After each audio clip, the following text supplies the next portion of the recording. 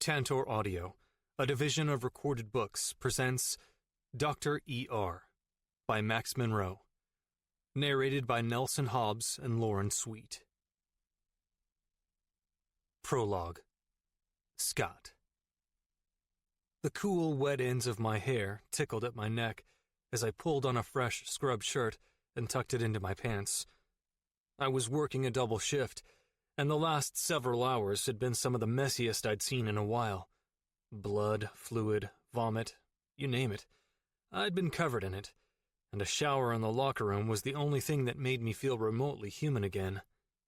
Slamming my locker shut, I reclipped my ID badge onto the front pocket of my shirt, dropped my phone into my pocket, and made my way out the door.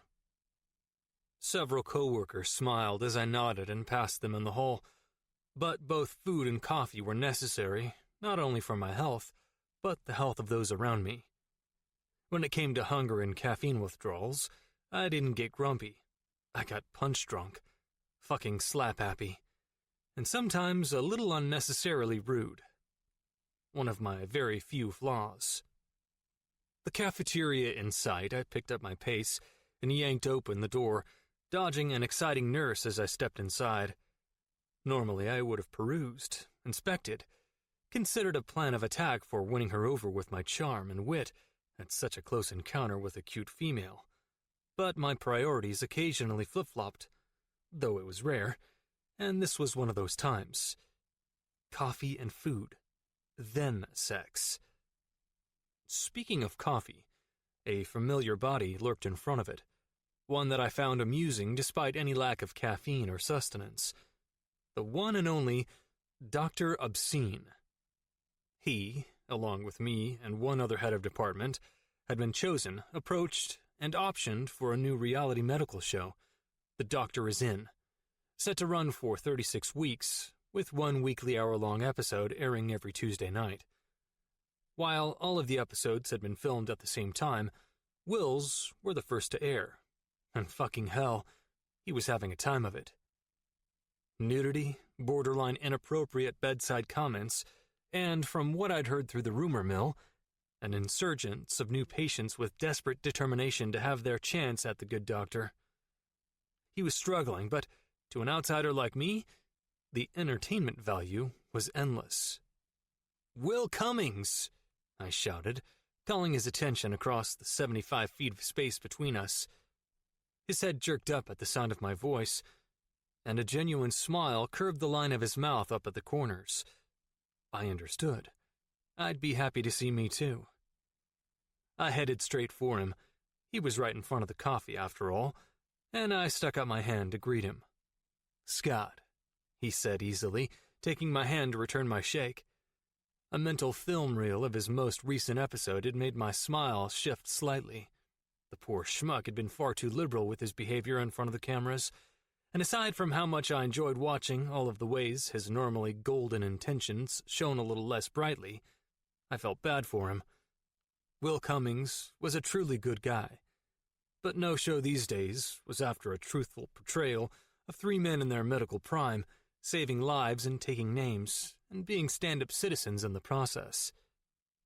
Today's world was about drama and flair and making the stars of reality television as entertaining as possible, much of the time to the detriment of their overall character and existence.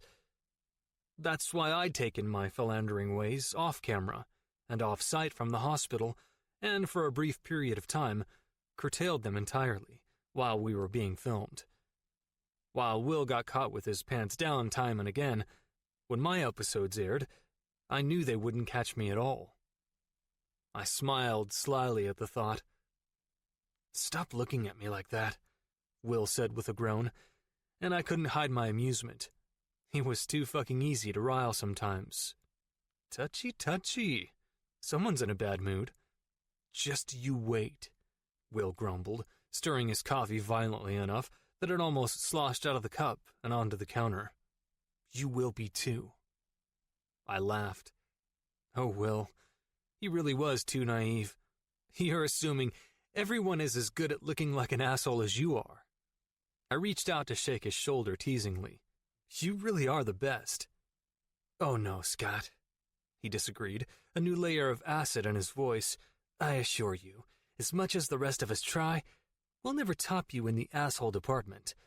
Just ask Mandy and Sarah and Monica." Well, fuck. That stung.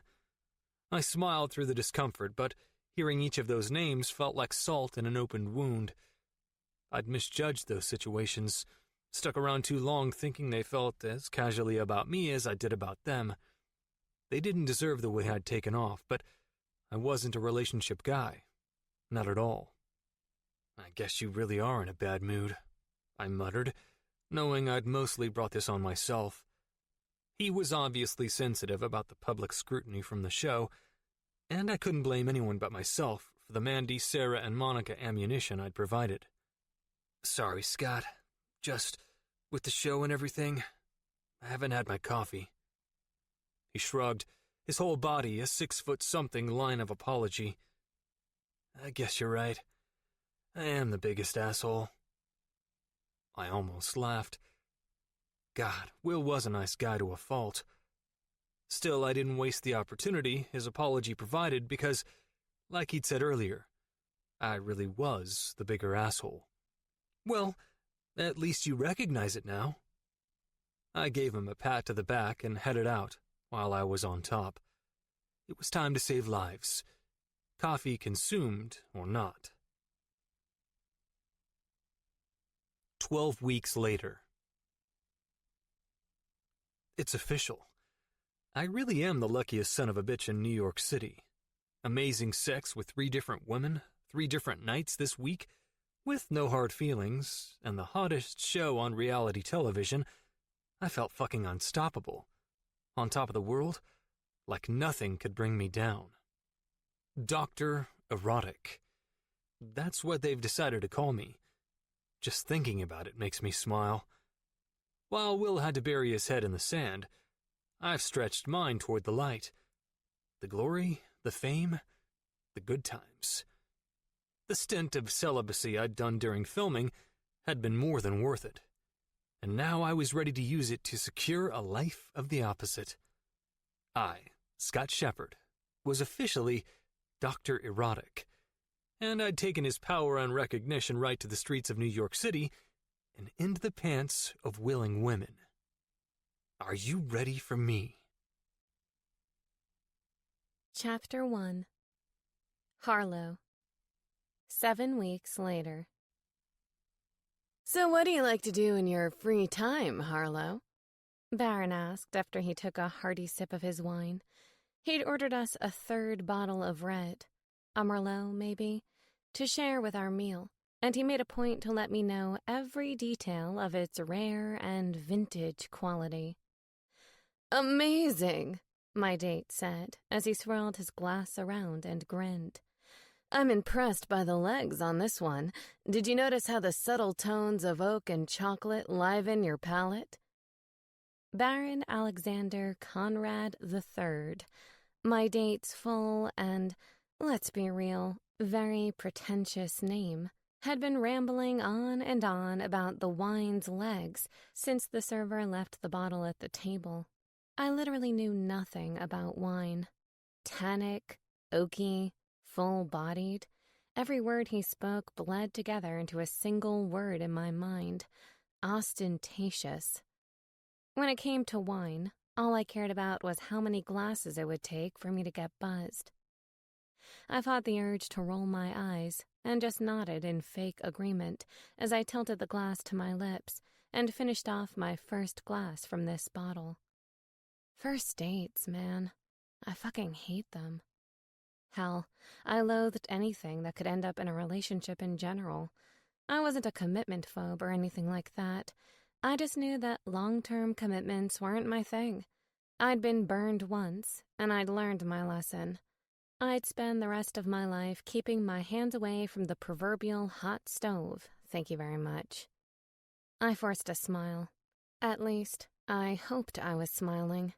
Do smiles taste like vinegar? If so, I'm definitely smiling. Well, I stay pretty busy with work, and when I'm not working, I guess I enjoy going to dinner with my friends, Reading, seeing movies, going to concerts.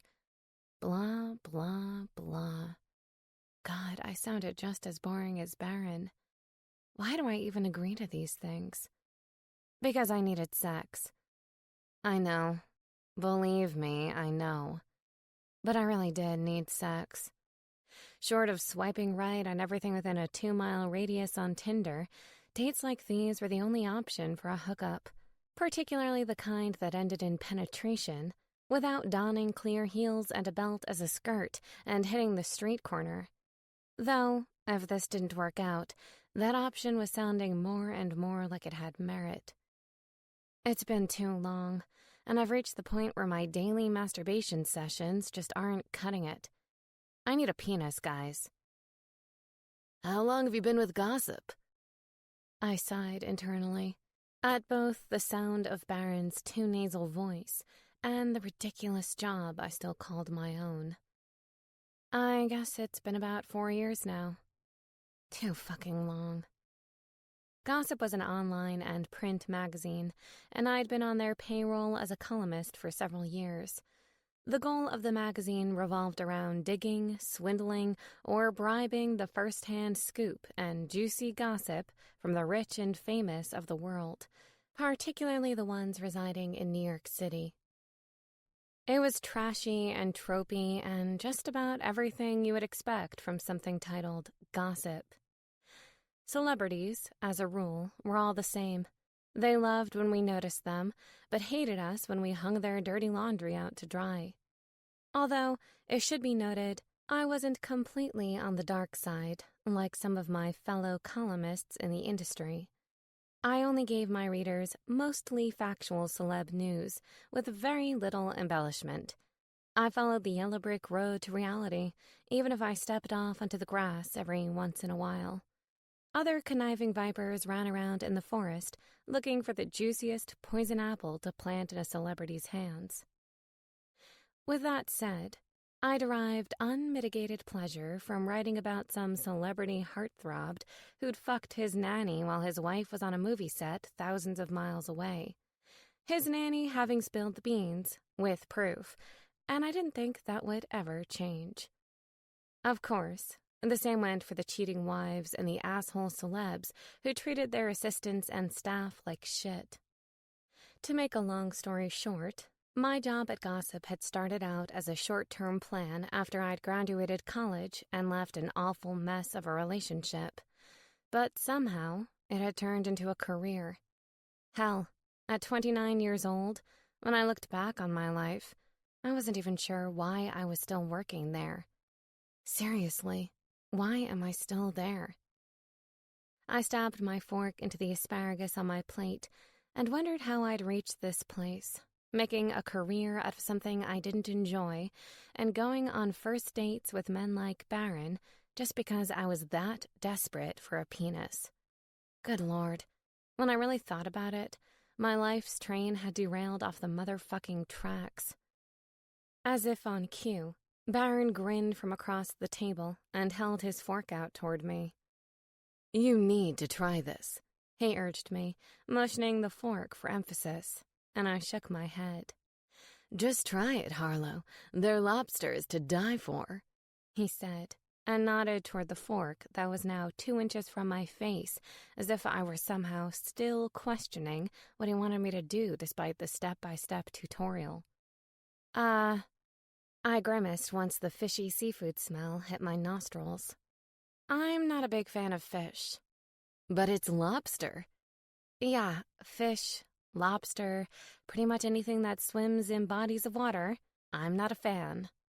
Come on, he said, and I had the urge to smack the fork away from my face. No one can resist Daniel's lobster. Actually, I can. He stared at me, and I stared at him. Mortal Kombat's theme song played in my head. For the love of God, move your fork away from my face.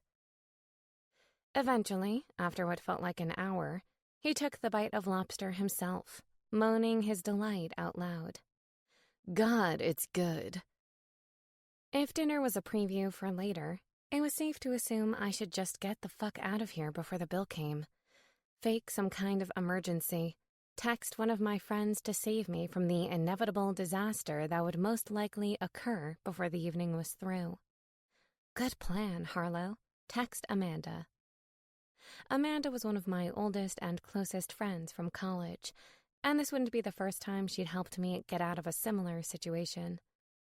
While Baron stayed mesmerized by his wine and lobster, I discreetly slid my cell phone out of my purse and texted my best friend with the hopes that she'd have the perfect fake emergency.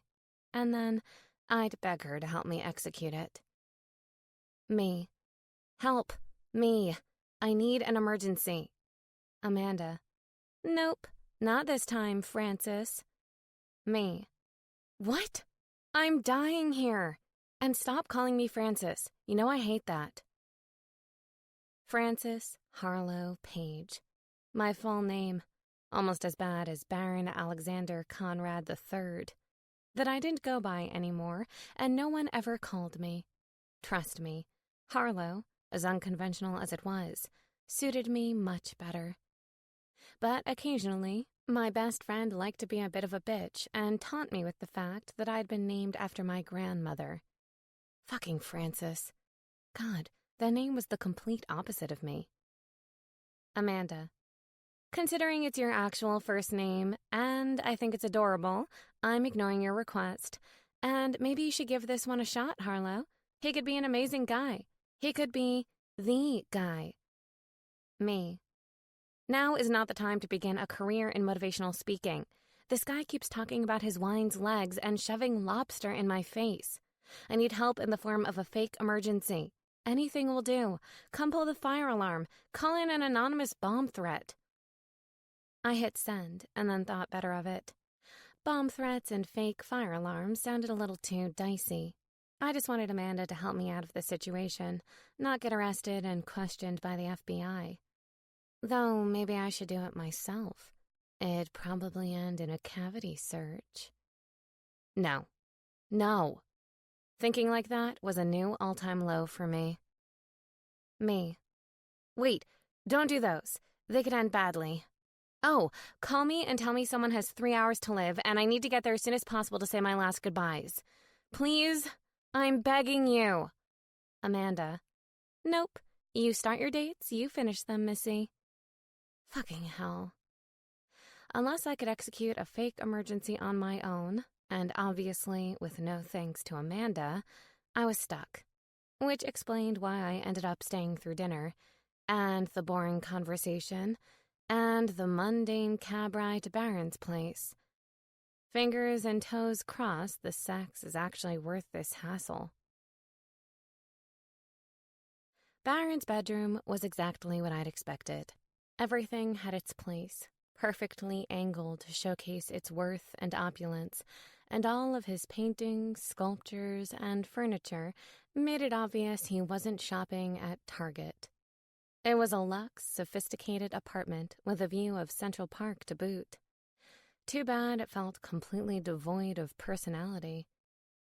Further surveying the surroundings, I spotted 2 armoires that I absolutely adored.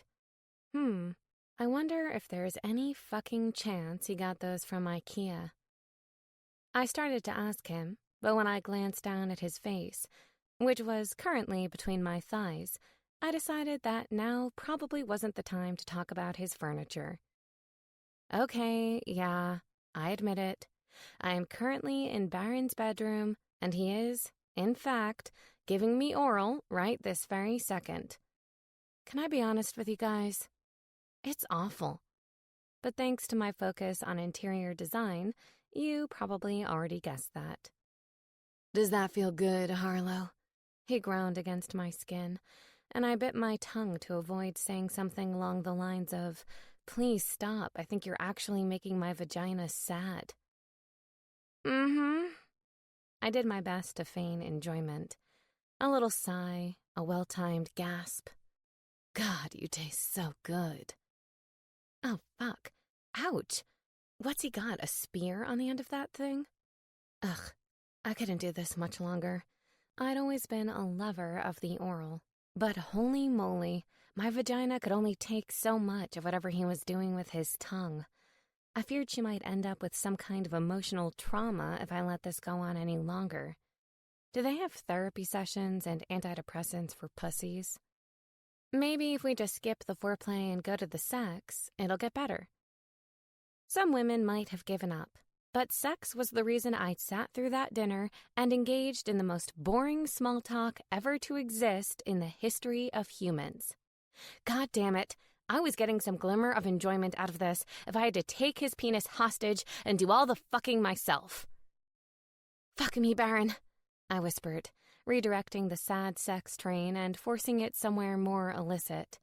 He looked up at me with a gleam in his eyes. "Yes, keep going, Harlow. This just might work." "Please, fuck me, Baron," I said again, and instantly he took action.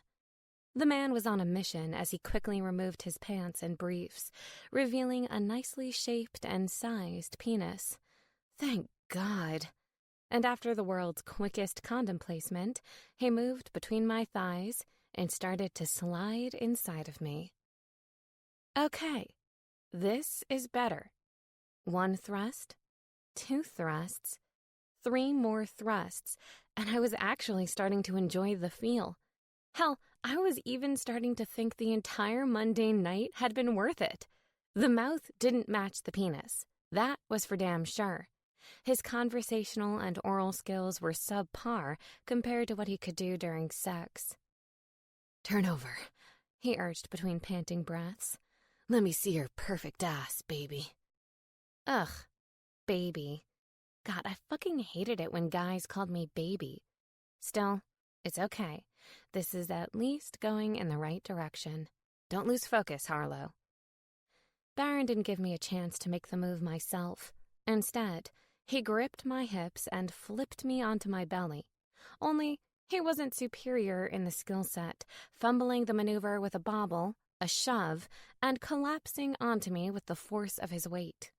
His chest hit my back, and my body catapulted forward, my forehead smacking into the headboard of his giant king-sized bed with a loud and piercing thud. Instantly, my vision blurred, and a jagged line of pain shot behind my eye. "Oh, holy mother lover!" I cried, and held a hand to my forehead. Hot embers focused at the point of impact, making it hard to breathe through the intensity. "Jesus, Mary, and Joseph at Applebee's! What the hell?" "Oh my God," he said behind me. Shock clung to his voice. "I'm so sorry, Harlow. Oh my God, are you okay?" I pulled my hand away from my forehead to mutter some nonsense about him maiming me being okay, and realized I probably wasn't okay. Bright red blood covered my fingers and palm, and now that I'd moved my hand, a little puddle of it was soaking into the fine silk of his pillowcase as we spoke. Whatever had happened to my forehead during the throes of Baron's passion for my ass, it appeared it had done some damage. I turned toward him. "Ah, fuck," he muttered when he caught sight of my injury. "That's a really big gash, Harlow." You think? Mind grabbing me a towel so I can, not bleed all over your bed? Any more than I already have, anyway. "Shit, sorry," he muttered, and hopped off the bed, his now deflated penis flapping in the wind as he jogged toward the bathroom. I sighed out loud. This was literally the worst fucking night ever. It honestly deserved one of those internet articles about terrible first date experiences. Not even a minute later, Baron had a towel pressed to my forehead, his worried gaze assessing my face. I guess it's nice that he's concerned. "Thanks," I said, and he grimaced. "God, I'm sorry." "It's fine. I mean, it really wasn't fine, but what was I going to say in this situation? Yeah, you should be sorry. You give awful oral, and while fucking me, you managed to toss me into your headboard that just so happens to be made out of glass crystals. Which, why the fuck was that his headboard? I was lucky I didn't lose an eye." I stood up and walked into the bathroom to assess the damage for myself, and Baron didn't follow me. I looked back just in time to watch him touch the bloody pillow with his hand, move his fingers closer to his face in horror, and faint dead away into the middle of his plush bed. Jesus Christ. I shook my head in disgust, but stopped nearly immediately. Dizziness took root in the base of my skull and radiated outward, threatening to drop me like the fucker in the other room if I wasn't careful. After a glance in the mirror, a noticeable and still bleeding gash on my forehead swelling, I knew I needed stitches. All I'd wanted was penis. And yet, for my trouble, I was getting a solo trip to the emergency room. No chance in hell I'm waking up Minnie Mouse in there to go with me. Jesus. It might be time to consider the convent. Chapter 2. Scott. Yo, Scott! Justin, one of the day nurses, greeted me, and I slapped him a high five. It was the changing of the guards, the switching of the shift, and things in New York City were about to get motherfucking interesting. Trust me, as a doctor of 10 years, and the head of the emergency department at St. Luke's Hospital for the last 3.5, I'd seen just about any injury you could conjure in your depraved mind, and then some. From stabbings, shootings, and muggings, to broken kneecaps from a trip on the crowded sidewalks, to sex toys trapped deep within the female genitalia, medicine in an emergency capacity knew no boundaries. Fortunately for my patients, I didn't know many either. While work was the most important part of work, always, I didn't think that meant I couldn't have fun at the same time. Most attending physicians would use their station as head of the department to get out of night shifts, but not me. The nights were when you met the most interesting characters, experienced the weirdest of cases, and I'd always been a night owl anyway. I did this shift as often as I could. "Another day, another dollar," I shouted back as Justin pushed open the door to the locker room. He paused with a smirk. "Did they shove them in your G-string, Dr. Erotic?" I laughed. Not only was I comfortable with the nickname my ever-growing reality show fame had brought me, I lived for it. 9 weeks of being on the air, and I felt like I was on top of the world. Some might call me outgoing. Others might call me an attention whore. Either way, I didn't mind living in the limelight. "I guess it depends on how good of a job I do," I teased, before signing off with a wave and picking up my pace. I wasn't necessarily late, but I had shit to do before my shift started. Around the corner and into the thick of it, I dodged a bed in motion and high-fived the patient, an often drunk man named Barney, who showed up here when he got into more trouble than the actual big purple dinosaur. Believe me, this Barney didn't spend his days sitting around a campfire singing nursery rhymes. The man made a career out of drunken shenanigans that resulted in injuries I had to fix. "Suck dick, Dr. Shepard," he called over his shoulder. "Only if you pay me, Barn," I struck back. We really liked each other. No, really we do. He just has a unique way of showing it. As for me, is your job this entertaining? I didn't think so. As soon as I rounded the corner, I made a beeline straight for the desk, teasingly shoving Sherry, a cute little nurse from Tennessee, out of the way of the computer, and logged in to my sign-in. As of now, 10:58 p.m., I was officially on the clock. Now that the formalities of the facility were out of the way, it was time for my formalities. My routine, my comfort zone, my way to get ready for all of the gruesome things these overnight hours could throw at me. The warm-up. With questionable vocals and dance moves better than most toddlers, I took to the open airwaves, using my diaphragm to project fully into the space. "Oh baby, when you talk like that," I sang, calling the attention of several nurses around me. I turned up the volume on the computer behind the nurses' station, and a slow Latin beat thumped an instantly familiar rhythm. "My hips don't lie," I crooned along with Shakira, after missing a few lines while I was busy climbing atop the desk chair. Most of my coworkers smiled. They were used to my routine. I'd been doing it for years, changing out the song every week or so.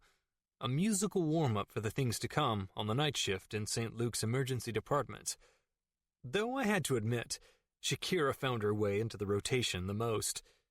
There was something about her that kept me mildly obsessed. Probably all the tongue control that comes with rolling R's. There weren't many patients in here yet. The real mayhem of a weekend overnight in New York City was just starting up. But the ones who looked on with mild distrust and disbelief at my antics, until the rest of the staff fell victim to participating one by one, the beat of Shakira too powerful to resist. I watched as some of their faces melted to amusement, while others skipped surface-level delight and jumped straight to recognition. Yep, I'm that guy. Dr. Erotic, here in the flesh. There was a gif of me out there, hip-rolling as I did one of these very warm-ups, something they'd featured heavily on the show, if I wasn't mistaken. A few cell phones appeared, but I was used to that. Me popping up on YouTube and Facebook and Instafuck and whatever else there was to post elaborately staged pictures of fake reality these days. I'm not anti-social media like it might sound. I'm just a liver, a doer, a partier of sorts. I'd much rather be out and about than posting pictures of myself with my dinner plate.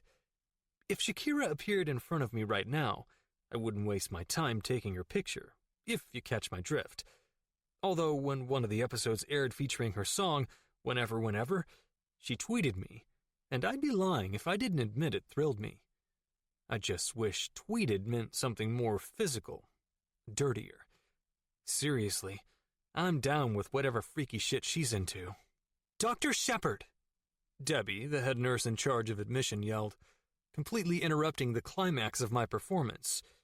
In her mid-40s with a generic blonde bob, serious hazel eyes, and little to no makeup, Deb was the walking, talking dictionary definition of business. She meant it, she enforced it, and she got shit done. In real terms, she was a pain in my ass. Geez, Deb, I grumbled as I climbed down from my perch halfway on top of the desk. Why do you always have to undermine my performances? She smirked and shook her head. Because they're terrible. And you're needed on stage B, aka Bay 2, for an actual patient that has to do with your actual job. I'm offended, Deb. You should know better than anyone that the warm-up is a crucial part of my process. Working conditions are integral to success. Would you consider patient care without your gloves? Scott, I think not, I cried, fake outrage making my voice carry. Several sets of eyes followed us closely. Stop making a scene, Debbie chastised. Aren't you tired of making a fool of yourself? I'll never tire of it, Deb, I vowed solemnly. She sighed. Not ever. Fine, then make a scene in Bay 2, but do it while you're sewing up a head lass, would you? I live to serve you, my sweet emergency goddess. Jesus Christ, she grumbled, shoving the patient chart into my chest. They don't pay me enough for this shit. Fortunately, Sherry found me far more amusing than Deb did, if the glowing smile on her face, as she looked on, was any indication. I winked at her as a reward. Scott! Deb yelled from across the room. Whoops, patient in Bay 2. Apparently I wasn't moving fast enough. I sure hope you're close to bleeding out, I told the faceless patient behind the curtain as I approached Bay 2. You've interrupted my performance, gotten me scolded by Deb. The chink of the curtain hooks rang out into the space as I yanked it back, and I immediately stopped speaking. Well, I'll be damned. She's cute. Shoulder-length, half-curl rumpled hair, sexy smoky eyes with glowing green irises, and a body that could kill. She also had a fucking mess on her forehead, a blood-soaked rag, and both of her hands pushing into it. But that was just a surface detail. You know what? I asked her rhetorically. Strike all of that. Don't you even worry about interrupting me. She rolled her eyes and sank back onto the bed. I wasn't worried about you at all. The gushing, bleeding wound in my forehead? That concerns me. I smiled at her candor and sarcasm, and then nudged at her hands with my forearms. I'm concerned too. Truly. So move your hands. She narrowed her eyes, and I laughed. I'm concerned, I promise. I made an X over my heart with one hand and grabbed some gloves from the tray beside the bed with the other. This is my job. According to your argument with Deb, performing is your job. No, I interrupted as I popped the second glove into place. You can't actually use my argument with Deb as evidence. That's just routine. It's mundane, actually. Listen, Doctor Shepard. Scott Shepard. You can call me Scott. Listen, Dr. Shepard. I laughed at her obvious disinterest. Can you just treat my injury? Of course. If you just move your hands. I'm fucking bleeding. I'm holding pressure. Everyone says to hold pressure. That's true. Until you get to the hospital, where the doctor, I pointed to myself, that's me, needs to actually look at the cut to assess and treat it. But what if what it needs is pressure? I'll apply some. Promise? She asked, big mischievous eyes turning doughy right before my own. Wow, that's talent. Usually my conversational opponents didn't have as much expression control as I did. I was impressed. Promise. Ow, she muttered as she pulled her hand with the blood-soaked cloth away. Fucking ballsack. I shook my head, amusement making my cheeks feel heavy. And here I thought I was looking at a forehead. Shut up, she mumbled. Again I found myself smiling at her. Grabbing some cleaning solution and a swab, I cleaned up the area until the actual laceration was visible. 4, maybe 5 stitches tops. Okay, this isn't bad at all. Says the person not bleeding. She held up the rag in her hand as evidence, the corner of her mouth curling up in protest. Look at this. I shrugged. Head wounds bleed a lot. Because they're a big deal, she hedged. Thanks to the head injury, she was careful with any expressive use of her eyebrows, but I could tell the restraint took effort. I'd never seen it done, but, uninhibited, I was convinced her eyebrows would be able to contort themselves into an illustration of the middle finger. Only sometimes, I argued easily. The patient's medical file, that Deb had so gently shoved into my chest, felt like it would slow the conversation down, so I did the Cliff Notes version of surveying any important, life-threatening information and tossed it to the side and grabbed a syringe and a suture kit. With a quick and gloved hand, I pricked the area with a fast-acting dose of numbing agent and gave it a few seconds to take effect. I'm really starting to dislike you. Only starting? I asked with a mocking smirk. I haven't liked you yet. I was being polite. I laughed, poking at the area a couple of times to test her level of feeling. She didn't even flinch, so I grabbed my needle and thread and got to work. Really? This is you polite. Is this you professional? I shook my head with a frown. Professional is such a dirty word. Stuffy and boring. Who the hell wants to be professional? Most physicians? I pretended to yawn. Boring. Her eyes lit suddenly, the way they always did when people realized who I was. For the first time, maybe ever, something pinged in my chest that wasn't excitement. Oh, you're Scott Shepard, I finished for her, looping through the skin once and then again. Her eyes narrowed, but she smirked at the same time. The skin I was working on shifted slightly, but she showed no signs of discomfort. Right, Dr. Scott Shepard. That's me, I agreed with a smile. And you are? She rolled her eyes. The lady with the head wound? You know it says your name in your chart, right? All I have to do is look at it. I'd given it a glance to assure myself that she had no allergies or serious medical history just before giving her the dose of numbing agent, but now a more thorough perusal seemed pertinent. Yeah, but what fun is that, Dr. Shepard? Fine, I agreed. What shall I call you then? How about Bleeding woman thanks to horrible sex with a guy with a fancy name? I laughed a little before clearing my throat and wincing. Well, it's a little long, but I guess I can work with it. I would love to know how someone gets a head last from horrible sex. It sounds like a really nice story. Sorry, it's an awful story that I'll never relive, not even for your amusement. Geez, fine. It's like you want me to sew this up and leave you alone or something. She smiled, and it consumed her entire face. So much so, I thought the corners of her mouth might loop all the way around to form a circle. That would be nice. I laughed again, completely smitten. Jesus, I hadn't had this much fun talking to a woman in a long time. Hell, I hadn't even spoken this much to a woman in a long time. Usually we exchanged several heys, and then went straight to making out. Not entirely flawed when your goals were what mine were. A night of fun and fucking, but not exactly mentally stimulating either. Well, you're in luck, I told her as I tied the last stitch and clipped off the excess. You're all set. I, however, wasn't feeling that lucky at all. I didn't want to be done working on her yet. Too bad I hadn't thought to stretch it out a little bit. Her conversation was too engaging to leave brain power for scheming. Great, she chirped, sitting up in a hurry and swinging her legs around and off the side of the bed. Whoa, whoa, whoa, I urged with a hand to her shoulder.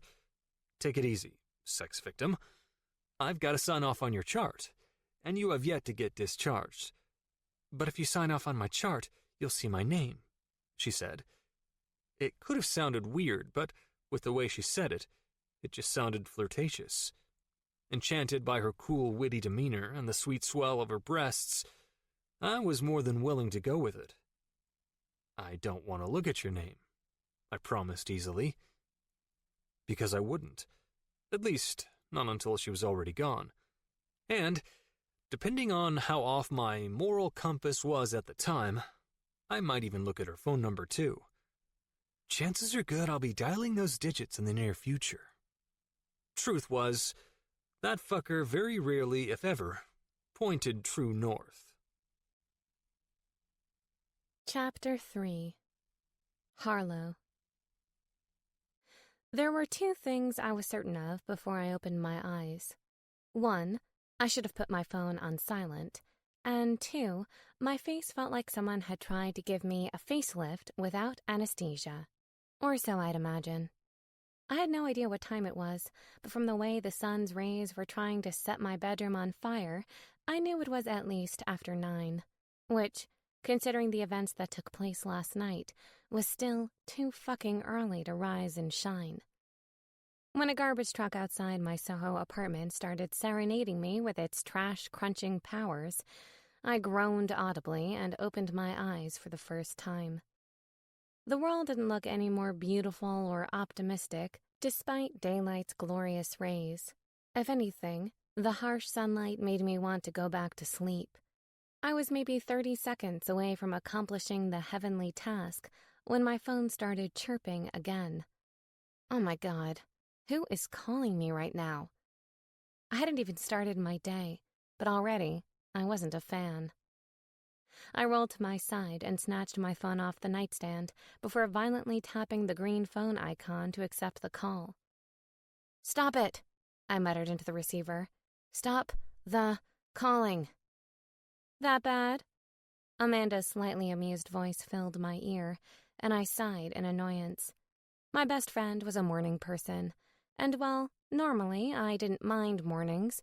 Spending a couple hours in the emergency room to get my face stitched up after my date tossed me into his headboard sans a sexy ending didn't equal a happy start to my day.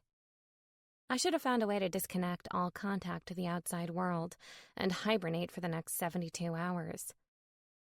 "Oh, hello, traitor," I greeted. "Just FYI, you basically fed me to the horrible first date wolves last night." "Excuse me?" She barked out a laugh. "How was your awful date my fault?" "Because you wouldn't help me escape it." "Oh, come on, Lo. You were being ridiculous. You fucking asked me to call in a bomb threat to the restaurant." I rolled my eyes. I took that one back, goddammit. I just needed a fake emergency, I retorted.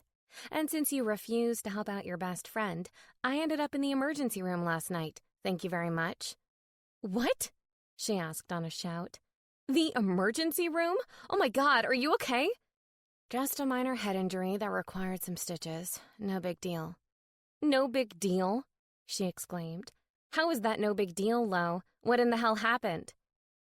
Well, let's just say that if you ever enter a man's bedroom and his headboard is made out of glass crystals like he's Don fucking Corleone, do not engage in sexy times on his bed. You might end up bleeding all over his pristine white sheets after he accidentally tosses you toward it. Holy shit, Lo. You got injured while having sex last night? It'd be nice if your side of this conversation would stop ending in questions. And we really don't need to rehash it. I'm fine. My head is fine. Everyone is just fine. No thanks to you. The phone went dead silent for a few moments until Amanda's stuttering giggles filled the void. They started out quiet, but eventually her laughter dam broke, forcing breathless and far too loud laughs over the airwaves. I cringed in response. My head wasn't ready for the noise. Stop laughing, asshole. It's not that funny. Oh my God, yes, it is, she disagreed, nearly snorting. I can't believe you ended up with a sex injury. You're a terrible best friend. Hey now, she retorted, only mildly offended. I made sure you were actually okay first before I found enjoyment out of the logistical side of your injury. Cripes, I can't believe Baron the Boar fucked you straight into the emergency room last night. Wait, Baron the Boar? That sounds like an established nickname. Did you know he was boring before you set me up on this thing? Amanda had set some kind of goal of finding me a man who would encourage me to settle down. Obviously, it was a lost cause. I would never settle down, and the only reason I'd agreed to the date in the first place was because my craving for penis had gotten out of hand. She muttered again. Amanda Marie, I urged in my best mom voice impression. Tell me the truth right now. Silence. That double-crossing bitch. She'd known Baron was as thrilling as a bowl of oatmeal before she'd set me up on that goddamn date from hell. I'm hanging up on you now, I muttered in warning before doing just that. I tapped the red phone icon to end the call and tossed my phone onto the sheets beside me. The damn thing pinged a moment later with a text message notification. Amanda, I love you. Me. No, you don't. Amanda, yes, I do. People click with all sorts of unexpected personality traits, Lo. I really thought there was a chance you would hit it off. I sighed heavily. Then something occurred to me. Me. You're still laughing, aren't you? Amanda. Yep. Me. I need a new best friend. Amanda. You just need to give your best friend the exact detailed version of your sexcapades last night. Also, I feel like I should warn you, if you're looking for a new best friend, you don't give a very good first impression. Me. Hey. Amanda. Hashtag sorry not sorry. She really was a bitch. Luckily for her, I kind of liked that in a friend. Amanda. Details? I sighed again. All this fucking exhaling was wearing me out. Me. It wasn't anything too exciting. After Baron attempted the worst oral in the history of oral, we moved on to the sex. And while we were doing the sex, which surprisingly wasn't terrible sex, he tried to flip me over and ended up pushing me toward his headboard, which, that fucker was made out of glass crystals. Word to the wise, glass crystals and foreheads are no bueno. Amanda. Why in the fuck is his headboard made out of glass crystals? Me. Exactly my point. Amanda. What a weirdo. I'll admit it's hilarious, but I'm glad you're okay. Take some pain medicine, caffeinate, and call me later once you've finished working. Amanda. P.S. I need your help with packing. Like, seriously, how does someone pack for a long trip to Europe in only one suitcase? It's impossible. Help me. I'd almost forgotten that my best friend would be leaving for her big trip to Europe soon. Her PR company had recently signed this up-and-coming and extremely hot Spanish musician named Mateo, and the lucky bitch would be gallivanting all across Europe for the next month promoting him. If that didn't remind me I needed a career change, I didn't know it would. Although, PR was definitely out for me. Actually, anything related to celebrities was out. I'd had more than my fill through my gossip column. Me. Ugh, stop flaunting your Europe trip in my face. Amanda. Love you, and you better call me later or be prepared for a full-on catfight. Me. Calm your tits. I'll call you later. By some miracle, I found the strength and willpower to move from bed, but it didn't take more than the beginning of the climb to realize I wasn't going to be a big fan of movement today. Ow, fuck, I muttered to myself and held a hand over my newly stitched forehead as I slowly stood up beside my bed. Sex injuries are no joke. It was safe to say last night sucked serious goat taint. There is no penis out there that's worth this kind of hassle. The mere idea of attempting another first date, or even one-night stand, had me shaking my head. Never again, Harlow. Never fucking again.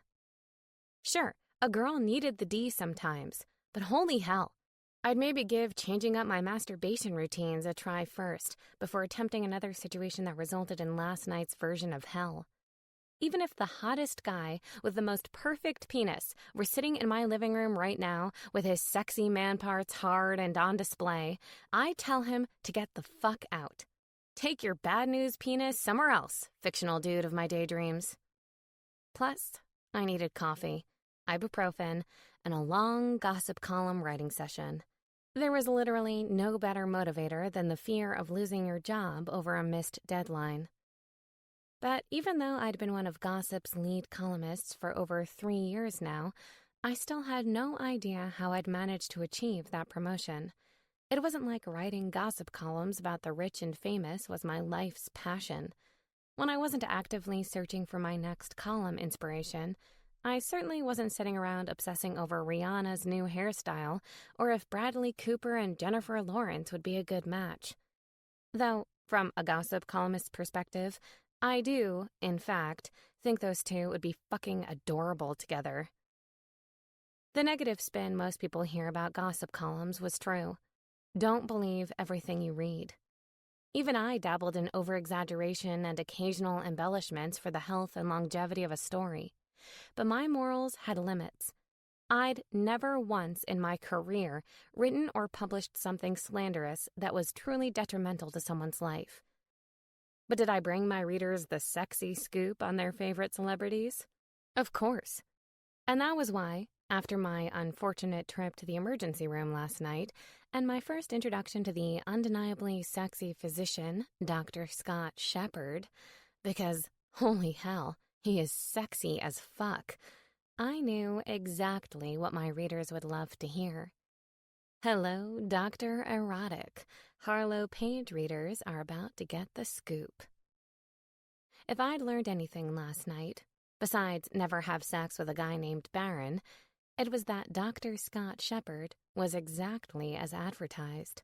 Seductive and charming, with a smile that flirted even better than he did.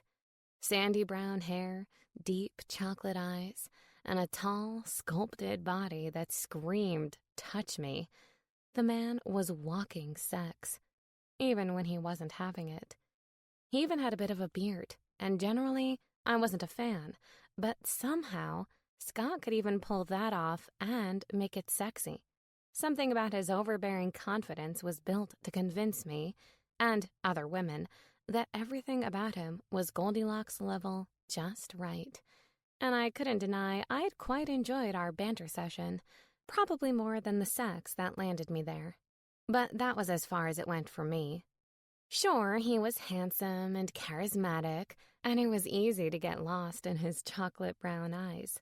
But I didn't make a point of playing with fire, and Dr. Shepherd was a smoke show waiting to burn your motherfucking hands.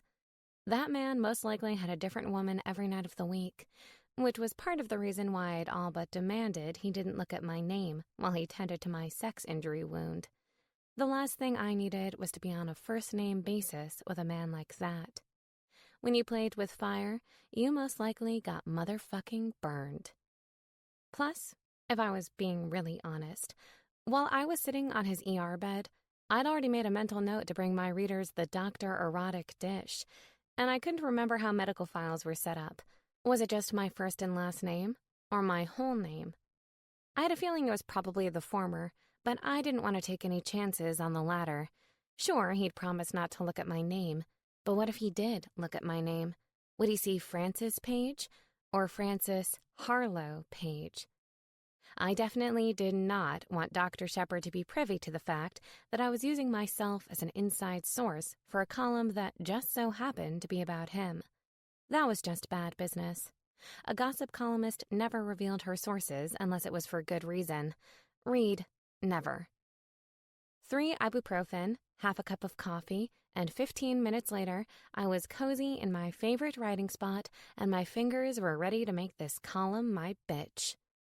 Paging Dr. Erotic fans, I've got some dirt to dish. Dr. Erotic, certified Class A flirt and comitophobe. Between Grey's Anatomy and Scrubs, and even Joey Tribbiani playing Dr. Drake Ramore, sometimes I wish that the hot doctors I see on TV and in movies were, in fact, real-life doctors. Wouldn't it be nice if Dr. Avery was your family practitioner, or Dr. Carlisle Cullen was your dermatologist? What if I told you that there's a real-life version of your hot doc fantasies residing in an emergency room in your city?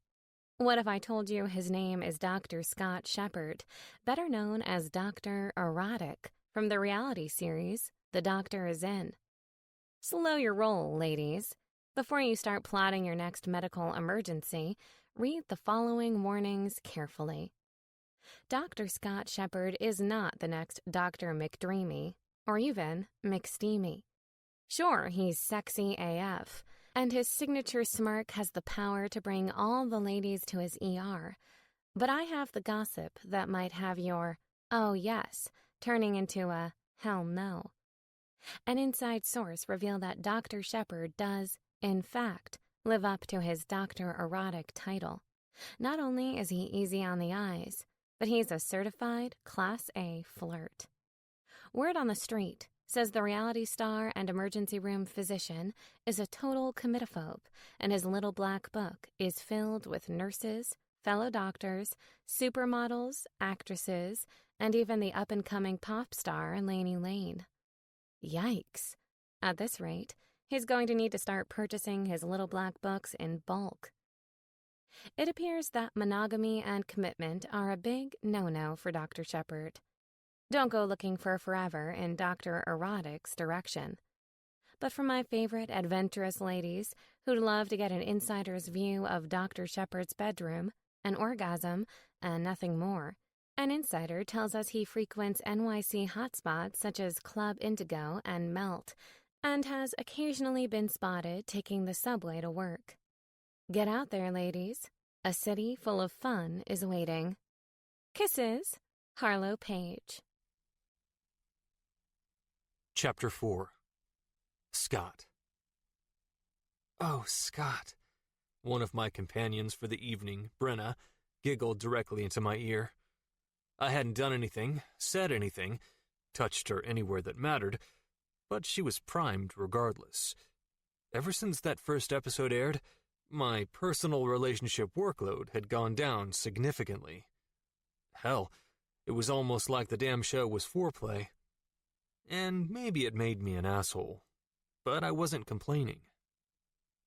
It had been almost a week since the mysterious, shit-talking woman of my dreams had come into the ER and left without even giving me her name.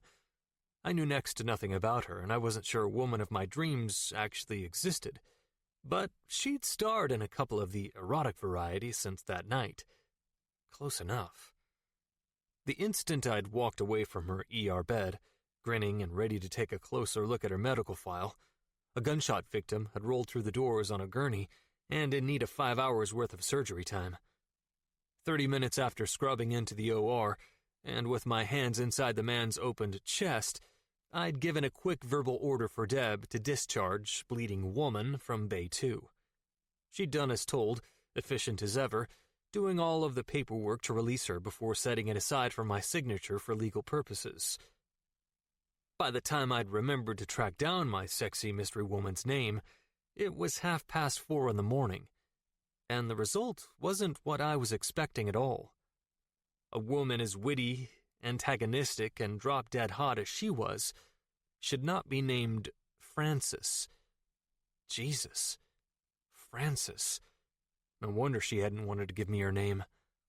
But even with a name that should be left in the corner and 5 hours of surgery time to get over her, I was still interested.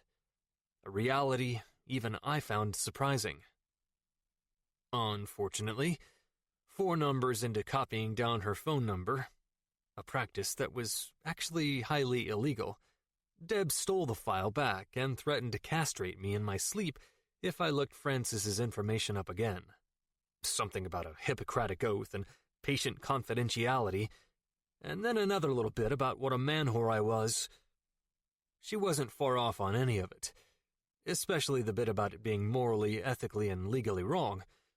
So, as a way to cope, I'd called up 3 of my not even remotely close friends, Hilda, Brenna, and Esmeralda, and strolled over to Club Indigo for a night out of drinking, dancing, and sex. Of course, that was only my surface reasoning, as good as it was. I was really here at this club on this night because Pamela Lockhead was too. Mysterious, right? Assistant to the assistant of the mayor or something equally ridiculous, Pamela Lockhead was also young, impressionable, easily swayed by good flirting and appropriately placed dirty talk, and liked this club on Thursday nights, or so I'd heard. As far as I could tell, she was the most direct route to the mayor. I'd been working this connection for months, trying to get a meeting with him.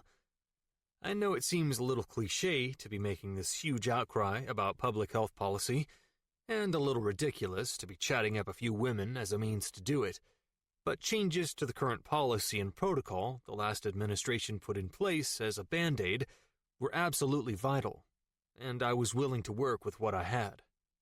And I, Scott Shepard, had the ability to flirt like no other. Initially, I tried to go through the proper channels. I'd met with several heads of emergency departments from other hospitals here in the city, and eventually even approached a lobbyist group known for targeting healthcare reform. Just being in contact with that many politicos made me itchy. And in the end, it hadn't moved fast enough for my interest anyway. The only option was to return to what I knew: malleable women like Pamela Lockhead. I knew it sounded terrible, but I'd seen the effects of political shortcuts to public health up close and personal on, unfortunately, several occasions now. Terrorism and other public attacks were the unwelcome way of our current world, and that kind of medical emergency added an angle to our procedure that we weren't properly prepared for.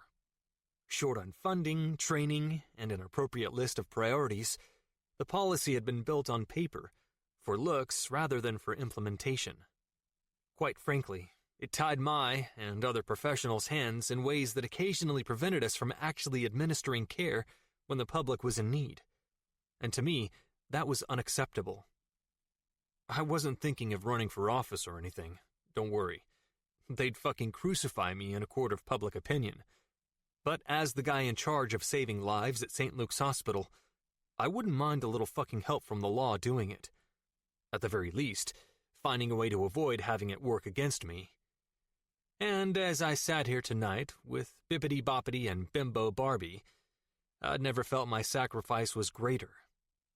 Hopefully Pamela was witty enough to give me a little verbal sparring as conversational foreplay at the very least. I wasn't actually planning on sleeping with Pam to get to the mayor, just spending a little time making her feel good, emotionally, by tending to her ego and flirting the line with inappropriate in an effort to secure an ally on the inside. My morals and boundaries are mostly questionable, but I usually start out with the best of intentions. Flirting in the name of public health isn't a crime, is it? While Brenna blew in my ear like a gnat, I watched Pam weave through the crowd on her way to the dance floor, separating from the women she'd come with and making coy glances at any and all eligible men around her. She was primed, in search of male company, and ready to give in to the first guy who showed her interest. Now was the time to make my move. Up and off the sofa, I winked at my company and gestured to the dance floor. One of them made a move to follow me, but I shook my head. "No, sweetheart. You stay here. Scotty's got to do some work." Pam had short, dark, cropped hair and a dress a size too tight to be sophisticated, and I lasered in on my target and prowled. I had to give myself a short mental pep talk to dial up the charm. Normally, this was the epitome of my scene. Flashing lights, writhing, dancing bodies, too tight clothes, and women who were more than willing to loosen their inhibitions. But tonight didn't feel the same, and I wasn't sure if it was the game, the long chase, or the fact that no one seemed as interesting as Bleeding Woman anymore, which, to be honest, probably had a lot to do with the challenge she presented. Nonetheless, I shook off any and all uncertainty and tapped Pamela on the shoulder. As much of a flirt as I was, I had a rule of thumb about physical contact. Never touch a woman with any form of intimacy until she consents, and no one can consent through the back of their head. But as soon as she turned around and surveyed me, it was a different story. I was up to her standards, possibly even exceeded them, and she made her interest more than a little visible by plumping up her lips and thrusting her chest forward to garner attention. "Hi," I greeted, leaning into the shell of her ear to tackle a multisensory approach. She shivered as the air from my hot mouth made contact with her clammy, post-dance exertion skin. "Hi," she purred back, kicking her hips slowly back and forth to the building beat of the club remix of Believer by Imagine Dragons. I held out a hand in an offer to shake, but she rejected polite pretense, grabbing it and placing it on her swaying hip. I smiled. This might be even easier than I thought. "I'm Scott." She smiled and pushed her body into mine, forcing me to move to the same sexy beat. "Pamela." "Hi, Pamela." "Hi, Scott." Internally, I laughed. It was really fucking sad how ridiculous these conversations actually were. "You look familiar," she said. A twinge of discomfort flared in my stomach before I tamped it down. I wasn't sure if being known as Dr. Erotic of reality show stardom would be a good thing or a bad thing as far as getting a meeting with the mayor was concerned. "Oh yeah?" I asked, unwilling to offer up any unnecessary information. "Been to the hospital lately?" "That's it," she chirped, snapping her fingers right in my face. "Here we go." "You're that Dr. Harlow Page wrote the article about." "Okay." There were at least two things in that statement that weren't at all what I was expecting. Article. I was thinking TV show. And who the hell was Harlow Page? "Huh?" I asked, eloquently. Really, I was doing a stellar job executing my plan so far. "Harlow Page at Gossip. She just wrote an article about you. Dr. Erotic, right?" "Yeah," I admitted, not recognizing one word about the article, but I was completely familiar with the nickname. "Did she say nice things?" I asked, teasingly, trying to bring the conversation back around to something that would get me somewhere. Pam shook her head with a smile. "Not really. Apparently you're a great flirt, but terrible with commitment." Fuck. This was going somewhere all right, but not at all where I wanted. Though this article sounds pretty fucking accurate. I racked my brain for the answer, for what I could say to change her mind about whatever she was convinced I was like, so I'd have enough time to win her over, to make her an ally, to... "So, you want to get out of here?" Wait, what? I laughed to myself and nodded before I could think twice about it. "Yeah, Pam. Yeah, I do. God bless women wanting things that are bad for them." What? I told you I always start out with the best of intentions. But I was a single guy, and Pam was an attractive, willing woman who seemed pretty well informed on the score. Whoever this Harlow Page was had given Pam the speech for me. Who said a little work couldn't lead to a lot of play? Chapter 5. Harlow.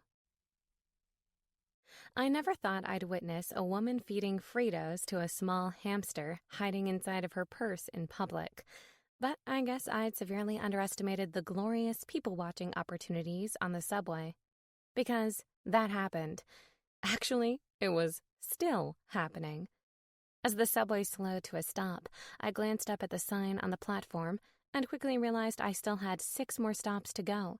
And for the first time in my life, I wasn't disappointed by this fact. I had Hamster Lady, and she apparently had enough Fritos inside of her pocket to put her little rodent buddy into a food coma. The train's door shut, and its wheels squealed as it picked up speed, down the dark tunnels of the city toward the next stop. All the while, the rodent lover sitting across from me pulled another Frito out of a clear plastic sandwich baggie and held it toward the opening of her purse. Her miniature, furry, and possibly infected with rabies pal looked up at her as she looked down at him, and they shared a little moment before he grabbed the Frito with 2 hands and started chowing down on the salty goodness until it was completely gone. I swear to God, he smiled once he was finished, and even though I'd never been a fan of anything that resembled rats, I was fucking mesmerized by the tiny disease incubator. Before I could witness him munch on Frito number 3, my phone buzzed inside my pocket and grabbed my attention. Amanda. Look, I know I'm a little late to the party here, but please forgive me. I've been busy since the second I stepped off the plane. Managing an international PR tour ain't exactly easy. It's a fucking pain in my ass. Anyway, I just read your column about Dr. Erotic. Fucking tell me that he's the one who stitched your sex wound. Sex wound? I grimaced. She made it sound like I'd obtained an injury to my vagina, not my forehead. Amanda had only been gone for a few days, and already I missed the hell out of her. But with that being said, I never revealed my inside sources, even when they were me. Me. My lips are sealed. I will never give up my sources. Amanda. You're such a fucking tease, and I know it was you. OMG, I can't believe he was your doctor in the ER. I love his episodes so much.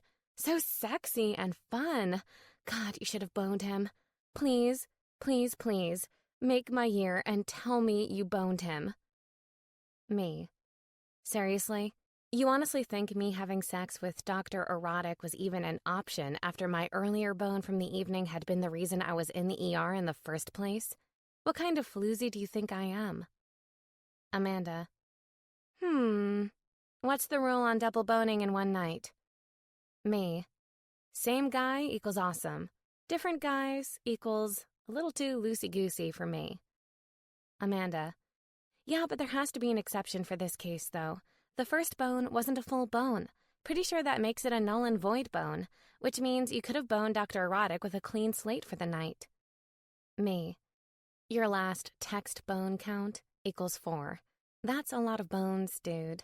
It appears to me that someone is jonesing for the penis, probably of the Spanish variety. Amanda. Shut up.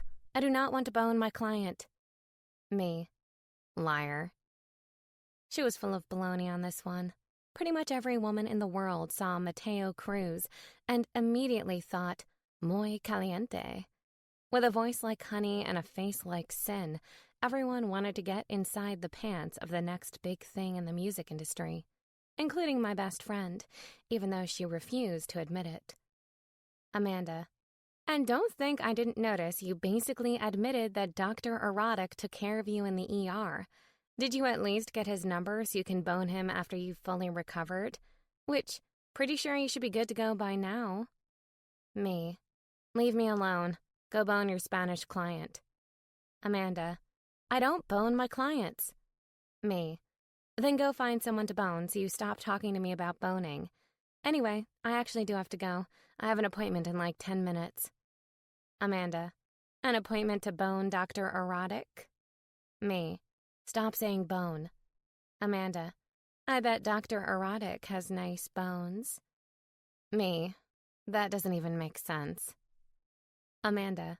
I meant boners. I bet he has nice boners. I know they say the eyes are the window to your soul, but I'm pretty sure Dr. Erotic's eyes are the windows to his penis. A man with those gorgeous fucking brown eyes, and who looks the way he does, has to have an amazing penis. She had a bit of a point. Scott Shepherd's eyes were like ooey-gooey chocolate morsels that contained the power to make any woman melt. But I didn't need to add fuel to the already burning fire of penis metaphors. I had to change the subject. Me. What about Mateo? Shouldn't you be servicing his penis right now under the pretense of PR? Amanda. Shut up. Me. You're totally going to go for a ride on the Spanish stallion. I know it. Amanda. I miss you, but you're an asshole. He's my client. Business and boning do not mix. Business and boning. Real fucking clever. Me. Just couldn't help yourself, huh? Amanda. Nope. Instead of simply putting my phone back in my pocket, I turned it off and then put it in my pocket. Otherwise, I would have received no less than 10 more text messages about bones and boners and Dr. Erotic. Plus, I didn't want to be in the middle of my doctor's appointment while my phone lit up with bone texts. 40 minutes later, I was sitting patiently on my doctor's exam table while he gently assessed the stitches on my forehead with gloved hands. "These healed very nicely," he said with a little nod of approval. At the young age of 70, Dr. Barry Williams had been my doctor for my whole life. From diaper rashes to upper respiratory infections to the time I'd managed to catch the flu when I was 21, this guy had been privy to it all. "How did you manage this one, by the way?" I searched for a sugar-coated version of my sex injury. Dr. Williams was also a good family friend and golf buddies with my dad. The last thing he needed to hear was that my date had basically fucked me into his glass headboard. Just a clumsy moment, I guess. He quirked an amused brow. "Was alcohol involved during this clumsy moment?" I wish there had been more. "Of course not, Dr. Williams," I lied. "You know I'm a good girl who stays on the straight and narrow." A barking laugh left his lips. "Yeah, and I'm one nomination away from being the next Democratic candidate for president." "You are?" I feigned gullibility, and he smirked. "I'm guessing you don't want to tell me what really happened because you're afraid I'll tell your dad." "I know you'll tell my dad," I retorted, and his smirk turned into a full smile. "You're just going to feel some tugging as I pull these out, okay? It might feel a little strange, but it shouldn't hurt," he instructed as he started the removal process. I nodded and shut my eyes in preparation. Even if it wasn't supposed to be painful, it still wasn't fun having a doctor remove fucking stitches from your head. "Whoever did these did a fantastic job. You're probably not even going to have a scar once it's fully healed." He updated as he tugged gently on the sutures, and I grimaced from the odd sensation. "It was Dr. Shepherd at St. Luke's." I opened my eyes as I spoke. He focused as he finished up. "Wait." He quirked that brow again. "The ER doctor that's on that reality show?" "Yep, that's him." "My wife loves that guy," he muttered. "She never misses an episode. Every Tuesday night, she's in front of the TV waiting for that stupid Dr. Erotic." I giggled. "He's quite the character. A lot of women love him." "Uh-oh. You think I should be concerned?" he teased, and I shook my head. "Nah," I responded with a smile. "You've got that older, distinguished gentleman thing going for you. Plus, you're a hot doctor, too, so I think your marriage is safe." "Thank God," he joked, and set his instruments on the metal tray beside the exam table. "There, all set, Harlow. It healed nicely and shows no signs of infection, but just keep an eye on it over the next few weeks, and give me a call if you have any issues," he instructed, and headed toward the counter to scribble something down on my medical file. "Okay, sounds good." Tingly needles shot up my legs as I jumped down from the exam table and came to a jarring stop on the ground. Ow. 29 years young and already ailing. I was going to be fucked when I got older. "Oh, and tell your dad I'm going to kick his ass next month at the charity event." "Will do." I grinned and grabbed my purse from the floor. Before stepping out of the room, I snagged my phone out of the front pocket and turned it back on. Amanda could send as many boner texts as she wanted now that good old Barry wouldn't be within eyeshot. "See you around, Dr. Williams," I called over my shoulder as I headed out of the exam room and toward the exit. Fifth Avenue buzzed with traffic and the smell of grease as I jogged toward the subway entrance en route to my office at Gossip. I panicked briefly as my phone started ringing inside of my purse, thinking it might be my boss calling to ream me for missing some sort of scoop, but I smiled once I saw the caller ID. "Give me the good stuff, Claude." His soft chuckles fed some sort of hole deep in my soul. Claude was my dealer. Well, not of the drug variety, but when it came to juicy pictures for my gossip column, he was the guy with the goods. Paparazzi weren't normally a source of good karma and soul replenishment, but Claude was different. Likeable. I couldn't even explain exactly what it was about him, but that intangible something was there all the same. "Would a certain monsieur on the doctor's inn be of interest to you?" he asked through his thick French accent. Jesus, Scott Shepherd strikes again. I felt like this guy was following me everywhere, even though the one and only time I'd seen him was over 2 weeks ago inside of his ER. I guess it could also be Dr. Obscene, but last I heard, he was settled down in a pretty serious relationship. "Are we talking Dr. ER?" I asked to double-check. "Oui." Immediately I perked up, my eyebrows lifting toward my hairline. "Color me intrigued." "Ah, Mademoiselle Harlow," he responded, and I could hear the smile in his voice. "I have a few shots you're going to love." "Fantastic. What's the story?" "Dr. ER at Club Indigo last night enjoying drinks with not one, but 4 lovely women." "That charming son of a bitch." I grinned. "Do you know who the women are?" "I believe one is an up-and-coming actress from Spain. 2 are famous Russian models. The other woman he spent the majority of his evening with, I'm not so sure who she is, but she is quite stunning." "Did they leave together?" "Oui." "Sounds like Dr. Erotic is living up to his name then." Claude chuckled. "It appears that way." Good God, I was beginning to love Scott Shepherd. Well, at least the columnist in me was. If he kept this up, I'd have enough material for months, maybe even enough to fill a novel with my columns specifically dedicated to him. Dr. Erotic, a gossip insight. I'd have to think about the byline, but I had at least 50 Scott Shepherd-inspired columns to figure it out. "How many photos are worth my time, Claude?" 5. "How much?" 500. "A piece?"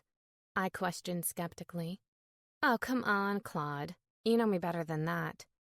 He laughed. "Can't fault a working man for trying, mademoiselle." "Yeah, and you can't fault a working girl for calling you out on your bullshit," I retorted. "I'll give you 1,000 for all 5. 1,200. He countered. 1,100, and that's my final offer," I stated firmly. "And you should know that I still have 3 messages from Raoul. He appears to have also been at Club Indigo last night." He groaned. "I detest that guy. He's rude." "He's paparazzi," I interjected. "You know, just like you." He laughed. "You drive a hard bargain, mademoiselle." "I've learned over the years, Claude," I explained, and he knew exactly what I was talking about. When I first started working for Gossip, I'd once paid Claude $2,000 for a single photo. Obviously, this money never came directly from my pocket, only my employer's business account. But still, I'd paid it, and my boss had all but strangled me. Okay, he said on a sigh. We have a deal. Cut the check, and I'll send the photos over. Full files, please, I added. No less than 1080 HP in quality. You got it, mademoiselle. Merci, Claude. De rien. Au revoir, Harlow. Au revoir. I hung up the call and hopped onto the subway. While I waited for my stop, I fired off a quick email to Gossip's accounting department, letting them know they needed to send one of New York's paparazzi sharks $1,100 for 5 photos. It sounded like a lot of money, but in the grand scheme of things in the entertainment and media industry, it was mere peanuts. Some celebrity photos could go for millions. Snag a shot of a celebrity's baby or catch an athlete in a compromising position with someone who wasn't his wife or girlfriend? Goldmine. An hour later, I was sitting inside my office and had just finished up the mundane task of replying to hundreds of waiting emails when a new one from Claude landed prettily in my inbox. One click was all it took to open Pandora's box of compromising images. A very handsome physician with his arms wrapped around not one, but 2 beautiful women. They were tucked away in the VIP corner of Club Indigo and appeared to be very cozy. Not to mention the other pictures of Dr. Shepard dancing with a mystery woman, and then, later that night, leaving the club hand in hand with her. Yep, Claude had given me the exact shots I needed. And now, I had 2 options. I could either make up my own assumptions or try to find out the scoop from the source. Definitely talk to the source. I didn't know why, but I really wanted to enjoy a phone conversation with Dr. Erotic himself. After a few quick calls to my various connections in the city, I had Scott Shepard's direct cell number in my hands. And 3 rings later, his voice in my ear. Dr. Shepard. Hello, Scott, I greeted. How are you doing on this beautiful Monday morning? Who is this? My name is Harlow Page, and I write... He cut me off. That gossip column, he said, and I smiled. He'd been paying attention, it seemed. I know who you are, Miss Page, but what I'd like to know is why are you calling me? I have a few unanswered questions. According to what I've heard, you write about me like you know it all. I grinned into the empty space of my office and tried not to let his fast-talking ways get me off track. Well, now I have more. And you think I have the answers? He had the fucking answers, all right. Whether or not he gave them to me was another thing entirely. I'm certain you do. All right. He chuckled, completely at ease. He obviously wasn't too upset about the call either. Even though this conversation will no doubt end up in another one of your columns, I'm intrigued. How can I enlighten you? It appears that you had a very busy and interesting evening last night, I stated, and silence filled the line. There's no way he forgot about the 4 women, right? At Club Indigo, I hinted, and he finally cured himself of amnesia. Oh yeah, I was at Club Indigo last night enjoying drinks with a few friends. Jesus, how often did this man find himself surrounded by models? Was it like an every night thing? Or like an every Tuesday, Thursday, Sunday thing? How did it work with this guy? A few friends, I questioned, but I couldn't hide the sarcasm from my voice. I'm sure you mean a few women. Well, I know this might come as a surprise, but I do have friends that just so happen to be women, he retorted, and I couldn't stop myself from smirking at his response. He was good. Too fucking good. And the mystery woman you left with? Who is she? Mystery woman, he avoided. Yeah, I answered. The brunette and the killer heels that you left Club Indigo with last night. He started, and then paused for a brief second. I left with a brunette in killer heels. You know, that sounds like something I'd enjoy, but for some reason, I don't remember it. I shook my head and tossed my pen on top of the photos I'd printed out for closer inspection. You know what's crazy, Dr. Shepard? What? He asked, amusement lengthening the sound of his A. That I'm sitting here, looking at a photo of you holding hands with the brunette as the two of you leave Club Indigo. Really? He questioned, but his voice lacked any kind of concern. That is crazy. Oh, come on. Just tell me the truth, I coerced, turning my voice slightly seductive in the hopes that playing his game would pad my score. He chuckled softly. She's just a very nice woman I met that night. And the two of you left together? We did. And did your other friends meet up with you guys later? Nope. The pop of his pee was almost smug, the bastard. He wasn't giving me anything juicy, and he knew it. What's her name? I asked. This time his laughter was rougher, uninhibited. I'm not telling you that, Miss Page, and not because I have anything to hide, but because it's not fair to my female companion with the killer pumps. Female companion? I questioned, doing a little something a judge might call leading the witness. My boss would just call it good investigating. So the two of you are an item? No, we're not an item, just friends. Just friends that leave clubs together at midnight. Yep, he answered, and I could hear the cocky smile in his voice. That sounds like us. I couldn't exactly fault him for not giving me the woman's name. I mean, I was obviously calling him for an inside scoop, and it wasn't fair if he gave me a name of someone who didn't want her name in the media. I definitely respected that. But still, he wasn't exactly giving me a lot to work with. Anything else, Miss Page? Nope, that's all, Doc. Thanks for your time, I said, and before he got another word in, I ended the call. As I stared at the empty Word document on my laptop, I knew I needed a little something more to make Scott's big night out a gossip-worthy story, which meant, now that we'd put out the money for the photos, I had no choice but to embellish. Only a little, of course. With my fingers to the keys, I typed out the headline. 4 women in one night. Is Dr. Erotic the next sex superhero? Chapter 6. Scott. Personal iPad in hand, I scrolled through the newest column by Harlow Page, another brilliantly written trash piece about yours truly, and shook my head. Honestly, I wasn't even doing it on purpose. It was like an involuntary muscle tic triggered by reading paragraph after paragraph of pure and utter bullshit. 4 women in one night. Is Dr. Erotic the next sex superhero?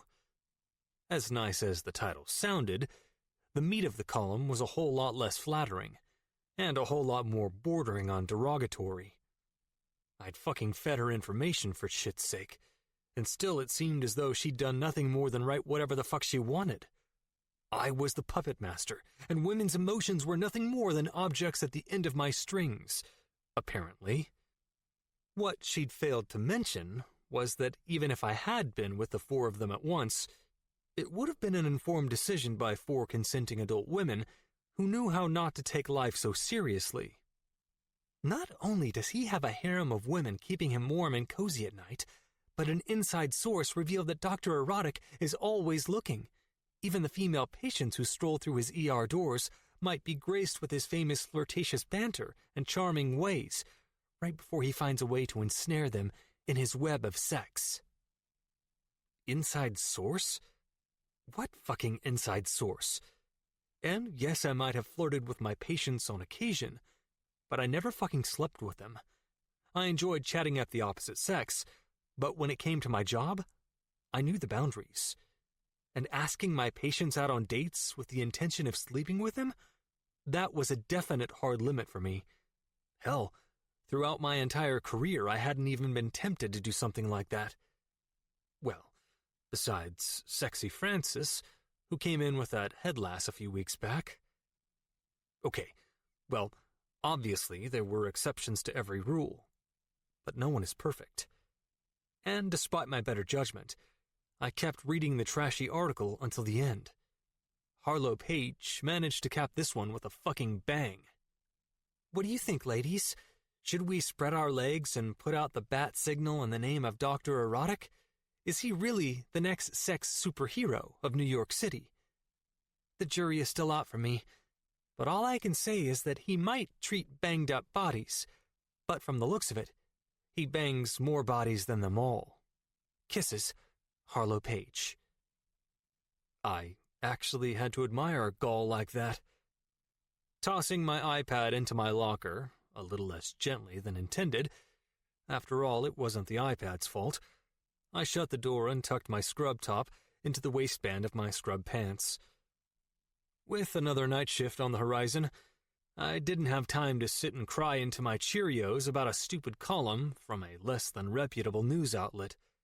Gossip wasn't where readers went for facts anyway. I decided not to give any credence to the voice in my head that suggested maybe the reason this smarted so much was because of how close to the truth it actually was. I double-checked the clip on my ID badge and headed for the door of the locker room with purpose. I wasn't going to think about Harlow Page and her column anymore, and I wasn't going to be on the lookout for Frances. She should have had her stitches out a couple of days ago, but I guessed she'd gone to a different doctor. Most patients follow up with their primary care physician, my medically trained mind reminded me. Whatever. Her loss, right? It wasn't like we were going to be soulmates.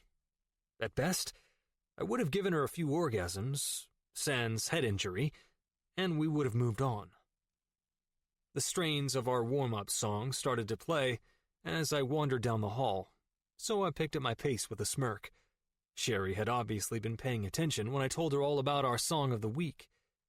Maybe I'd have to give some attention to stroking that fire a little. She seemed pretty eager to have some X-rated fun, and smart enough to recognize that fun was all it was. I'd made some poor choices in the past with Mandy and Sarah. They were 2 ER nurses I'd gotten to know on a biblical level, and unfortunately, had hurt a little bit in the process. I'd been so eager I hadn't paid close attention to the looks on their faces, the cues in their actions, and the obvious attachment each dalliance built. They were looking for a relationship, and no matter who was doing the looking, I was always the wrong direction. I spent over 100 hours a week at the hospital working, and I had too much fun doing what I did when I wasn't. I didn't have a yearning for kids, and I had no desire to live outside of the city with a picket fence, white or otherwise. Settling down wasn't for me. Believe me, heartache was never my intention. Emotions and feelings were something I strived to keep out of the equation when it came to women and sex. Obviously, with Mandy and Sarah, I felt pretty fucking badly about the way things had ended. Rounding the final corner onto the emergency department floor, I watched as my mom climbed to her feet in the chair behind the nurse's station and cranked the dial on the volume for our song of the week, Pour Some Sugar on Me. There was irony in the extremely horrendous timing of song choice and the way it lined up with my mother's unexpected visit. Christ, Nicole Shepard was a lunatic. Gray, salted dark brown hair and rubber clogs on her feet. She was getting older with every day that passed.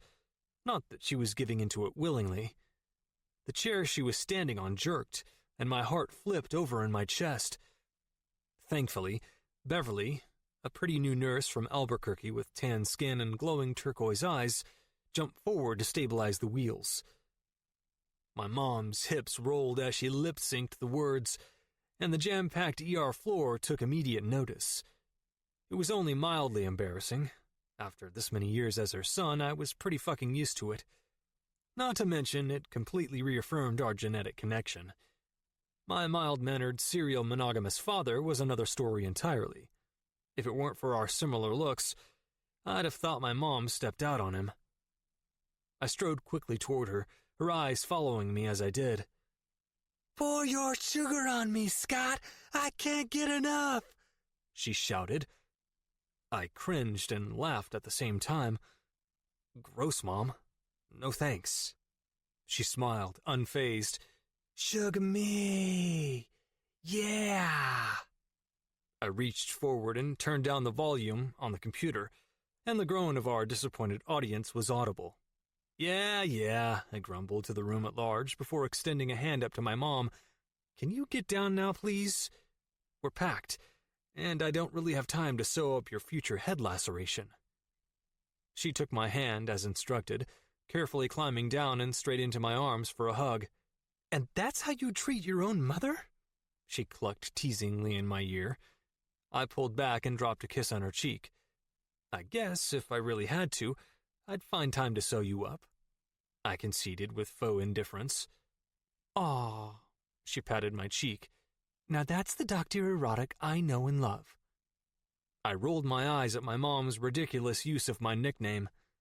Break any hearts lately? I smirked. I never break hearts. At least, never intentionally. That was for damn sure. She scoffed and pulled away to walk around the corner and lean into it. So, only 4 or 5 then? I'm kinda busy, Mom. I avoided, picking up the chart from the counter and rounding it. She pursed her lips. That's the usual too. Mom. It's fine, Scotty. What brings you to town, anyway? Your father's god-awful schoolmarm of a wife invited me to their anniversary party. I laughed. That doesn't mean you have to go. Of course it does. I can't let her win. Mom? She listens to Christian music, for Pete's sake. Linda is a nice lady. She scoffed. Nice? Exactly. I don't trust it. Well, trust it or not, they've been married for 15 years now. It says so on the invitation. She gave me a mocking smile and patted my cheek a little too roughly to be loving. I grabbed her hand to stop the assault and trapped it between both of mine. Look, if you're well behaved, I'll let you go with me. I'll go on my own. Mom? I chastised. Fine, I'll be good. Whatever the hell that means. But you have to give me some kind of a reward. That sounded a bit like blackmail. I quirked an amused brow. A bribe, you mean? Don't mock the bribe, Scott. She winked. I did it all the time with you. Fine. What do you want? The party is Saturday, and I have no plans for tomorrow night, she said quickly. Too quickly. My eyes narrowed and the hair on the back of my neck stood up. My mom was notorious for trickery. Honestly, I blame myself for not seeing this one coming. So by no plans, you mean you've made plans for both of us without my knowledge, and now, in exchange for also escorting you to a party where you will, in all likelihood, not behave, I get to take you somewhere else I hate. You doctors are smart. She grinned like the Cheshire Cat. All that schooling, it must be good for something. I sighed and smiled at the same time. So where are we going tomorrow night, dearest mother? Kinky Boots. Kinky Boots. The Broadway show? I'll meet you at your place at 6:45, she said by way of answer, scooping her purse up from the desk and walking straight out the automatic doors.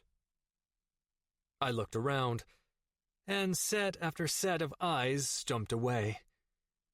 Good Lord. My mom knew how to make an entrance and an exit. That woman was hell on wheels, and I'd rejoice the day she found a man who kept up with her feisty ways. With no choice but to give in to the fact that I'd be seeing fucking Kinky Boots tomorrow night, my mind wandered to an irritating recurrent thought, and I decided there was something I had to do before I got consumed by the exciting and oftentimes bloody and gross world of emergency medicine. I'll be back in just a minute, I told the ER charge nurse for the night. Beverly nodded.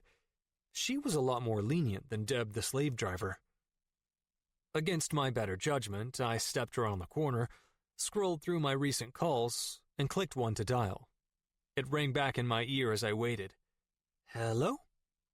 Harlow? Yeah.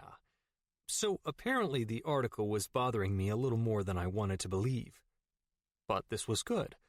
I could talk to her really quick, get all of my gripes off my chest, and then get on with my night and my job. That's me. Who's this? It's Scott. Scott who?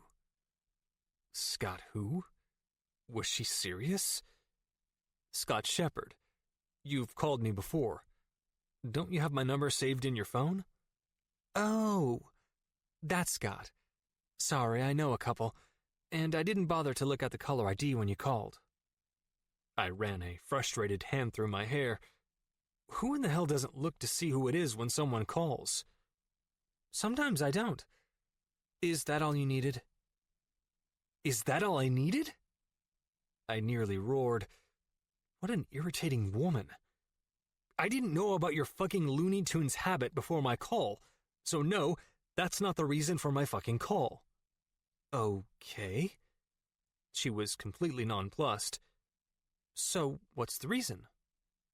Clenching my fists as tight as I could manage, without causing serious injury, I worked to steady my words. The article. What article? Oh my God. I was going to strangle a woman for the first time in my life. In fact, I'd never even considered it before now.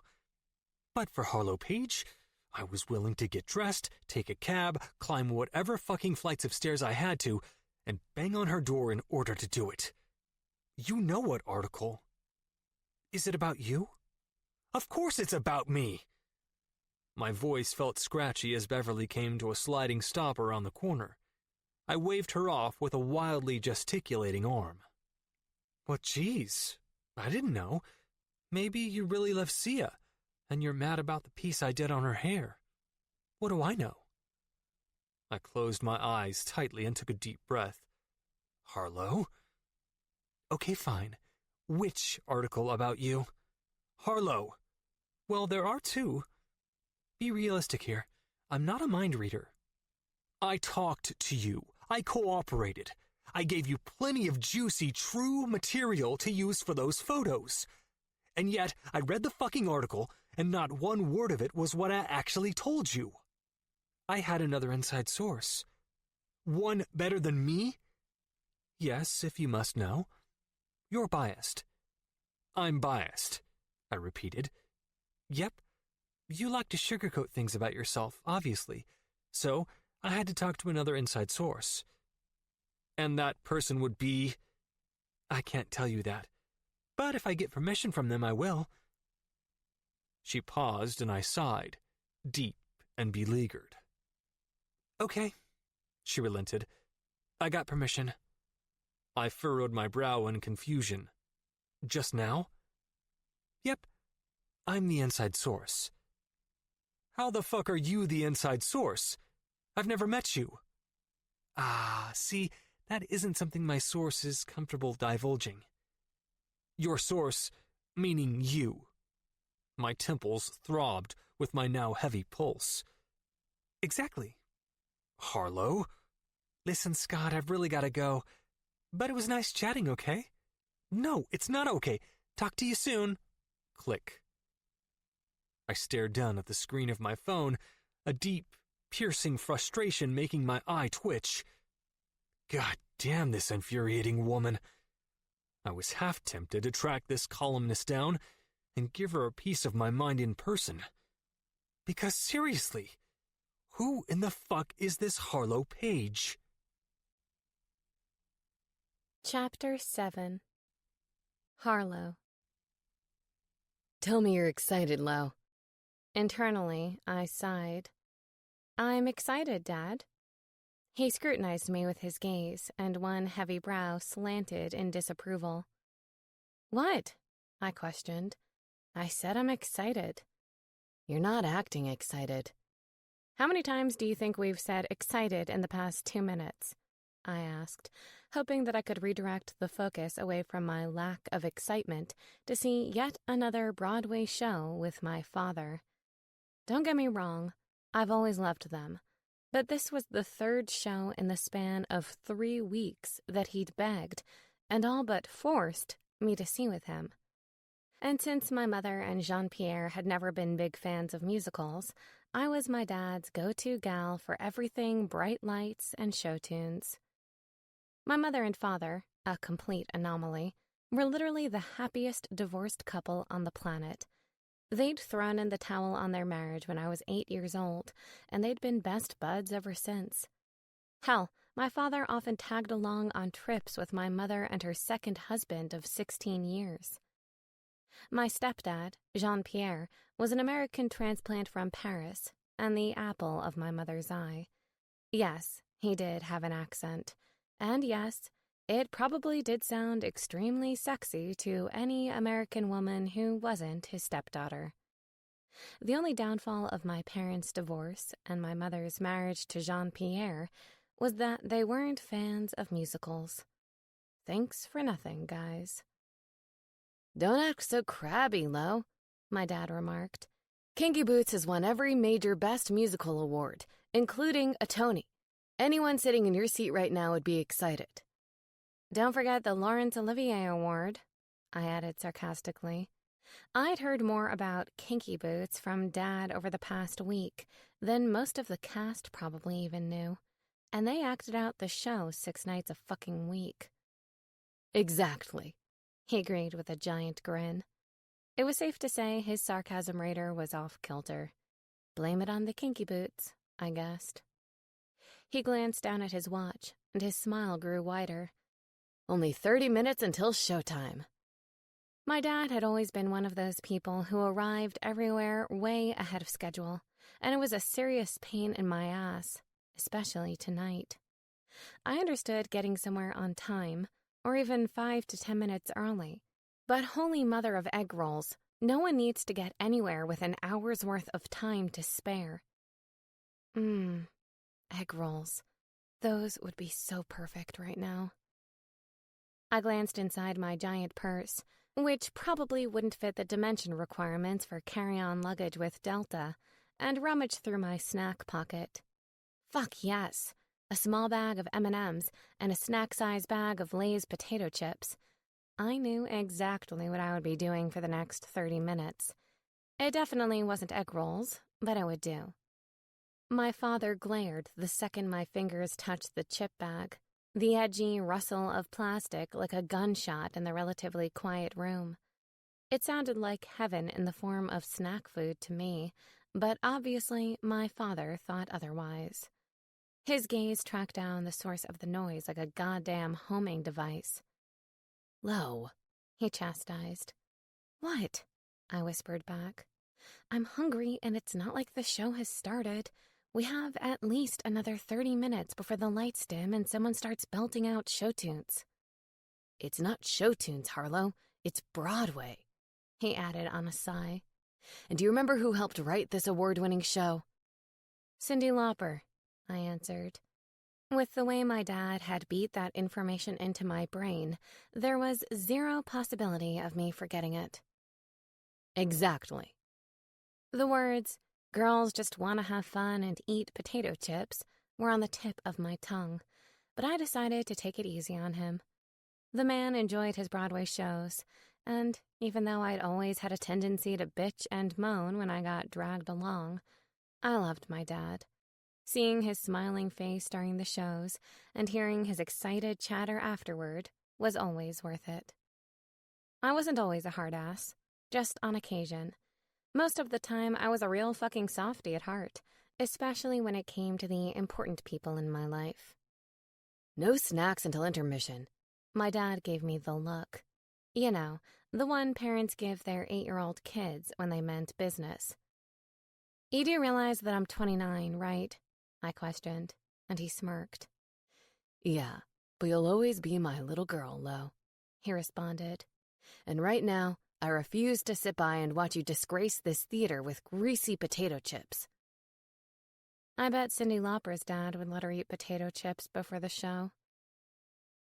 It was in moments like this I'd wished my parents would have stayed married longer and at least birthed me a sibling to share the brunt of their meddling. Some days, being the only child was a real pain in my ass. Other days, it was fantastic. But days like this, when all I wanted to do was eat potato chips before Kinky Boots, it was a real drag. "Excuse me," a sophisticated older woman whispered toward us. "Do you mind if I slide in?" she asked, and held up her tickets. "My son and I have those 2 seats in the middle." "Of course," my father answered immediately, and hopped to his feet to let her pass through the small aisle. I followed his lead, albeit a little less gallantly, as I shoved my potato chips back in my purse and awkwardly stood out of their way with my bag pressed to my abdomen. "Thank you," she said with a soft smile, and sat down in the empty seat beside my father. "I had hoped to get here earlier, but my son is always running a few minutes behind." My father glanced at the empty seat beside her, and she chuckled nervously. "He's answering a quick call outside the doors," she explained. "I swear my Scotty doesn't get a minute's rest with his job." "I feel the same about my little Harlow," my dad said with a soft smile. "It's like pulling teeth to get her to go to a Broadway show with her dad." Little Harlow? Jesus Christ. Considering this is the 3rd Broadway show we've seen in the past 3 weeks, I call baloney, Dad, I chimed in. He chuckled, but his eyes never left the woman sitting beside him, and oddly enough, her gaze never left him either. I glanced back and forth between them while they made small talk about the weather and then moved the conversation along to their favorite Broadway shows. Seeing as they didn't know each other from Adam, I was a bit shocked by how easily their conversation flowed, and the fact that my father was actually showing interest in chatting up a woman. For the past decade, the man had seemed content to stick to his routine, never once seeking out female companionship, apart from his time with my mother and Jean-Pierre. "I'm Nicole, by the way," she said with a shy smile, and my father grinned in response. "It's nice to meet you, Nicole. I'm Bill." Surprisingly, the next 20 minutes continued that way. The two of them chatted, while I sat back in my seat, daydreamed about my goddamn potato chips, and counted the lines of the ornate ceiling mindlessly. It was only the sudden movement of Nicole hopping to her feet that pulled my attention away from my snack fixation. If you ever want someone to want something so badly they can hardly breathe, tell them they can't have it. "Oh, Scotty! Over here!" she whisper-yelled toward the main aisle, and my gaze followed her line of sight.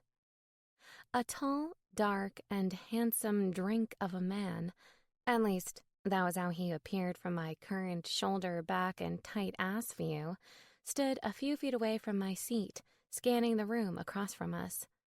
The sound of Nicole's voice did as she intended, though, grabbing his attention and turning it, and his body, toward us.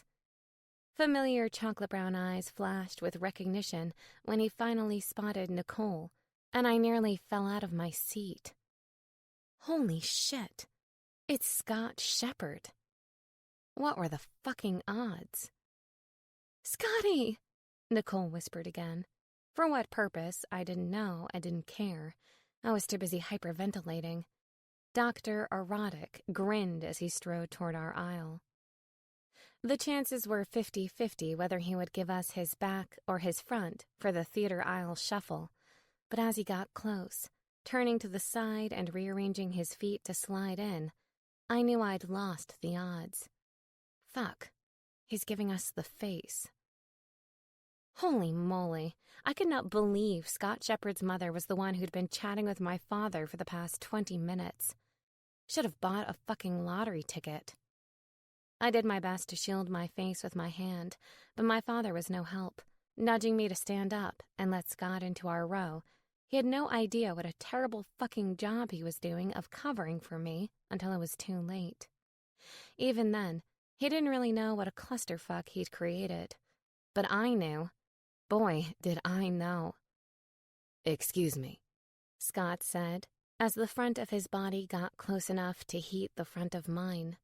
It was nothing more than a polite statement to apologize for such an intimate position, but when his eyes locked with mine, Recognition instantly set in.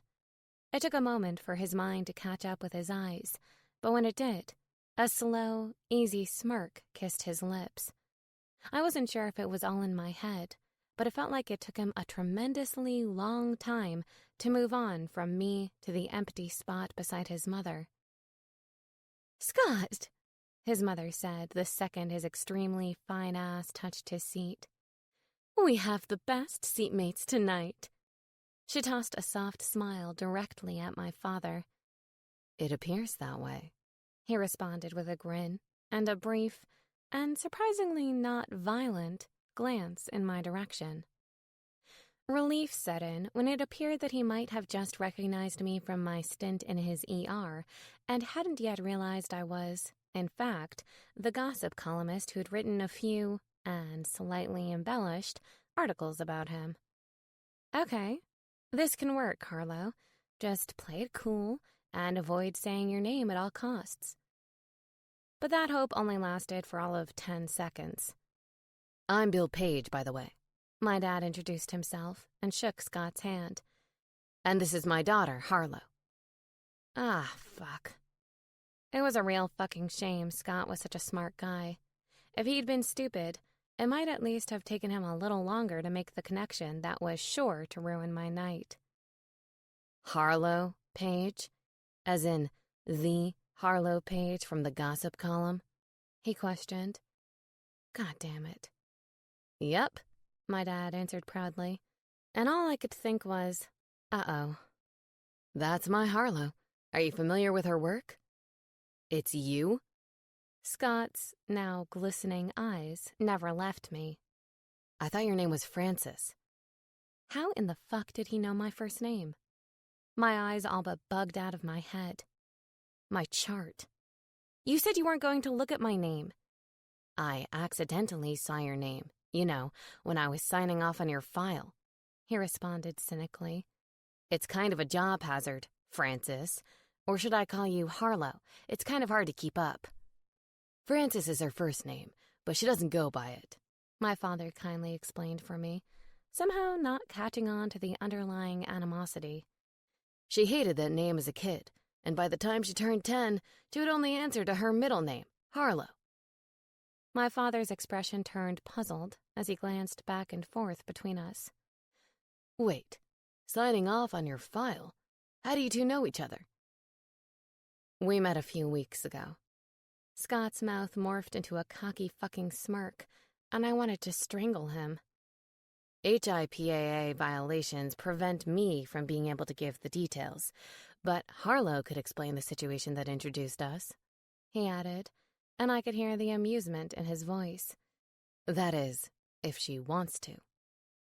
Oh yeah, I'd love to tell my father a head laceration that occurred during sex was the reason I'd met Scott. What a fucking asshole. "Oh, did the two of you meet at the hospital?" Nicole asked innocuously. She couldn't see the patch of thorns she was wading into for all the blinding love for her do-gooder son. "Violations?" The vein in the center of my father's forehead started to make its debut. "What is he talking about, Lo?" I sighed. "Calm down, Dad. It's nothing to get worked up about." "It sounds like a big deal," my father said on a near shout, and concern for what would happen next made my heart rate double. "Were you arrested?" "Jesus, no," I answered on a whisper. "You remember the stitches on my forehead?" I asked, and he nodded. "From the bicycle injury in Central Park?" he asked, and fucking Scott Shepherd cleared his throat and chuckled softly to himself. Yes, I did tell my dad a little bit of a lie about my head injury.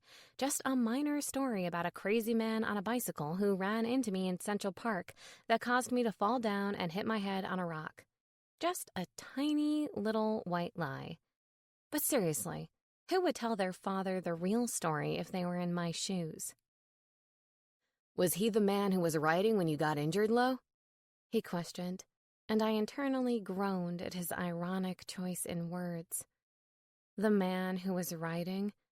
Good Lord, that sounded terrible, and a little too close to the actual scenario.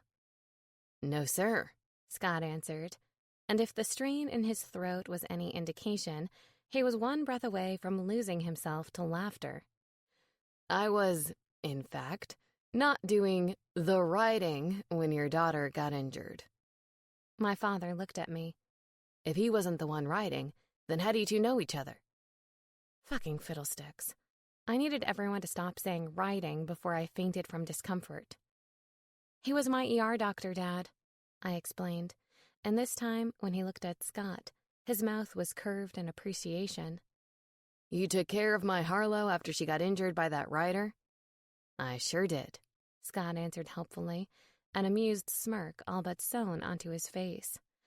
"I sutured her after the riding incident." "Who got hurt while riding, Scotty?" Nicole asked, her voice carrying a bit too nicely. Goddamn theater acoustics. I was torn between smacking Scott in the face or finding a way to dig a hole into the theater floor in order to migrate to China. Perhaps I can use my stiletto. Apparently, as an outsider, it was hard to follow along with us as we talked in code. "Harlow," Scott answered, and nodded toward me. "That's how I met her. I had to suture her riding injury." I was going to kill him before Kinky Boots even started if he kept saying riding. "How did she look afterward?" my father asked. "I bet she was a bit shaken up from that reckless rider." Scott grinned shamelessly, his cheeks coming to life with a rosy flush as he basked in my embarrassment. "She did look a little shaken up. Mostly just angry, though." "You were angry?" my father questioned, and looked at me. "I really wish you would have gotten that rider's name. I'd love to call him and give him a piece of my mind. No one should be that reckless." "I agree," Scott piped up again. I wanted to smack him. "People should ride responsibly." "You're right," his mother nodded in agreement. "People should ride responsibly. Otherwise, they shouldn't be allowed to ride at all." Now, although I was internally dying a slow death, given the circumstances that led to this very humiliation, it was hard not to agree with that. Baron the Boar should have had his riding rights revoked immediately after he rode my ass straight into the ER. Although, in Baron's pathetic defense, a few days after his bed had sliced my head open, he did send me an apology in the form of a nice bouquet of flowers. I appreciated the sentiment, but no contact with Baron for the next 1,000 years was still the plan. "So, you didn't get the man's name?" Scott questioned, childishly continuing this farce of a conversation for nothing more than his enjoyment, and I fought the urge to roll my eyes. "Nope." "Really? I would have thought you would have at least gotten a name or phone number, something." "I didn't," I snapped. My dad sighed heavily. "You really should have gotten that rider's name, Lo," he added in disappointment. But thanks to the dimming lights, both my view of his disappointment and the time for speaking began to fade. And for once in my life, as the curtain started to lift, a Broadway show was my favorite fucking thing on the planet. My least favorite thing? Scott fucking Shepherd. Chapter 8. Scott. Harlow Page. Frances Harlow Page. Harlow fucking Page. The gossip columnist was Bleeding Woman. Bleeding Woman was Frances. And Frances, well, she was Harlow Page. I'd been running through the convoluted web. Okay, it's not that complicated. But the distorted reality I'd believed to be true made it feel like it.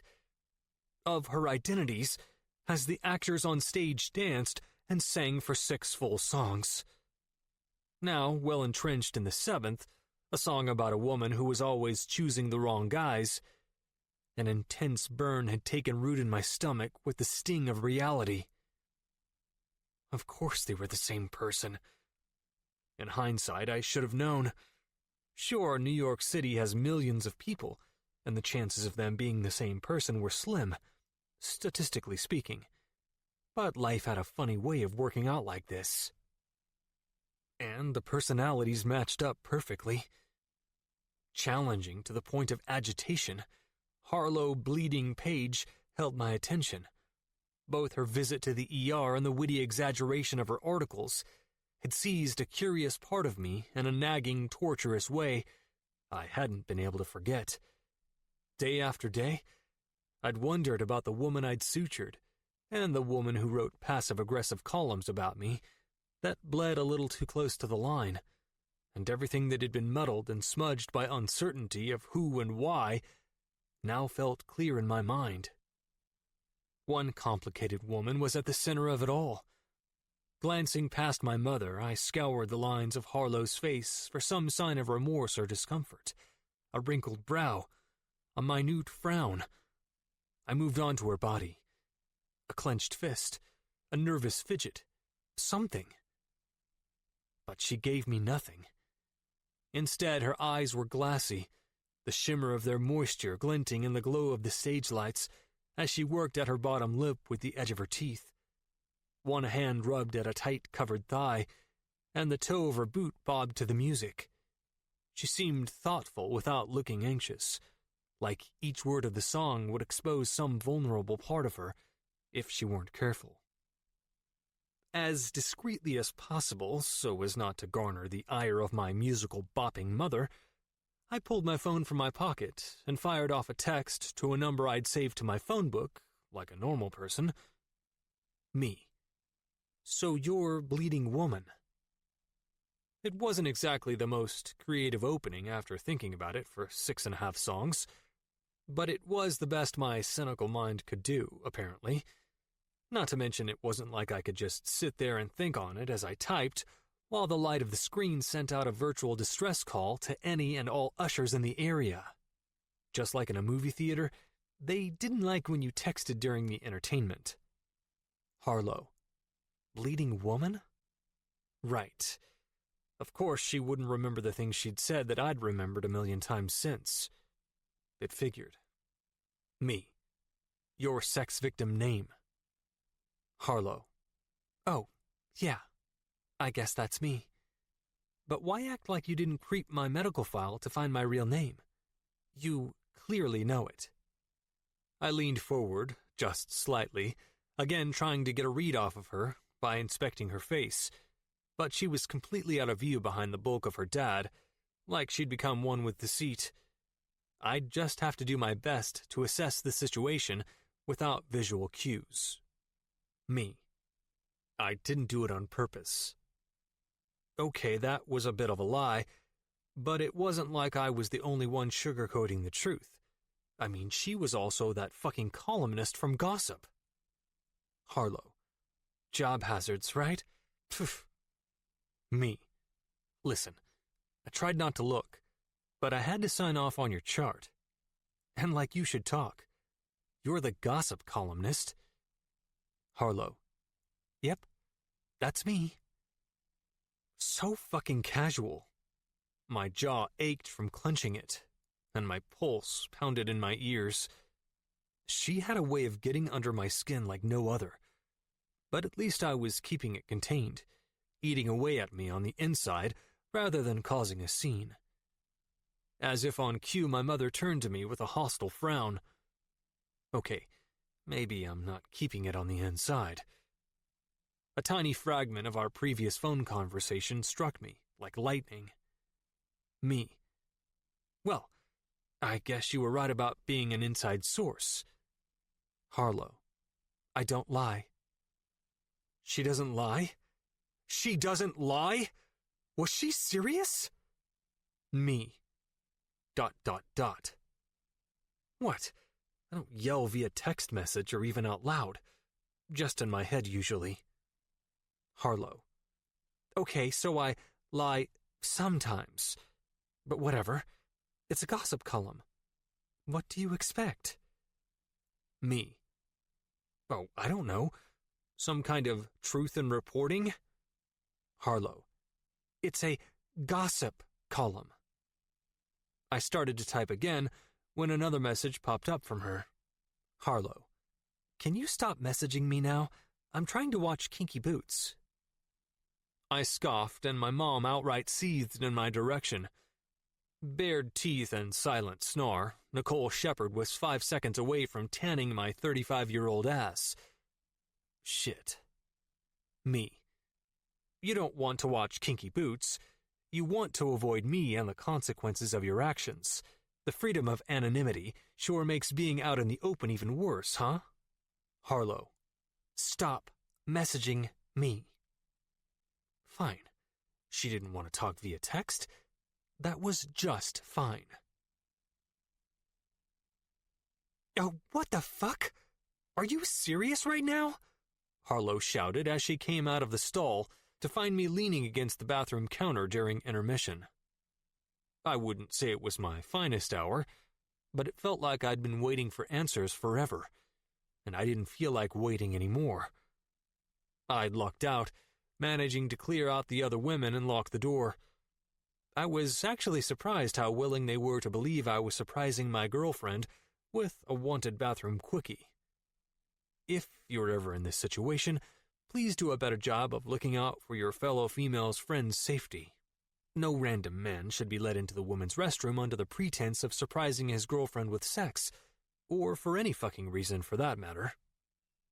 You didn't want to text, I told her, crossing my arms over my chest and putting one ankle over the other. And you read that as, please stalk me like a pervert in the woman's bathroom. She shouted a bark of laughter. Christ, this is going to make one hell of a column. Let me know how the police interrogation goes. Well aware of the boundaries I was pushing, more like trampling all over, I was careful to keep my physical distance between us, shifting even farther away when she moved to the sink to wash her hands and keeping mine clearly to myself. You don't think I deserve some kind of closure? Closure? What the hell do you need closure for?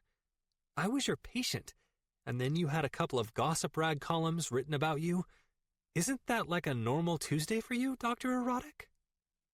I clenched my teeth and rolled my jaw, taking a moment to smother the building fire in my chest.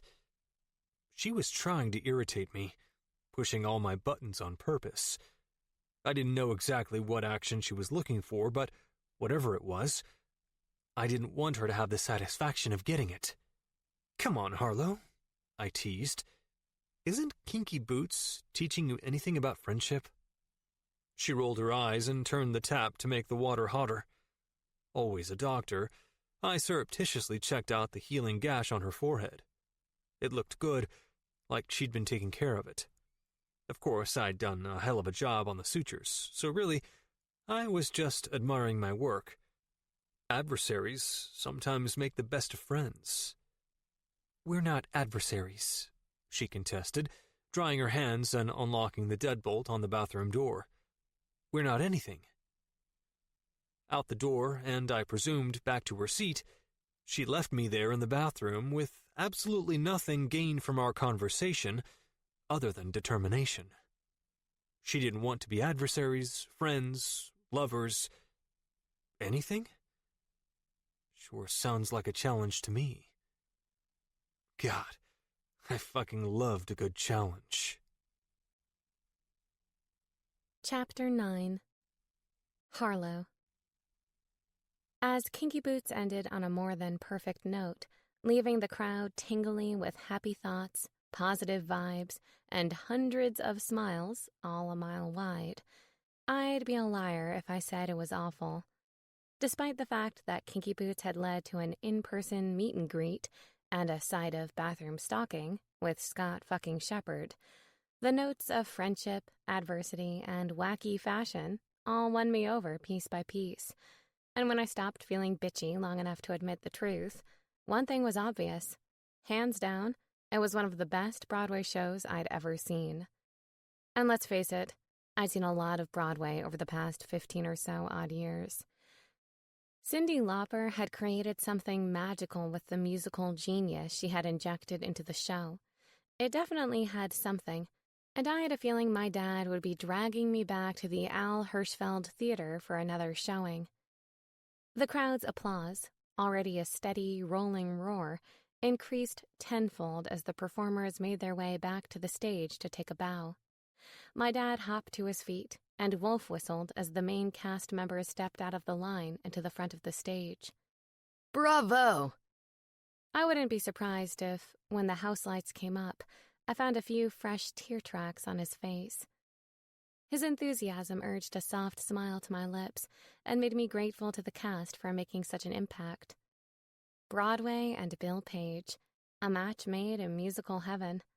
I often wondered if he had a past life as a performer. Wow, he said between claps as the cast took their final bows on stage. What a great show. He glanced at me out of his periphery, just in case the actors made some last-minute enchanted statement. Wasn't it fantastic, Lo?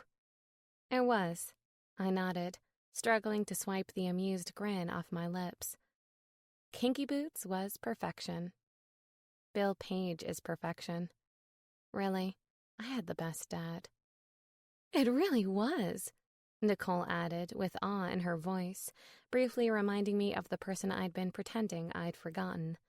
Whatever her devil spawn of a son's name is. It's been ages since I've seen a Broadway show, but wow, I need to change that. I'm missing out. You are, my dad agreed, and gently grinned in her direction. It's one of the perks of living near the city, Nicole. See? She nudged Scott. Ugh, with her elbow.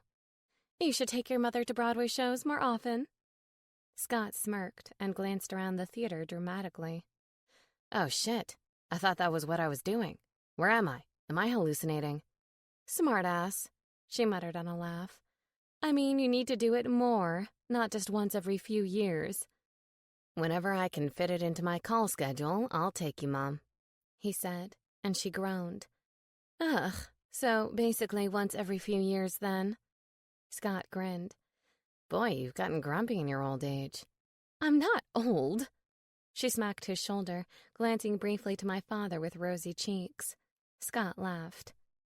My dad cleared his throat and wrapped his arm around Nicole's shoulder.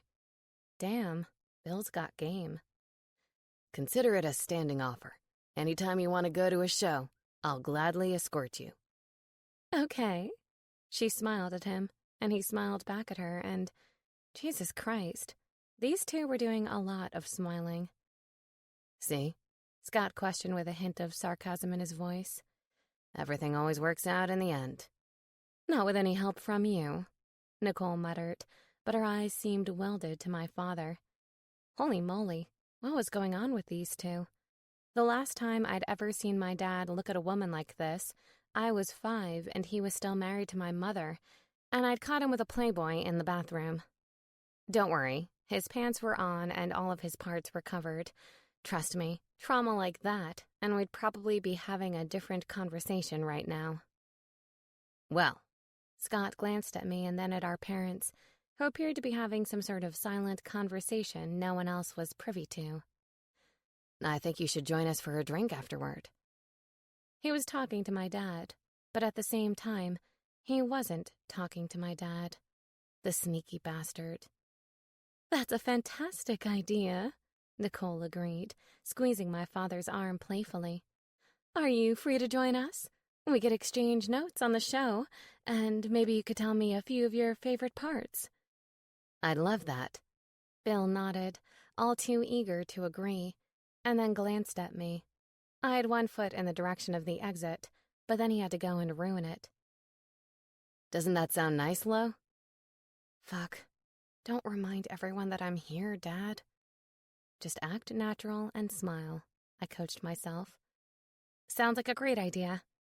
Okay, Bill agreed with a proud smile. We'd love to join you. We? Hold the motherfucking train. Hadn't Scott said you, meaning one, meaning just my father? Wait, I blurted out, eager to derail this sucker, but unsure what in the hell I was going to say to get out of spending more time with Scott. I think I might have plans. You might have plans? Scott asked with that cocky fucking grin of his. He knew exactly what he'd just done, and instead of being a gentleman and giving me an out, he sat patiently, waiting for me to say, explicitly and without assistance, that I did not want to hang out with a total asshole and his sweet mother for the evening. His mom's big brown eyes looked dejected, almost tawny with disappointment. My father questioned, "I thought you said you wanted to go, Lo." His voice was soft, but the line of his body was firm. Bill Page's version of, "What the hell is going on, young lady?" "I meant you should go, and you still should," I stuttered. "But I think I might have already made plans with Amanda," I tossed out, and then instantly realized my mistake as his keen eyebrows danced into a suspicious tilt. Obviously, I'd made a critical error. My best friend wasn't even in the country, and she wouldn't be in the States for the next month because she'd be busy traveling through Europe on a goddamn PR tour with her soon-to-be Spanish lover. Fucking hell. I wish I were in Europe right now with my soon-to-be Spanish lover. Wait, I don't want a lover. Boy toy? Yeah, that's much better. "Didn't she just leave on that business trip?" My father questioned. "I thought Jean-Pierre had helped her book the hotels in France." God damn it. Was it hot in here? Bright? Had we teleported into a fucking interrogation room?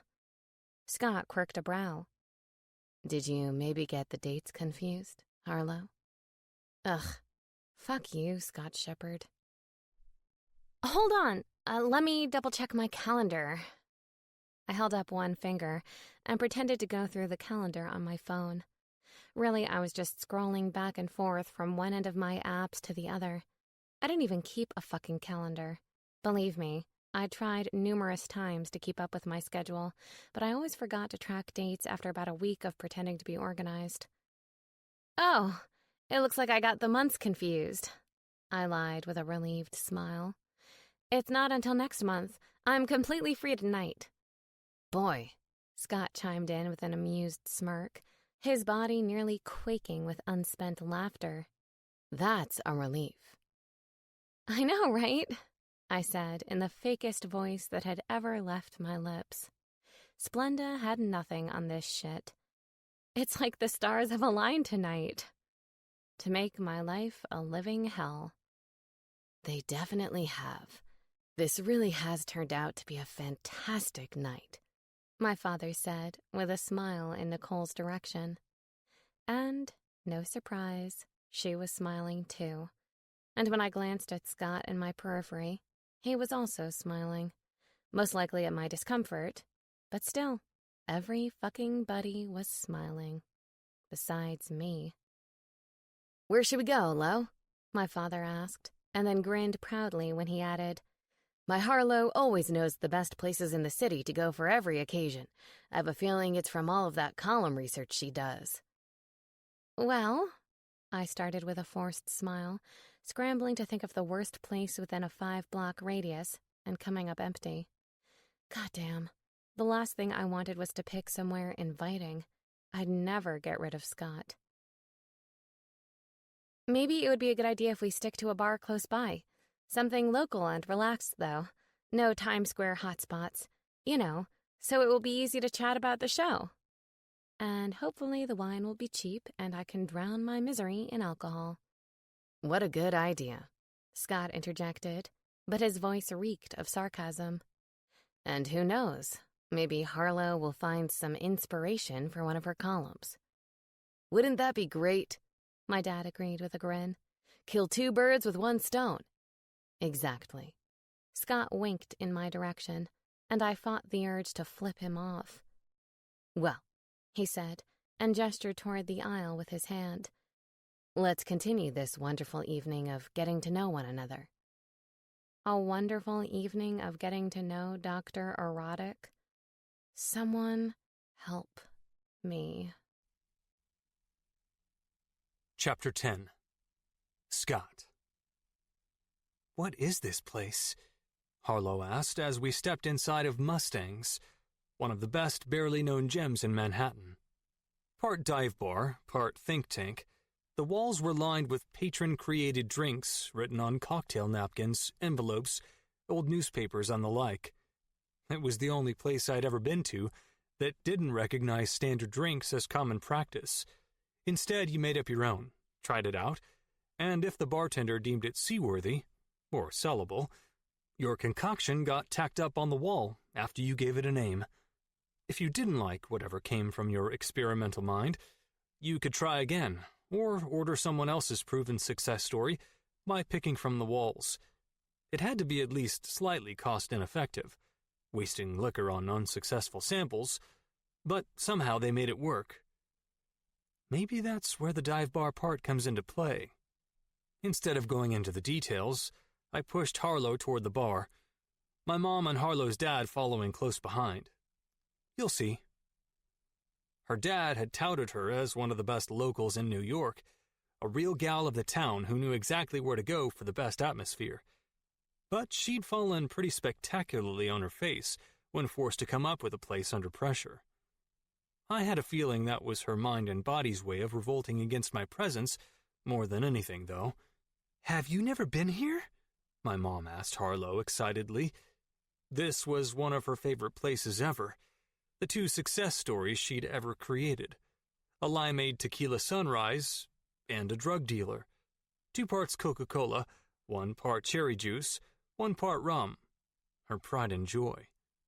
I didn't have the heart to tell her that the second one was basically just a rum and coke, and the bartender apparently didn't either. Still, I had to give her bonus points for creativity on the name. Harlow shook her head before my mom directed the question to her dad. He shook his head too. "How'd you find this place?" Bill asked. My mom laughed. "Scott, of course. He always brings me to the best places in the city." Harlow's curious eyes shot to me before she could conceal them. "Ah, yes, little Harlow. You're not the only one who knows New York's secrets." Stepping close enough that the heat of her back radiated into my chest, I whispered in her ear, "That's not my only talent." She turned slightly so she could body check me with her shoulder. I laughed and rubbed at the point of contact on my chest. It didn't hurt at all, but I definitely felt something. I just couldn't put my finger on what. "Bill, you have got to try a nipple blaster," my mom said on a near shout. Harlow's eyes rounded to the size of saucers. "A nipple blaster, huh?" Bill asked, completely unfazed. Though if I wasn't mistaken, there did seem to be a little carnal hunger in his wolf eyes. "Yes, it's Scott's creation." "Why am I not surprised?" Harlow muttered under her breath. Then I laughed. She wasn't my biggest fan for whatever reason. Okay, maybe it was holding her hostage in a painful conversation about how she'd ridden her way to stitches or haranguing in her bathroom, but whatever. Somehow, though, her dislike of me just made me like her even more. "It's just a twist on a buttery nipple." "What's the twist?" Harlow asked. Her body looked like it was stiff, fighting the whole idea of actually giving me any attention whatsoever, even if just to ask a question. But her curiosity got the best of her. I'd have to make a mental note of what needing information did to her willpower. "A fireball chaser." "Let's all do one," my mom cheered excitedly. The tiniest hint of a smirk curled the very tip of Harlow's lips. "You in?" I asked her directly. She shrugged. "I guess I can't be the downer." Bill nearly shoved me out of the way to envelop her in a bear hug. "That's it, sweetheart. Perk up. You're the youngest one here." He glanced to me quickly. "At least, I assume." "You're right, Bill. She's the youngest." Harlow's eyes narrowed at the way I said it. "That's right, little Miss Columnist. I've been researching you." I signaled for the bartender's attention, while Bill moved back out from in between his daughter and me, and settled in to chat with my mom, and he gave me a chin lift that said I had it. 4 nipple blasters." The bartender gave me a nod and pulled out 8 shot glasses. Harlow shifted uncomfortably in front of me and crossed her arms over her chest. I bit into my lip as my mind went straight to the one sexy thing she could be trying to conceal. Was Harlow Page getting a little hot and bothered every time I said the word nipple? I leaned close, teasing the shell of her ear with my hot breath as I tested the theory. "Do you like buttery nipples, Harlow?" She shivered, her shoulder jumping up to her ear just slightly before she tightened her arms. I smiled to myself. Yep, Harlow might not like me, but her nipples seem to be liking me just fine. 1, 2, 3, 4. The bartender lined up the shots on the bar in front of us, stacking the fireball chasers directly behind each glass. I pulled a $100 bill from my pocket and handed it to him before Bill could get his wallet out of his pocket. On me, I told him. Thanks, Scott, he said with a thump on my shoulder and a smile for his daughter. I like this guy, Lo. She grumbled. Of course you do, Dad. I laughed as I picked up a glass and handed it to Harlow, and Bill did the same for my mom. Then we both took our own and formed a circle to clink cheers before tossing it down the hatch and grabbing for the chaser. Mine went down easily enough, but Harlow's face was downright comical. Not a big drinker? I asked as she set her empty glasses back on the bar. Not usually hard liquor, she admitted. I like that, I told her. And I did. It was all about a good time, but I liked the idea of someone who didn't need alcohol to have one. And Harlow Page might be grumpy right now, but I could tell she was a good time when she was with people she admitted to liking, probably bordering on too good. I think I need to sit down, my mom said suddenly, and I turned to her with concern. Bill, of course, gentleman that he was, immediately grabbed her arm to offer support, and she fucking winked at me. Oh, don't worry, Bill. It's just this one hip. Gives me a little trouble if I stand for too long. My eyes narrowed. She didn't have any hip problems. Let's go sit down then, Nicole. You don't mind? She asked. Poor sap. He didn't fucking mind at all. My mom looked over her shoulder and winked one more time as Harlow sank into a bar stool, her head in her hands. Jesus Christ. My mom had just arranged alone time for me with Harlow. My mom is helping me with dates now. This feels like a low point. Harlow didn't look up from her point of focus, a drop of water on the bar top, when she spoke. Your mom is, well, she's something. Hell on wheels. My mom was hell on goddamn wheels. Okay, yeah, she is, I laughed. But I'm sure your parents are Ward and June Cleaver. Well, she laughed, finally leaving the water droplet to its own fate and forcing her eyes to meet mine. Not exactly. They're kind of like Ward and June Cleaver and Bill Johnson. What? My face pinched in confusion, and laughter bubbled in my throat at the same time. Who the hell is Bill Johnson? He's my dad. Actually, Bill Page is my dad. She rolled her eyes. Obviously. But my mom, Karen, a.k.a. June, and her husband, Jean-Pierre, a.k.a. Ward, are the perfect couple. And my dad is, crazy as it sounds, their perfect sidekick. I tried to picture what she was describing. Her mom and Jean-Pierre, faceless bodies in my mind, of course, dressed as Batman and Catwoman, with Bill in a Robin costume next to them. I tried to make 4 out of 2 + 2, but all I could compute was a very disturbing threesome.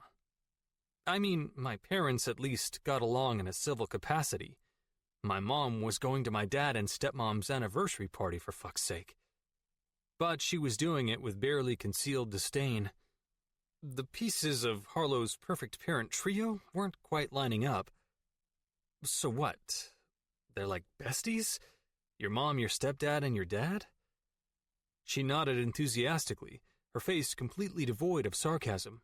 Yeah, they're going on an Alaskan cruise together in a few months for my dad's birthday. Finally, it all made sense. At least an opportunity to tease Harlow mercilessly did. I smirked. So they're a threesome. What? She shrieked, covering her ears. A threesome? You know, double penetration? No! They're not a fucking threesome, you pervert! Her lips curled away from one another, and the normally tanned glow of her skin faded into a sallow white. "You're the one who said they're all set to go on a vacay together," I pushed, doing my best to keep my face straight. "Your dad doesn't have any other friends he'd rather celebrate with?" "They're best friends." Sounds like something else to me. "Oh, ooh, stop. They're best friends." "Who sleep together?" I mumbled under my breath. "Stop. They have separate rooms." "That's what they tell you, maybe." Steely determination set in as she stared me down. "Oh, yeah? Then I guess your mom is about to make their fourth? How do you like that?" Mentally, I cringed, but I fought it for the sake of winning our argument. "Sounds kinky," I said, voice steady. "Gross!" she shouted, but there was a hint of laughter in her voice. "You're gross." "You're just focusing on our differences, Harlow. You need to focus on our commonalities." Her nose wrinkled and she batted at me with a hand. "Oh, don't you school me in using kinky boots." "Why?" I argued. "Some good has to come out of seeing it." She laughed. "I take it you didn't like it?" "I thought it was fine." "But..." I shrugged. "I'm not big on musicals." She rolled her eyes before admitting, "Neither am I. Though I have to admit, I didn't mind this one." Both of us looked to our respective parents, and Harlow stood up to make our way over to them. We didn't even have to say anything. She just fell in step right in front of me as I guided her with a hand at the small of her back. It was weird how natural it all felt. When we got to their table and she greeted them, I pulled my hand away from the heat of her shirt and studied my palm. Why is it tingling? "Isn't that a great idea, Scott?" my mom asked, pulling my attention away from my hand. "What's that?" I asked, obviously having no idea what the topic of conversation was. I was kind of busy studying my sudden ability to conduct electricity. "I was just asking Bill to be my date tomorrow night. For the party." "The party?" "Oh, my dad and Linda's anniversary party." Ah, Jesus. My mother. Well, I looked into my mom's eyes, expecting to see some sort of game. But there was genuine hope there. She really liked Bill. Hell if I was going to be the one who ruined it. "I think that's a great idea," I finished. "Maybe Harlow could be your date," Bill suggested after a nudge from my mother. They're in this together. I just barely stopped myself from laughing. "Dad," Harlow protested, "you can't just invite us to stuff. There's probably a head count and menus and all sorts of important details. Plus, Scott probably already has a date." Her objection, so detailed and full of conviction as it was, sealed it for me. Now I had to make her go. "Oh no, trust me, it'll be fine if you guys come. I was flying solo, but I'd love if you accompanied me, Harlow." It was the damnedest thing. I could practically hear the litany of curse words she was running over my name in her head and feel the steam as it poured out of her. It was almost as if Harlow gave me heightened abilities. I've always wanted to be a superhero. "Perfect," my mom squealed. I smiled at Harlow. "It's a date." Chapter 11. Harlow. All it took was a single glance to the wall clock in my kitchen to make my chest tighten. It was already noon, and I'd yet to write a single goddamn word. Jesus, where did the time go? Probably lost on mentally flipping Scott Shepherd off. He'd really pulled a fast one on me last night, somehow directing the conversation in a way that ended in me having to see him twice in a 24-hour period. "I'd love if you accompanied me, Harlow." "Asshole," I groaned out loud as I replayed his words. "It's a date." Fucking hell. I had a date with the devil, otherwise known as Scott Assface Shepherd. Although, he does have quite an attractive face, and one hell of a tight ass. Oh God, get it together, Harlow. Do not think good thoughts about the enemy. Was I really mentally sparring with myself right now because of a cocky bastard of a man? Sigh. Where had my life gone wrong? And how did I keep ending up with these awful dates? Double sigh. As a realist, my friend Amanda would argue I'm more pessimist, but she's a French frolicking trader right now. My outlook on tonight was the opposite of good.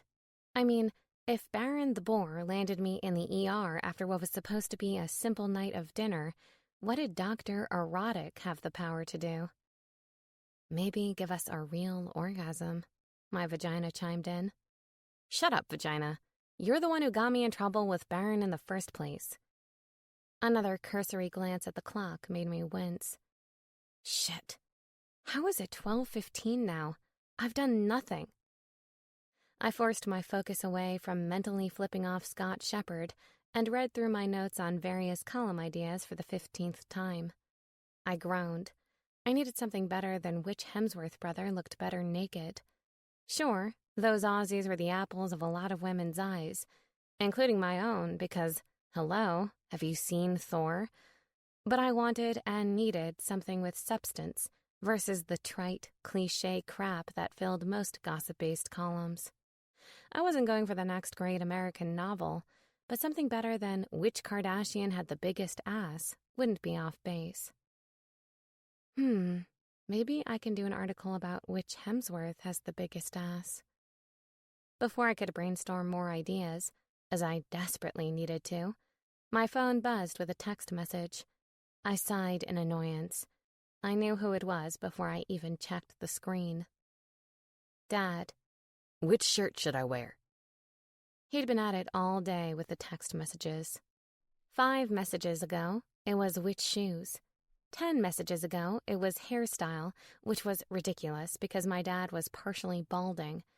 The hairstyle question had all of one option, the same fucking hairstyle he'd been sporting for the past 20 years. It didn't take a rocket scientist to figure out from the 1 million text messages that Bill Page was bristling with anxious energy because of that stupid anniversary party Nicole Shepard had invited him to. And yeah, with Scott's underhanded trickery, I'd gotten dragged into the shindig as well. Although, ironically, it had appeared that my dad was trying to play matchmaker last night at Mustang's and set me up with a man who had been dubbed Dr. Erotic. So it wasn't like Scott hadn't had any help. I made a mental note to ask my dad if he'd ever seen Scott's show. I had a feeling he didn't really know the kind of reputation that man had built for himself. Unless you were Hugh Hefner, it wasn't exactly the norm to spend your nights out surrounded by 20-something pop stars and busty swimsuit models. Needless to say, it felt like I was going on some kind of weird double date with my father, and it only felt weirder when I thought about the fact that our pseudo-dates were mother and son. This was some serious Jerry Springer kind of shit. But if I was being honest, there was a small part of me, the columnist side, that secretly wanted to go. My readers had shown a huge interest in the pieces I'd written about Dr. Erotic, and I was praying tonight I'd discover even more dirt to dish. My phone buzzed with yet another text message from my father. Dad. Hello? Hello? I need help here. Which shirt should I wear? I smiled at his impatience and looked through the numerous picture messages he'd sent. All of them were the same exact collared, long-sleeved, button-up dress shirt, just different colors. Lilac, sky blue, black, white, and about 10 other color options. Bill Page back in the game. If I weren't trying to fit in a little writing time for Monday's column, I'd find it more adorable than annoying. Me. The blue one. It brings out your eyes. My dad had a killer set of blue eyes I'd spent half my life watching women react to shamelessly. He just never reacted back. I honestly wasn't even sure if he knew the effect he had on the opposite sex. But tonight, once I finished up this column, I'd do my best to make damn sure he had the confidence boost he needed to be ready for a night of schmoozing Nicole Shepard. Dad, Will you come over a little early and help me get ready? Me. I thought that's what we were doing with all of these text messages. Dad. Lo. Me. Fine, but I need to finish this column first. Dad. Can you get here by 4? Me. That's 3 hours before the party, Dad. That seems like way more time than we need. Unless you're wanting me to do your nails before we go. Dad. Shit. Do you think I need to get a manicure? Good Lord. He was nervous. Even too amped up to realize I was being a total smartass and teasing him. As I started to type out another text message, I silently wondered if I should lay off the sarcasm and give him a break. Nah. Me. When's the last time you had one? Dad. I've never had one. God, is that bad? He was proverbially crawling up the walls over this party tonight. The thought made me laugh, so I typed out a message. Me. Will I find claw marks on your walls like in Jurassic World when I get over there? Dad. What? No. Me. Then no, you don't need a fucking manicure, Dad. Just take a breath and relax. Everything will be great. I promise. Dad. This is nerve-wracking. Is this what dating is always like? Well, sometimes it's a lot fucking worse, I thought to myself. Especially when your date has a bed made out of shards of glass. Me. Sometimes. But considering it's been like 30 years since you went on a date, I think it's safe to say you're a little more nervous than most. Dad. God damn it, Lo. Don't remind me. Me. LOL. Relax, Pops. Everything will be perfect. I'll come over in a little bit and make sure you're looking like a silver fox. Nicole will be putty in your hands. Dad. Silver fox? I don't have that much gray hair, Lo. Before I could explain that silver fox was actually a good thing, a simple saying referring to handsome older men, he fired off another panicked message. Dad. Do you think I need to dye the gray out of my hair before the party? Help me. It was only noon, and my dad had already considered getting a manicure and dyeing his hair. This was going to be one long fucking day. Me. Silver fox equals handsome and distinguished older man. Dad. So it's a good thing. Jesus Christ. Me. Yes, it's the nice way of saying sexy, but I refuse to use that word in the same sentence in which I'm talking about my father. Dad. Do you think Nicole thinks I'm a silver fox? Me. Yes, and before you ask me anything else, I'm ending this conversation because it is about to reach awkward places. Call Mom or Jean-Pierre if you want to continue it further. Dad. Love you, Lo. Me. Love you too, Dad. I set my phone back on the table and prepared to dive back into work, but my phone buzzed again with a message. Dad. See you at 3? Me. I thought you said 4. Dad. No, I said 3. I loved my dad, but holy hell, he was driving me crazy. Me. Dad, I can scroll back through the messages and see that you said 4, so yes, I'll see you at 4. Now leave me alone until then so I can work for a little bit. Dad. Do you want me to help you pick out your outfit for tonight, sweetheart? Oh, for fuck's sake. Me. I'm fine, Dad. I've got it. Dad. Are you sure? I think it might be good if you wear that cute pink dress with the white bow. Me. You mean the same dress I wore at my high school graduation? Dad. Was it that long ago? Me. Yeah. And since I'm 29, I'm pretty sure I no longer have that dress. Dad. What about the purple dress with the ruffly things at the bottom?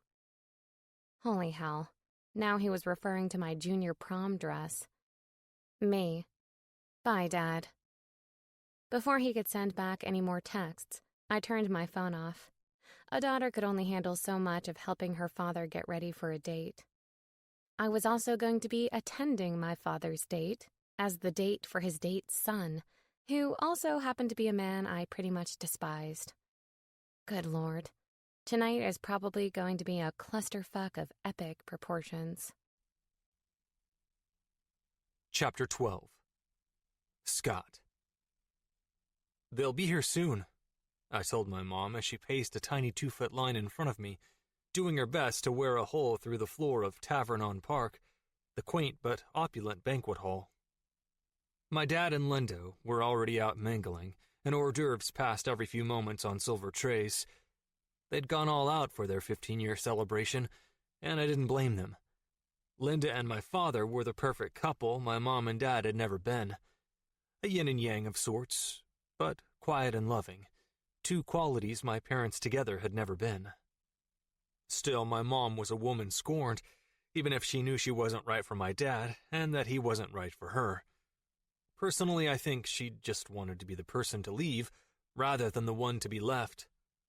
But after nearly 2 decades, the facts weren't changing. "We should have picked them up." "Mom, this is New York. Picking people up is nice and all, but it's about 10 times the trouble. They wanted to meet us here. They'll be here soon." "Fine," she grumbled. "I just wanted to shock Linda." I nodded. I knew that's what she wanted. "Of course, you ruined it anyway." She cocked her head and narrowed her eyes to emphasize how unhappy with me she was. "Mom, I had to tell Linda you were bringing people. Don't you want our dates to have chairs to sit in? That'd be kind of awkward, wouldn't it?" She clamped her mouth shut and shot lasers out of her eyes, her standard move for knowing I was right, but not wanting to admit it. Obviously, I came by my stubbornness naturally. "But if it makes you feel any better, the additions were so last minute the venue was probably making them pay out the nose. They'd like to have a head count further in advance than this," I consoled, hoping to diffuse the situation rather than escalate it. She shrugged. "That does make me feel slightly better. Thank you." I laughed. "You're welcome." I lifted my eyes from my mother to the door, and all laughter cut off abruptly as the air left my lungs. Holy shit. Struggling to compose myself, I patted at the button of my suit coat and then lifted my hands to straighten my already straight tie. My mom noticed my fumbling and turned to look. With soft, curled hair tucked behind one ear and plum-red lips, Harlow was stunning. Her eyes skated up from the ground to meet mine and caught. I didn't know exactly what I looked like, but I knew it wasn't collected. Transfixed, maybe? The sleek tan skin of a stiletto-tipped leg winked at me from the thigh-high split in her long black dress, and the deep V in front went nearly to her navel. And still, somehow, I'd never seen a more classically beautiful woman. She didn't look cheap, or like she was trying too hard. She looked goddamn breathtaking. I watched, immobile, as she crossed the room to me like she was floating. She was graceful and composed, and, Christ, I felt like we were the only 2 people in the room. "Hi, Harlow," I greeted softly when she made it to me. "Hi, Scott," she whispered back. Like it had a mind of its own, my hand started to move toward her arm, her shoulder, something. Just anything to feel my skin on her skin. "Your beard looks like it's eating your face alive. I thought you'd at least shave for a fancy shindig like this," she commented, and thank God, really. The derisive note in her voice was the only thing that made room for my sanity to return. I shook off my episode of fascination and focused on what we did best, laying carefully concealed barbs within normal conversation and amusing one another. It's a beards for babies thing that Will Cummings is doing. "Will Cummings? You mean Dr. Obscene?" I shook my head as a bark of laughter escaped my throat. "You know, he'd just love to know you're more familiar with his nickname than his real name. Truly, he'd be honored." "I take it he doesn't covet the celeb life quite as much as you, Dr. Erotic?" "No, he doesn't." My eyes narrowed. "That's why you're going to keep him out of the limelight, right?" "Hey, I'm just an opportunist." With a perfectly manicured hand to her chest, she feigned discomfort. "You wound me." "Bullshit. You're not offended in the slightest. and you shouldn't be. I, for one, find it blindingly attractive. She rolled her eyes. But keep the stories to me, okay? Leave the other two alone. Oh, she cooed, her eyes lighting up. I'd almost forgotten about the third. What's his name? What's his deal? When do his episodes air? Harlow? What? I'm just trying to be informed. He's got a kid. Drop it. Wow. A beard for the babies, and defensiveness for the child of a third mysterious doctor of The Doctor Is In. Are kids a weakness for you, Scott? Yes, they are. And quite frankly, they should be for everyone. Her face softened ever so slightly. Not enough to change the shape, and not enough to make me step closer, but enough to know she didn't have a heart of stone locked in there behind all that armor. Shall we? I asked, offering her my elbow as the band music softened, and they instructed everyone to make their way to their seats. She looked at my arm closely for several moments before taking it, and I noticed for the first time that my mother had moved on to Bill. I'd completely forgotten about her. Does that make me a shitty son? So what's the deal with your parents? Harlow asked as we walked, securing my full attention once again. I told you about mine. I nodded and pulled her in closer so I could whisper. God, she smells good. Ah, yes. Nicole and Tanner Shepard divorced when I was 17 years old, after nearly 20 years of unhappy marriage. They both knew they weren't meant for each other, probably 5 years in, but I was a toddler. And while my mom is the stubbornest woman on the planet, my dad is the nicest man.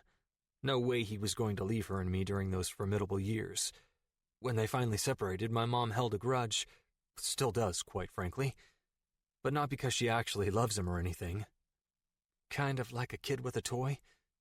Exactly like that, I agreed. Anyway, he met Linda a couple years later, and they married nearly immediately. Now they are soulmates. The real written-in-the-stars kind. Somehow, they manage passion without disagreement. I hadn't even thought that was possible until the two of them. Wow. I nodded, pulling out her chair for her. Her eyes followed me over her shoulder. I was nearly lost in them again when my dad's voice rang out through the microphone. Scott, could you sit down, son? The whole audience of partygoers laughed as I gave him a wave, shook off the lusty power of Harlow's eyes, and tucked myself into my seat. Thanks, Dr. Erotic, my dad commented. Once again, the crowd laughed, even Harlow. Yeah, I grumbled with a shake of my head. I never lost my smile, though. Only parents like mine could find ways to tease me about something like this rather than criticize. They were both my biggest supporters, no matter what. My son, everyone, my dad boasted proudly. See? Linda, honey, he called, shielding his eyes from the light so he could find her. Can you come up here? The spotlight found her greeting guests at a table across the room and followed her as she made her way to my dad with a sweet blush on her face. As soon as she was within touching distance, he pulled her close with an arm around her waist and placed a kiss on her cheek. The room let out a collective sigh as they looked on. Normally, my mom would have some kind of smart comment, so I turned briefly to get a read on her, but she was too busy whispering quiet words with Bill in their seats across the table. I smiled. Maybe the time Nicole Shepard let it all go had finally come. I returned my attention back to the front to listen as my dad spoke. I just want to thank everyone for coming tonight. He turned to his wife to address her directly. Linda, we've only been married for 15 short years, and they've absolutely flown by. Every year I think maybe I'll finally feel like it's enough, like I've had a satisfying amount of time with you. But every year I get hungrier. That'll never be enough. Even at 60 years, I'll be wishing for 60 more. I love you. Good God, Harlow muttered, drawing my attention. She was pulling a tissue from her purse and dabbing her eyes. I nodded and she scoffed. They're the real deal, I confirmed. She shook her head. I didn't believe you. I smiled. No one ever does until they see it for themselves. I tuned back into the room around me as everyone else was raising their glasses. Harlow and I jumped to do the same, clinking our glasses together. "To love!" everyone shouted at once. Harlow's eyes widened like she'd just been cursed, and I laughed. "Don't worry, Lo." A tiny crease formed between her eyebrows at my use of her nickname. I don't think a cheers is the same as a contract in blood. Harlow was quiet as they served dinner, listening to the rest of the people at our table chit-chat. I watched carefully as she picked through everything on her plate, one item at a time, in an effort to pass more time innocuously. Her timing couldn't have been worse, though, as she placed the last morsel between her plump lips. The soft, welcoming beat of Sarah Bareilles' "I Choose You" filled the room, and couples trickled in to fill the dance floor. At the same time, Linda and my dad made it to our table to say hello. "Scotty," Linda said as I stood up out of my chair and pulled her into a soft hug. "You look gorgeous as always, Linda." My dad scoffed and pulled her from my arms and into his own. "Tanner," she squealed adorably. "He's trying to steal you," my dad teased, and Linda blushed. I shrugged. "I know a good woman when I see one." "Must be from all the practice," Harlow said, unsuccessfully, under her breath. Linda's eyes widened, but both my mom and dad laughed outright. Harlow flushed with embarrassment. "I'm so sorry, Mr. Shepard." No, dear," my dad comforted, pulling her to her feet and giving her a once-over from top to toe. "All you've done is prove my son right." She blushed an even deeper hue of red as my father gave her a nudge into my arms. "Come on, son. Join us out there for a dance with your good one," Tanner Shepard said with a wink. Harlow was visibly uncomfortable, and I clung to it. Normally, an insinuation of a serious relationship on my father's part would have made my teeth ache in discomfort. But somehow, knowing Harlow wasn't clinging to hope at every syllable made me feel completely at ease. "Yeah, doll," I said, pulling Harlow's front flush to my own. She glared. "Let's dance." Skimming slowly from her arms, from top to bottom, I linked my hands with hers and pulled them up to settle on my shoulders. A deep crevice of a wrinkle formed between her eyebrows, like a canyon carved by an angry river, but with so many bystanders nearby, she didn't fight me physically or verbally. Once her hands were settled, I moved mine back down the sides of her dress, smiling as an unconcealed tremor ran through her at the sensation of my touch, and clamped them tightly to her hips. Just about boiling over, she opened her mouth to speak, but I was too quick, spinning her rapidly around and around as we traveled to the center of the floor. Her fingers dug in on instinct, hoping to keep herself steady, and I smiled as I slowed us to a stop and changed direction into a gentle sway, pulling our bodies even closer together. She pushed against my shoulders to fight it, but as the song faded to a close and Etta James at last built in its place, her body melted. It wasn't me, at least the dislike on her face didn't suggest it was, but the song. Something about it made you give in. I could feel it in my body too, instinctively pushing closer to hers on its own accord. Soft, warm, and willing, Harlow's body was everything her mind refused to be around me. She leaned in even closer as I spun us, softly this time. Light flickered as it filtered through the other couples on the floor, and my hands tightened on her hips like a reflex. God, she feels good. Christ, maybe too good.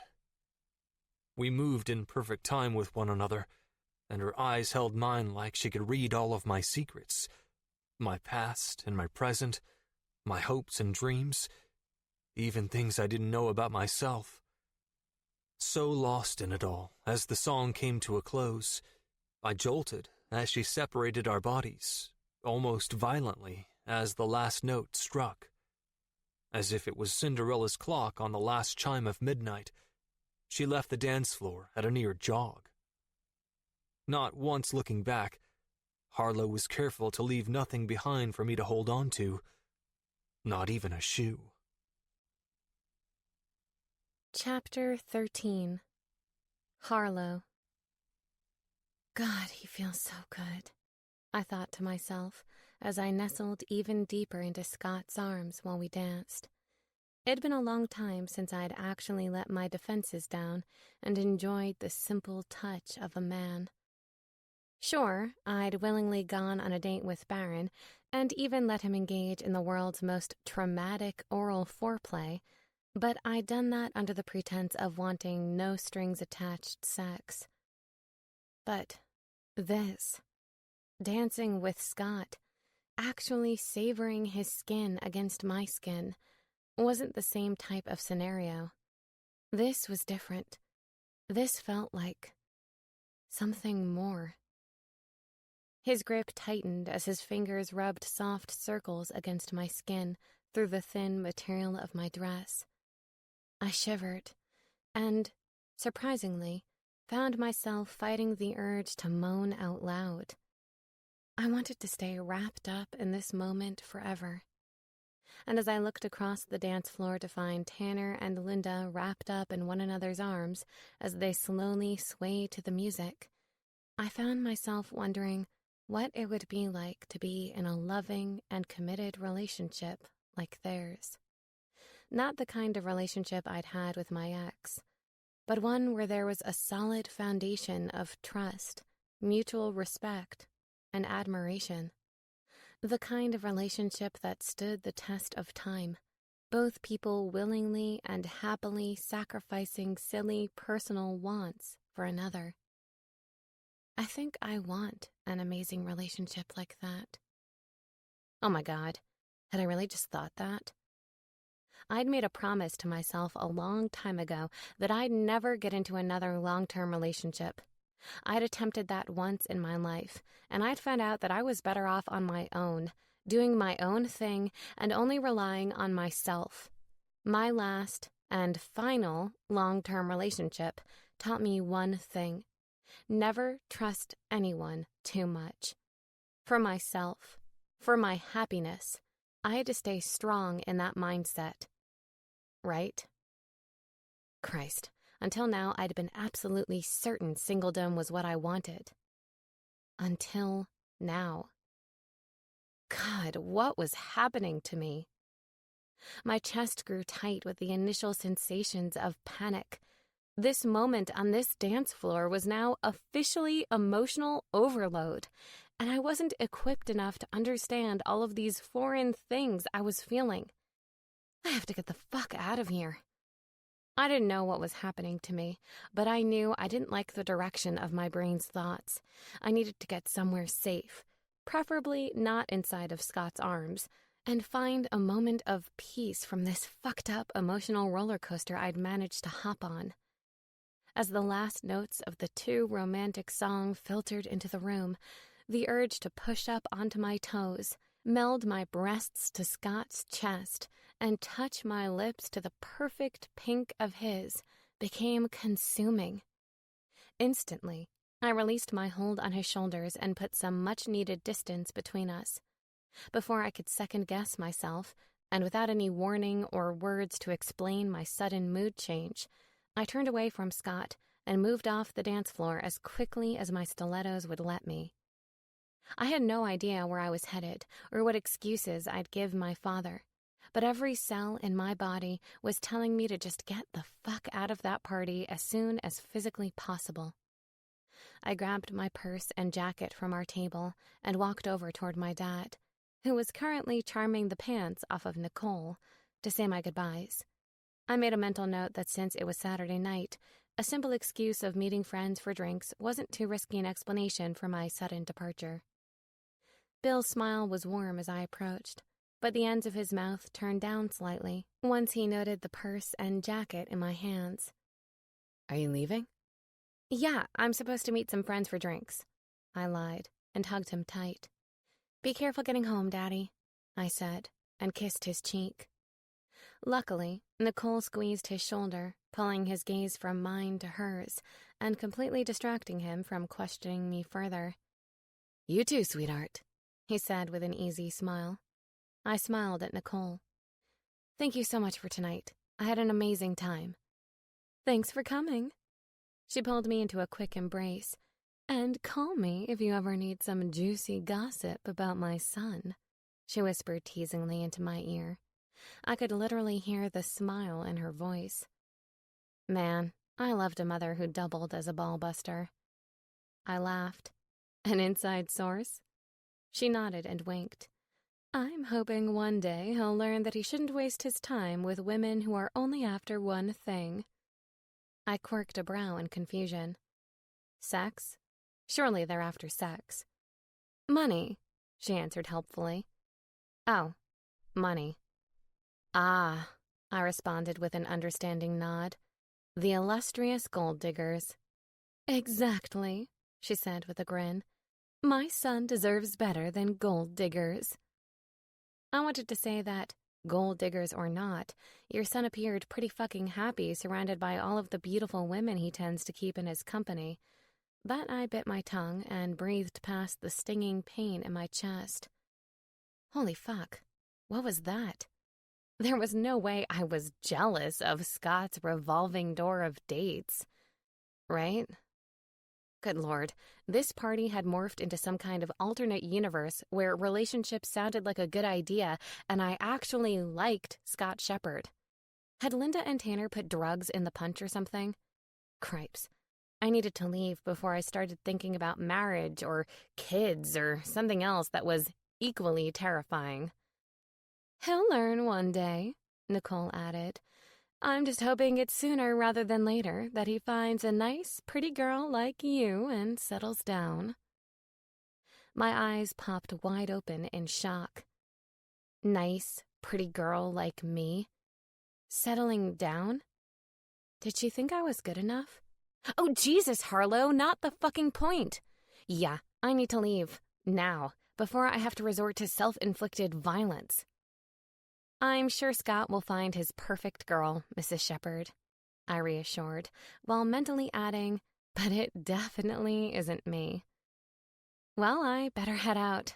I quickly changed the subject toward my exit, because, yeah, this anniversary party was a mindfuck, and I was better off anywhere but here. Have a good night, you two. I'll call you tomorrow, Daddy, I said, and I didn't give them time to say anything else as I shuffled through the partygoers and headed for the door. The instant the cool air of the New York City night hit my face, I breathed a sigh of relief. I glanced down at my phone to check the time. 10 p.m. glowed into the darkness, and I decided, even though I didn't necessarily have a plan, I'd rather walk the city than take the subway or call a cab. Hopefully the walk will do me good. Lord knows my brain needs some time to think about all the bullshit she's been putting me through tonight. But the reprieve lasted not even 10 minutes before my phone chimed in my purse with a text message from Scott. I hated that there was a part of me that felt excited about it. Sexy AF Doc. Where are you headed off to? Okay, yeah. I might have nicknamed him in my phone during a moment of weakness while thinking about how perfect his ass is. I quickly typed out a response while thinking, God, he is a nosy bastard. Me. None of your business. Not even a minute later, he sent another message. Sexy AF Doc. You should take a ride at the next block. There's a perfect bar called The Library. Seriously? Who named a bar The Library? It sounded like a sad place where men or women went to cheat on their spouses. Whoa, whoa, whoa, hold up. Did he say take a right at the next block? How did he know where I was? I stopped in my tracks and stared down at my phone for a brief second before slowly turning around to find Scott standing a mere 50 feet behind me, grinning like a cocky son of a bitch. I responded to his message while shooting mental spears at him across the short expanse. Me. Are you stalking me? He smirked. I watched as he looked down at his phone and typed out another response. Sexy AF Doc. Just following you a little to make sure you're okay. You left pretty abruptly back there. He was right. I'd left the party like a total lunatic. No explanation, nothing. just up and walked away from him on the dance floor, but I kind of felt like he was being a bit of a lunatic too by following me. He's a lunatic. I'm a lunatic. Maybe we are the perfect match. Clearly my brain needed to shut up. Me.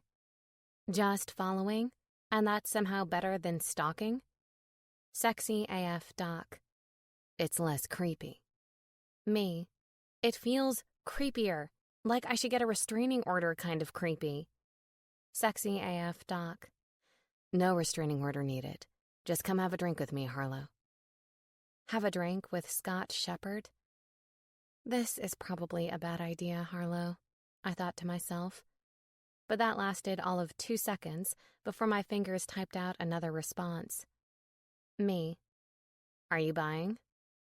He took a few steps forward until we were nearly standing side by side, and his eyes only briefly left mine as he typed out a quick response. Sexy AF Doc. Yes. Me. Fine, but I'm choosing. Sexy AF Doc. Perfect. I read his message and glanced up to meet his rich gaze. Right there. He looks even better up close. Seriously, if his eyes were candy, they'd be that delicious, specially made chocolate you could only get from exotic locations like Paris or Brussels. Sexy as fuck, Doc? He questioned with a smirk. I rolled my eyes. Tame your ego, cocky. I never save contacts on my phone as their actual names, I explained on a lie. He was literally the only person I'd ever nicknamed in my phone. Yeah, he added, and his smirk got bigger. But you didn't nickname me Ugly Doc, now did you? I'm about to change it to Creepy Doc. You think I'm sexy, he declared. Harlow Page thinks I'm sexy as fuck. How do women stand you? He winked. Most women find me charming. I guess I'm in the minority then. Liar, liar, pants on fire, Harlow. He chuckled. You're so full of shit. And you're full of yourself. Nah, he refuted. I'm just aware of the effect I have on women. Are you going to buy me a drink, or are we just going to stand around and talk about how amazing you think you are? Scott's chocolate eyes sparkled with intrigue. God damn, you're a feisty little thing, aren't you? I'm just me, I shrugged. I honestly didn't know any other way to be. I knew I could come across as opinionated, or bitchy, to some people, but it was just my nature to say how I felt and not beat around the bush with niceties. Hell, I often envied the people who could sugarcoat things to prevent hurting someone's feelings. I think I like you, Harlow, he said with a smirk. Obviously, no matter how badly I wished I could deny it, Scott Shepherd was starting to grow on me too. I liked his cocky smiles and witty banter, and don't even get me started on his muscular body or goddamn eyes. Jesus Christ, I could spend hours swimming through those chocolate orbs. But instead of letting him know the real effect he had on me, I quickly redirected the subject. Well, if you want to stay in my good graces, you should recall that you offered to buy me a drink. He grinned. You're in luck. Remembering things is yet another talent of mine. Chapter 14. Scott. I didn't know how I'd gotten here, holding the door open to a bar I almost never told anyone about for fear that its secret special something would get out and instantly turn popular, while Harlow scooted inside ahead of me. It was like my body was acting on its own, without permission from my brain, but as I'd watched her say quick goodbyes to everyone but me and scoot out of the party after leaving me aroused and emotionally twisted on the dance floor, I hadn't been able to stop myself from following her. And I still was. We made our way through the crowd in the library, an ironically named establishment with loud, pounding bass and a heavy beat. With Harlow leading the way, we ended up at the bar, where she ordered 2 shots of tequila. The bartender set them both on the bar top, and I pulled money out of my pocket to pay as she slammed the first one back and then picked up the second. I I laughed and leaned in to speak closely enough that she'd be able to hear. "Isn't one of those for me?" "No," she said just before she tipped the second glass back and swallowed the liquid whole with ease. My eyes dilated as they zoomed in on her throat and lost all real focus. The glass knocked as she slammed it back to the bar surface, and my eyes jumped back to hers. "Order your own." "I thought you didn't drink much hard liquor," I said, watching her eyes turn almost immediately hazy with the fresh buzz. She smiled, looser already, and plopped onto the stool to her left. "I don't. Trust me, with those 2 shots, the edge is officially gone." "Well then," I said with a laugh, taking the seat to her right and signaling the bartender for 2 more, "I guess I better catch up." We didn't say anything else as the bartender prepared my shots, placed them on the counter, and took my payment. Something was going on inside of Harlow's head, but I wasn't the guy to try to figure it out. I didn't spend my time musing over complicated women and wondering about the things that made them that way. I was out to entertain and be entertained, and at the end of the day, if both of us got physical gratification out of it, all the better. I'll admit I had to fight the urge to wonder and ask with Harlow, though, an urge that had never before existed. I tamped it down and swallowed both shots, one after the other, as she looked on. The heavy, seductive beat of the music pulsed inside my chest, but a part of me still thought this wasn't a good idea. Immediately, I ordered 2 more. I had a higher tolerance than she did, and if the way she was smiling at me was any indication of things to come, far be it from me to let her have a good time all on her own. Rinse and repeat, the same routine with the bartender, the same routine with the shots, and a high buzzed in my veins. "There," she shouted over the music, before reaching out and grabbing me by the tie, almost violently. "Now we can dance." I followed her lead once more, the hold she had on my tie not giving me much choice as she dragged me out onto the dance floor and plastered her body to my own. I still had one working brain cell that was trying to reject her flipped switch, a fast transformation from objection to demand in the area of physical contact, but the combination of alcohol and her breasts against my chest did a pretty good job of turning it off. "Get ready, Scott," she taunted. "You may have some fancy footwork at fancy parties, but I'm going to teach you how to really dance." Selena Gomez's "Good For You" filtered through the speakers as she pushed back away from my body and swayed, running her hands across her own chest and down to her hips until they were inside the slit on her dress and against the perfect skin of her tanned thighs. I swallowed thickly and swayed, enthralled as she turned her back to me and let her head drop back. My lingering groan slid perfectly into rhythm of the song. Why is she so fucking sexy? Reaching out, I grabbed onto her hips and pulled her ass against me. She went with it, settling her head onto my shoulder and moaning at the obvious sign of my excitement. Good Christ. The salty, sweet taste of her skin as her throat hit the tip of my tongue was the last thing I remembered from the inside of that bar. Stumbling, bumbling, fucking fumbling, I pulled at the zipper on the back of her dress as she unbuckled my belt and the button on my pants and shoved them down off of my hips. The door of my apartment shutting behind us rang out like a gunshot, but neither one of us slowed down. Her throat was highly addictive, like sugar on a tart strawberry, and I couldn't stop going back for more. God, Lo, I hummed against her skin, still fighting with her fucking zipper. She pulled back out of my arms, and the swollen, well-used state of her lips made my dick jump. Don't ruin this by talking, Scott, she teased, a sexy-as-hell smile on her face as she reached around her back to free herself from the demon zipper dress on her own. Thank fucking goodness. She got it pretty easily, pulling it down and dropping the dress from her shoulders to bare her breasts before forcing it gently over the curve of her hips and stepping out of it. Sweet Lucifer. Her nipples were peaked and perfect, the rosy brownish hue unlike any color I'd ever seen before, and I'd seen a lot of nipples. Christ, it was like I'd been colorblind my whole life, and Harlow had bought me the special glasses. I hopped on one foot and chucked one shoe and then the other before shucking my own pants and ripping my already torn open shirt. Compliments of Harlow off and letting it fall to the ground.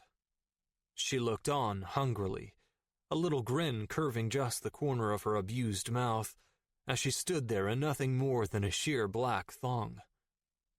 I attacked.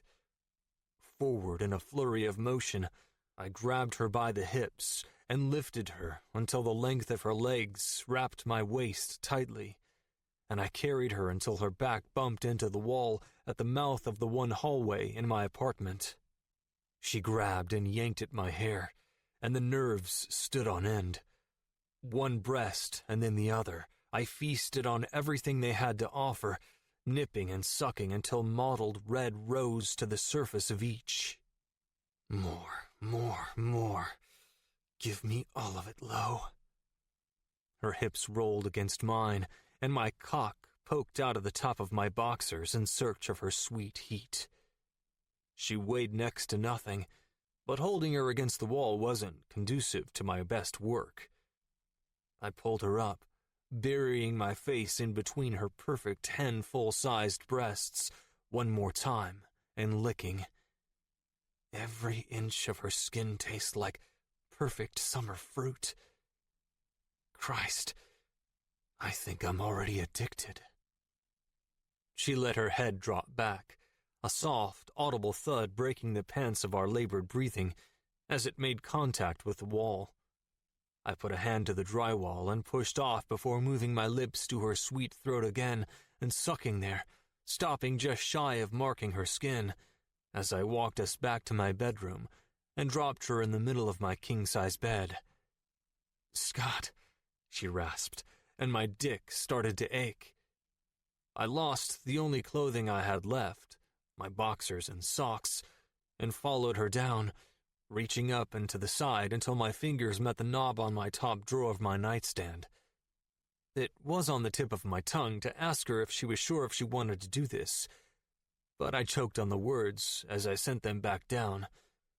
If she didn't want to, she'd say it, and I'd respect it. But until then, this was the best, almost sex I'd had in years, maybe ever, and I'd be damned if I was going to let being too polite ruin the moment. Back to the task at hand, I opened the drawer and grabbed a condom before shifting to my knees between her legs and rolling it down my length. She licked her lips and sat up, moving her hand on top of mine to assist, and just like that, any lingering doubt fled the building. Urgency clawed at the line of my spine and robbed me of some of my finesse as I fell forward on top of her, our heavy, panting breaths the only thing filling the room, reached between us to pull the gusset of her panties to the side, and thrust myself into the hilt. Fire built in my back as she scored it with her fingernails and closed her eyes in ecstasy, the roll of her groan nearly guttural. I could relate. I was feeling pretty fucking splendid myself. One thrust led to two, and I lost myself inside of her tight heat and moved my hands over every inch of her body. She moaned as I grasped at her hips, the thin material of her thong driving me crazy as I set a rhythm. Like a quick squeeze of a hand, her pussy clamped down on me and sucked at me until I'd lost any semblance of control. I roared. I heard it ring in my own ears, it was so loud, as I ripped the material on both sides of her hips clean through. Bliss, pure and carnal, took hold of every last cell of my body as we climaxed together in a way I'd never, ever fucking forget. I might have been blind to the look on her face as she came, thanks to my own pleasure, but I swore I could feel it bleeding in through the inky blackness behind my eyelids. We'd hardly spoken, but the roughness of her cry and the sting of her teeth as they marked my shoulder, as hers said all of the words, maybe all of the words in existence, for us. Chapter 15. Harlow. Slowly and reluctantly, I removed my arm from my face. I blinked, closed my eyes, and blinked again. Streaks of sunlight penetrated the unfamiliar window and damn near blinded me with its hot, white rays. A bit disoriented, I sat up and curiously scanned the bedroom that wasn't mine. The room was sleek, yet personalized, king-sized bed, white sheets, white comforter, and a few pieces of perfectly selected art hanging on the walls. Where in the hell am I? Scooting to the edge of the bed, I dragged my feet off the mattress and rubbed my knuckles into my eyes. I stretched my arms above my head and yawned as I watched my legs dangle above the light hardwood floors. The instant I stood up, my eyes caught my reflection in the floor-to-ceiling mirror beside the white armoire. Cripes, I'm naked. Where in the hell were my clothes? Across the bedroom toward the door, I scanned the space until I caught sight of my dress haphazardly strewn across the floor like it'd been dragged into the room by a stampede. Hazy, yet somehow very real, memories of last night filtered into my brain. The party, drinks with Scott, dancing with Scott, sex with Scott. Oh my God. Last night, I'd had a crazy, slightly drunken, toe-curling, several orgasms, amazing sex night with Scott Shepherd. My eyes met my reflection in the mirror again, and I couldn't stop myself from laughing at the absurdity of the situation. I mean, I just had sex with someone I'd written gossip columns about. I'd never done that. Hell, I'd made a point never to do that. Blame it on the alcohol? More like my vagina and the fact that you're really starting to like Scott. I ignored the latter and focused on the first part. My horny vagina. Yeah, she was definitely to blame in this scenario. But, in her defense, Scott was walking, talking sex. After the Baron debacle, all she'd wanted was to feel good.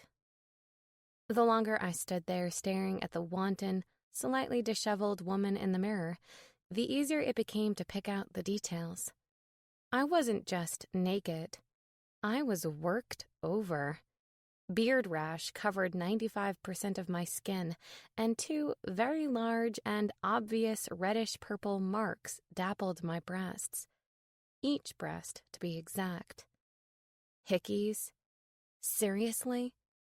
It was like I was 15 all over again and experiencing my first real hookup in the back of Jimmy Velvet's old pickup truck. Jesus Christ. Good morning. The perpetrator himself greeted me. I glanced up slowly, as if working my way through a murky pond, to find him standing in the doorway and fully dressed in a white, buttoned-up collared shirt and gray slacks.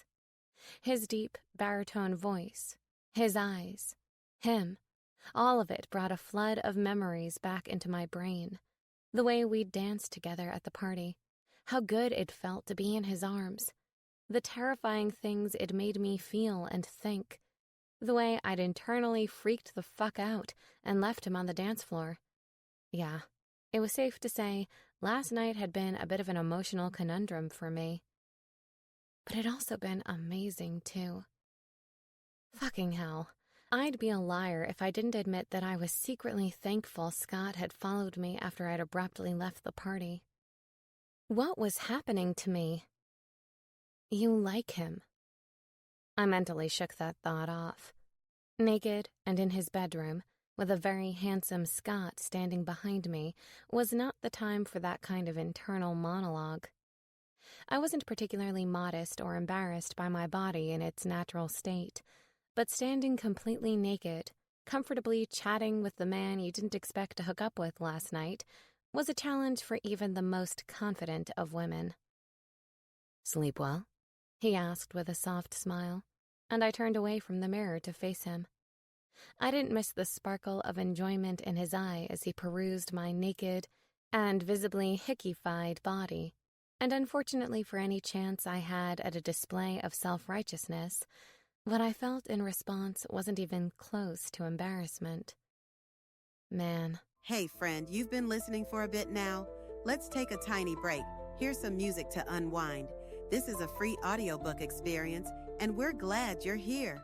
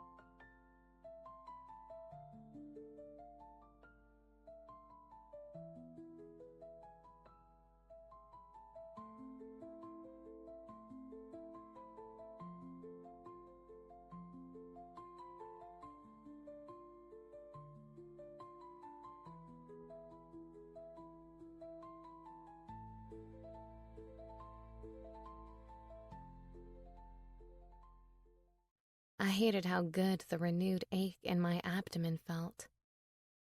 Quickly, before my vagina could take charge again, I redirected my focus.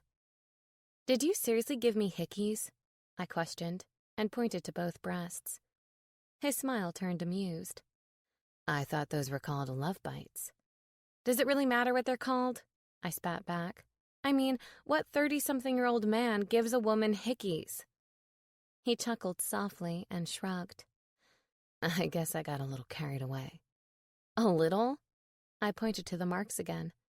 "There are 2 of these suckers." "Personally, I quite like them there, and you seemed to like it when I was giving them." Is this how it works with the famous Dr. Erotic? You take women home, have insanely amazing sex with them, but before the night is through, you leave your mark?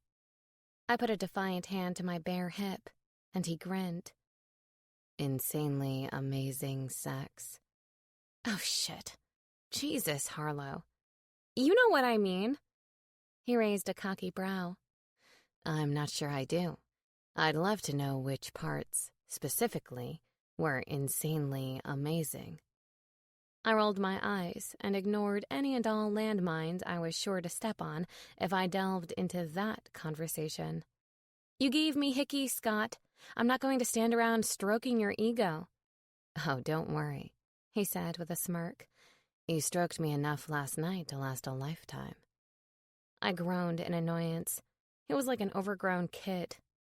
"Are you always this annoying in the morning?" "Probably." He shrugged. "No one has ever been around to let me know before." "I'm sorry. What?" He didn't notice how momentous that statement was in my head, obviously. Because if he had, he wouldn't have kept fucking talking. "Does it help if I tell you I made breakfast?" I schooled my face into neutrality as my mind whirled over the fact that Scott never kept women around until the morning, and yet, here I was, in the morning. Just focus on the breakfast, Harlow. You like food. Focus on the food. I could think about the rest of it later. Or never. That depends. On what? What's for breakfast? Scrambled eggs. Eggs? Boring. I yawned. Meh. With bacon, he added, and I shrugged in indifference. He smirked. And pancakes. Wait, pancakes? I fought the urge to drool, and my eyes perked up of their own accord. Just plain pancakes? I questioned skeptically. He shook his head with a smirk. Blueberry. Oh, hell fucking yes. Plain pancakes were one thing, but blueberry pancakes were a whole other level of I can't resist them. Coffee? I questioned, and he nodded.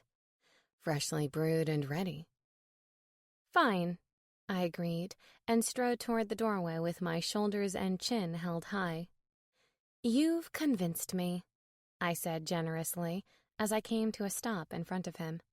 But I'm only agreeing to the breakfast for the pancakes and coffee, not for the conversation. He grinned and, without warning, wrapped his arms around my waist and pulled me toward his body. My feet stuttered to comply, but he didn't even give me time to refuse before his soft, full lips were pressed against mine. A soft lick later, I opened to him, and his mouth claimed me in a mind-altering kiss that knocked me straight off my game. His hands followed suit, sliding up my bare back with a soft, seductive, knowing touch, and instantly I shivered. When his fingers slid into my hair, his tongue still dancing with mine, a moan left my throat before I could stop it. God, this man can kiss. My motherfucking toes curled into the plush carpet of his bedroom. It's no wonder I let him give me hickeys and fuck me stupid last night. His mouth moved from my lips to my jaw to my neck, a slow, perfect path to get his warm breath to my ear. Goosebumps skated across my skin. I thought last night was insanely amazing too, Lo. You were insanely amazing, he whispered. And just so you know, I've never given a woman hickeys before in my life. You're a first. He pressed one last soft kiss to my still wanting lips and then leaned back with a smirk. And before I could stop him, he snuck a quick spank to my bare ass and strode down the hall and toward the kitchen. Hey! I shouted toward him, and he just chuckled. Come on, feisty, he called over his shoulder. Let's eat some pancakes. Normally, I do the opposite when someone was trying to boss me around. Normally, I'd be stubborn and tell him to shove his breakfast food up his ass. But pancakes. Blueberry pancakes. Yes, I was just doing it for the blueberry pancakes. For distraction. Too bad him making me breakfast, as it turns out, is an even bigger deal for him than letting me stay until morning. My asshole mind really knew how to bury the lead. Chapter 16. Scott. I finished changing into my scrubs and tossing my shit into my locker before pulling my iPad out and connecting to the internet. Like it was old hat, I went straight to Harlow's column on the gossip site with a click of my favorite bookmarks menu.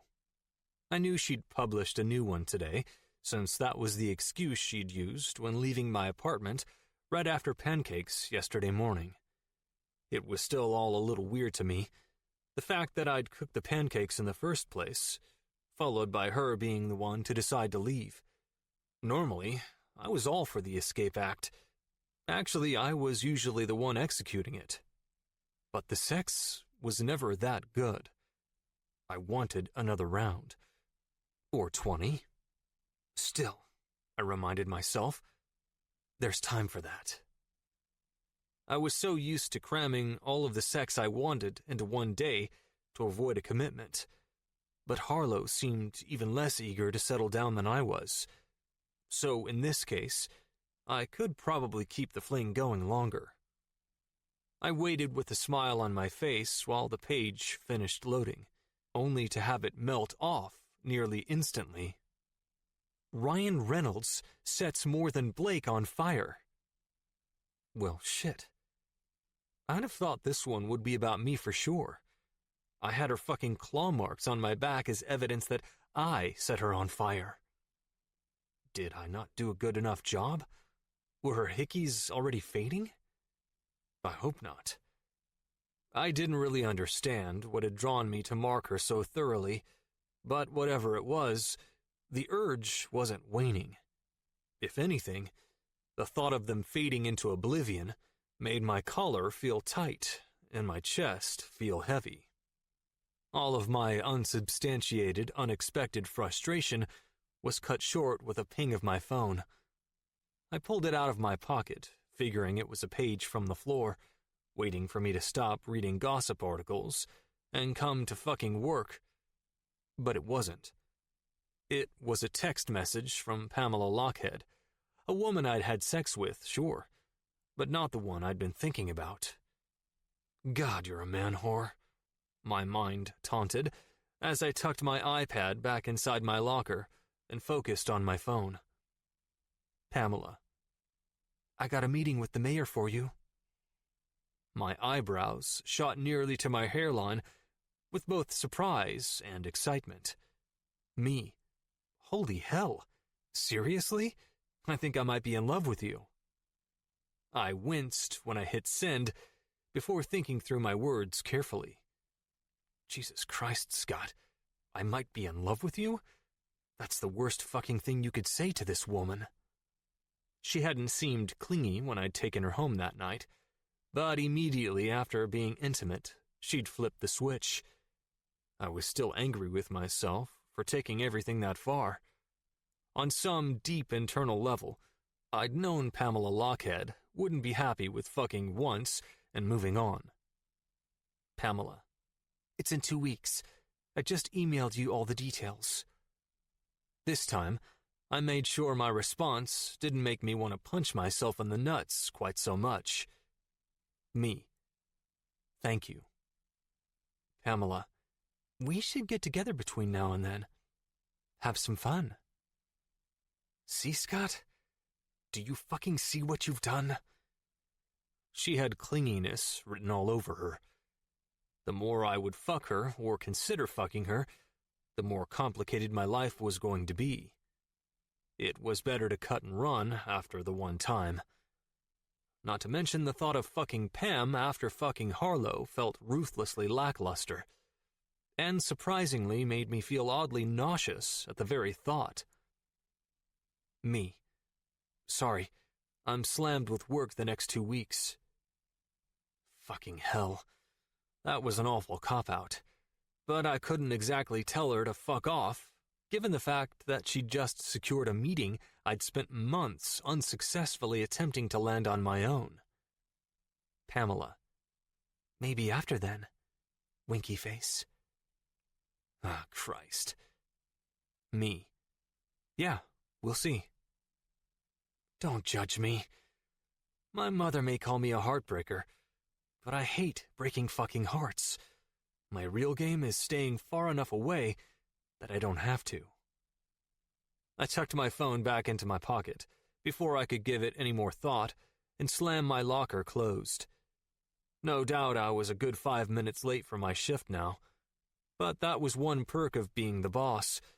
I'd just tell Deb I was busy doing important shit, and she'd have no choice but to believe me.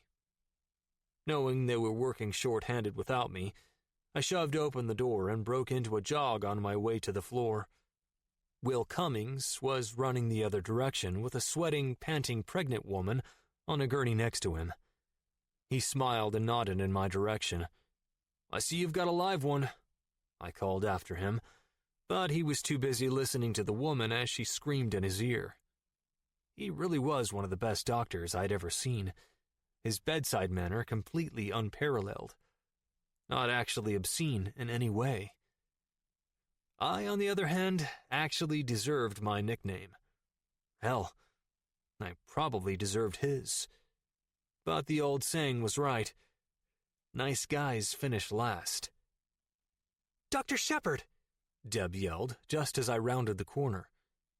She had barely contained panic, the kind that only came with years of training, in her eyes. What's up, Deb?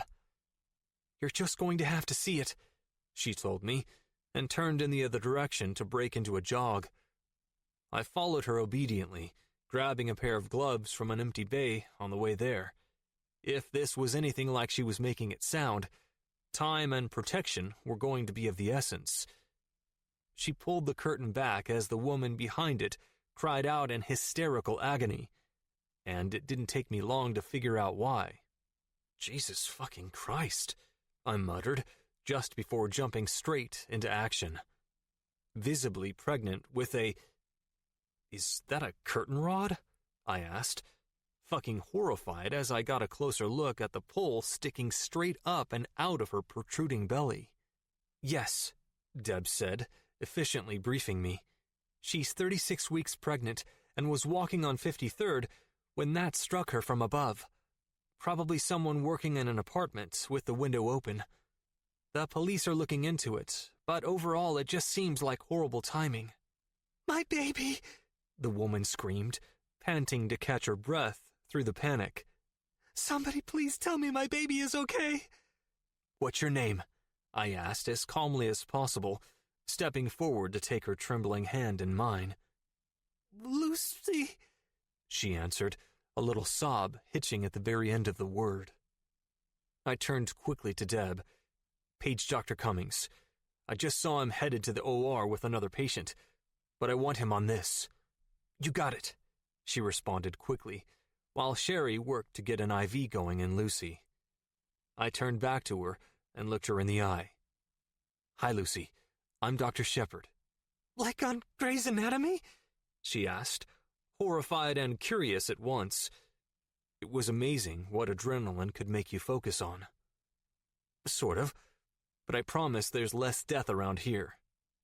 She tried to smile, but the effort was completely in vain.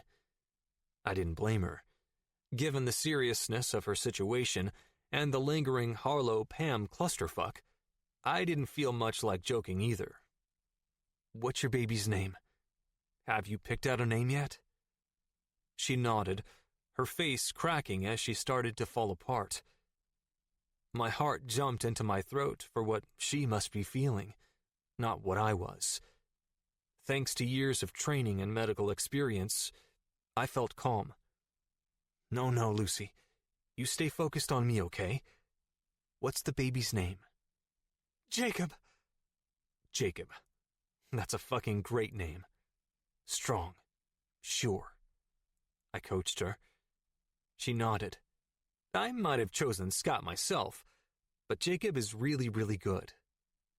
Sherry managed to work and roll her eyes at once. I was a great leader, giving my staff the skills to multitask like that. Swift and efficient, I assessed the point of entry and put up a silent prayer that the rod's relatively small size, the low amount of bleeding at the site, and the fact that it was lodged slightly to the right of her abdomen versus the center would be the reasons both the patient and her baby survived. Quickly, I placed the fetal monitor on the heartbeat of Jacob, and all of us took a deep breath when his heartbeat filled the air, strong and sure, just as I'd said. See, Lucy? He's strong. Everything is going to be okay. Still, I knew I couldn't do anything about removing the rod until Will was there to monitor and assess the baby. Vitals? I asked Sherry, and she immediately rattled off the patient's heart rate, blood pressure, and oxygen saturation. Her oxygen level was stable, which told me the rod hadn't impacted her diaphragm, or worse, her lungs. But her blood pressure showed a steady drop over the past 5 minutes. I needed to get her to the OR before Mom's decrease in vitals started to affect the baby. Not to mention the patient most likely had serious internal trauma that needed to be fixed stat. I looked at the clock and noted another 60 seconds had passed. We need to go. Now. Deciding he was taking too long, I made a decision on the fly and rolled with it. Honestly, that was the brunt of what I did on a daily basis. If you can't make quick decisions, you don't belong at the head of an ED. Okay, we're moving. Tell Will to meet us in OR 3. Okay, Dr. Shepard, Deb called as I pulled the sides up on Lucy's bed and made use of the wheels. Let's go, Sherry. Scrub in. She nodded, and we were off at a run. 5 hours of surgery and a safe delivery by C-section later, Mom and baby had both managed to survive the trauma. Jacob was with his father, who managed to show up moments after we'd entered the OR, safe and secure in the nursery of the maternity ward. And Lucy was stable, but being monitored closely in the intensive care unit.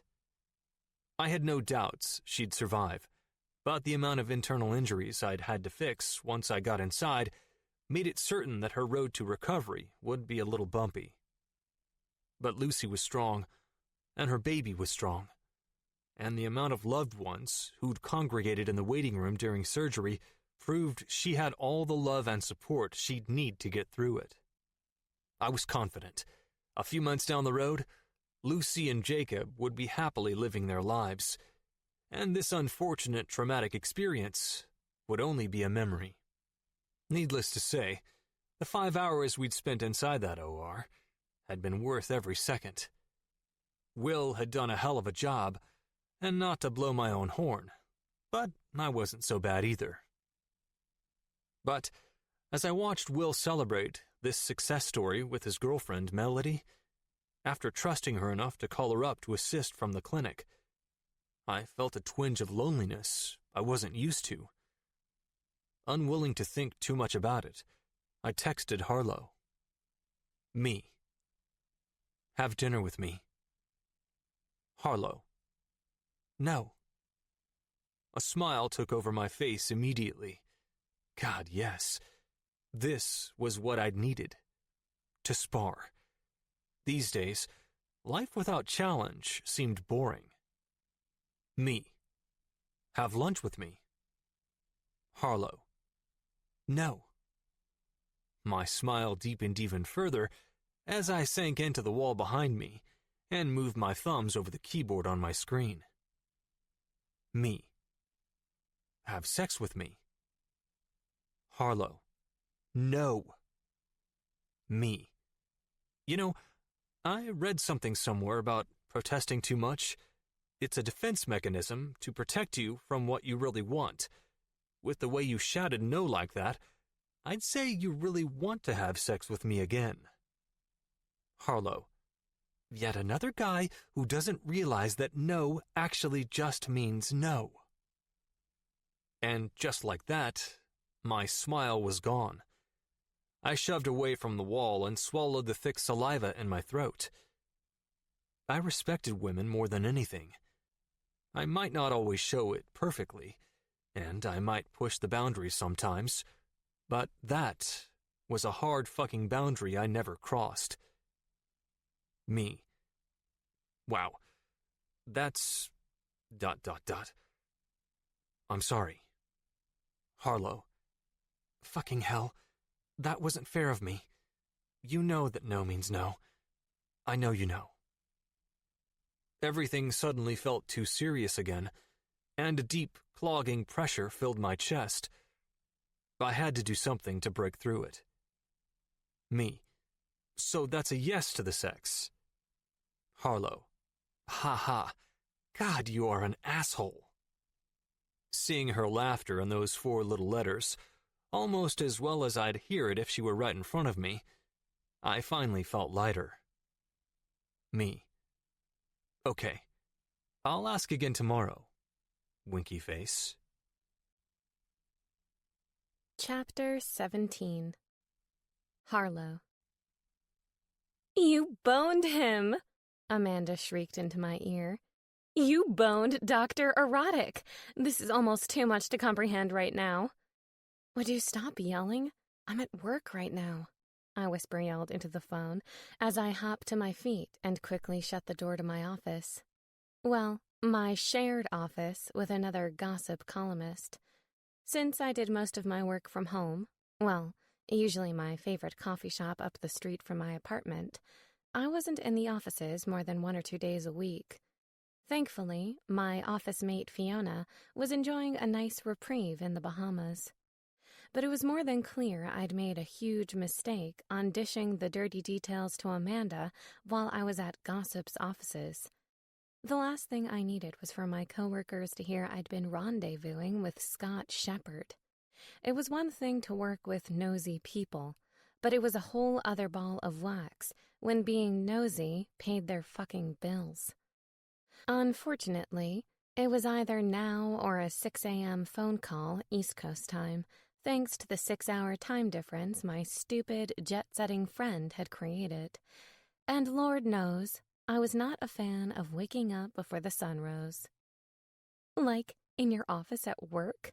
she asked. "Or just sitting around in your underwear inside of your apartment at work?" "In my office, smartass." "Are you wearing pants?" "Obviously," I muttered. My boss would stab me in the vagina with her stiletto if I was just strolling around the offices flashing my beeve to everyone. "So you're a crotchless panties kind of gal?" my best friend questioned with a smile in her voice. "Go figure. I never would have guessed." "Oh yeah," I retorted. "I just love wearing underwear that literally serve no purpose. It's my favorite." She laughed. "I still don't understand the point in them. Like, either just be naked or wear underwear. Why do the halfway thing?" "For some reason, a lot of guys dig it. Mateo would just want me bare." "Wait, what? Did she just say Mateo?" "I mean," she stuttered, "I'm pretty sure Mateo is the kind of guy who doesn't what, Amanda?" I questioned. "He's the kind of guy who doesn't like fucking you when you're wearing crotchless panties? Because you're totally boning your client and you said you'd never do it, but you totally are having sex with that Spanish piece of meat? Oh my God, you little floozy! Why didn't you tell me?" "Fuck," she muttered. It just kind of happened." I grinned.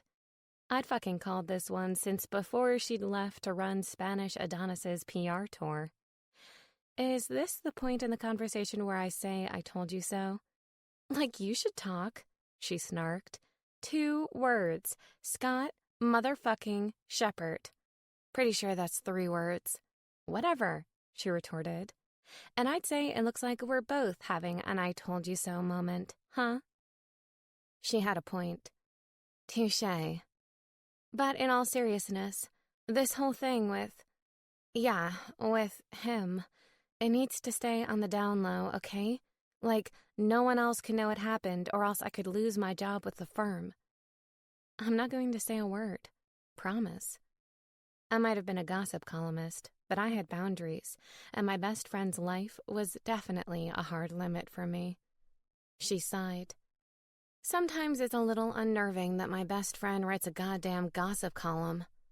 I laughed. "You mean it's unnerving when you're actually in the middle of something completely hot that is totally gossip-worthy, but that I would never in a million years write about?" "Exactly," she responded, amused. "Okay, I gotta go now, but you bet your sweet ass we are revisiting the whole you having sex with Dr. Erotic conversation later. I need to know details.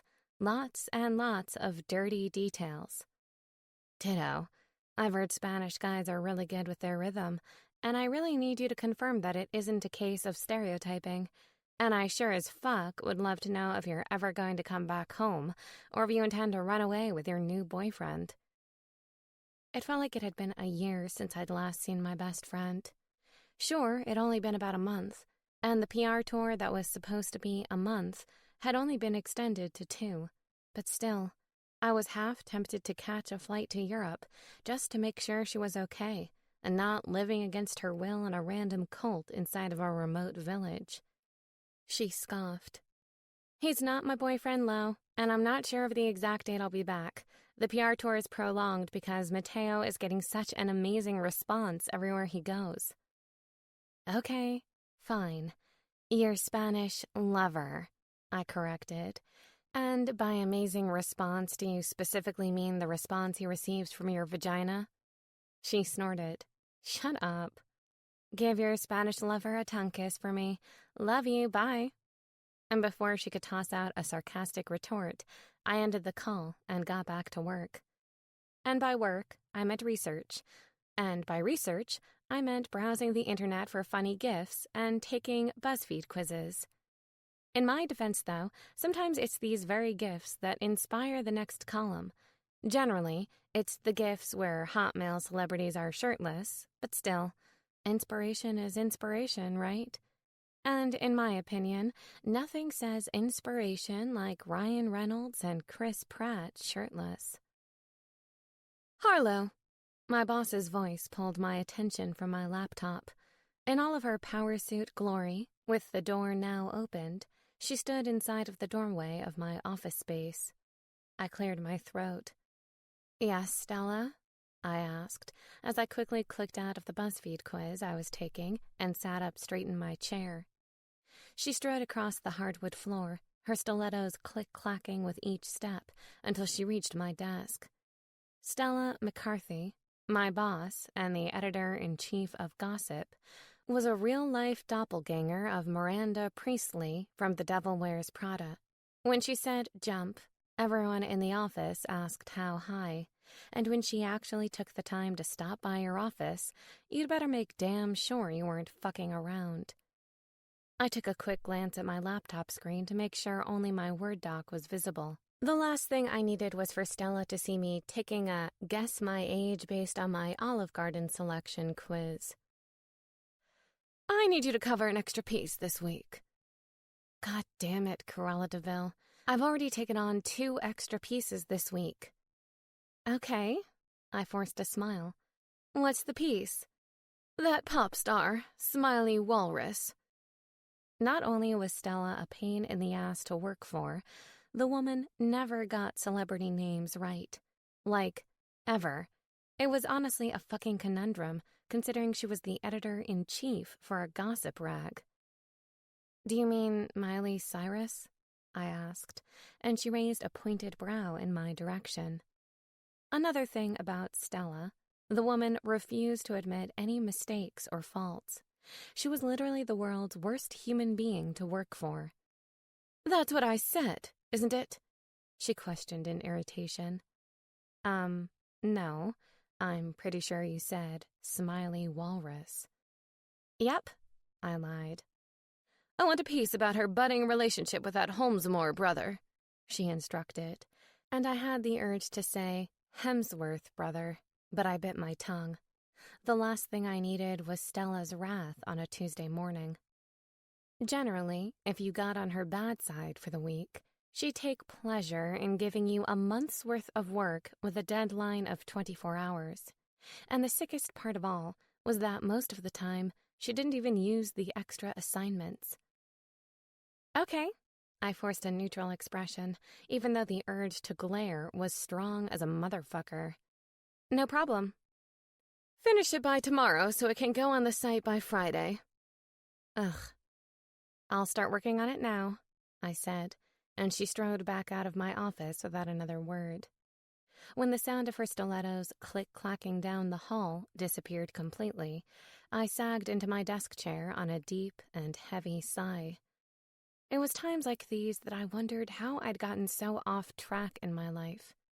When I'd started my freshman term of college at NYU, I began the year with the intention of going pre-med, and by the time I'd reached my junior year, I'd been ahead and finished all of my prerequisites.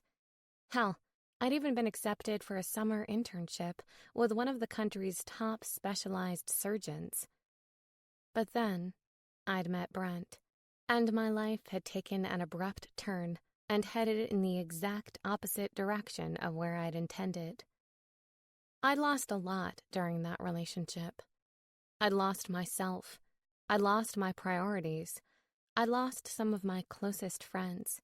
I'd lost everything that was important to me. And it would always be the one example, the most important reminder of why another long-term relationship was not something I'd ever try again. Unless I happened to have already met the right person. Good God, not this thought process again. No relationships. Not with Scott, or any other man for that matter. I'd promised myself that, and I was sticking to that fucking promise. I loved myself too much to let myself get lost again like I had with my ex. Before the painful memories of my relationship with Brent, or the ridiculous and scarily recurrent thoughts I'd been having about Scott, could find their way inside my head, I moved my focus to my laptop. I was on a deadline, for fuck's sake. I didn't have time for bullshit. I had to find my goddamn center and finish this feel-good column about current celebrity relationships that overcame all of the odds. For a couple years, at least. Along with the added piece about Smiley Walrus and her Holmesmore fiancé. Sigh. Just find your writing mojo, Harlow. 20 minutes later, and my brain was void of depressing thoughts and solely focused on my work tasks. Writing gossip columns wasn't exactly my dream job, but it paid the bills. And often, I did enjoy making gossip readers laugh with witty one-liners and quirky anecdotes. Knock, knock. The unexpected voice stopped my fingers' progress across the keys and pulled my gaze away from my laptop screen. A young guy, probably college age, stood in the doorway holding a brown paper sack in his hands. I have a delivery for you. A delivery? For me? I questioned in surprise. I wasn't expecting any deliveries. You're Harlow Page, right? Yeah, I nodded. That's me. Yep, he said, and walked into the office. This delivery is definitely for you, then. Do you know who it's from? He set the brown paper sack on my desk and scanned the BlackBerry in his hand. It's from a Dr. Hickey? Dr. Hickey? I asked, horrified. Of course I knew the sender's real identity. Scott Shepherd. Only a self-righteous, sarcastic bastard like him would go to the trouble of calling himself something horrendous like Dr. Hickey. I bit my lip to fight my smile, but it was a lost cause. My cheeks stung from their abrupt, puffed-out, happy state. Jesus, why am I smiling like a lunatic? It was a mindfuck, to be honest. Scott Shepherd should have annoyed me, not made me goddamn giddy and grinning like I was one antidepressant away from stripping off my clothes and dancing naked in a field of daisies. Just sign here, the delivery guy said, and held out his iPad and stylus pen. I followed his instructions and quickly scribbled my electronic signature across the device. Have a nice day, he said with a wave, and left my office. As I unrolled the top of the brown paper bag, goodness assaulted me. Sweet and sugary. There was no mistaking the scent of maple syrup. Food. Tasty, high-calorie food was inside this bag. I pulled the white takeout box out of the back and popped it open to find a large serving of the most irresistible-looking pancakes I'd ever seen in my life. Nutella, bananas, whipped cream. Jesus Christ, it was heaven in a box. I was all set to dive in face first when I spotted the small envelope attached to the back of the bag. My name was written neatly across the front, and inside sat a little note. I know you can't resist these. Or me. Enjoy. Dr. Hickey. I shook my head. That cocky bastard. Why I was smiling was still a mystery, but I decided to blame it on the pancakes. I mean, no human being in their right mind could frown when looking down at this pile of sugary goodness. Before I ate myself into a carb coma, I pulled my cell phone out of my purse and called the pancake culprit. Harlow, he greeted on the second ring, a smile apparent in his voice. Dr. Hickey? I asked, and he chuckled shamelessly. Did you taste them? Hell no. I feigned annoyance. I never eat food sent over by people I don't know. I trash them. You're so full of shit, he refuted. I bet you've got a greedy fork within an inch of digging into them right now. I totally did. Wow, I don't even remember pulling that fork out of the plastic. But he didn't need to fucking know that. Nope, I lied. I had the delivery guy reroute them to the dumpster behind the building. You know what's crazy? What? I just got off the phone with Tim, the delivery guy, and he said you accepted the delivery. Fucking Tim. Wait, how did he know the delivery guy's name? I raised a skeptical brow. Something was fishy about this scenario, and it wasn't the fucking pancakes. How in the hell do you know the delivery guy? He's actually one of the techs in the ER, he explained. I gave him some extra cash to act like a delivery guy. What the hell? I all but shouted. He even had a fucking iPad and made me sign for the goddamn pancakes.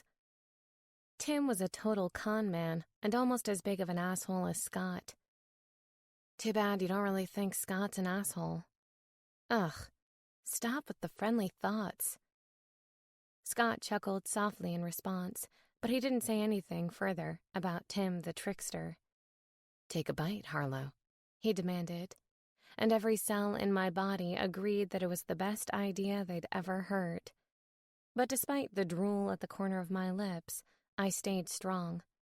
No, I spat. Not doing it. Just take a bite, he whispered.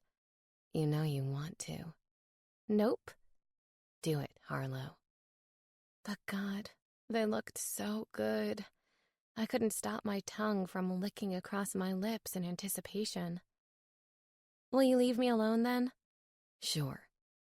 Fine, I agreed, and dug in with my at-the-ready plastic cutlery. My taste buds danced with the delicious flavors of freshly made pancakes covered in the world's best ingredients.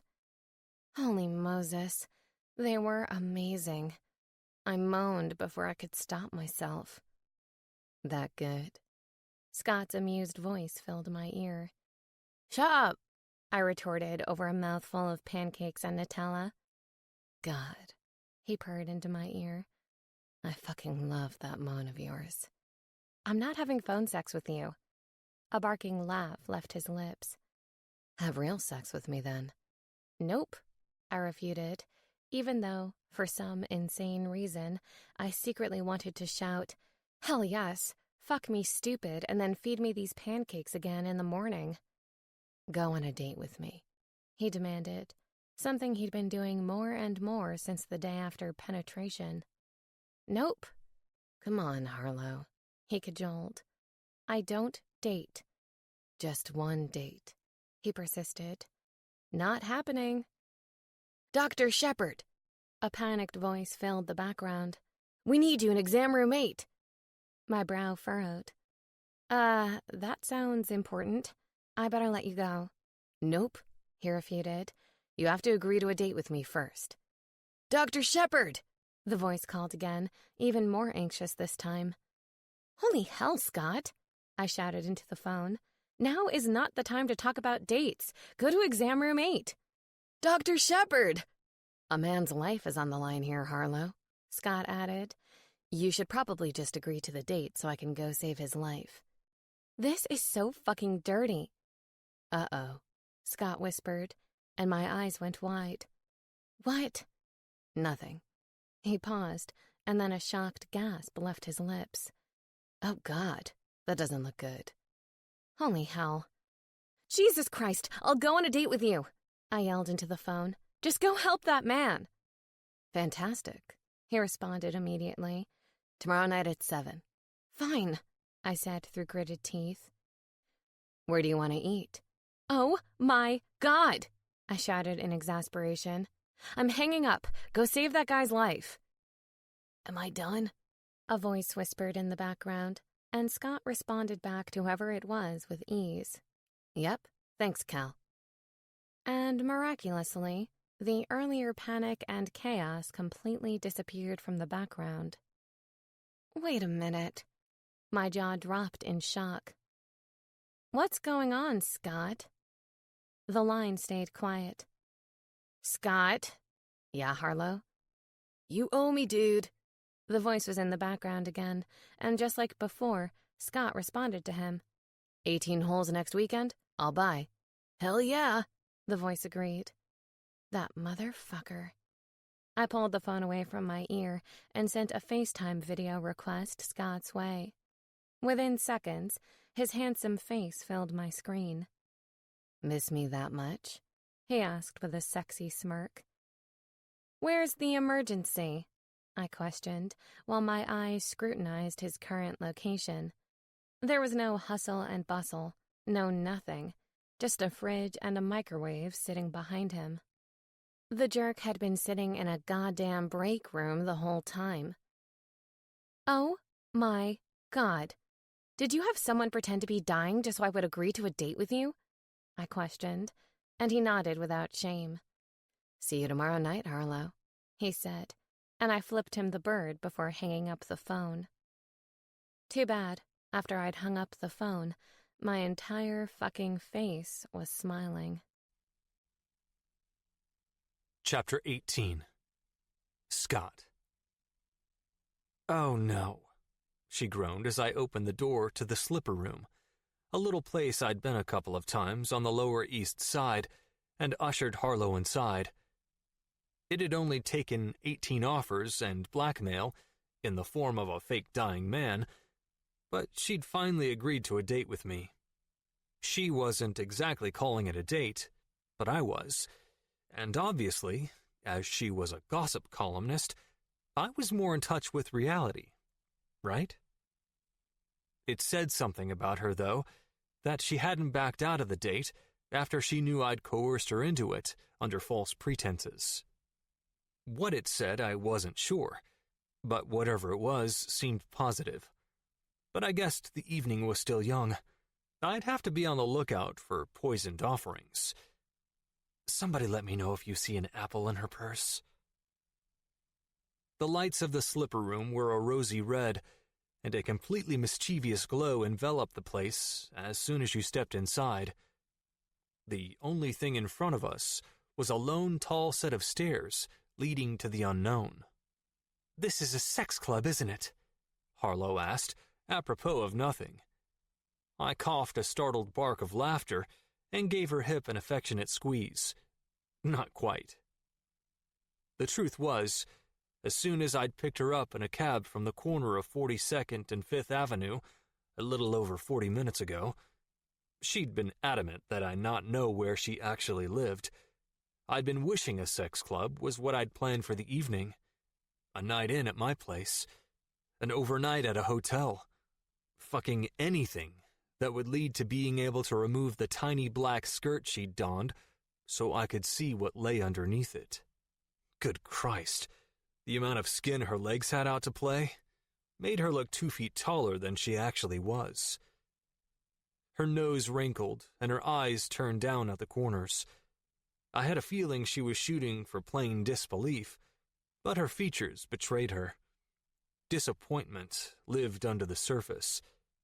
I had to laugh. A letdown, huh? "No," she snapped. My waning laughter renewed.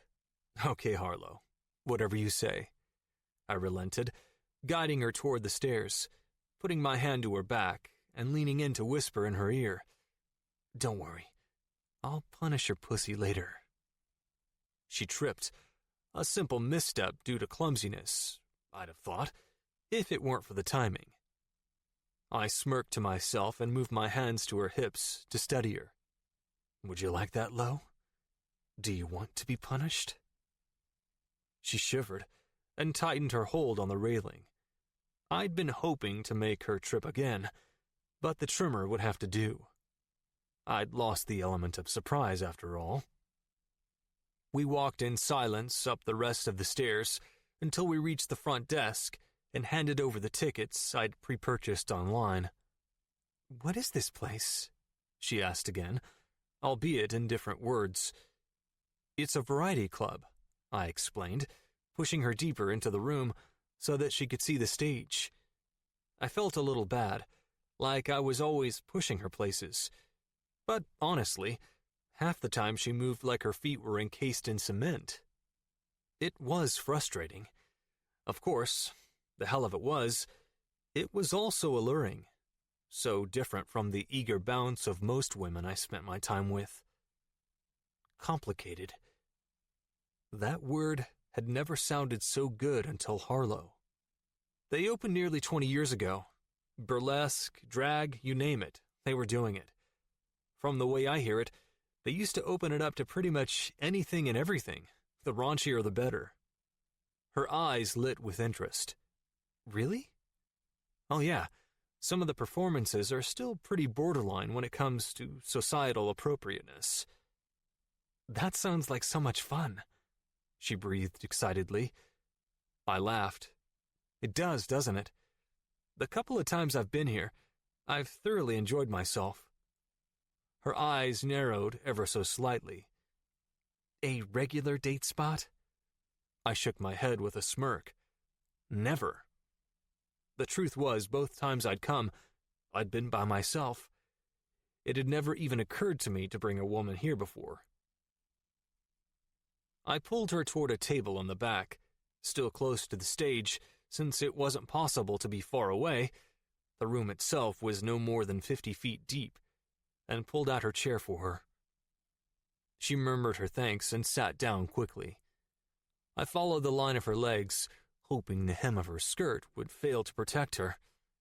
Unfortunately, it remained in place. I have to write a column about this place, she mused. Feel free, I offered magnanimously, even though I had no actual say in the matter. But keep in mind that as soon as you're writing about it, it's bound to lose some of its mysterious allure. She frowned thoughtfully. Maybe I won't write about it. I shrugged. Watch the show and decide. You've got to be getting pretty tired of writing about Dr. Erotic. I rolled my eyes. She laughed. He has been pretty boring lately. Really? I teased. I heard he's sleeping with his inside source. Seems like a juicy story to me. See, yeah, how do I put this? I looked on with wide eyes as she stuttered. She took a deep breath and started again. Let's just say that story is a little too real for gossip. She lowered her voice to a mutter. And me. I smiled. What was that last bit? The house lights started to dim, and a spotlight shone on the stage. She winced and pointed to the stage. Sorry, can't talk. The show's starting. I shook my head but surrendered. That was fine with me. I didn't really want to talk, anyway. Grabbing the side of her chair, I pulled her toward me with a rough yank, and she gasped. I winked, draping my arm around the back of her chair to twirl her hair, and then bringing it back so I could rest my hand on her thigh. Just wanted to sit close. Why? I smiled. It took a lot of work to get this date. You better believe I'm going to milk it.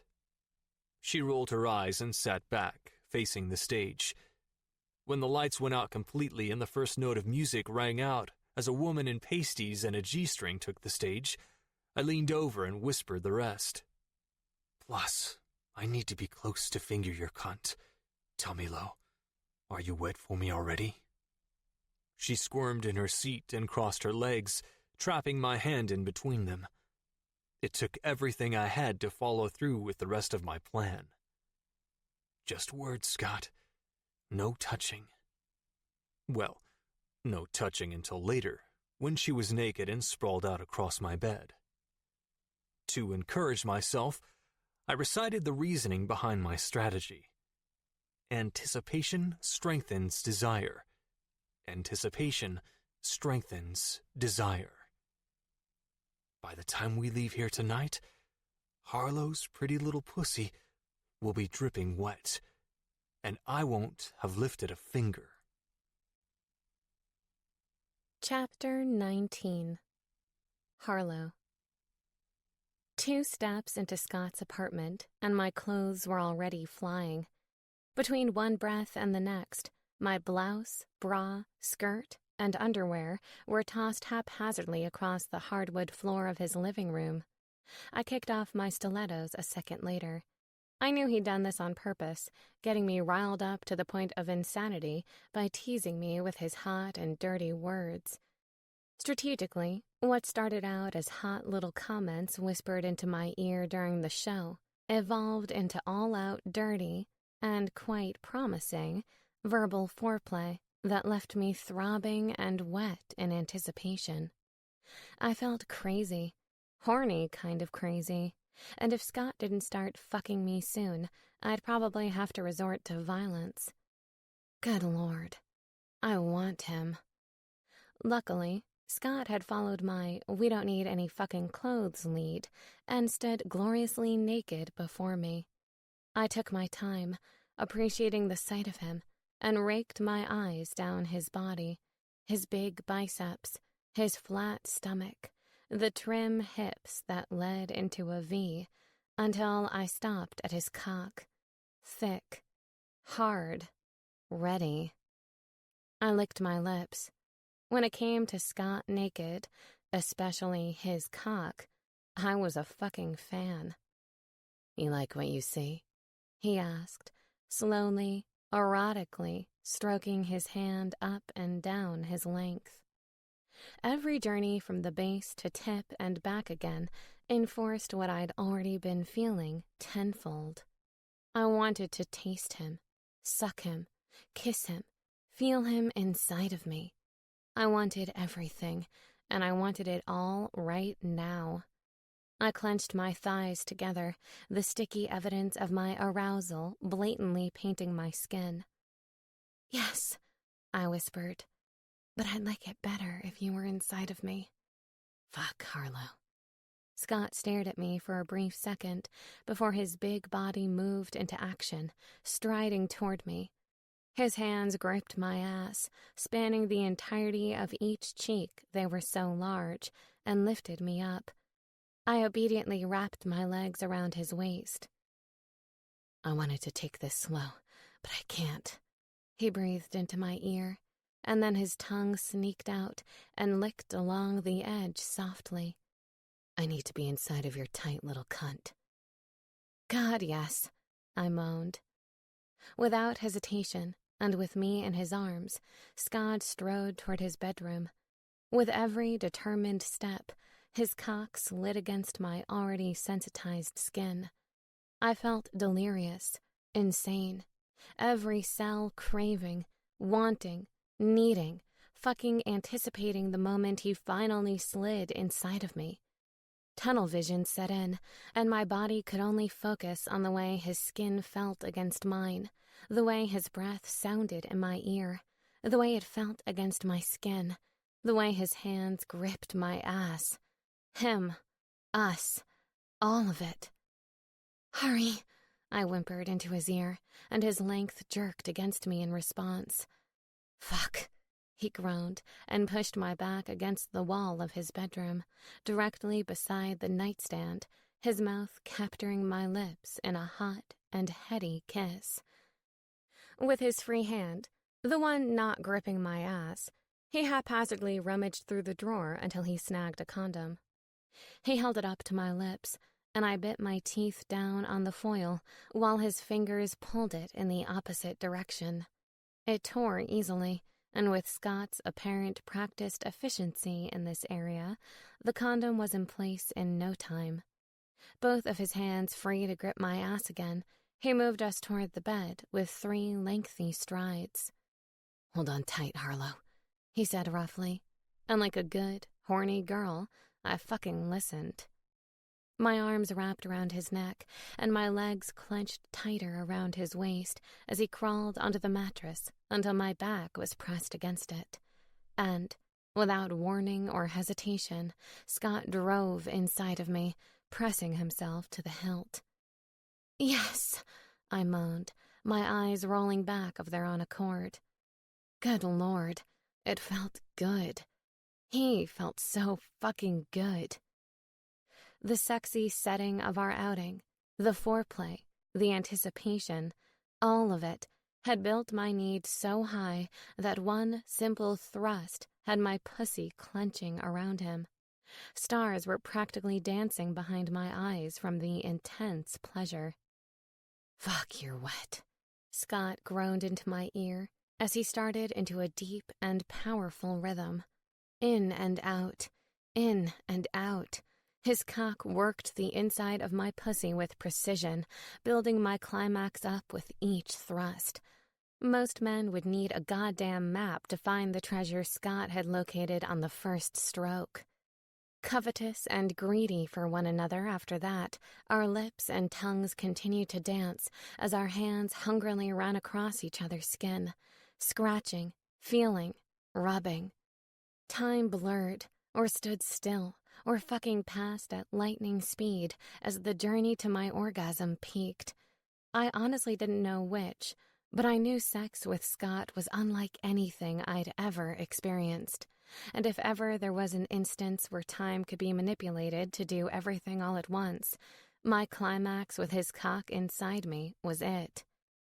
"God, you're so close," he whispered directly into my ear, his breath hot and erratic from the exertion, and a guttural moan left my lungs. "I can feel that tight pussy gripping me. Fuck, you feel so good, Lo. So fucking good. I don't want it to end." He groaned as his thrusts became faster, uninhibited, fucking deeper, and even if I wanted to, I couldn't stop myself from falling over the edge. The rhythm of my orgasm took me by surprise, starting out quick and intense, and then hovering in a slow afterburn that enveloped my entire being and suspended it. My vision blurred, and my heart beat like a kick drum inside my chest. I struggled to remember how to breathe. I felt high from it, high from him. Lost in the abyss of mind-altering pleasure, moans, whimpers, fucking noises I'd never heard leaving my lips. I barely heard Scott's grunt in response as my pussy rippled around him. "Fuck, yes," he moaned, loud enough to shake me from my trance. His thrusts became faster and erratic as he rode out his climax inside of me. And as we lay there on his bed, our bodies strewn across one another while we worked to catch our breaths and slowly come back to reality, my mind, finally freed from its pleasure chains, took off at a run. I'd never in my life experienced an orgasm like that before. This is, like, more than sex. I internally sighed. Not this thought process again. Before I could get lost in a mental sparring match with myself, Scott moved onto his back and removed the condom, quickly tossing it into a small trash can beside the bed. His big, warm body was back beside mine a moment later. "Go on another date with me tomorrow night," he whispered into my ear, and I couldn't stop myself from giggling. "You're just saying that because, for some reason, our dates always end up with sex." "That's definitely a positive." He grinned and wrapped his arms around my bare body and pulled me into his side. "But it's not the only reason." "What are the other reasons, then?" I asked, and moved my gaze up to meet his eyes. "I mean, you know that I don't date, and I definitely don't do long-term relationships." "I'm curious," he stated, and quirked a brow. "Is there a reason you don't do long-term relationships, or have you always felt like that?" I shrugged. I had a long-term relationship a while back, and let's just say it didn't end so well. I learned a lot from that relationship, specifically the fact that I'm just not a relationship kind of girl. "Mind if I ask what happened?" "I lost myself," I answered honestly. And for some insane reason, I found myself giving even more details. It wasn't a healthy relationship. I gave, and my ex took, and before I knew it, my entire life path had changed because I was always putting him and his priorities first. I'm sure you'd be surprised to find out that I was actually pre-med in college. I had big dreams of being a pediatrician. "You would be an amazing pediatrician." I studied his resolute gaze. "You really think so?" "I know so," he answered without hesitation. "You're extremely intelligent. You're easy to talk to when you're not trying to read me the riot act," he teased, and I laughed. "And I can imagine you're amazing with kids." I sighed. "Well, too bad there's no going back on that one." "No going back?" he questioned. "You're not even 30 yet, Lo. If becoming a physician is something you're passionate about, you can still do it." "I'm pretty sure that's a dream I need to let die." I muttered. Anyway, now I'm curious, I announced, because, hell, I needed to change the subject. We were talking about me way too much. Why do you want to keep going on dates with me? I mean, you're not exactly a relationship kind of guy. Because I like spending time with you, he answered, and his words dripped of genuine honesty. And deep down, I know you like spending time with me too. I scoffed and laughed at the same time. God, you're so full of yourself. He grinned again. You know you like hanging out with me, he retorted, and even though he was right, there was no way in hell I was going to give in to his argument. We have fun together. Naked fun, I corrected. The parts where we're both dressed is usually just kind of meh. He chuckled and tickled my ribcage. I tried to squirm out of his hold, but he just held on tighter. Admit it, he said. You like spending time with me. I like having sex with you. And spending time with me. I like when you cook me pancakes. And spending time with me. I stayed silent, and he tickled my stomach this time. Jesus Christ, stop it, I said, once the tickles became too much. Say, I like spending time with you, Scott, and I'll stop. Never, I said, through panting and giggling breaths. Stop it, I shouted, and tried to wiggle myself out of his arms, but his biceps flexed tighter. Say it, Harlow. No. He didn't say anything after that.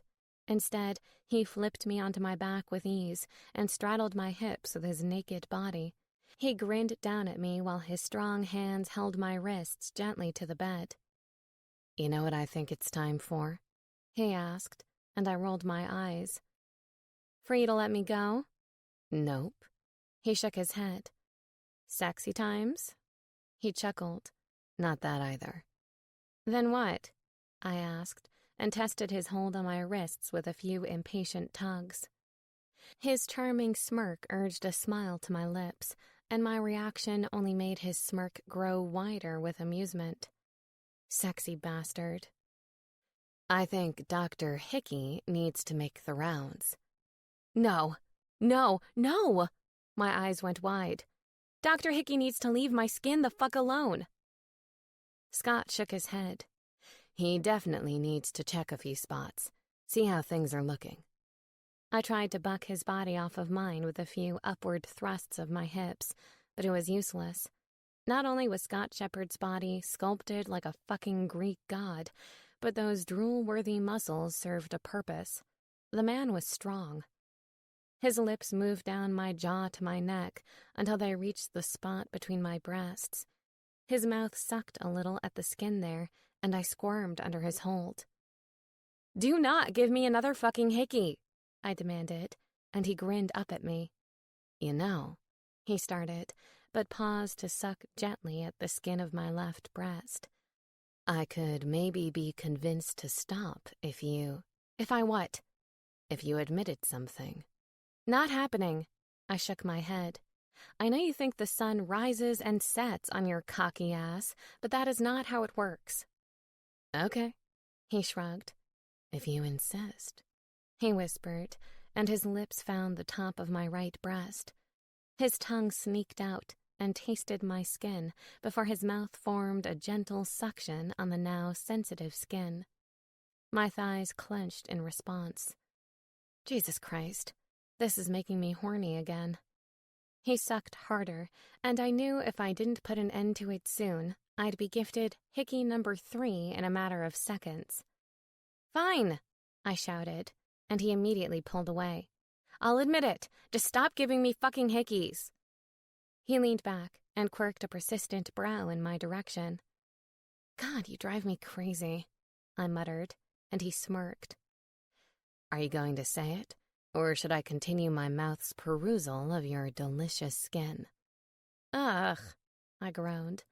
Fine, I like spending time with you. He grinned down at me. Aw, thanks, Lo. I like spending time with you too. I rolled my eyes. You know what sounds good right now? What? He rubbed his nose up my jaw and stopped at my ear to whisper. eating out. Yes, yes, yes. Keep going. Specifically, my mouth on you, sucking out all the juice you can handle. Does that sound like something you'd enjoy? Holy hell. I'm definitely intrigued. I thought you might like the sound of it. I nodded, and he moved down my body until his face was mere inches from the apex of my thighs. God, this cunt, he whispered, his warm breath brushing across my heated and aching skin. I fucking love this cunt. His gaze met mine as he slowly, gently licked his tongue against me. You taste so fucking good, Harlow.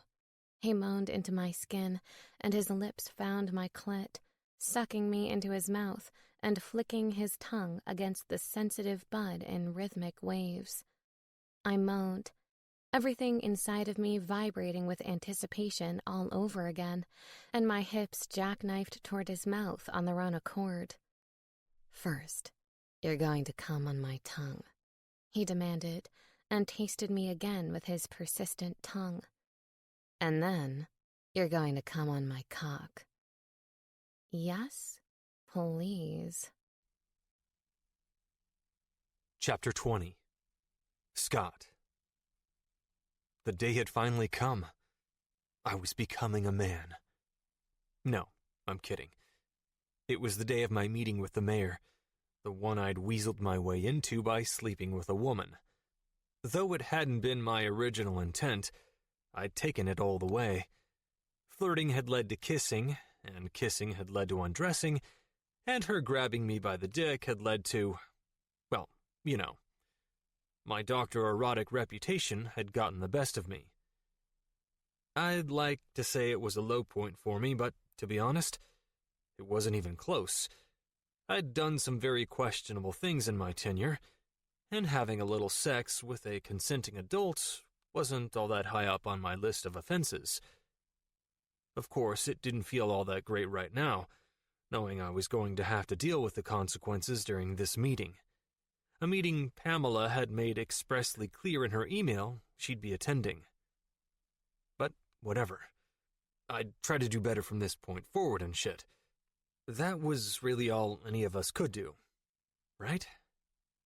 I pulled my phone from my pocket and walked a block away from St. Luke's. I'd just come off of an overnight shift, and I was a little tired, but it wasn't anything I hadn't done before.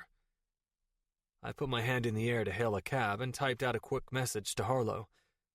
It had only been a month since I'd first met my new favorite woman, and yet, with the way I wanted to integrate her into every aspect of my life, it felt like I'd known her longer. Me. I have a meeting in an hour at Jane, in Soho. It shouldn't take more than an hour. Harlow. Good for you? Me. Smartass. Meet me there in 2 hours, and we can walk around and shop afterward. Harlow. Why does walk around and shop feel like code for something? Me. Probably because you're smart, and you know that I'm not asking you to shop because I like to shop. Harlow. You're asking me to shop because you like sex. Me. Yes. I loved the sex, wanted the sex, would even go so far as to say I needed the sex with Harlow. I had a huge knot of tension taking over my body piece by piece, and the kind of orgasm I had with her was the only cure for it. Trust me, I knew. I'd tried jerking off multiple times in between our dalliances, without satisfaction. Harlow. Lucky for you, I like the shopping and the sex. I'll meet you there in 2.5 hours. I'm not going to be dropping in on some stupid medical meeting. Some stupid medical meeting. I didn't bother correcting her. Me. Fine. 2.5 hours. Jane. See you there. Harlow. Order me some crepes to go. I laughed as I sank into the seat of the cab. The driver looked back at me with distrust. Apparently, I laughed loudly. It's just the text message, I explained for some asinine reason. It was funny. The cab driver said nothing. Okay then. Me. You just got me in trouble with the cab driver. Harlow. Me? What did I do? Me. Apparently infected my laugh with the spirit of the devil. Harlow. Wow. And from all the way uptown? I'm talented. Me. So your apartment is uptown? Harlow. No. Shut up. Me. I'm going to find out where you live eventually. Why don't you just invite me back there today? Harlow. I'm not at home. I'm out buying cheese. Me.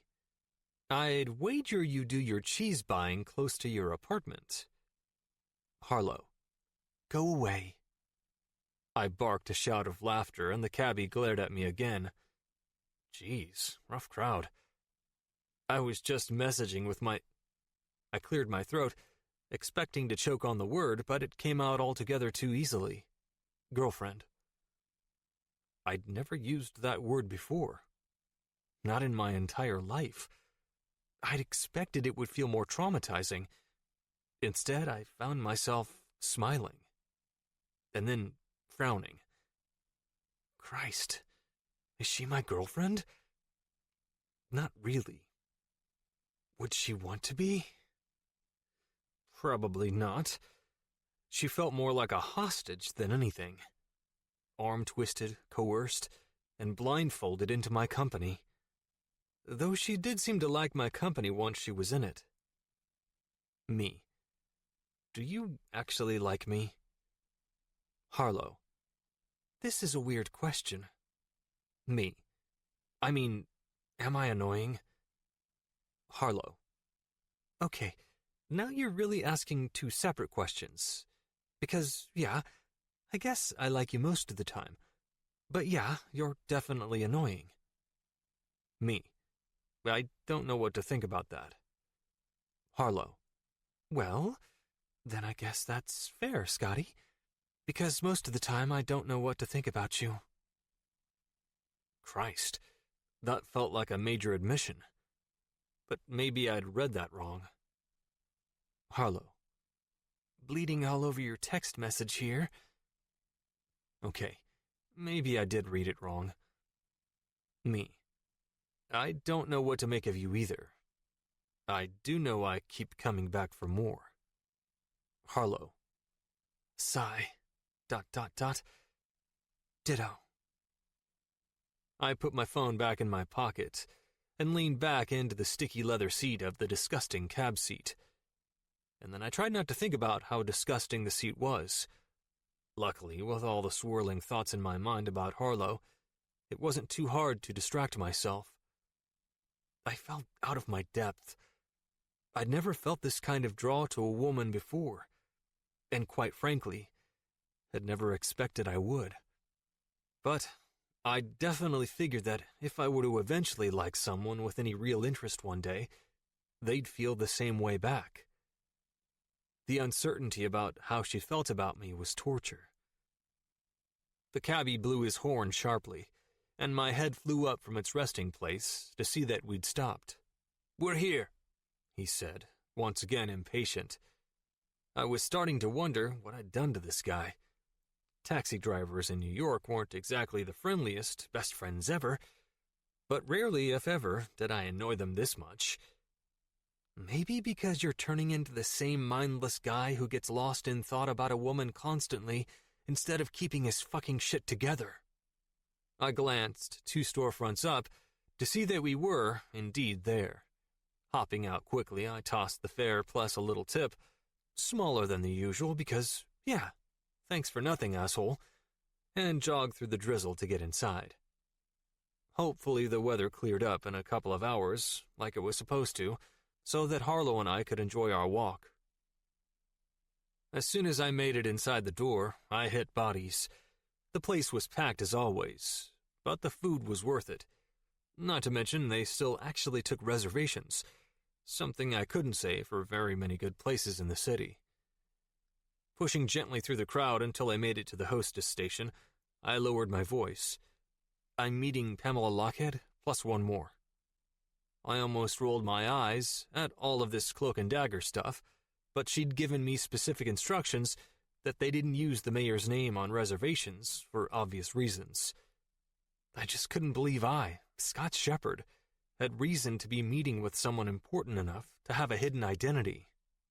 Of course, the hostess said, her eyes flashing with recognition for me. Another thing I'd never get completely used to. Right this way. We stepped away from the podium and weaved our way through tight tables to the back of the space behind an almost partition that gave at least the illusion of privacy.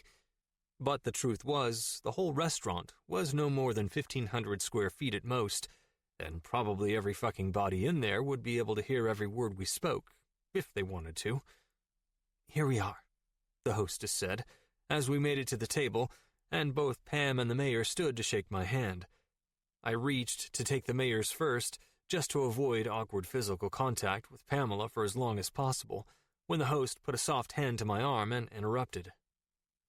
I turned my gaze directly to her as she spoke. I'm so sorry to interrupt. I just wanted to say, Dr. Dr. Shepard, that I love you on the show. She blushed a little.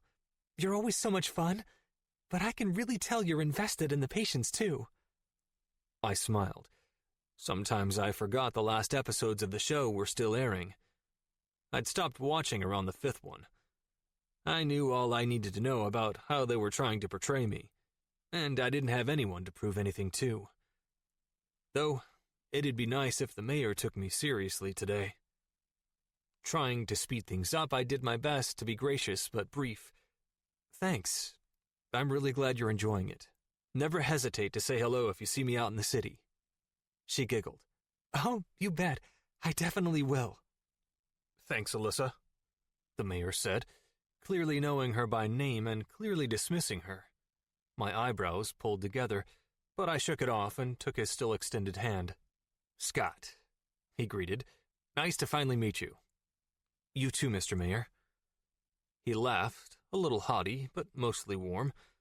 It was a completely odd combination. Call me Brent. Okay. Quickly, I turned to Pam and shook her hand. Nice to see you, Pam.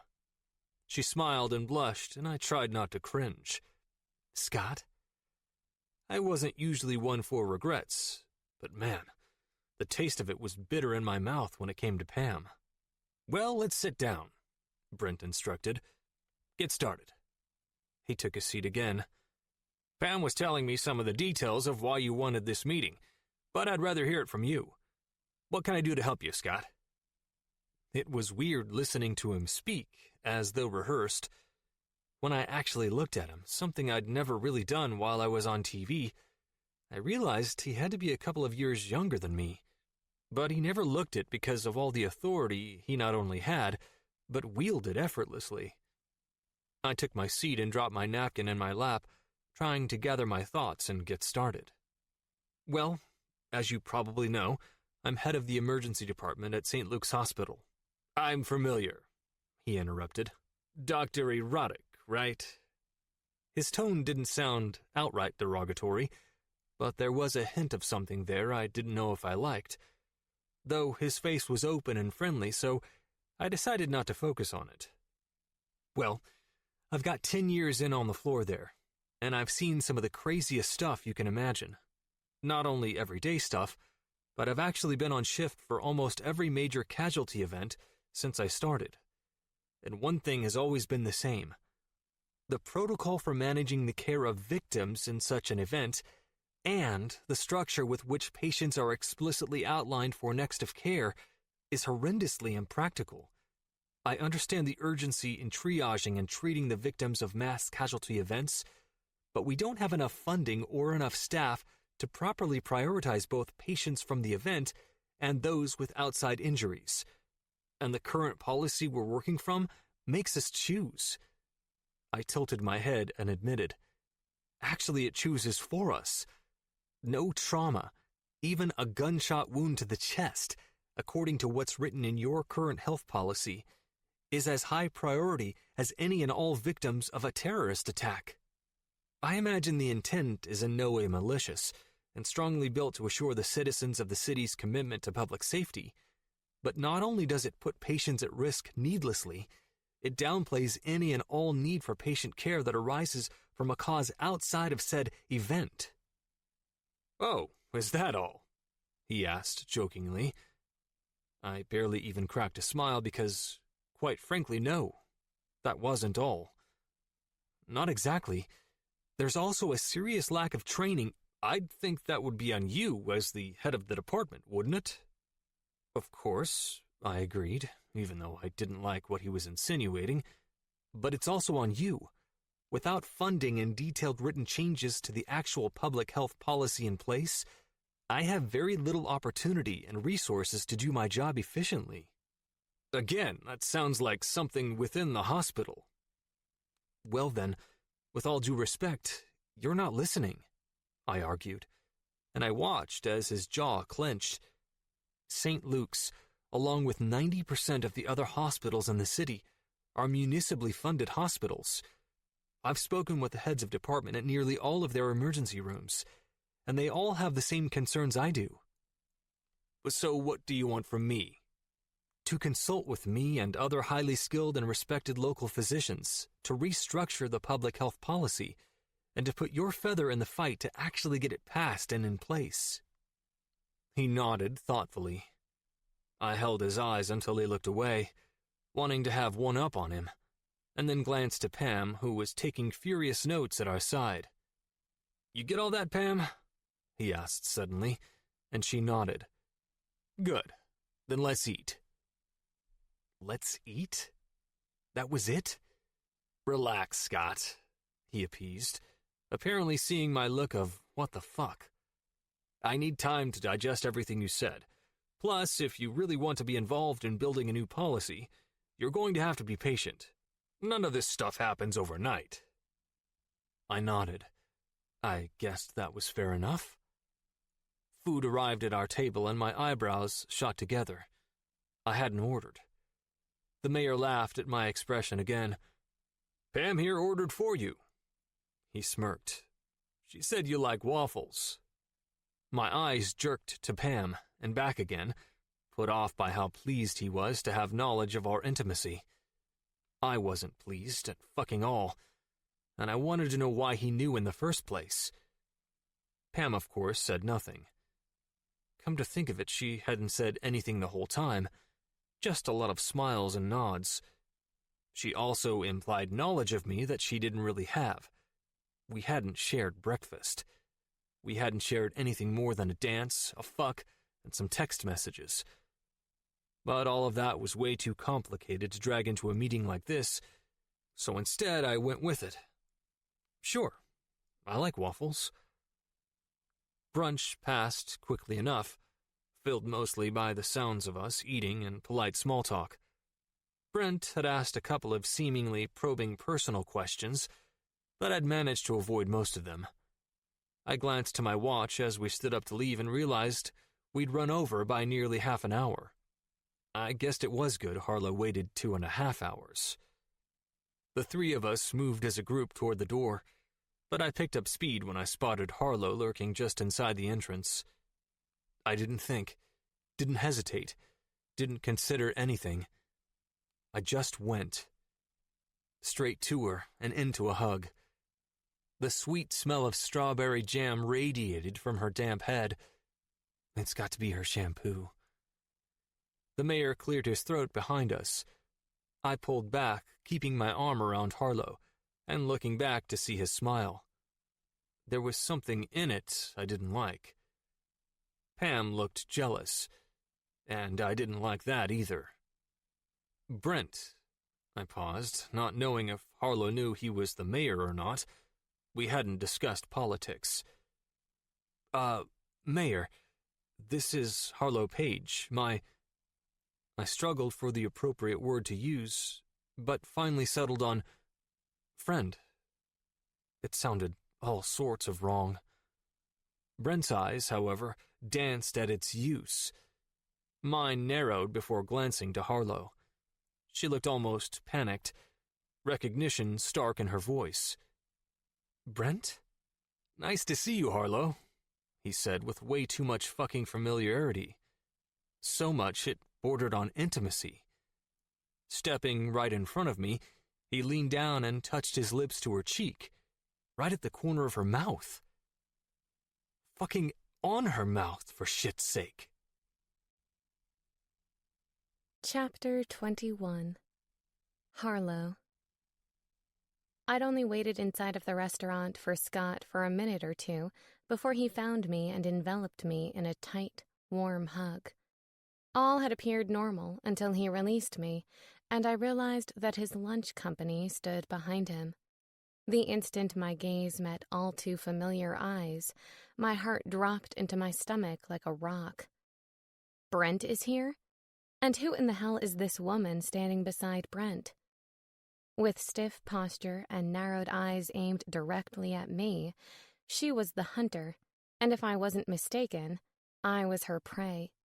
I honestly had no idea why I was on the receiving end of her ire, but I didn't have the brain capacity to figure it out. The oil was hot and ready, and I had a whole bucket of other fish to fry. Scott had obviously had lunch with Brent. My ex, Brent. The fucking mayor, Brent. Jesus Christ. What is happening? What business does a goddamn reality show doctor have whining and dining the mayor of New York City? Shocked, and nearly at a loss for words, his name shot off my tongue before I could stop it. Brent? Always a fucking smarmy bastard, Brent flashed his notorious smile directly at me, like we didn't have a 10-ton pile of shitty past between us. It was the smile that had fooled everyone into believing he was a man of character and morals. The smile that had led his political career toward success. That stupid politician smile that had gotten him elected mayor of one of the greatest cities in the world. "Nice to see you, Harlow," he said. His words oozed friendly cheer, but I knew his soul, and it was too fucking black for real pleasantries. Past lover or not, he was no friend of mine. I watched as Brent leaned in and in, coming toward me like an out-of-control car. I used every mental voodoo trick I knew to pump the fucking brakes, but even that failed.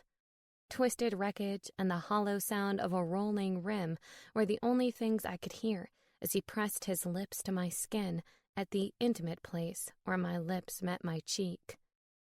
Hell, he might as well have just stuck his tongue down my throat. I wondered immediately what he was trying to prove, or screw up. Brent didn't know how to make an uncalculated move.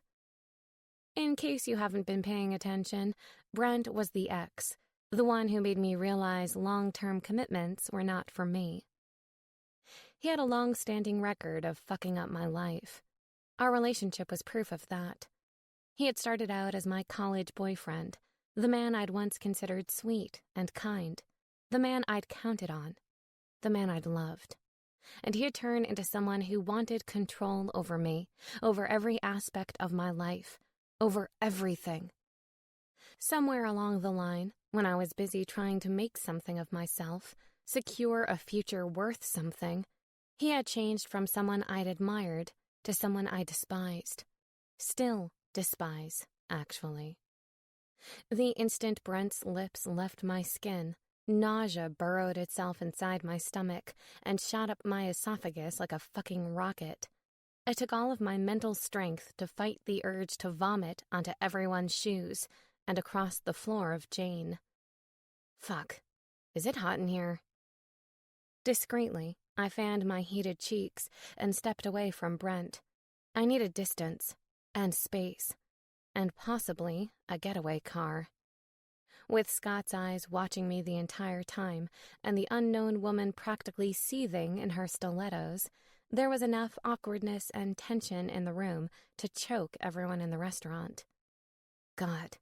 I could imagine the way Brent had shown affection toward me only proved that, at one awful point in my life, we'd known each other on a more than just friends level. it most likely appeared pretty fucking god-awful to an outsider, especially Scott. "How have you been, Lo?" Brent asked, and reached out with one of his slimy hands to rub down my arm. Instantly, I flinched away from his touch. "I'm fine," I said with a brittle smile, and then met Scott's eyes for the second time since I'd stepped into Jane. He looked irritated, and I would have had to have been blind to miss the rigidity in his posture and the stress lines creasing the corners of his normally relaxed and jovial eyes. "You don't want to ask me how I'm doing?" Brent asked, and my eyes met his again.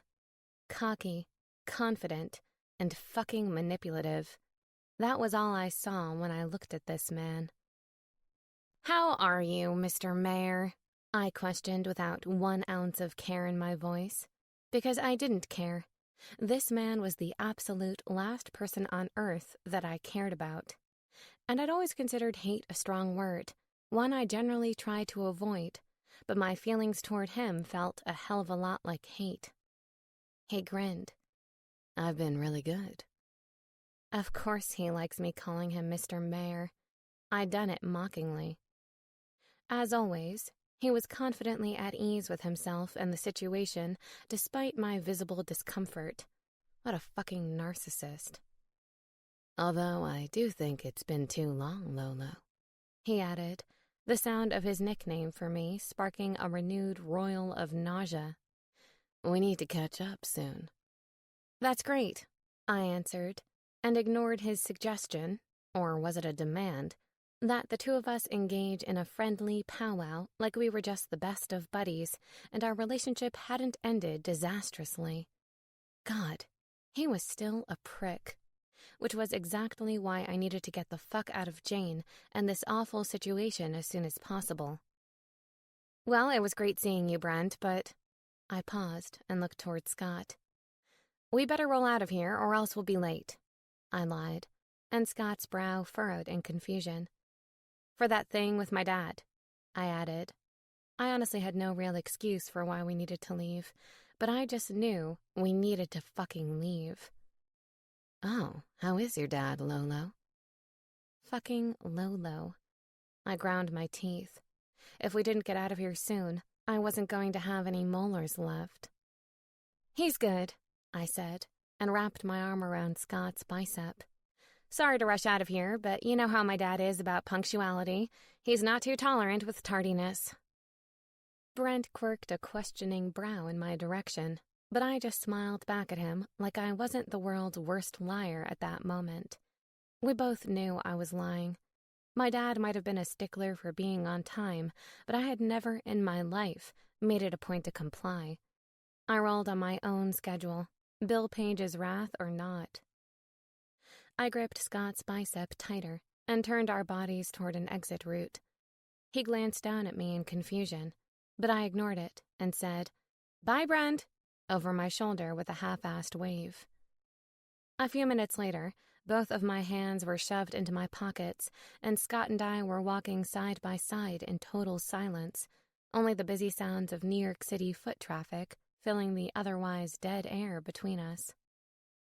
I glanced at him out of my periphery, and I noted the firm, hard line of his jaw and the rigid way he held his shoulders. Something was up with him, that was for fucking sure.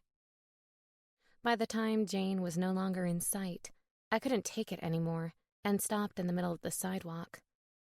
"What's going on?" I questioned, realizing he was probably wondering the same thing about me. The instant Scott realized I was no longer walking beside him, he stopped and turned toward me, and his brown eyes were still creased with the same stress and irritation they'd held inside the restaurant. "Seriously, Scott," I shouted, "what in the fuck is going on?" His long strides ate up the pavement as he closed the distance between us. "Why don't you tell me? You're the one who appeared very friendly with the fucking mayor back there." "What?" My jaw dropped in surprise. "Are you kidding me right now?"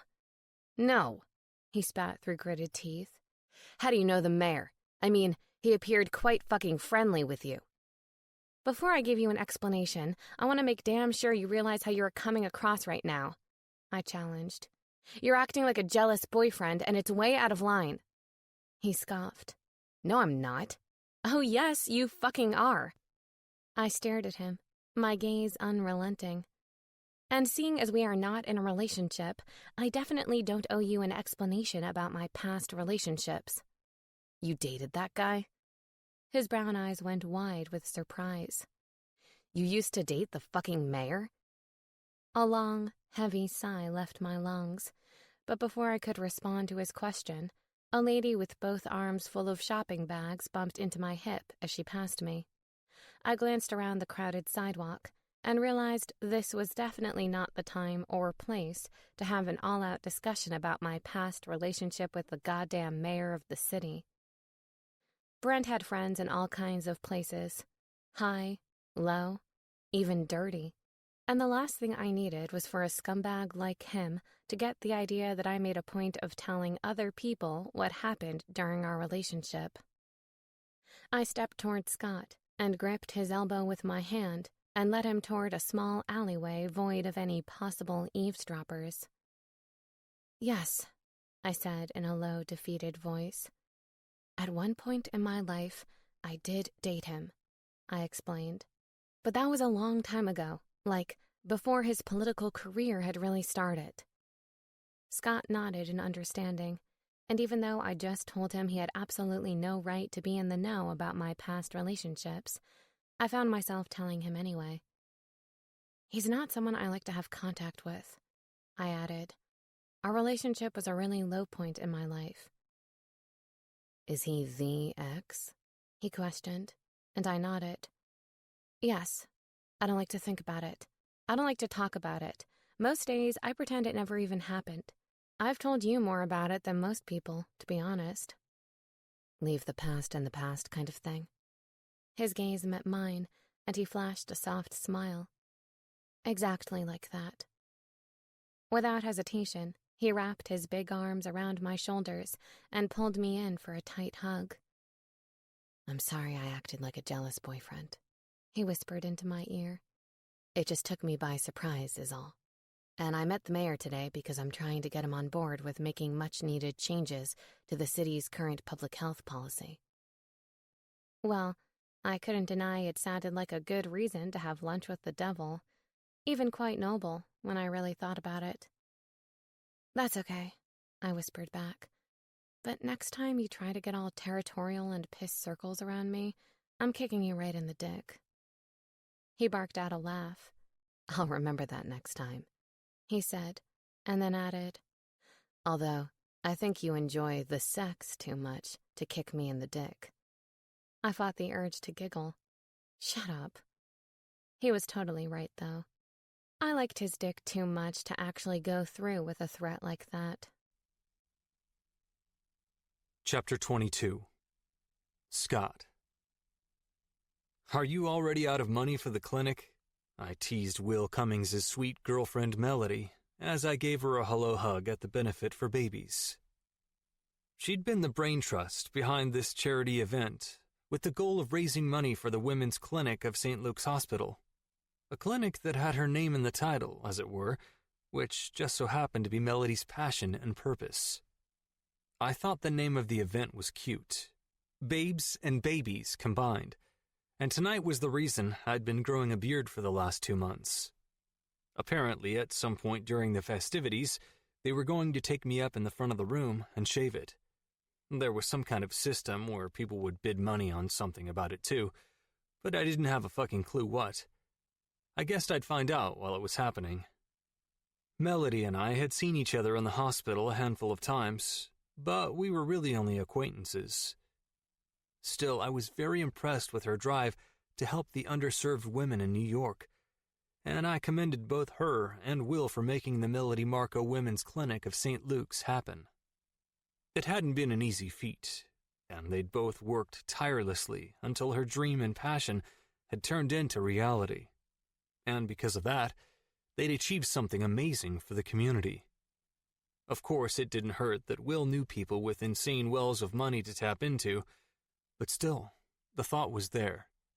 I could be impressed with the thought, even if he didn't have to be quite as resourceful as someone without a billionaire brother-in-law.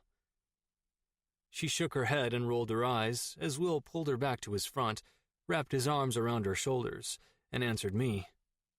It's a free clinic, Scott. The costs are constant. Benefits like this are standard practice to keep them running. Will hadn't quite lost his antagonism toward me, since I'd made a few jabs at him while he was suffering in the spotlight as Dr. Obscene. But at this point, I'd done such a good job of pulling the attention from him, putting it on myself, and altogether basking in it, I thought he'd be thanking me by now. Easy comings, I was just teasing. Yeah, Will, lighten up, Melody encouraged, and I smiled, which, incidentally, didn't make Will like me more. Go figure. That's all right, Mel, I said, figuring it was better to bridge the gap of our differences rather than let them erode even more. He's right to be a little aggravated with me. I've done a pretty good job of being an asshole these last few months. These last few months? Will questioned disbelievingly, but a genuine smile replaced his grinding jaw. Okay, I admitted. I'm always a little bit of an asshole, but particularly while the doctor is in has been on. Melanie breathed. Yeah, the show's a little bit of a sore spot. For both of us, honestly. I nodded in understanding, apologizing again. At the end of Will's run on the show, he'd been caught fucking a nurse named Emily in the on-call room. Secretly, I'd been impressed by his ability to seal the deal with no more than a look and few quiet laughs, at least as it appeared on camera. But I could see how it maybe hadn't earned him any points with his girlfriend. Really, I'm sorry. She smiled then. It seems to be working out pretty well for you though, huh? Will groaned. Can you even fucking believe it? This guy gets into more trouble on his best day than I do on my worst, and he looks like a god on the show. A few chuckles left my lips. Wow, Will. Glad to hear you approve. Shut up, dude. You know you lucked out. I nodded again, knowing I definitely had, but also knowing some of my moves had been calculated. I also paid attention to the cameras, I said good-naturedly, but I really had. I'd been perfectly well behaved for the first time in my life to make sure nothing horrible showed up on national television. My parents were completely open and supportive, but they didn't need me out there throwing that in their face. My flirty, sarcastic nature on the ER floor was enough. Yeah, that was good thinking. Baby brother! Georgia Brooks, Will's sister, shouted as she practically jumped on his back like a monkey. Melody stumbled as Will fell back with Georgia's unexpected weight, so I reached out and caught her by the arms. She smiled gratefully, while Will pulled off his kin accessory. I'm your older brother, Gigi, Will said with a laugh, steadying her on her feet. How much have you already had to drink? You're not my mother, she snapped softly, just as her husband, a now harried-looking Klein, came skidding to a stop behind her. It's her first adult night out since Evie was born, Klein explained with a roll of his eyes. She's, and I quote, living it up. Where'd Winnie go, Big Dick? She asked, and I choked on my saliva. Big Dick? Klein chuckled and pulled Georgia close to whisper in her ear. Unfortunately, I was just close enough to hear him anyway. This is your final warning, baby. Call me Big Dick in public again, and we're going to fuck in the bathroom. Her eyes glazed over and her cheeks pinked, but she licked her lips like she was considering saying it again right then. And hell, I was with her. I didn't understand the threat at all. If Harlow were here and circumstances were reversed, I'd have had her in the bathroom already. Christ. Harlow. This was the 5th time I'd thought of her since I'd arrived, wondering if I should have made a couple calls, tried to get her added to the guest list as my date last minute. I'd RSVP'd before I even knew she existed. I also didn't know if she'd have even considered coming with me anyway. After the run-in with Brent earlier today, She'd made it pretty clear that we weren't anything more than people who fucked, and I'd gone along with it. Partly to keep the peace, I guessed, but also partly because it was what I always did. Casual was my thing. I'd never wondered if I wanted more, if it was even a possibility for me. Women chased me, and I tried to let them down easy. This thing with Harlow felt like the exact fucking opposite, and I wasn't sure I liked it. If I was honest, the more I thought about it, the surer I was that I didn't like it. Not one fucking bit. Unwelcome, red rage surged in my chest at the memory of Brent's lips on hers and the so very obvious intimacy they'd once shared. They'd had a relationship, one I'd known about even before she admitted it during our argument on the sidewalk. I could tell by the way he looked at her, like he knew everything about her.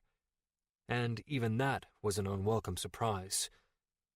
Harlow had implied she was a wandering soul like me. At least, if that were true, it made sense that we wouldn't have a traditional relationship where she would call me hers and I had the privilege of calling her mine. Scott? Earth to Scott? Hello? I shook my head to clear it and rub my eyes. Holy hell, I was turning into someone I didn't even know. Winnie Winslow, my old coworker and good friend, was waiting with a smile on her face when I finished. Her husband, Wes Lancaster, stood at her side with a casual arm around her waist. That's what I want, I thought automatically. The rest of the people I knew were gone. How long had I zoned out? You okay? Yeah, just the last 24 hours have been pretty long. I worked night shift last night. I half lied. I mean, the facts were true, but I've been awake for more than 24 hours more times in my life that I can even keep track of. That shit had nothing to do with my current wandering mind. No date tonight? Winnie asked with a smirk. You know I never bring a date to this shit, unless it's you. Wes shook his head with a laugh, but he pulled Winnie even tighter to his side with his arm at her hip. I put both hands up in defense and laughed. Don't worry, Wes. Not at all interested. Wes smiled, but Winnie leaned forward and hit me. And what's wrong with me exactly? I laughed again. I don't think I can win right now, so I'm just going to shut up. Wes leaned back out of Winnie's sightline and mouthed one word to me. Smart. Will tapped on the microphone at the front of the ballroom, and Winnie dropped her voice to a whisper. Shit, I think that means we're supposed to sit down. What table are you at? I pulled the little place card from my breast pocket and flipped it open to see 8. Same as us, she cheered softly. Come on. Wes just shook his head, and Winnie grabbed my hand and pulled me. I actually missed my friend. It was good to see her. Hey, everybody, Winnie called as we made it to the table, and Wes held out a chair for her. Does anyone not know Scott Shepard from St. Luke's? I scanned the faces of those I knew. Klein, Georgia, Wes, Winnie, Nick Raines, another doctor at St. Luke's, and Winnie's ex, who looked more miserable than even me, by the way, and then stopped when I got to a couple I'd heard about but never actually met. We don't, the huge guy said, offering me his hand. Thatcher Kelly. And this is my wife, Cassie. Hi, Cassie greeted, holding out her own hand and then keeping it. You're hot. I glanced around the table, a little fucking panicked at this point. Her husband was really fucking big, but he just winked at me. She's right. You're pretty fucking attractive. I glanced to Winnie for help, but she shrugged. Actually, as I looked around the table, everyone looked pretty unfazed. When my eyes finally made their way back to Thatcher, he was smiling big and broad. Yep, this is how we always are. Nice to meet you. I laughed a little, thinking, as weird as they seemed, I liked them immediately. There was just something about them. And, if I wasn't mistaken, Cassie Kelly was sans bra, and I didn't really mind that either. Nice to meet you too. Hi everyone, Melody's voice said over the speakers cautiously. I turned my attention to the front just in time to see Will give her an encouraging nod. I guessed public speaking wasn't exactly her thing. First, let me just tell you how thankful I am to all of you who came tonight. You have no idea how many deserving women you're helping by being here and donating your time and money. But I know, and they know. And trust me, we'll never forget. Georgia put her fingers to her lips and wolf whistled through a giggle, before an ever-patient Klein pulled her fingers from her mouth and kissed them. Obviously, Melody went on, dinner will be served soon. But before that, we've had nearly 40 of you who grew beards for the babies. And we're going to kick this thing off with the shave-a-thon. In case you don't know how it works, our 40 patient-kind volunteers will be up here in these chairs. She pointed to the group in front of her. While 10 barbers get to work giving them professional shaves. We've got a silent auction set up in the back, and the bidding will be open for the entirety of the time it takes the 10 of them to shave 40 men. That was actually awesome. Huh.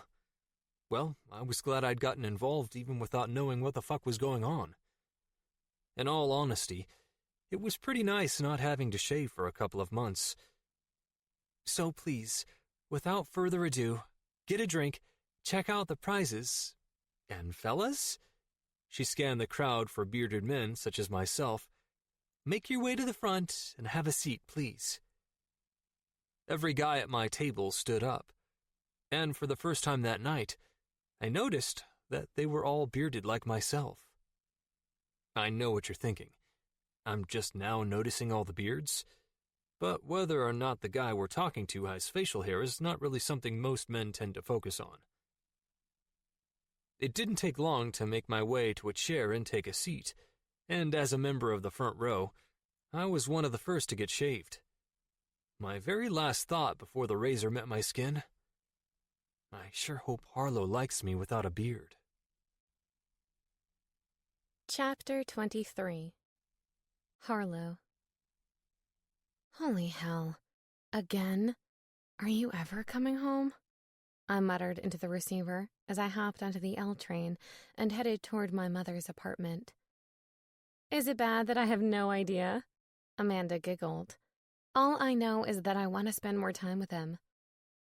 It was official, folks. My best friend was in love with Mateo Cruz. Although the fact that she was now on her second extension of her European PR trip, it didn't exactly come as a surprise. You're totally hooked, I said, and honestly, I felt nothing but happiness for her. You're in LOVE love with him, and you're going to marry him and have all of his adorable Spanish babies. And what's going to happen with you and Scott? She asked. With as much time as you seem to spend together, pretty sure you're on the path toward an actual Don't say it, I demanded. We're literally just friends. Who have sex, she added, and I grinned. Well, yeah, that too. You know what I think? She asked, but didn't give me any time to respond. I think it sounds like someone has a case of avoidance, she sing-songed into my ear. Uh-oh, I muttered into the receiver and started making crackling and whooshing sounds. Amanda? Hello? Harlow, don't you dare act like you're losing cell service right now. Amanda? Hello? Frances Harlow Page, she shouted, but her use of my first name did the complete opposite of her intention, only making it easier for me to tap the little red phone icon and end the call. I received a text message from her no less than 30 seconds later. Amanda. Oh, hey, asshole. Call me back when you get some balls and admit to yourself that you're actually starting to really like Dr. Erotic. Goddamn her. I started to type out a sarcastic text in response, but before my fingers hit the keypad, I stopped myself. No way in hell was I taking the bait on this one. Plus, I didn't have time to talk about Scott with Amanda. My day was already fully booked, most likely with my mother's inquisition. As I hopped off the subway, I decided I'd deal with Amanda later. But for now, I'd use the 5-block walk to my mother's apartment to mentally prepare myself for her nosy and often over-enthusiastic questions. Lord knows I'd need it. My father and Nicole's blossoming relationship was still growing by the day, and ever since he'd laid eyes on his lady love, he'd been way too eager with text messages and phone calls and oversharing of his happy, lovey-dovey feelings. Dad. Nicole agreed to another date with me. Dad. Nicole is so funny, Lo, and beautiful. God, she's beautiful. Dad. Just out of curiosity, what is the average number of dates someone goes on before taking things to the next level? And so on. And there was no doubt in my mind that oversharing had most likely spilled over into my life, meaning he'd probably kept my mother and Jean-Pierre in the loop on everything, including Scott. "Harlow," my mother greeted the instant she opened the door to her apartment. "I'm going to overlook the fact that I'm a little peeved at you for waiting so long to visit and focus on the fact that you're actually here." It was Saturday morning, and with the giant smile and giddy steps of my mother's bare feet, it actually appeared I'd be spending the majority of the day with her and Jean-Pierre. "I just saw you a few weeks ago, Mom," I retorted with a knowing smile, and she rolled her eyes in response. "And," I continued, "I talk to you on the phone nearly every day." "I don't want to hear your excuses," she said, and ushered me inside her and Jean-Pierre's loft-style apartment. "I will only accept you promising to stop by for lunch at least once a week." "Fine," I agreed, and shrugged out of my jacket. "Lunch once a week. At least once a week." "Do you want me to just move back home?" I teased. "I can quit my job at Gossip and mooch off of you and Jean-Pierre." She smiled wide and nodded. "Yes, please." I laughed. "You're so weird." "Just consider it," she said, and I followed her lead through the entryway and into the living room. "We can have coffee together every morning while Jean-Pierre cooks us breakfast." Crazily enough, my mother was 100% serious. She'd love for me to be living back home, and my stepfather wouldn't bat an eye over it either. He was a good man, and did, in fact, do most of the cooking in their relationship. His European flair for food ensured everything cooked inside their kitchen was nothing less than delicious. The aroma of fresh bread wafting past my nose was proof of that. I glanced around the living room and toward the kitchen to find Jean-Pierre standing at the counter chopping up fresh pineapple. "Harlow," he grated with a huge grin. "How are you?" "I'm good, but I'm confused why you're cooking," I questioned, and glanced between the two of them. "I thought we were going out to lunch." "We are," my mom answered with a soft smile. "But I know you're terrible about eating breakfast in the morning, so I figured we'd have a little breakfast first, and then we can eat a light lunch at Hot House in a few hours." "So, basically you're trying to extend this lunch into a 12-hour ordeal?" "Yep," she answered with a proud smile. "I should have known when you tried to get me here at 9 this morning and wouldn't budge past 10:30. She smirked. "What can I say? I've missed my little Harlow." "What have my favorite girls been gabbing about since you stepped in the door?" Jean-Pierre asked as he set the fruit onto a platter. "Oh, you know, the usual," I said with an annoyed sigh. "Mom is trying to get me to move back in with you guys, and I'm trying to explain to her that I'm too old to move back home," I teased, and my mom laughed in response. "She'll never stop asking until you do it," he responded through a chuckle, and my mother flashed a glare in his direction, which only made him laugh more. "Don't shoot the messenger," he added with a cheeky grin. "I'm merely telling her the truth, and you know that I'd love for Harlow to come live with us again." "See?" My mother's eyes met mine. "Even your stepfather thinks it's a good idea." That's because he knows it would make you happy, and we both know that man lives to make you happy." "You're right," he chimed in, and glanced at my mother with his heart in his eyes. "Your mother is my world." She giggled as she walked toward him and wrapped her arms around his shoulders. "Love you," she whispered, and he grinned. While they had their typical little lovey-dovey moment in the kitchen, I walked around their apartment, taking in the place I used to call my full-time home. Their Soho pad was gorgeous and extremely spacious for New York City standards, and it had always been a place I adored. Large, floor-to-ceiling windows highlighted the open floor plan, and the space was filled with mid-century modern decor and various paintings they'd collected over the years. It was 100% my mother and her European husband.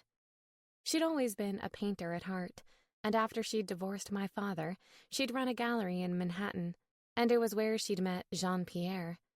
He loved art and she sold art, and, well, the rest was history. Her eccentricity and his open-mindedness about life had connected them, and it was their love of art that had started the foundation of their relationship. Hell, the entire wall above the sleek, white sectional sofa showcased over 50 vintage paintings from various artists they loved, including a few of my mother's paintings.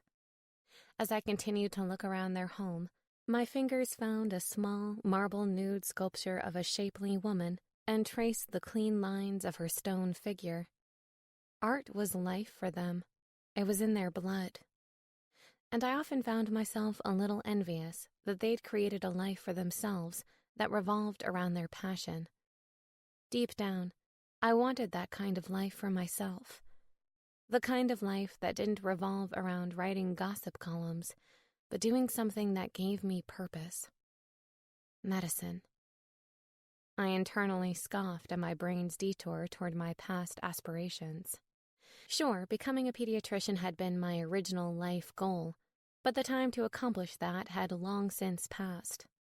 God, how had my life gotten so off track from where I'd originally thought it would go? Brent, my mind whispered, and I sighed internally. I hated blaming my life's choices on someone else. My ex hadn't exactly helped me achieve what I'd wanted out of life, but ultimately, I'd been the one to make the decision not to go to medical school right after graduation.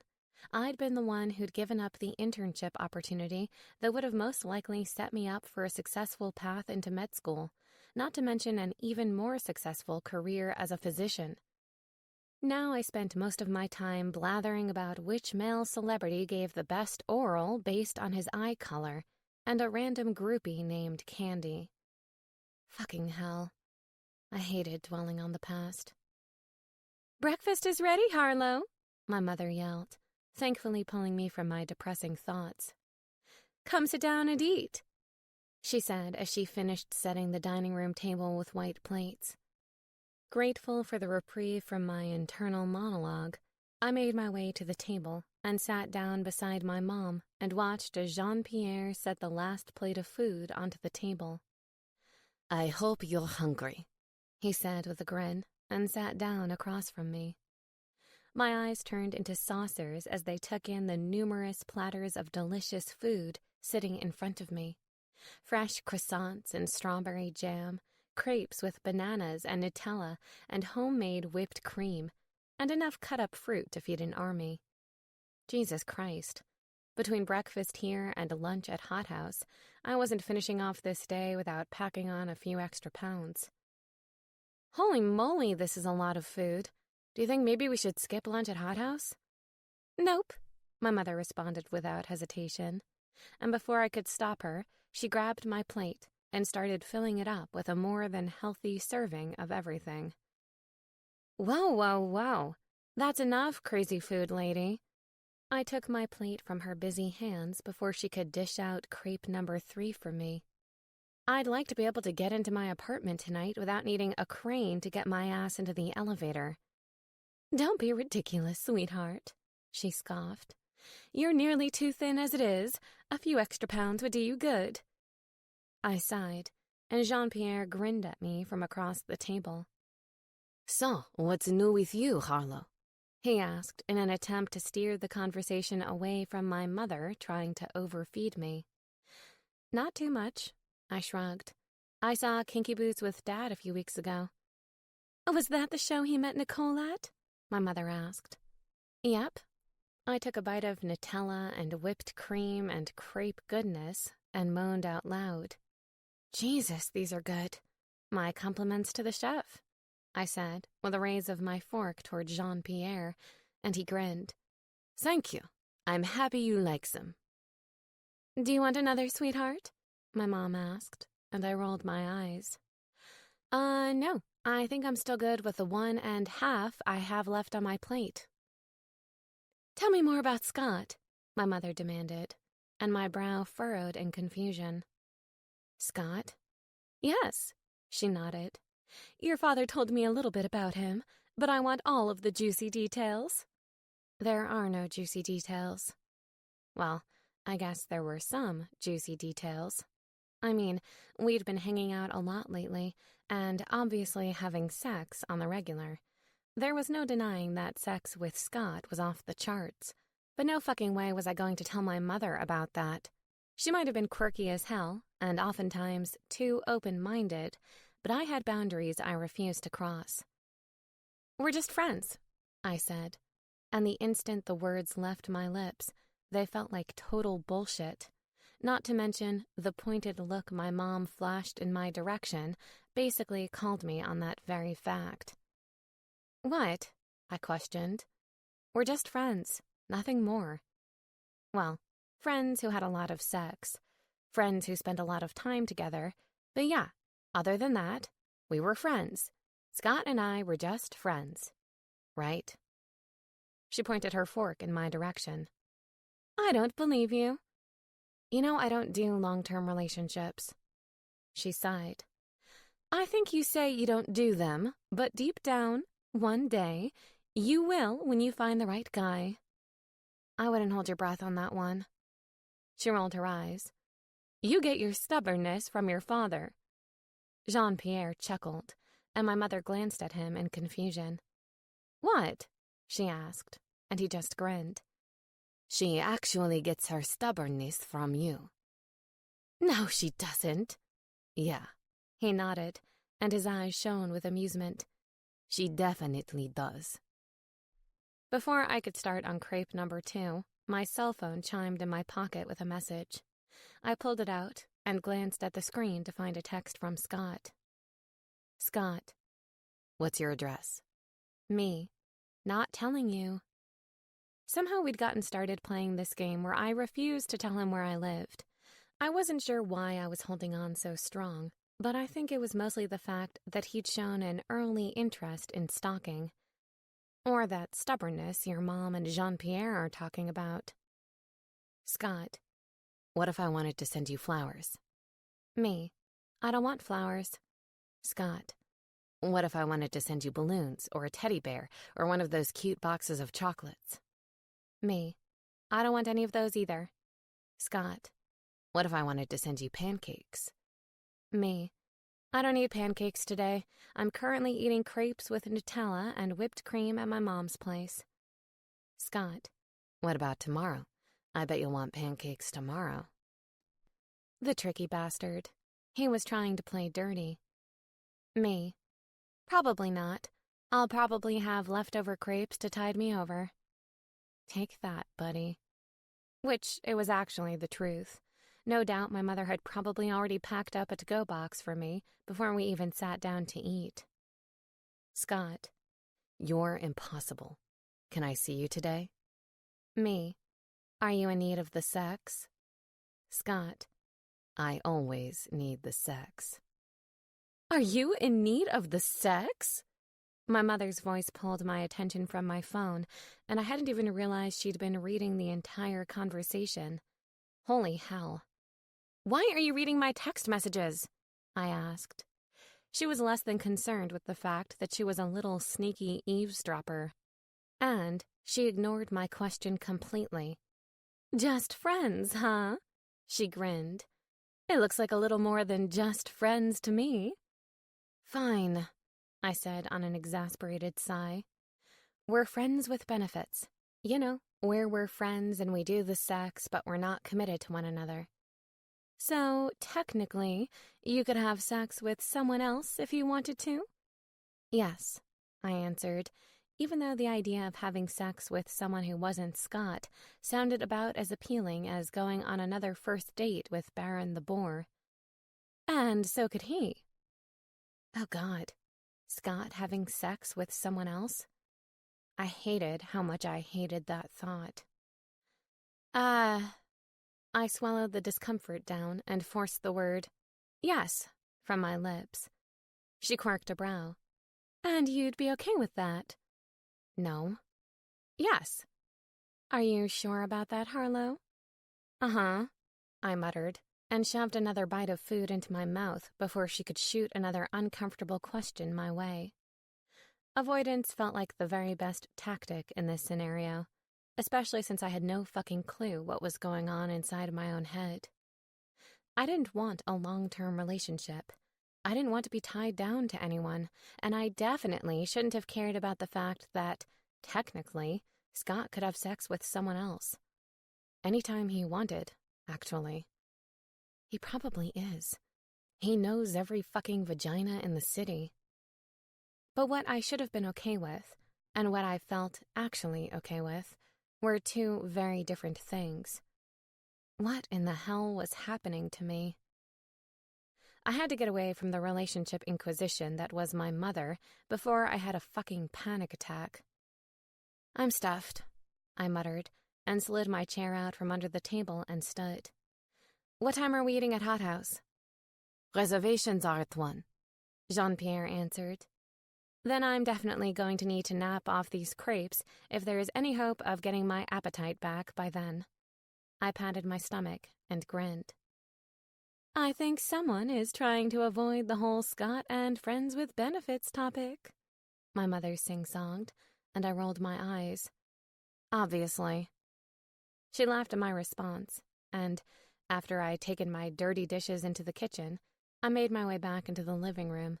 I slipped my shoes off, plopped my lazy ass onto their cozy sofa, and flipped on the television while I finished out a quick text conversation with Scott. He wanted to meet up at some point today, which I was more than open to, but when he sent the last message of, "How about your apartment?" I chose to send back, "I'm ignoring you now." The nosy bastard was determined to figure out where I lived, but I wasn't ready to cave on it. Oh, but you can let him inside your vagina all the time? My brain really needed to shut the fuck up for a little bit. While I mindlessly watched a rerun of The Office, doing my best to fall into a Nutella coma, my phone buzzed with an email. It was a notification for the latest celebrity news article that had just gone live. I scrolled through the new headlines, but stopped abruptly on the third one from the top. Dating news. Dr. ER might be off the market, ladies. What the what? As I clicked on the article's link and scanned through another columnist's words, I was mostly wondering why in the hell I didn't get this exclusive. I mean, I was having the sex with him, not Kimmy Marie from fucking Celebrity News. But as I continued to read the article itself, something else took high priority in my mind. Kimmy prattled on about Scott attending an event called Benefit for Babies, and, apparently, when he was asked about his ongoing status of never bringing a date to events, he'd answered, "Not tonight, but maybe soon." Not tonight, but maybe soon? What in the ever-loving fuck was that supposed to mean? Was he talking about me? Chapter 24. Scott. Outside on the sidewalk, the sun beating down on my heavy shoulders, I stared down at the text message exchange I'd had with Harlow earlier that morning. Me. Can I see you? Harlow. Are you in the need of sex? My lungs still burned as I thought of how she'd react when I fully explained what I really wanted.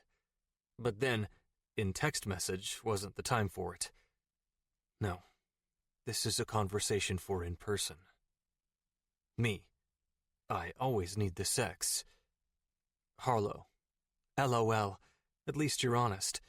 My day is jam-packed, though. Breakfast at my mom's right now, and then we're apparently also eating lunch later in the city. I'll be as big as a whale by the end of the day. Me. Ooh. What restaurant? Let me eat through you. Harlow. LOL. Hot House.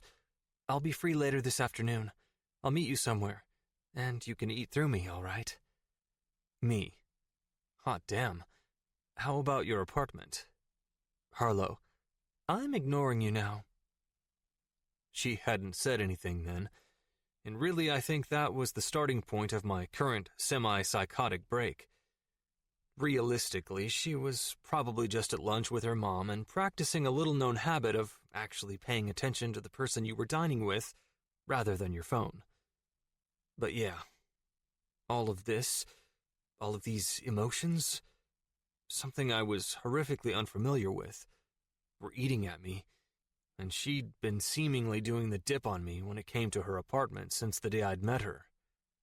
And now here I was, outside of Hot House, intentionally following Harlow.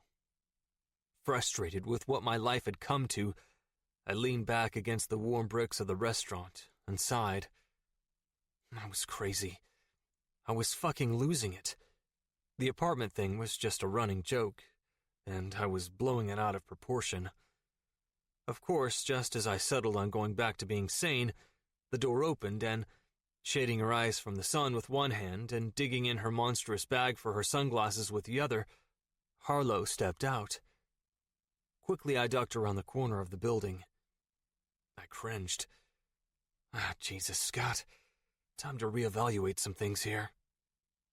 Following a woman was fucking ridiculous, creepy, and highly illegal. Granted, she knew me and liked me, but yeah. Holy hell. Now I'm just rationalizing. That's what crazy people do. Thanks for lunch, Mom. I heard her mom murmur something back before Jean-Pierre's French accent took over. It is always a pleasure, Harlow. His voice was genuine, heartfelt even, and I immediately liked him, sight unseen. Same. Thanks for listening, guys. Really, I know I unloaded a lot of stuff on you. Stuff about me? My ears perked up, and just like that, I forgot all about how crazy I was acting. Any time, her mom answered sweetly, before any and all sound faded away. I peeked around the corner to see them gone, Jean-Pierre and Harlow's mom crossing the street to the other side, while Harlow neared the end of the block on this side. I jumped into action, walking her direction quickly, but casually, and paying attention when she turned at the corner. With her out of sight, I quickened my step to try to close some of the distance, and then spotted the top of her head and the crowd up ahead as soon as I made it to the end of the block. She only went about a block and a half before turning and jogging up the stairs of a brownstone-style apartment building and inserting her key into the lock. Honestly, I couldn't decide whether it was a good thing or not that the trip to her apartment had been so short. After all, I'd successfully completed my mission. But, on the other hand, if I'd had more time, I might have circled around to the conclusion that this wasn't a good idea again. The jig was up now, though, and I had to do something about it before I lost my nerve. With just one side of her hair pulled back and pinned, I could see the side of her face as she concentrated on what she was doing, and a rush of emotion hit me all at once. This was it. She was it. I'd finally found a woman worth chasing. Literally? My mind mocked mercilessly. Breaking into a jog, I weaved my way through the people scattered on the sidewalk and bounded up the stairs behind her 2 at a time.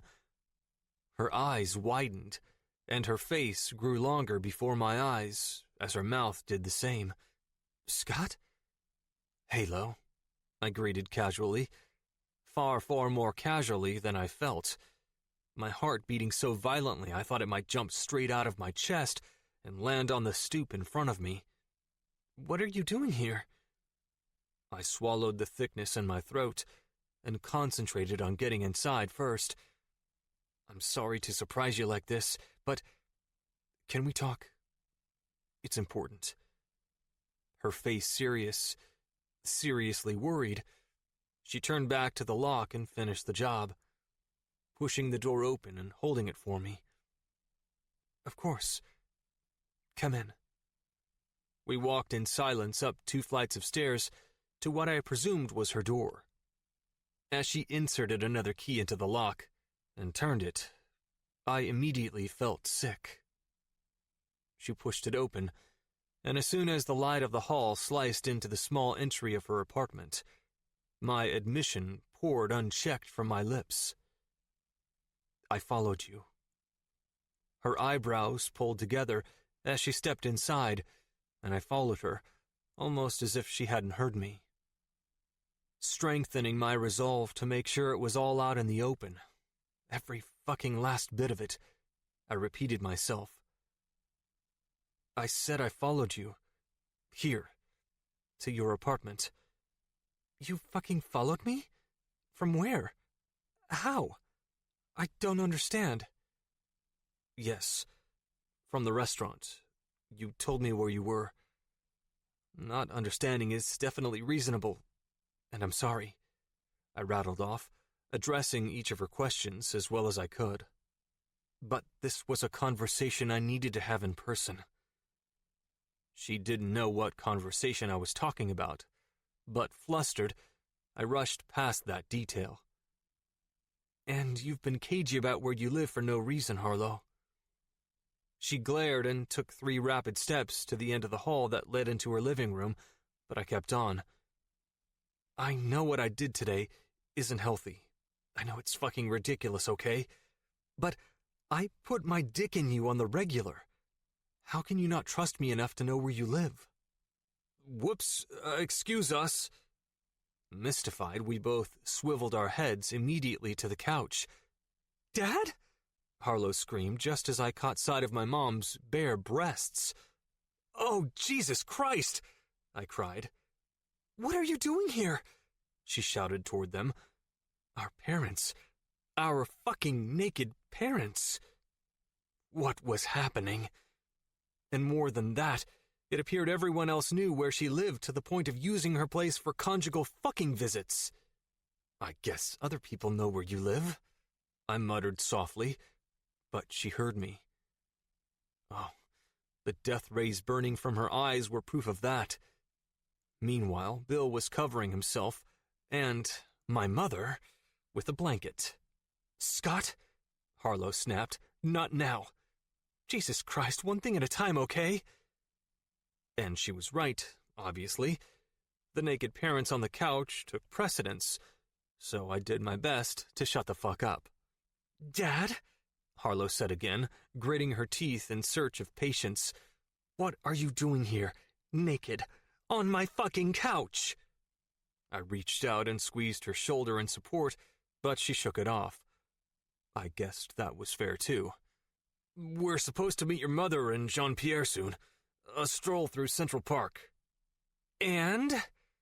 Harlow put a demanding hand to her hip. This situation definitely warrants an and, followed up by an actual explanation. And I got nervous, my mom piped up. I leaned over Harlow's shoulder to glare at her, but she pressed on, unfazed. I know how important they are to your father, and well, I'd like to make a good impression. Harlow sighed. Still not seeing how this brings us here, with you guys naked in my apartment. My mom shrugged. Orgasms tend to calm me. Oh, Jesus Christ. Your apartment was close, Bill finished. When we got here and it was empty, we figured we'd be quick. Good Lord, no more details, please, Harlow requested with her gaze firmly placed on the wall. And I'm really regretting giving you that spare key, Dad. I stepped in to assist. Look, guys, we'll give you a minute to get dressed, but it's safe to say this isn't exactly appropriate. Bill had the good grace to wince. My mother's stubbornness kicked in. I don't know, son. Looks like this might be an example of the stocking pot calling the kettle inappropriate. Call on Nicole fucking Shepherd to call me on my shit. Gee, thanks, Mom. It was on the tip of my tongue to tell her that Linda wasn't always up in my shit, but even in the midst of her naked hijinks, that seemed like a low blow.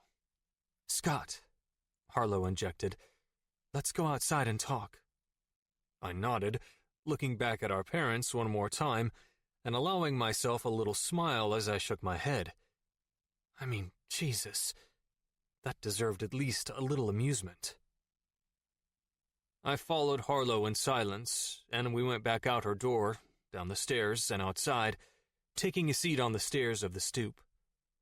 She waited patiently while I worked up the nerve to explain myself. It was completely unlike her, and made me even more nervous. I'm sorry I stalked you. Yeah, that was a tad over the top, she replied immediately.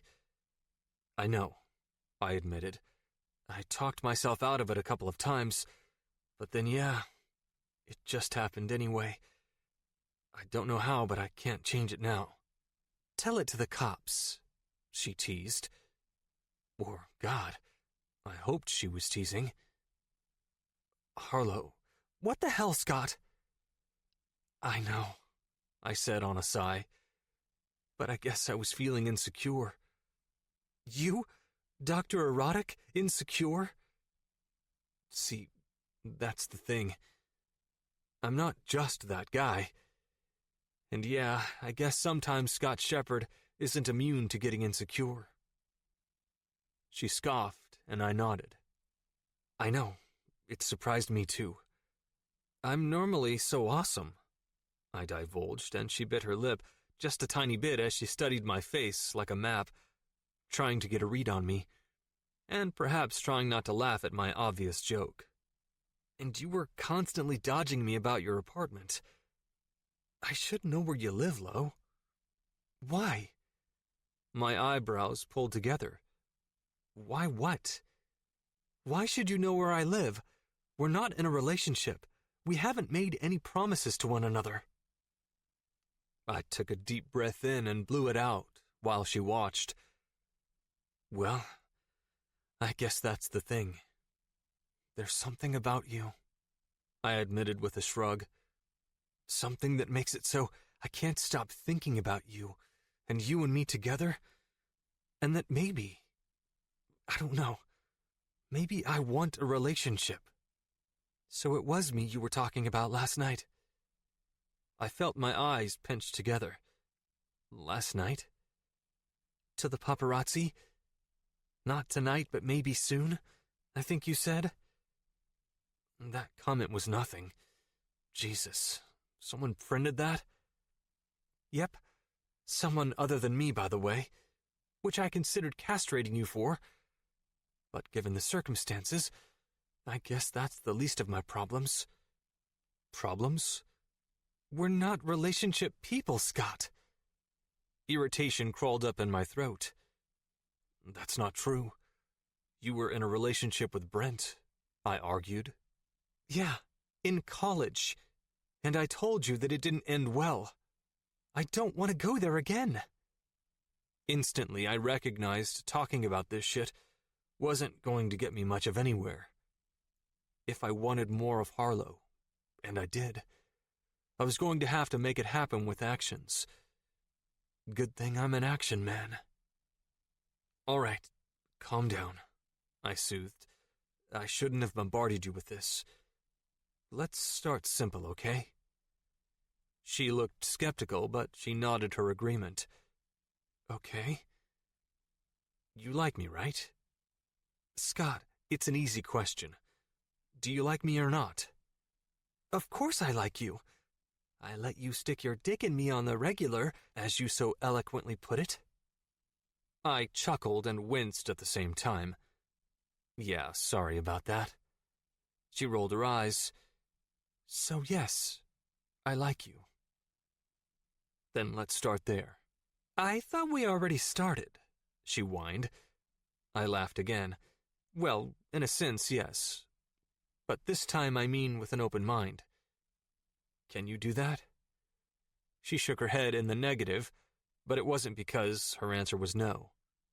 She was just scared. I'd have to figure out how to change that. Are we sleeping with other people while we keep an open mind and like each other? She asked and scrutinized my face for a reaction. Resolutely and with nothing to hide, I held her gaze. No, I admitted honestly. The truth was, I hadn't had sex with anyone but her since this whole crazy thing started. And more than that, I didn't want to. She stayed quiet for a brief moment, and then surprisingly said, Okay. Okay? I said okay, fuckface, move on, she demanded, and I couldn't stop myself from grinning. She wanted to move on. So move on I did. Lips to hers in an instant, I pushed my tongue until the tip met hers and kissed her with enough certainty for both of us. She broke away a few seconds in. I just have one more question. Okay, I said hesitantly, unsure what else she wanted from my bloody, mangled heart. Where the fuck did your beard go? I guess she misses it. Tomorrow's plan, start growing it back. Chapter 25. Harlow. The sound of my phone ringing too loudly startled me awake. My eyes caught sight of the barely risen sun peeking through my bedroom window, and I groaned. It couldn't have been past 8 in the morning, and that left me wondering who in the hell was calling me at this god-awful hour. I reached out from under my cozy comforter, and the cool air hit my skin, urging goosebumps onto my arms. I snagged my phone off the nightstand and slid my entire body, including my head, back under the warm cocoon of blankets. Even though the ringing had stopped, I tapped the home button, and my phone came to life. The numbers 7:45 glowed bright and blinding, while a notification sat in the center of the screen. 3 missed calls, Scott. What the hell? Before I had the time to send an angry message of "stop fucking calling me," he sent a text message, making my phone ping loudly. "Shit!" I yelled, bobbling it a little before getting it back under control. Scott. "Rise and shine, Harlow. Get ready. I'm taking you somewhere special today." Me. "Are you on drugs? Do you have any idea what time it is?" Scott. "LOL. No drugs. Just coffee." Me. "I'm not going anywhere right now. It's fucking Saturday morning and it's not even 8. Scott. "I'm on my way to your apartment." He was on his way to my apartment? Was he joking with me right now? Hell no. I didn't care how persistent he was. I wasn't going anywhere but back to dreamland. Me. "I fucking knew it was a bad idea for you to have my address." 2 days of him having the information, and he was already using it for outright evil purposes. Scott. "Get dressed, Harlow. I've got a surprise for you." A surprise? Even though it was too goddamn early, I was intrigued. I really fucking liked surprises. Me. "Does it include breakfast and coffee?" Scott. "Yep. I just added it to the already awesome list of things I'm doing with Harlow today." Ugh, there's a list of awesome? It shouldn't have been sounding better by the second, but god damn it, it was. Me. "I kind of hate you right now." Scott. "No, you don't. And stop texting me. Get your cute ass out of bed. I'll be there in 30 minutes. Me.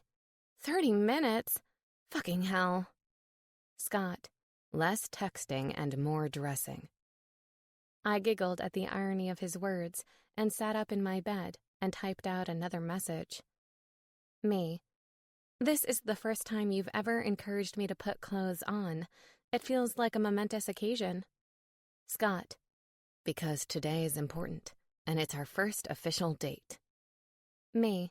"We've been on a date before." Scott. No, I'm pretty sure you've blandly called everything we've done so far, outside of the sex, hanging out.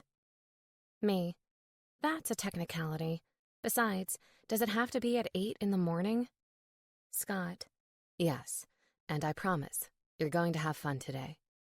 Me. What kind of fun? I mean, what if what you have planned isn't something I'd find fun? You should just tell me what it is, and then I'll decide if it's worth getting out of bed for. Scott. Get dressed, Harlow. He wasn't giving in, and I couldn't stop my curiosity from getting the best of me. God damn it. He was a genius. I sighed out loud and threw my comforter off of my legs and removed my ass from my mattress. With my hands held above my head, I stretched out the kinks and creaks from my muscles, and, while drumming up the motivation to hop in the shower, I sent him one last text message. Me. Bossy bastard. 45 minutes later, I was showered, dressed, and riding the subway with Scott to an unknown location. His large frame, clad in a nice pair of dress slacks and a button-up collared shirt, stood beside me as we careened through the dark tunnels of the city. Ready? He asked with a grin. We're almost there. I glanced down at my skinny jeans and tank top, and then back up at him. I feel underdressed. You're perfect, he whispered, and pressed a soft kiss to my cheek. I quirked a brow in his direction, and instantly he laughed. Probably because he already knew what my next question was before I even said it. Where are we going? I asked for the millionth time. Seriously, Scott, a woman needs to be prepared. Do I need bail money? Should I have gotten a Brazilian wax? He waggled his brows. Not today, and you're sexy no matter what. Even with a 70s bush? Harlow. Fine, but where are we going? It's a surprise, he replied, sighing deep and long, like he was actually annoyed with me. I didn't believe him. I don't like surprises. Liar, he said with a knowing smile, confirming that he wasn't annoyed with me at all. The fact that you love surprises is the one and only thing that got you out of bed this morning. You were using my love of surprises against me? I nudged his stomach gently with my elbow. Asshole. Not necessarily against you, he answered, just using it to my advantage. You're such a pain in my ass. He wrapped his arms around my shoulders and pulled me in for a tight embrace. You know, he whispered into my ear, I love your cute and curvy little ass. I rolled my eyes. Of course you do. It's a nice ass. He chuckled into my neck. It's my ass. I scoffed. Pretty sure it's connected to me. Yeah, but it's mine. I'm laying claim to it.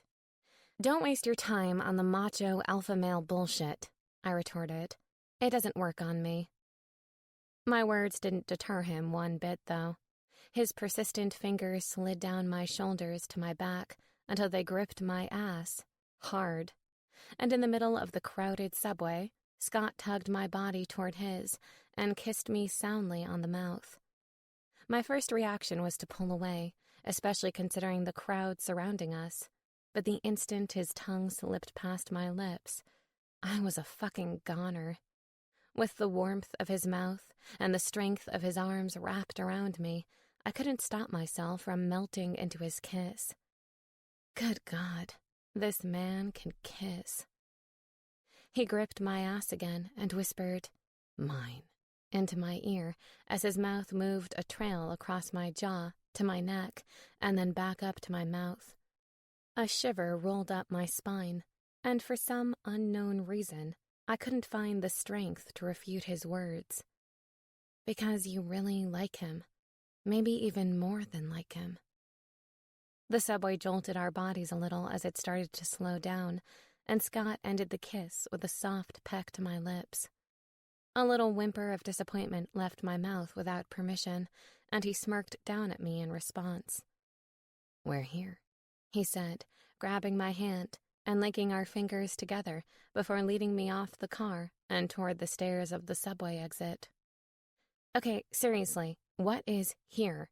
I questioned as we got to the top of the stairs, but Scott was determined and completely unwilling to spill the beans. "Where are we going?" I asked again, and he just laughed. I sighed in annoyance and petulantly let him lead me toward the unknown. After a quick stop at Magnolia Bakery for some muffins and 2 cups of coffee, and a quick 2-block walk, we stood in front of the doors of St. Luke's Hospital. Scott turned toward me and smiled. "We're here." "Huh?" I looked at him, and then back at the hospital, and then back at him again. "You're taking me to a hospital on our first official date?" "Yep." "A hospital." My brow scrunched in confusion. "Do you understand that a first official date should be something romantic?" He laughed, but it did nothing to clear my confusion. "I'm just having a hard time wrapping my brain around how a place of medical emergencies would spell out romance." "Today, you get to be Dr. Harlow Page for the day," he explained with a proud smile. "We're going to spend the next 4 hours taking care of pediatric patients in my emergency room." Holy shit. Are you serious? As a heart attack. A barking laugh left my lips, and he grinned. "There's no pressure," he said, and wrapped his arm around my shoulder. "But after you told me about your original goal of becoming a pediatrician, I wanted to give you a chance to really explore it. It sounded like you'd spent most of your life working toward that goal. And plus, you already know I think you'd make one hell of a pediatrician." God, he remembered all of that?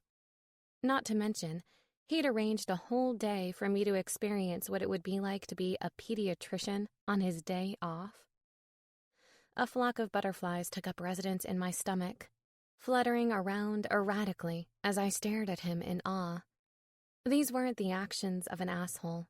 They weren't the actions of a man who put others' wants and needs before his own. They were the actions of a man who put others' wants and needs before his own. The exact kind of man I want to spend my life with. Wow, this is so sweet, Scott. I briefly paused as I tried to find the right words, tried not to belittle the gesture with a smart-ass remark like I normally would. My saliva felt thicker than normal as I murmured the heartfelt truth. It's probably one of the most thoughtful things anyone has ever done for me. It's never too late to accomplish your dreams, Harlow, he answered with tenderness in his voice. If this is still your dream, then I know you can achieve it. You really think that? I'm certain of it, he said, and then held out his hand. Ready to play doctor for the day? I smiled. I'm ready. My day in the ER had careened by in a blur of adorable tiny humans. Scott and I had managed to see 20 pediatric patients in a matter of 3.5 hours, and I'd found myself mesmerized and invigorated by the experience. Sure and precise and way too much fun, he awed me as a physician. Dr. Shepard was an asset to the city of New York. He had a friendly and playful bedside manner, and even during the most emergent situations, he always found a way to get his patients to relax and laugh, while giving them nothing less than top-notch care. He was a good doctor, and I was quickly finding an even better man. And I couldn't deny working side by side with him, obviously with Scott doing most of the actual medical work while I watched, had been the most fun I'd had in a long time. Having already cleared the necessary paperwork with the hospital, he'd handed a permission form to each family we'd worked with and explained that I was simply an intern and not an actual physician, and thankfully, not one family had turned down my participation. All right, Dr. Page, he said with a grin as he handed me the patient's medical chart. We've got one last patient to see. Go ahead and give me the rundown on what to expect. I grinned and scanned the chart for the pertinent details. Josie Morrows, age 5, no significant past medical history, came in about an hour ago after she fell out of a tree. Only injury appears to be a small gash to the forehead. A head injury. That feels oddly familiar, he teased, and I nudged him with my elbow. Shut up, I muttered, and he chuckled as we headed toward Josie in Bay 6. Scott winked as he pulled the curtain back to reveal an adorable little girl with a big white bandage taped across her entire forehead. She sat on the exam table with her legs swinging back and forth while her mother stood beside her. "Hi, Josie," Scott greeted. "I'm Dr. Shepard, and this is Ms. Page. It looks like someone took a little fall today, huh?" "Yup," she nodded, and her blonde curls bounced with the motion. "Out of a tree in my backyard." "It's a big tree, but she didn't get very high," her mother chimed in. "One I told her not to climb, by the way," she added with a disappointed glance in her daughter's direction. Josie frowned. "But Joey did it first." Her mother sighed. "Yes, but you're 5 and he's 10. That's a big difference, sweetheart. You're too little to climb that tree." "Ugh," she muttered, and looked at me. "My brother always gets to do everything. It stinks." I grinned. "Yeah, but one day you'll be 10 too, and then your mom might let you climb trees like your brother." Josie's blue eyes brightened. "And then maybe I won't get a cut on my head, huh?" "Exactly," Scott said as he slipped on exam gloves. "Okay, Josie, I need to make sure you didn't injure anything else besides your head, okay?" She nodded. "Okay." While he did a quick assessment of the patient, I donned a pair of gloves and got the supplies ready to clean the wound. I was surprised and a bit relieved how quickly everything I'd learned in college was coming back to me. It was like it was yesterday that I was taking pre-med classes and doing short internships at various hospitals in the city. "Can I remove the bandage so Ms. Page and I can see the cut, Josie?" Scott asked once he had finished his assessment. She nodded slowly, but I didn't miss the hesitancy in her response. I couldn't blame her. Head injuries weren't any fun at 29. I couldn't imagine how scary they were at 5. Fucking Baron the Boar and the case of the glass headboard taught me that. "You know," I mused as Scott winked at me and slowly, carefully removed the bandage. "I once got a cut on my forehead." Josie's curious eyes met mine. "You did?" "Yep," I nodded. "Dr. Shepard had to give me stitches." "Did it hurt?" "Nope," I answered honestly. Thanks to the numbing medicine he'd applied, I didn't feel anything at all. Cool, huh? Once the bandage was off, both of us took a good look at the gash on her forehead. It was small and, thankfully, most of the bleeding had already stopped. Scott turned to me. "What do you think, Ms. Page?" "I don't think Josie is going to need stitches." "Me either," he agreed with a smile. "I'm not?" the little patient questioned excitedly. "I'm not going to need stitches?" "Nope," Scott said, and tugged gently on one of her ringlets. "Looks like you lucked out, little lady.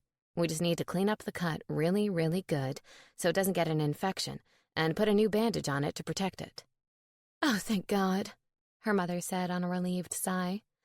"I wasn't sure, and I know I probably could have just taken her to her pediatrician, but I panicked when I saw all the blood." Scott nodded his understanding.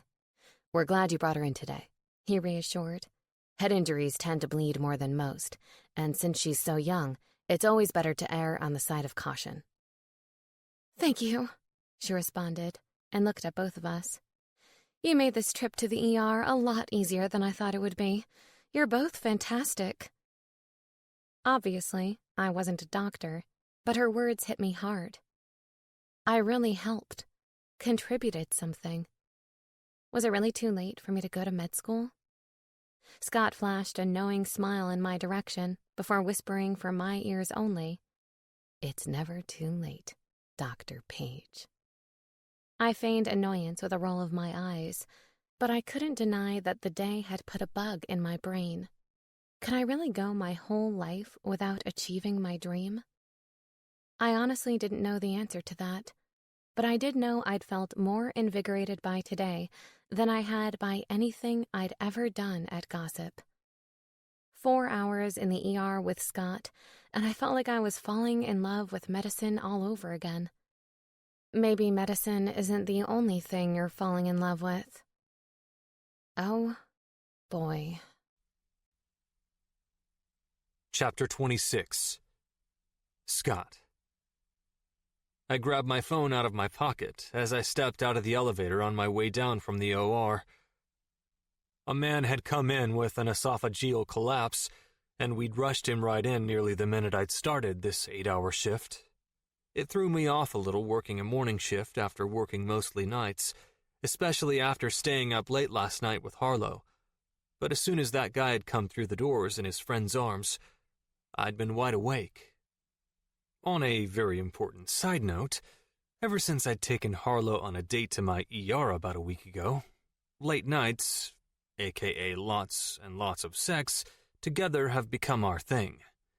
Neither one of us want to be the first to say uncle to our aching tired bodies or fluttering sleepy eyes. These late-night battles with Harlow are my new favorite pastime.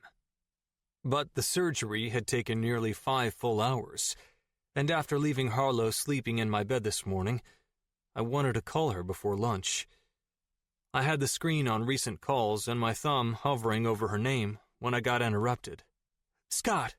Deb yelled, running from the other side of the ER. Assuming her cry was as urgent as it sounded, I immediately dropped my phone back in my pocket, grabbed a pair of gloves from the nearest supply cart, and broke into a jog toward her. As soon as we were within reaching distance, she swatted the gloves right out of my hand. I watched as they fell to the floor with a soft plop. Not emergent then, I guessed. Okay then, what's up, Deb?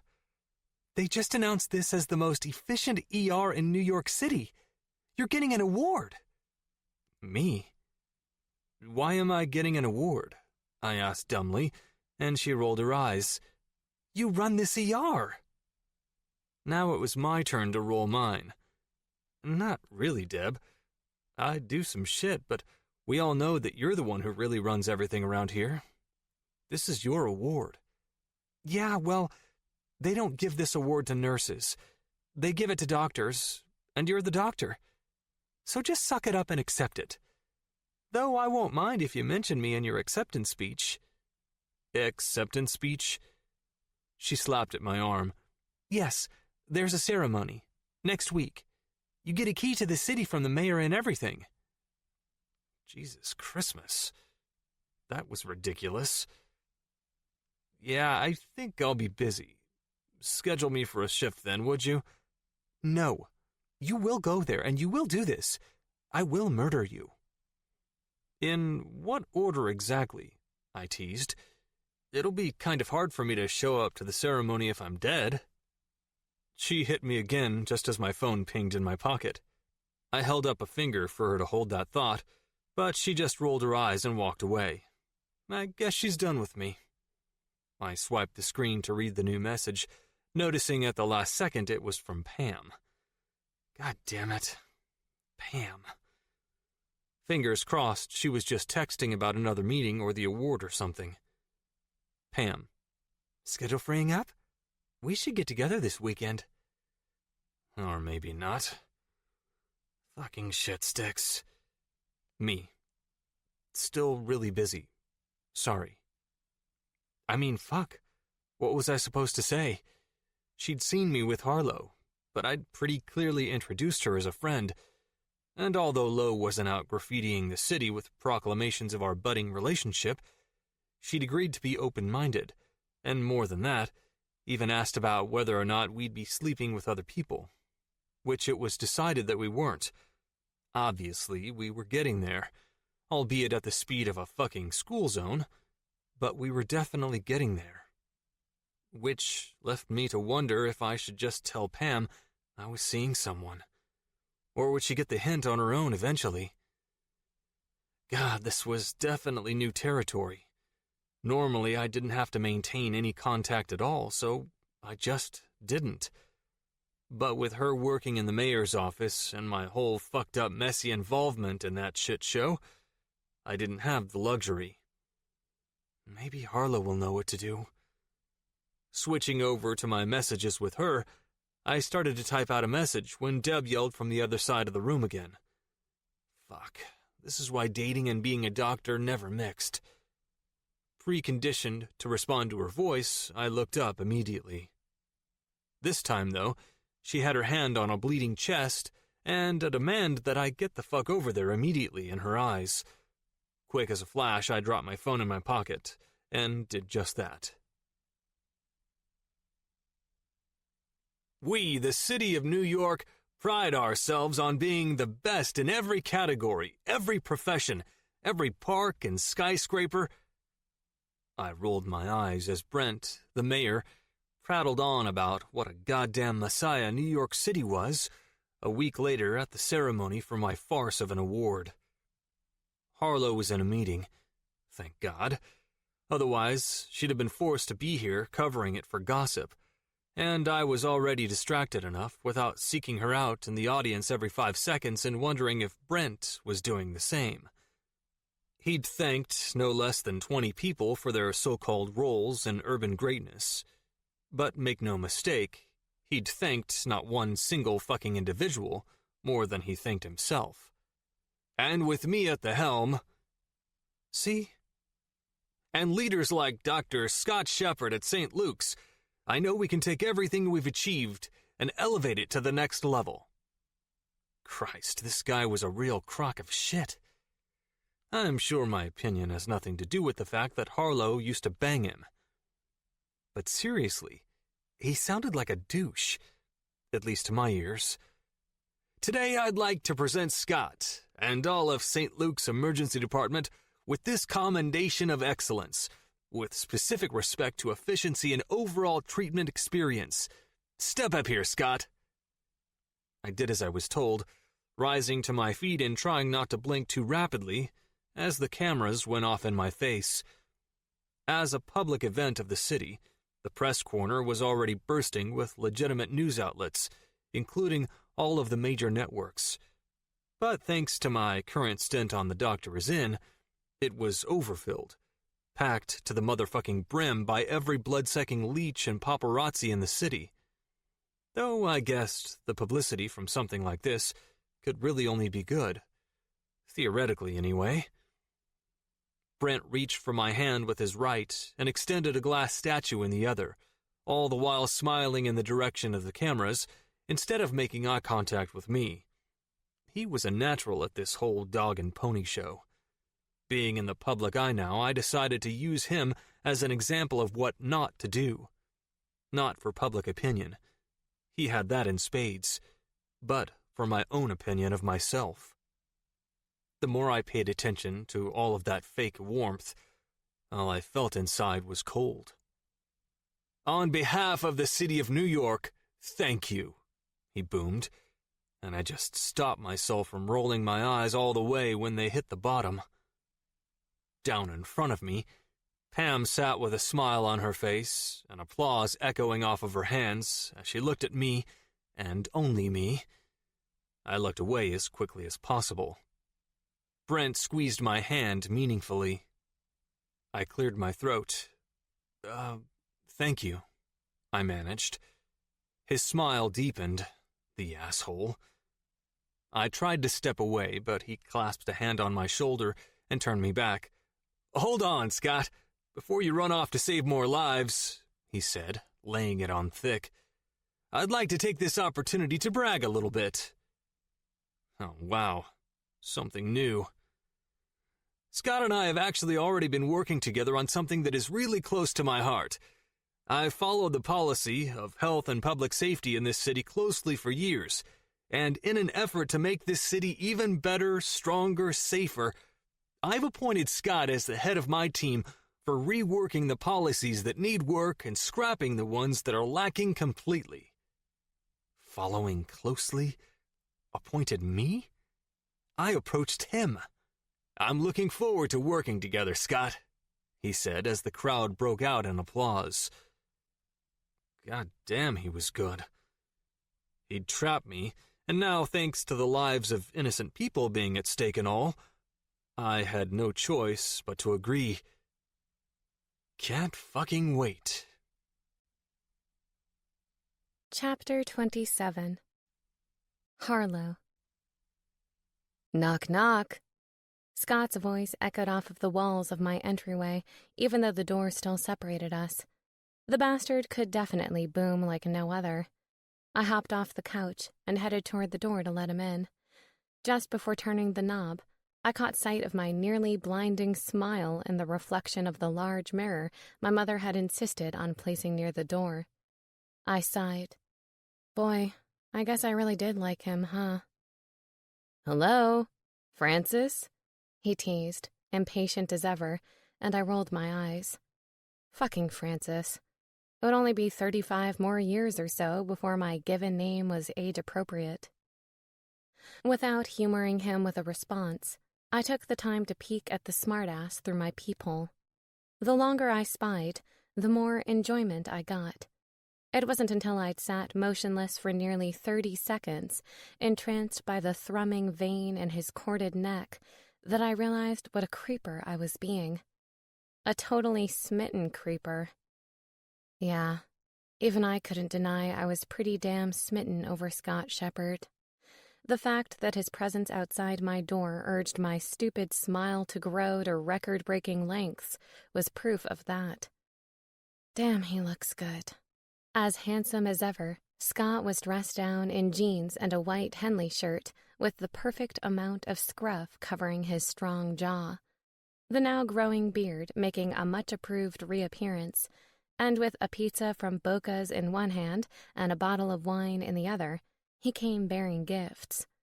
Obviously, he wasn't just a pretty face. The man was intelligent to boot. The full fucking package. After one more impatient rap of his knuckles, I put him out of his misery and opened the door. "Well, hello," Scott smirked, not bothering to hide his blatant perusal of my body. I was dressed less than casual in a tank top sans bra, because fuck bras, and a pair of little sleepy shorts, but I didn't miss the little glint of approval shining from his brown eyes. His hungry gaze ran the circuit from my legs to my face twice, and when he started round 3, an amused smile kissed my lips. "Do you want to come in or just stand there and gawk at me?" I asked, and leaned against the doorframe. Never mind that I just spent the better part of 3 minutes doing the same through a 1/2-inch diameter hole. He grinned. "I'm quite enjoying my gawk." "Okay, then," I said, and kicked the door shut a second later. "Just knock again when you want to come inside," I called through the door, and he laughed. "Let me in, Francis," he demanded, but his voice was more amused than anything else. "I promise I'll behave." "Stop calling me Francis, and you're a total liar." I hope. Scott's version of misbehaving generally ended in orgasms for me. Lots and lots of orgasms, mind you. "Let me in, or else I won't share the pizza." "Pepperoni?"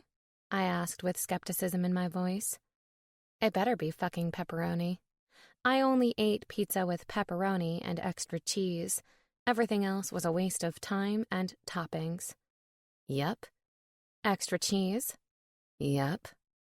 I opened the door again, and Scott stood on the other side, looking like the only man in the world for me, with a giant smile fixed across his mouth.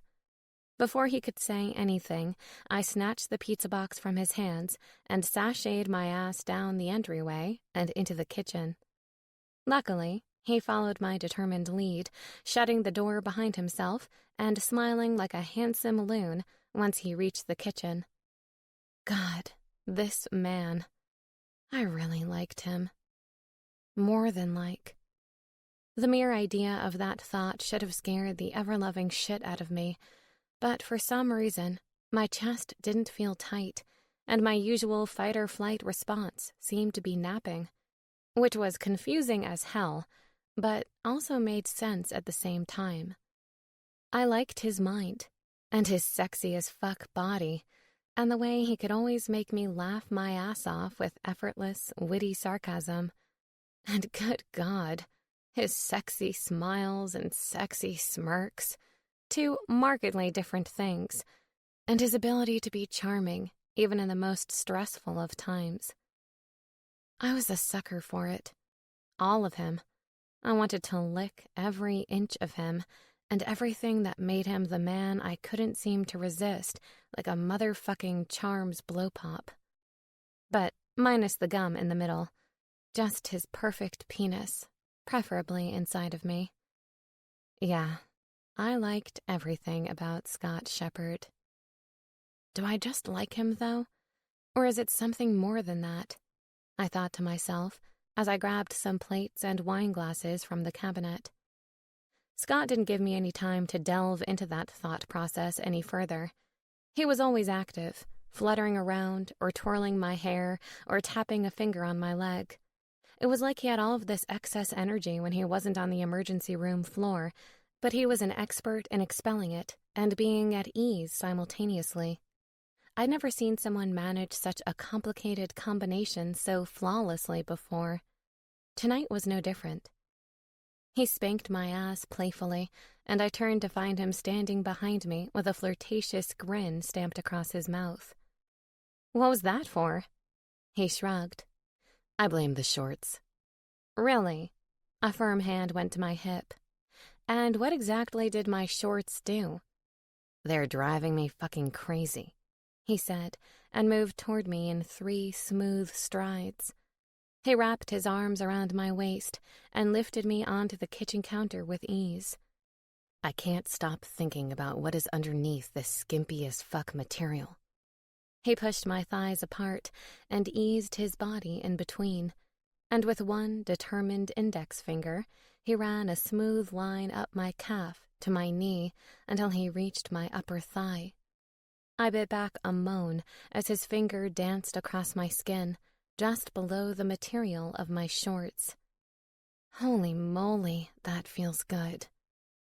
What's underneath, Lo? He whispered as he slid his finger underneath my shorts. Am I going to find a bare cunt? Yes, yes, yes. Maybe, I said on a half moan, half whimper. His gaze stayed locked with mine as his finger continued the trail beneath my shorts until it reached the apex of my thighs. He brushed through my arousal and let out a little tisk-tisk from his lips. I think someone is a little bit of a liar. This is a bare and wet little cunt, he said with a wicked grin as he slid that persistent finger inside of me. In and out he went, and I moaned out loud. Guess what we're going to do right now? He asked, and increased the rhythm of his finger while his thumb joined the pleasure party and rubbed smooth circles against my clit. Fucking hell, that's good. What? I whimpered. We're going to eat pizza. Huh? Yep, he said, and pressed a smacking kiss to my lips.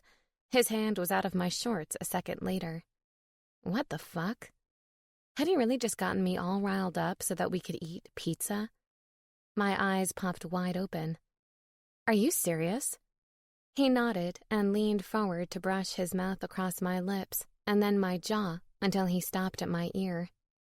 I'm going to eat pizza for dinner, and then I'm going to have this delicious little cunt for dessert, he whispered, and his warm breath brushing across my neck pebbled my hypersensitive skin. Sound good? Pizza for dinner and orgasms for dessert? I thought it over for all of 2 seconds and decided that I could live with that game plan. But no doubt, I'd make sure dinner lasted no longer than 10 minutes tops. Sounds good, I agreed, and hopped off the counter. I grabbed the pizza and plates and bottle of wine off the counter and marched into the living room as quickly as I possibly could, leaving Scott behind in the kitchen with an amused smirk on his lips. In a rush? He asked as he sat down beside me on the couch. You know my favorite part of a meal is always dessert. Is that so? Yep, I said, and plopped 2 slices of pizza onto plates. I handed one to Scott and grinned. Eat up, buddy. You've only got 10 minutes. You're bossy, he said through a laugh, and took the slice of pizza into his hands. No, I corrected. I'm horny, and when someone is a fucking tease and makes me horny and then doesn't do anything about it, I get bossy. He grinned. A fucking tease? Yep, you're a fucking tease. You should talk, he retorted. No bra, no panties, the shortest fucking pair of shorts I've ever seen. You might as well be walking around here naked. Would we have boned on the kitchen counter if I would have been naked? I asked with far too much hope in my voice. I also made a mental note to answer the door naked the next time Scott came over. He grinned, but didn't offer a response. Would we have? I asked again, but he just laughed it off. You're not going to tell me? Gentlemen don't kiss and tell. Pfft, I scoffed. That saying doesn't even apply to this situation. Eat your dinner, Lo, he demanded. I'm getting hungry for dessert.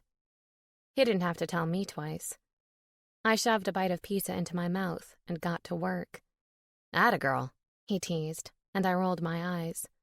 Don't get too cocky, I retorted as I picked up the remote for the television. I'm only doing it because I'm greedy and selfish when it comes to orgasms. He smirked. Good God, I love that greedy little cunt of yours. Prove it, I mocked, flipping haphazardly through the channels. Before Scott could offer a retort, his face stared back at us on the television. It was a news station's recap of the press conference Scott had attended earlier in the day to receive an award from the mayor. Hey, look, you're on TV, I stated the obvious, and he groaned around a mouthful of pepperoni and cheese. Oh, God, please turn it off. Hell no, I grinned. It's your big, shining moment, and since I didn't get to cover it live, it's my second best option. We're watching it, buddy. There is nothing big or shining about this moment, he muttered. And while Scott continued groaning his annoyance, I avidly watched his face on screen. God, he's handsome. And mine. Whoa, whoa, whoa. And mine? God, my thoughts sounded a bit territorial, like I was 2 seconds away from pissing a circle around him or something. It's because you LOVE him. Fuck, here's the worst part of the whole thing, he announced, and subsequently pulled my attention back to the present. I glanced at him in confusion. You mean besides the fact that Brent just keeps talking about how amazing he is? Yep, he said with a sigh. Even worse than that. I turned my attention back to the television, and that's when the words, "Can't fucking wait," left Scott's lips. Thanks to regulations, they'd bleeped out the fucking part. But yeah, it was more than apparent what he'd said before the edit. Holy hell, he dropped the F-bomb at a press conference with the mayor. Completely losing it, I snorted and coughed on my own phlegm as I tried to get control of my laughter.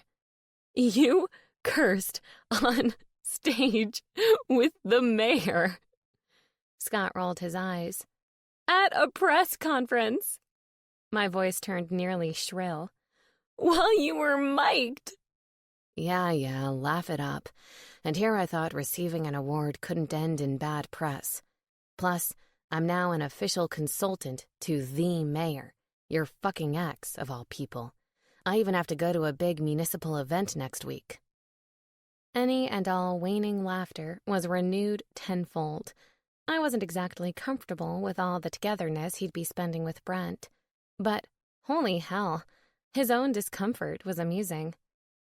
Suddenly, Scott set his plate on the coffee table and hooked his hands on the line of my jaw. Go with me. That made me stop laughing. What? To the event. Please? Are you nuts? Please? He asked again. I want you by my side, Harlow. Nothing feels right without you anymore. I hated the idea of spending an evening in such proximity to Brent, but Jesus Christ, how could I say no to that? Okay. Chapter 28. Scott. Scott! Dr. Erotic! Over here, Scott!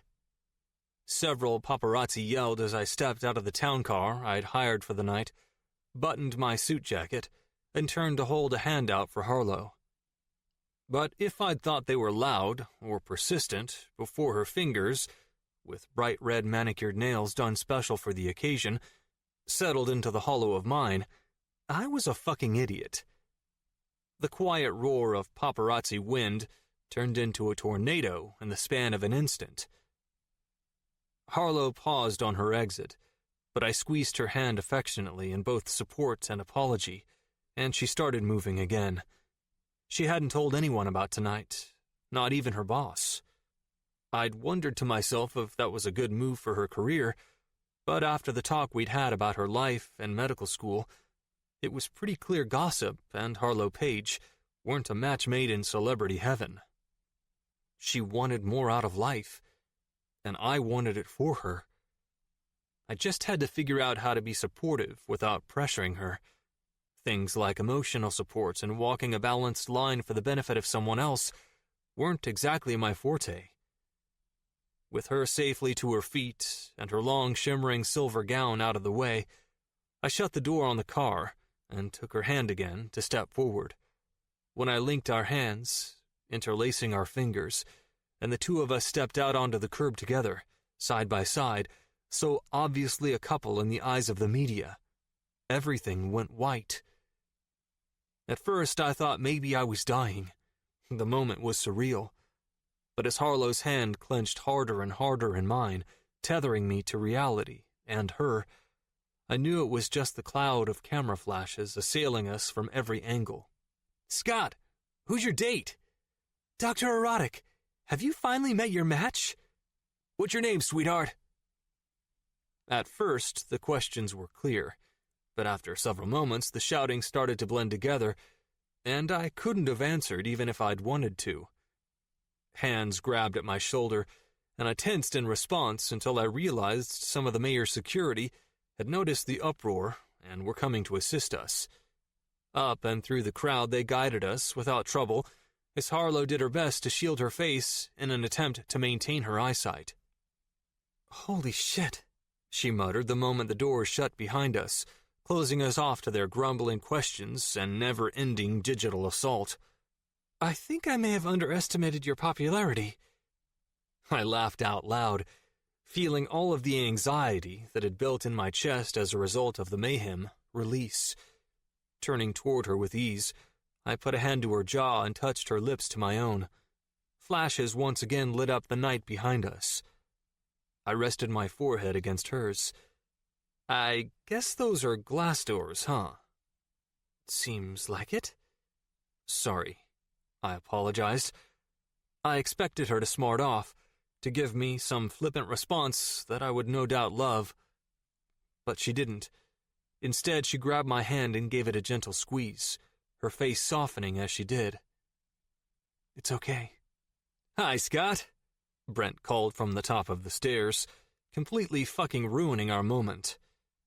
As I pulled away from Harlow and looked up to meet his gaze, it was more than obvious he was enjoying it. A smug smile lined not only his mouth, but his eyes, and he held on to the lapel of his suit jacket like he was the ruler of the land, which I guessed in a sense he was. "Mr. Mayor," I murmured back as Harlow's eyes moved slowly from the floor up the stairs and finally landed on the man standing a full floor above us. "Hey, Lolo." She sighed, obviously put out by the nickname, and I didn't bother to hide my smile. "Brent?" A thrill ran up the length of my spine when she literally gave him no more attention than one fraction of a moment. Eyes back to mine, she held them tight as she whispered for my ears only, "Ready to get this over with?" I shook my head and her face wrinkled. "No?" "No," I confirmed. "I'm gonna enjoy a night out with a woman I couldn't help but chase." "Scott," she whispered. "Come on." Hand in hand, we climbed the stairs, going a nice slow speed that she could handle in her spindle heels and long knockout of a dress, and by the time we got to the top, the mayor was gone. Back inside, I presumed, to his party and people, but the where didn't really matter. Neither did the why. but the gasp Harlow made when she looked up to make the same discovery made my whole night. Apparently, it wasn't like the Overlord to give up so easily. "I've heard of outrunning people," I teased her, "but being too slow for them is a new one." "Shut up." Her lips tasted like sweet surprise when mine landed against them.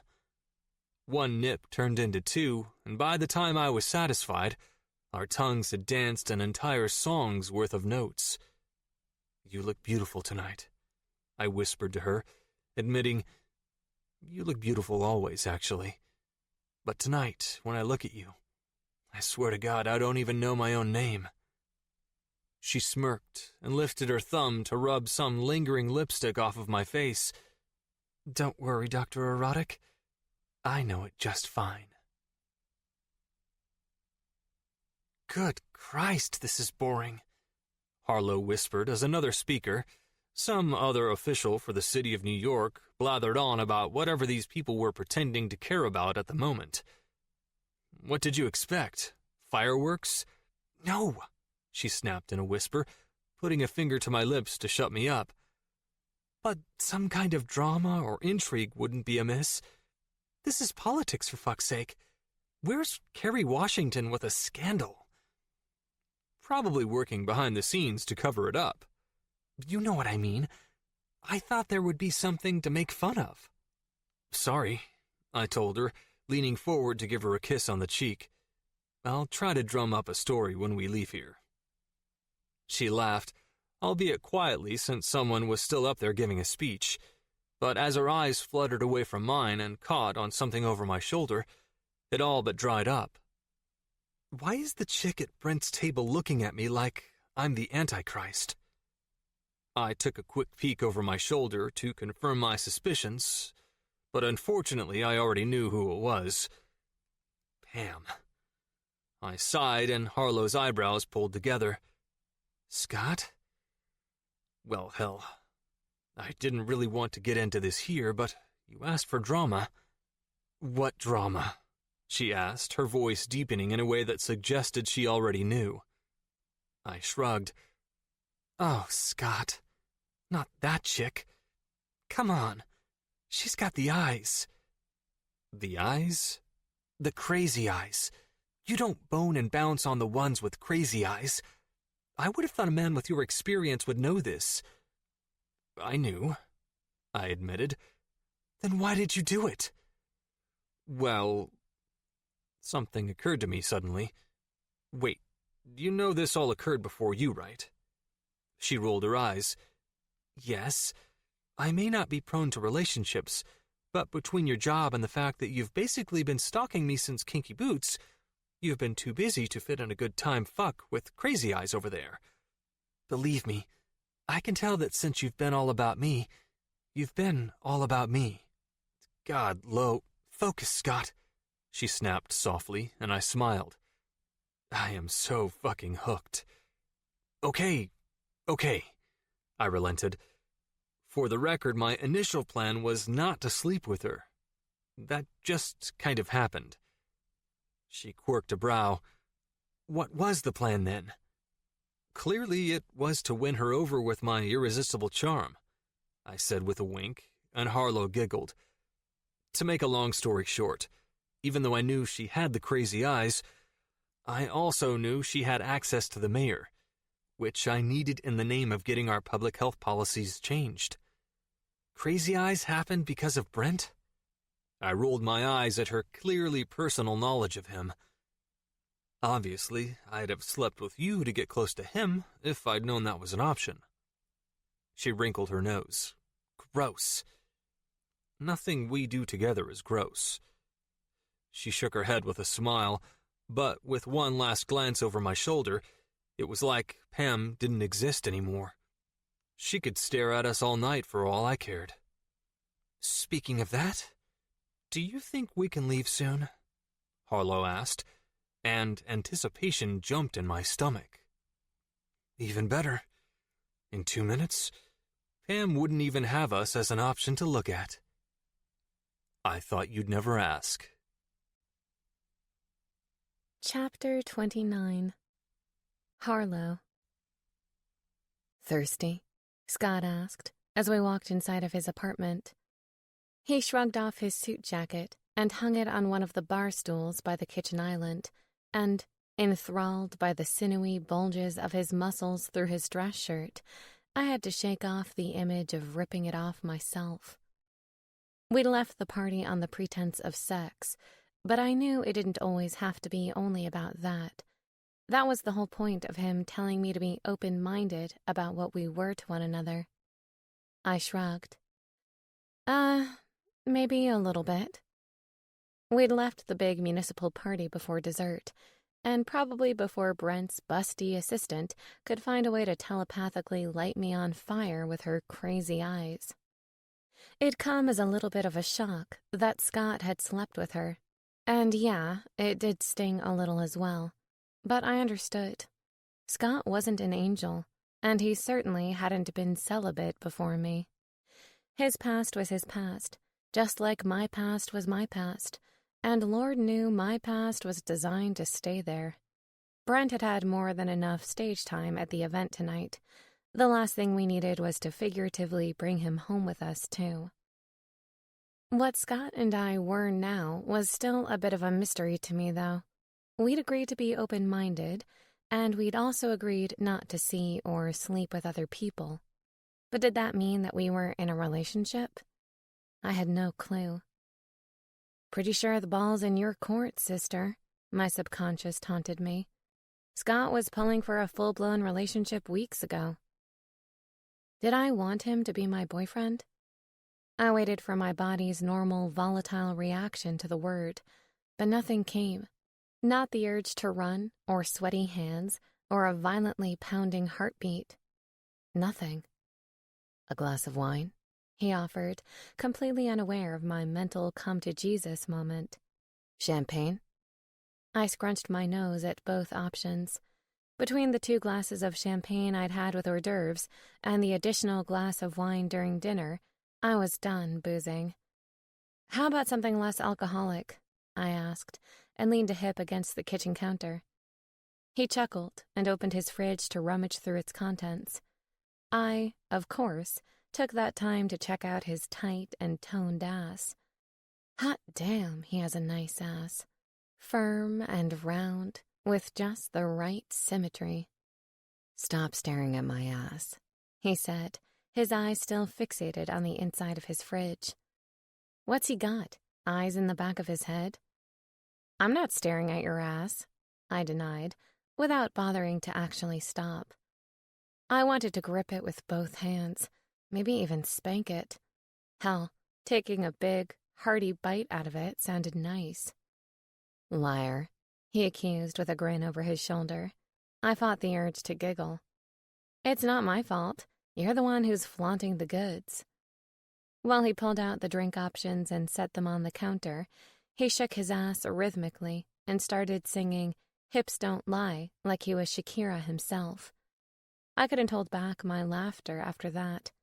Flipping imaginary hair from shoulder to shoulder, he swayed and posed and fucking flaunted like he was one of the lead dancers in the music video. Good Lord. Not only was Scott sexy as fuck, he was endearingly charming and had a sense of humor like no one else. It felt like he was the only man I saw anymore. Because you're in love with him. At that very moment, my heart attempted its best impression of an Olympic gymnast inside of my chest. Its pounding rhythm felt 2 seconds away from vaulting directly out of my body and onto the floor. Holy hell, I was in love with Scott? The anniversary party cheers. It had to be. No curse my asshole. What'll it be?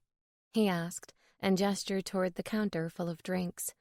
When his eyes met mine, he tilted his head to the side in concern. Are you okay?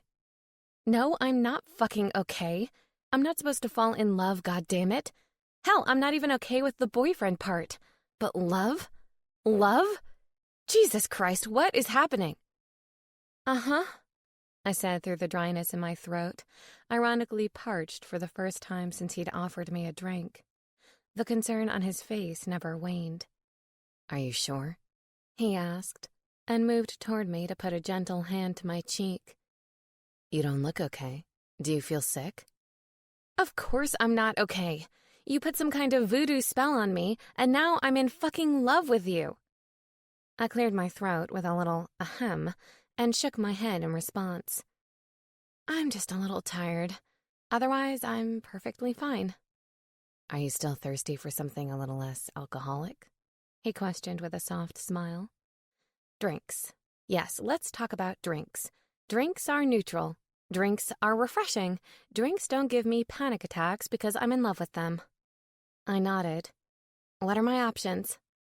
Well, he started, and dramatically gestured toward the drink options on the counter like he was selling vacuums and food dehydrators on the Home Shopping Network.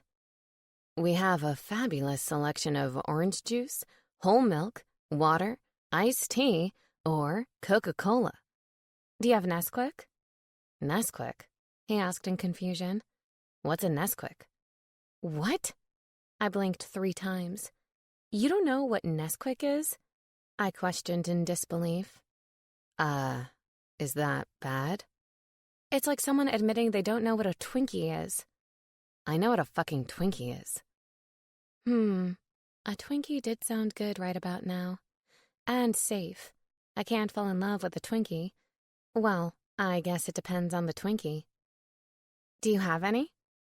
He quirked a brow in my direction. Twinkies? No, prune juice. I'm extremely constipated, I teased, and he laughed. Yes, Twinkies. Do you have any? How did we go from Nesquik to Twinkies? First of all, we haven't left the Nesquik, I clarified with a serious expression. It's basically the powder form of Hershey's syrup, and it's fucking delicious.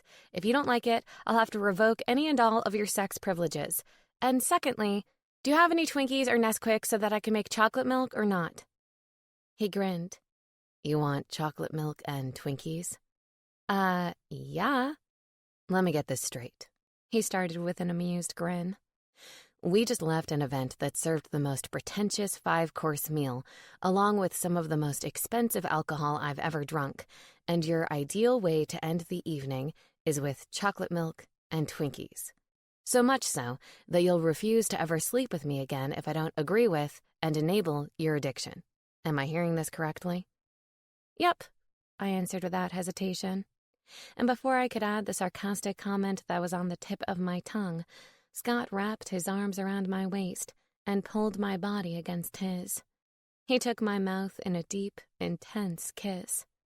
While his tongue slipped past my lips and danced with mine, his hand skimmed up the material of my evening gown until they reached the bared skin of my back. I moaned into his mouth, and my body all but melted into his. This kiss was different. It wasn't just foreplay or the physical act of kissing itself. It was deeper. It was that 4-letter word I'd once convinced myself I'd never let myself feel again. And deep down, I knew that little but powerful 4-letter word had made a reappearance in my thoughts for a reason. I was in love with Scott. God, Lo. His teeth nipped at my bottom lip. I'm fucking crazy about you, he whispered against my mouth before taking the kiss deeper. With the milk and juice and whatever the fuck else he'd gotten out of the fridge forgotten, our kiss turned urgent. I need you, I whimpered against his lips. I need you so bad, Scott. Funnily enough, despite my pleas for it, this still wasn't about sex. I need you too, Lo. He leaned back, and his gaze locked with mine.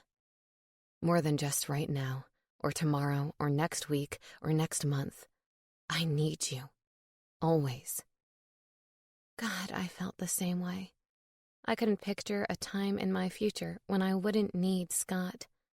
Somehow, some way, he'd become a permanent fixture in my life, and I didn't want that to change. Me too, I whispered back. We tumbled into his bedroom in a fit of limbs and lips, and the instant he kicked the door shut, every pretense dropped. The facade I showed the world melted away, and all I wanted was to feel him, everywhere and all at once. Twilight and shadow covered the walls and floor, and Scott stood close enough that I felt enveloped by his musky scent. Without hesitation, and with only the soft inhales and exhales of our breaths peppering the otherwise silent air, he wrapped his arms around my back. In one gentle tug and turn, my covered breasts pressed deliciously against the soft material of his dress shirt. His right hand dropped to my thigh, and he pulled up my dress enough to reach my already aching skin. I couldn't have moved even if I tried, as if his fingers had short-circuited my mind in the best possible way as they slid up the skin of my thigh and left trembles in their wake.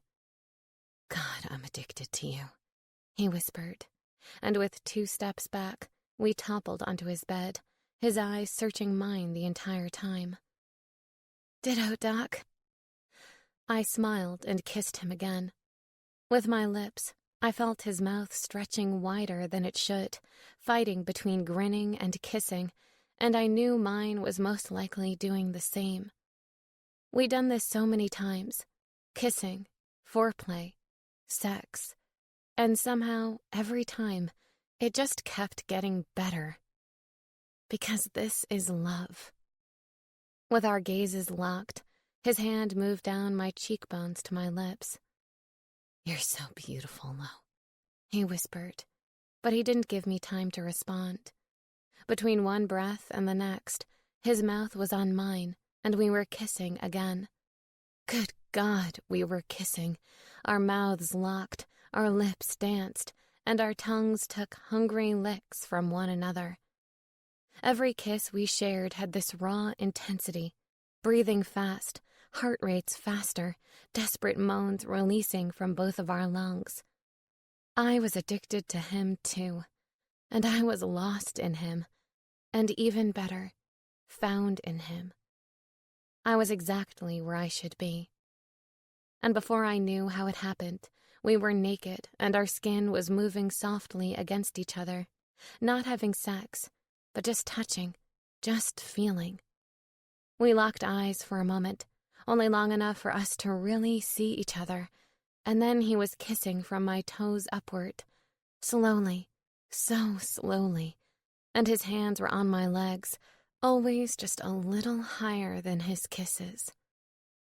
Scott's lips and fingers might as well have been electric. Every touch, every kiss tingling my skin into a frenzy of static. My back arched in anticipation, knowing where his fingers and lips would soon reach, and my head rocked back against the pillow when he did. I moaned out loud, and his fingers slid inside of me from below while he took my mouth in another uninhibited kiss. "Now, Scott, I need you inside of me," I whimpered against his mouth, and he groaned. Without breaking our connection, he grabbed a condom from the nightstand and put it on with practiced efficiency. And then he was sliding inside of me, changing my breathing with every thrust, hearing my moans timed to his body. Fuck, it felt so good. He felt so good. God, our bodies fit together as if we were made just for this, to fall into one another, to feel this natural rhythm. "It's never enough," he panted into my ear. "When it comes to you, I always want more. I'll never stop wanting more." "Me too," I answered, and my words were followed by a moan as he pushed himself deeper. His eyes searched mine, and then he just said it, out loud, and while we were still intimately connected, he said what I'd already been thinking. "I'm in love with you, Harlow." And I didn't fight it this time. I didn't hold back. "Me too," I whispered. "I'm in love with you too."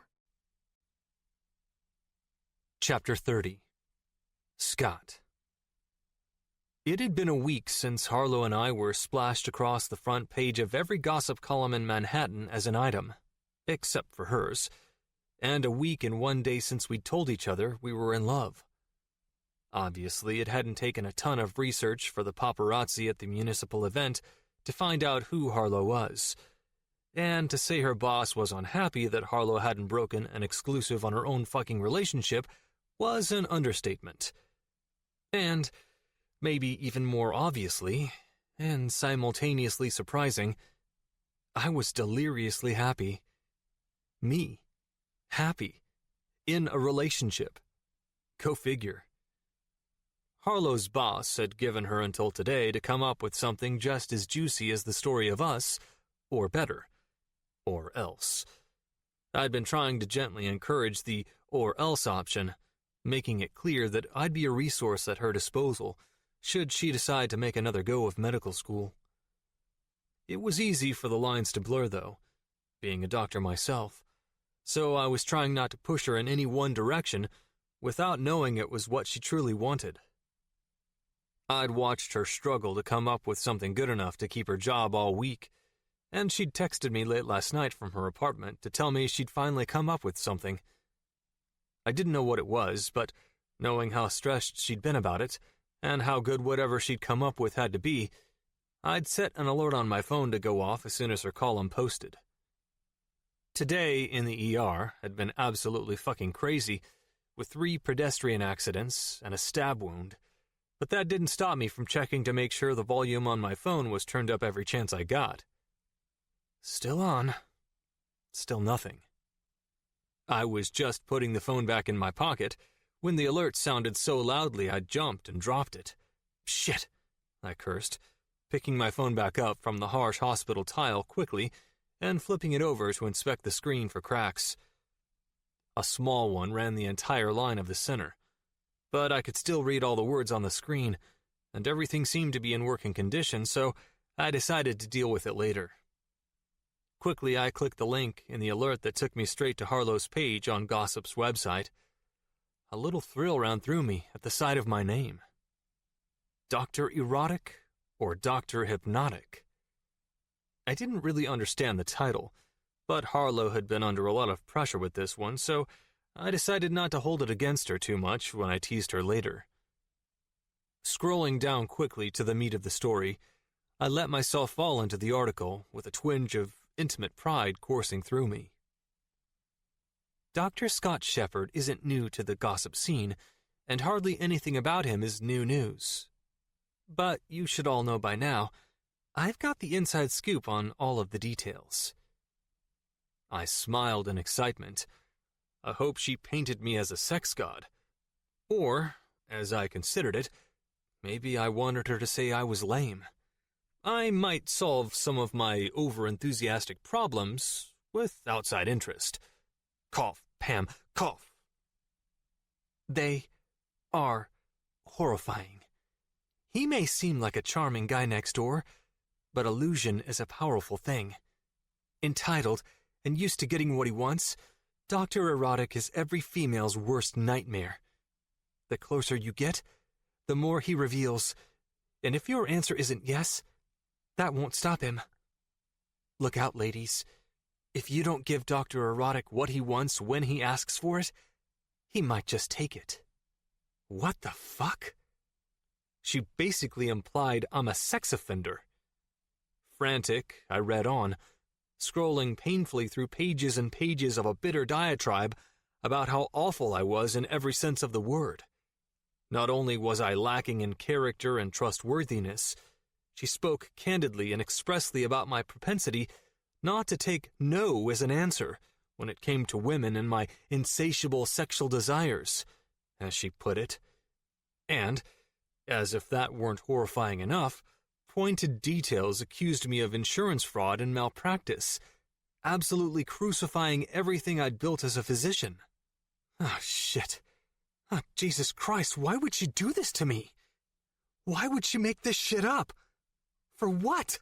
A fucking byline? I'd actually been expecting something about us. Her little decree of "don't be mad at me for using you shamelessly" last night, seeming playful and harmless, but telling all the same. I thought maybe she'd finally broken some details about our sex life, the real inside scoop on Dr. Erotic's erotic moves. But not this. Never this. This would fucking ruin me. Scott? Deb said hesitantly from the end of the hall, as I stood there shaking my head in disbelief. "Not now, Deb," I said as gently as I could for a guy literally coming apart at the seams. I just assumed she left me to my agony until she called my name again, this time from a lot closer. "Scott," she murmured, in a barely there whisper. I lifted my eyes to hers, but they didn't stay there long. 2 security guards stood behind her. Good news spreads fast, I see. "The board wants to see you," she said sympathetically. I could barely even swallow my saliva without throwing up as I succumbed to my fate. Just like that, I knew it was over. I was going to lose everything I'd ever had, ever wanted, ever needed, in one fell swoop. The job and the girl, both a mutilated mess. I might have been a doctor, but this blood was on Harlow's hands. Chapter 31. Harlow. After a week's worth of stress, mostly because of Stella riding my ass over the fact that I hadn't been the one to give the personal exclusive on Dr. Erotic's new relationship with yours truly, I'd managed to write a column I was proud of. One that actually made me smile when I read it, versus my normal, apathetic, meh reaction I gave most of my columns. And it wasn't because I thought my writing was shit. It was because I wasn't passionate about any of it. Until now. Until this column. And I owed it all to one very important person. Scott. With him on my mind, I grabbed my phone off my desk and typed a quick message to him. Me. Did you read it? Tell me you read it and loved it. I watched the message box like a hawk, waiting impatiently for text bubbles to appear from his side of the conversation, but it never came. And before I could call him and demand that he stop saving lives and start reading my latest column, an all-too-familiar voice of doom grabbed my attention. "Great work on that article." I glanced up to find Stella standing in the doorway of my office. A proud and even slightly evil smile plastered on her face. "I didn't think you had it in you, but obviously you did." "You liked my column?" I questioned with a furrowed brow. This was the absolute last reaction I expected to get from her. If I was being honest, I wasn't sure if I'd still have a job at Gossip after she read it. She'd basically given me an ultimatum and made it more than clear that if I hadn't come up with something good, I'd be packing my shit and finding a new job. And well, this week's column shouldn't have evoked such an enthusiastic response from her. She nodded. "It was genius and devious, and I have no idea how you pulled it off, but I definitely loved it. If you keep going above and beyond to bring material like that to me, you'll be promoted and writing only exclusives in no time." "I guess I should have known there was more to that whole relationship thing with Scott, huh?" she asked, with a smile that made a shiver roll up my spine. "You're not the type of woman to settle down with a man, but it appears that you are the type of woman who will do whatever it takes for her career. My favorite kind of woman, by the way," she added with a wink. The type of woman who will do whatever it takes for her career? I blinked 3 times. What is she talking about? I didn't even consider this job my career. It was just a fucking job that paid the bills, and achieved that without giving me any sense of satisfaction or purpose. I sure as hell wouldn't do whatever it took for Gossip. Something feels real fucking off right now. The tiny hairs on my arm stood on end. I opened my mouth to ask her what in the fuck was happening, but she chimed in before I could get the words past my suddenly dry and scratchy throat. "Great work, Harlow. And for legality purposes, shoot me an email with your various sources for that article. We're already getting phone calls from the media," she said. And before I could add anything to the conversation, she strode away on her stilettos, her shoes click-clacking down the hallway with every power step, while I sat in my desk chair completely confused. There was no way in hell she was talking about the column I'd written for this week. Had she run a different column of mine? Maybe one she'd saved up from a previous week or something? I had no idea, but it only took 10 seconds for me to snap out of my trance and pull up Gossip's website to find which columns had run. Dead center, on the very first page, sat an unfamiliar article titled Dr. Erotic or Dr. Hypnotic. But oddly enough, my name sat in the byline, by Harlow Page. Have they retitled my piece? Was my first thought.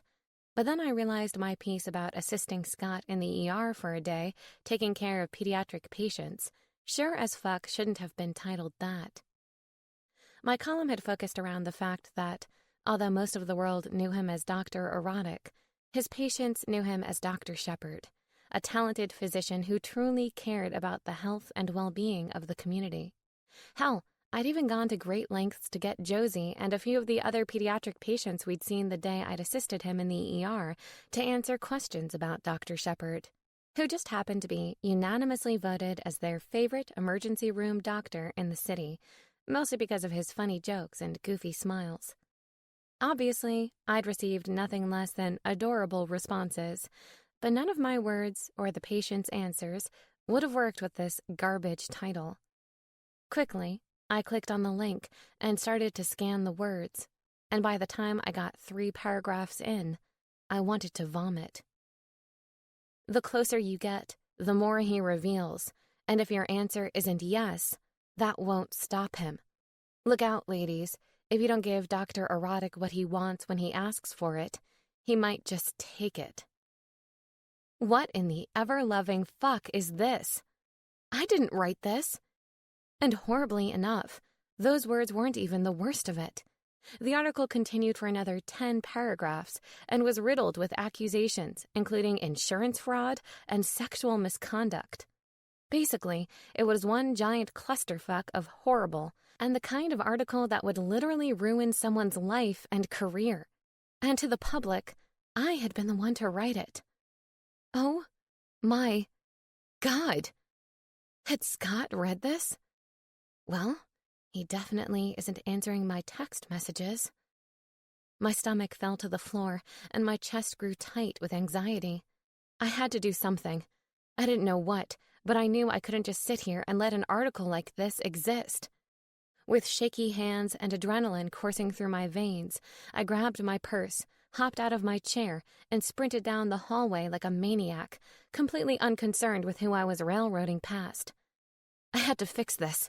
Jesus Christ, I had to fix this. Panicked, I picked up my pace to a full-out sprint, and by the time I'd reached Stella's office, I was gasping for air. "I didn't write that," I shouted through panting breaths. She looked up from her desk, and her brow furrowed in puzzlement. "I didn't write that article about Scott Shepard." "What?" she questioned. "What do you mean you didn't write it?" "I didn't write it, Stella." I tried to explain through the thickness in my throat. "I don't know where that article came from, but I know those are not my words. Yes, my column was about Scott, but it wasn't this fucking mess of horrible accusations." I put my hands on my knees and took big, deep breaths. With relaxed shoulders and a neutral mouth, Stella continued to sit in her chair, not reacting, not responding, and watched me have a mental breakdown. I wanted to strangle her. "It was a goddamn personal interest story that showed what an amazing physician he is," I yelled. "Hell, I even had cute interviews in there from his pediatric patients." A pregnant pause filled the space in her office, and it felt like an eternity before she finally said, "But that article came directly from your email to my email, Harlow." "What?" I shouted. "How is that even fucking possible?" "I'm 100% sure that you're the one who emailed me that article." "This is completely fucked, Stella. I didn't write this. Take it off the site now." She frowned. "That article is the talk of the day at every news source in the city, Harlow. You should be proud of it, not feeling guilty." "Proud of it?" I exclaimed in frustration. That article is bullshit, Stella. All of those accusations are untrue. If anything, that article is a lawsuit for gossip waiting to happen. Her brow popped up in surprise at the word lawsuit. I guess I'm finally speaking her fucking language. Wait, you really didn't write it? I didn't write it, I responded. Those are not my words, Stella. I sent a completely different article to your email that you should have received yesterday around 8 in the morning. But I received this column 2 days ago. I was still writing my fucking column 2 days ago. She scrutinized my steadfast gaze before muttering, "Fuck," and picking up her phone. Her finger tapped a speed dial button, and she held the receiver to her ear.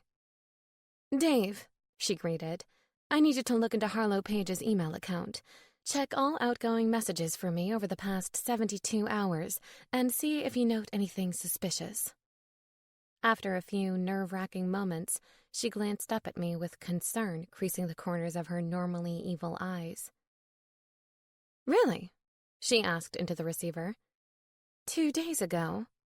Uh-huh. She says the last article about Scott Shepherd wasn't from her. It came from a different IP address? Can you do some kind of search to find out? Her words bled into a hum as my mind reeled. Hacked. That's what a different IP address had to mean, right? It was literally the only thing that made sense. Jesus Christ. Who would do this to me? Why couldn't they just send me fictitious emails about being a Nigerian prince and needing money? Why ruin my reputation? And more importantly, Scott's life. He was all I could think about in that moment. I didn't give a fuck about myself or what that article could potentially mean for my career. I just cared about him. I loved him. I wanted the best for him. And this fucking article that had been published was the absolute worst. Had he seen it? Was he okay? I could only stand in her office for so long before the urge to sprint to Scott's apartment was too strong. Without another word, I turned for the hall and ran toward the elevator. I had to get to him. I had to make this okay again. But after sprinting across the city like a madwoman and pounding my arrival against the door to his apartment with my fist, when the door opened, what I was greeted with on the other side made it very clear that everything was the opposite of okay. It was all completely fucked. Chapter 32. Scott. As the detective swung open the door of my apartment, time stood still, and Harlow stood on the other side. Drenched in fresh tears and wild with sweat and anguish, she bounced her eyes off of the detective in horror, only to land on the 2 uniformed officers standing with me. 3 hours since the article had made its splash in the shark-infested waters of New York City, and my entire life had been dismantled. I'd met with the board immediately, and while they'd been professionally cautious and respectful, I'd been suspended pending an investigation. They were keeping it in-house, they'd said, waiting for any allegations from victims to come forward and looking through each and every one of my case files for signs of malpractice before making permanent changes to my position, aka firing me for fucking forever. Victims. Chaos tortured my mind better than any dripping water ever could. If ever there was a time to be clear-headed, I'd have thought this was it. But I couldn't seem to hold on to a single thought long enough to analyze it for fucking anything. After the meeting with the board, I'd done my best to keep my head and my mouth closed as I gathered my belongings and left the premises, escorted by security, of course, of a building I'd called home for the last 10 years. Sure, I had an actual apartment. I was standing in it. But I'd seen more, done more, fucking grown more in that hospital than anywhere else in my life. 10 years of 100-hour-plus weeks. Gone. I felt like I was trapped underwater, a clog in my ears making everything in the room sound muddled and distorted.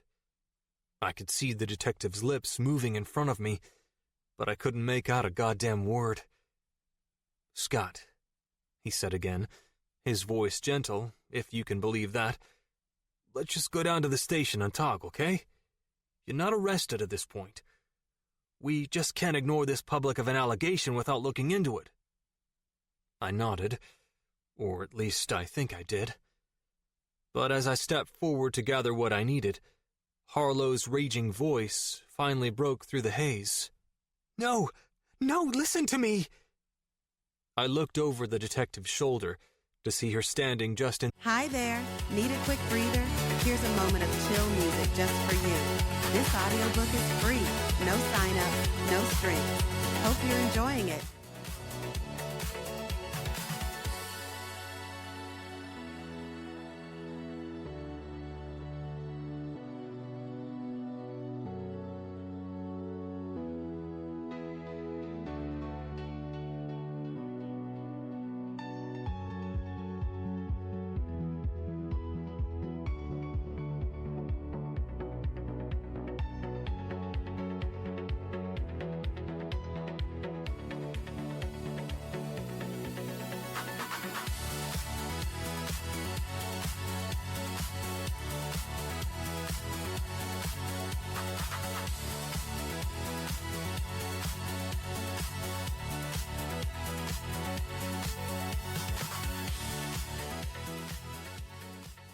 Inside of my apartment, arguing with the two uniformed officers.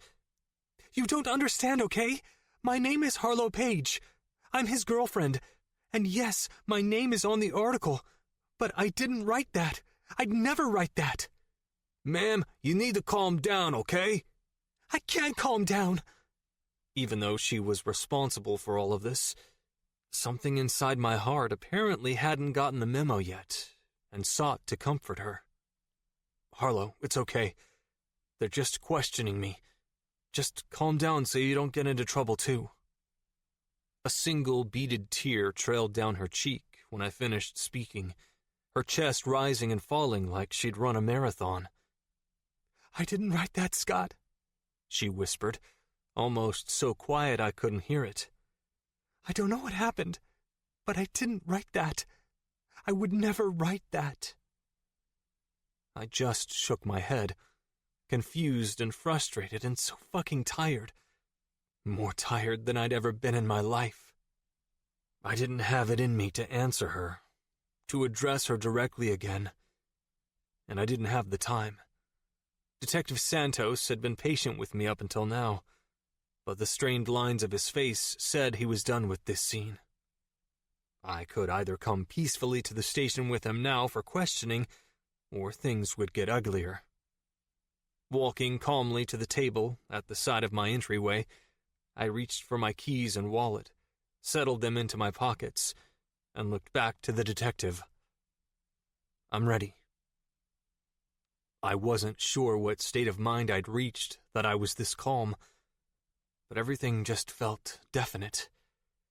Harlow, despite her obvious regret, had written something about me that, in the blink of an eye, changed the landscape of my life. I was going to lose my job, despite my innocence, because no matter what, the publicity from this shitstorm would never be wholly positive again.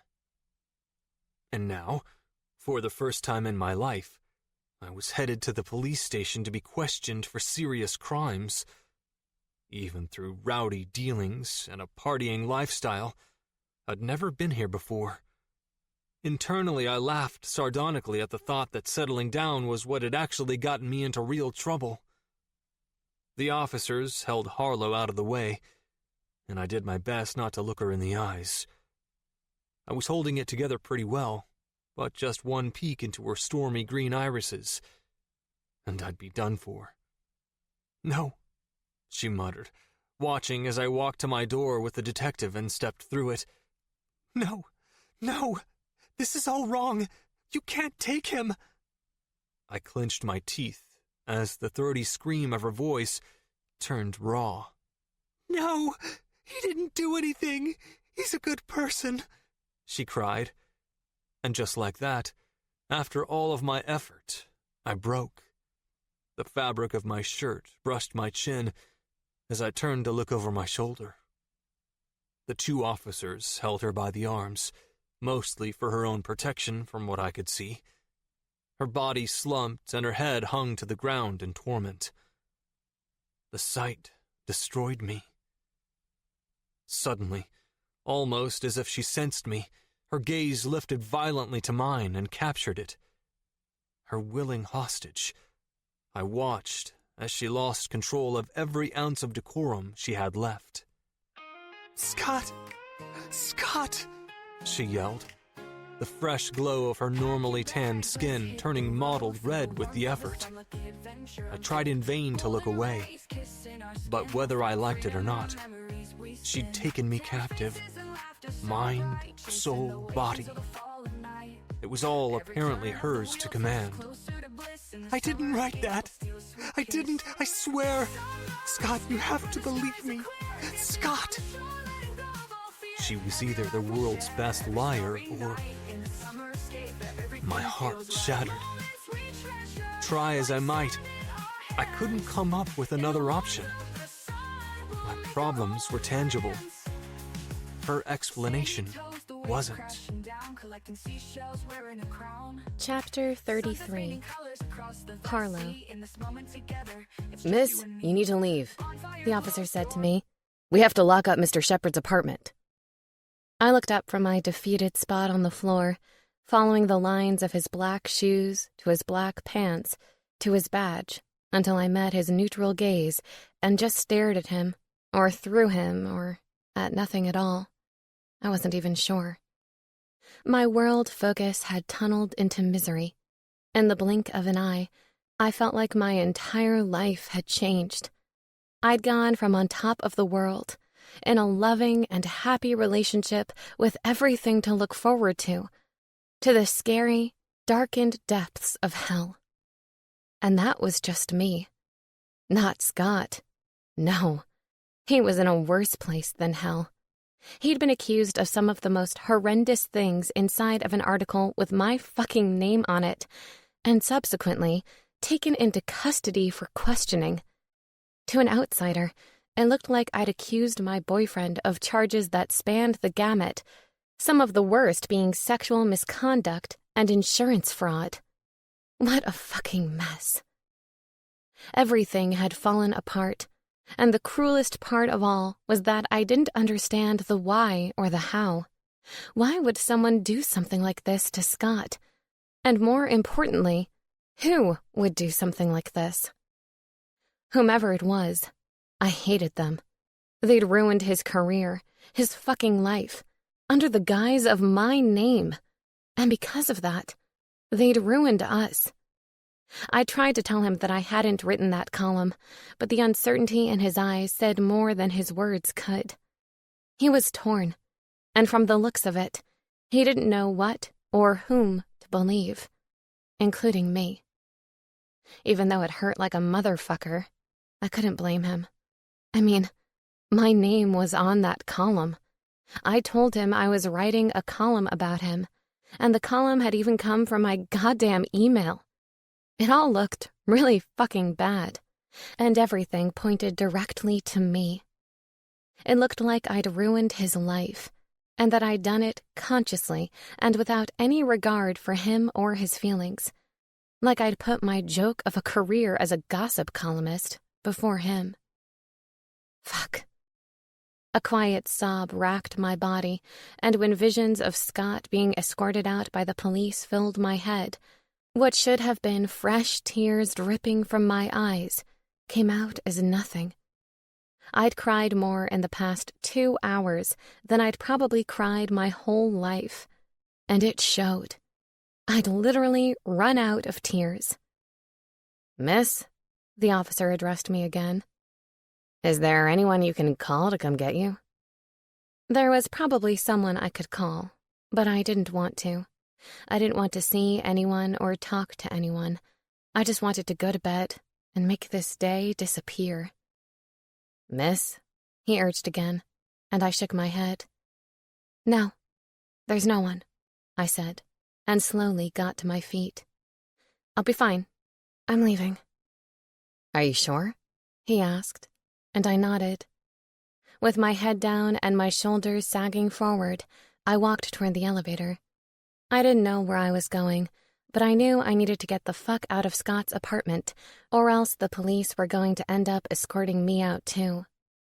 Plus, I was probably the last person he wanted to see greeting him at the door when he got home. If he even gets to come back home. Fuck, what if they kept him in custody? What if he got charged for those false accusations? Another sob racked my body, and it took all of my strength to move on to the elevator and hit the button for the lobby. Once the doors shut, I let my head fall back against the wall with a quiet thud and sighed. I had to focus on something else besides breaking down. Now was not the time to lose myself to my emotions. I owed at least that much to Scott. As the elevator doors opened, my eyes were assaulted with the flashes of cameras.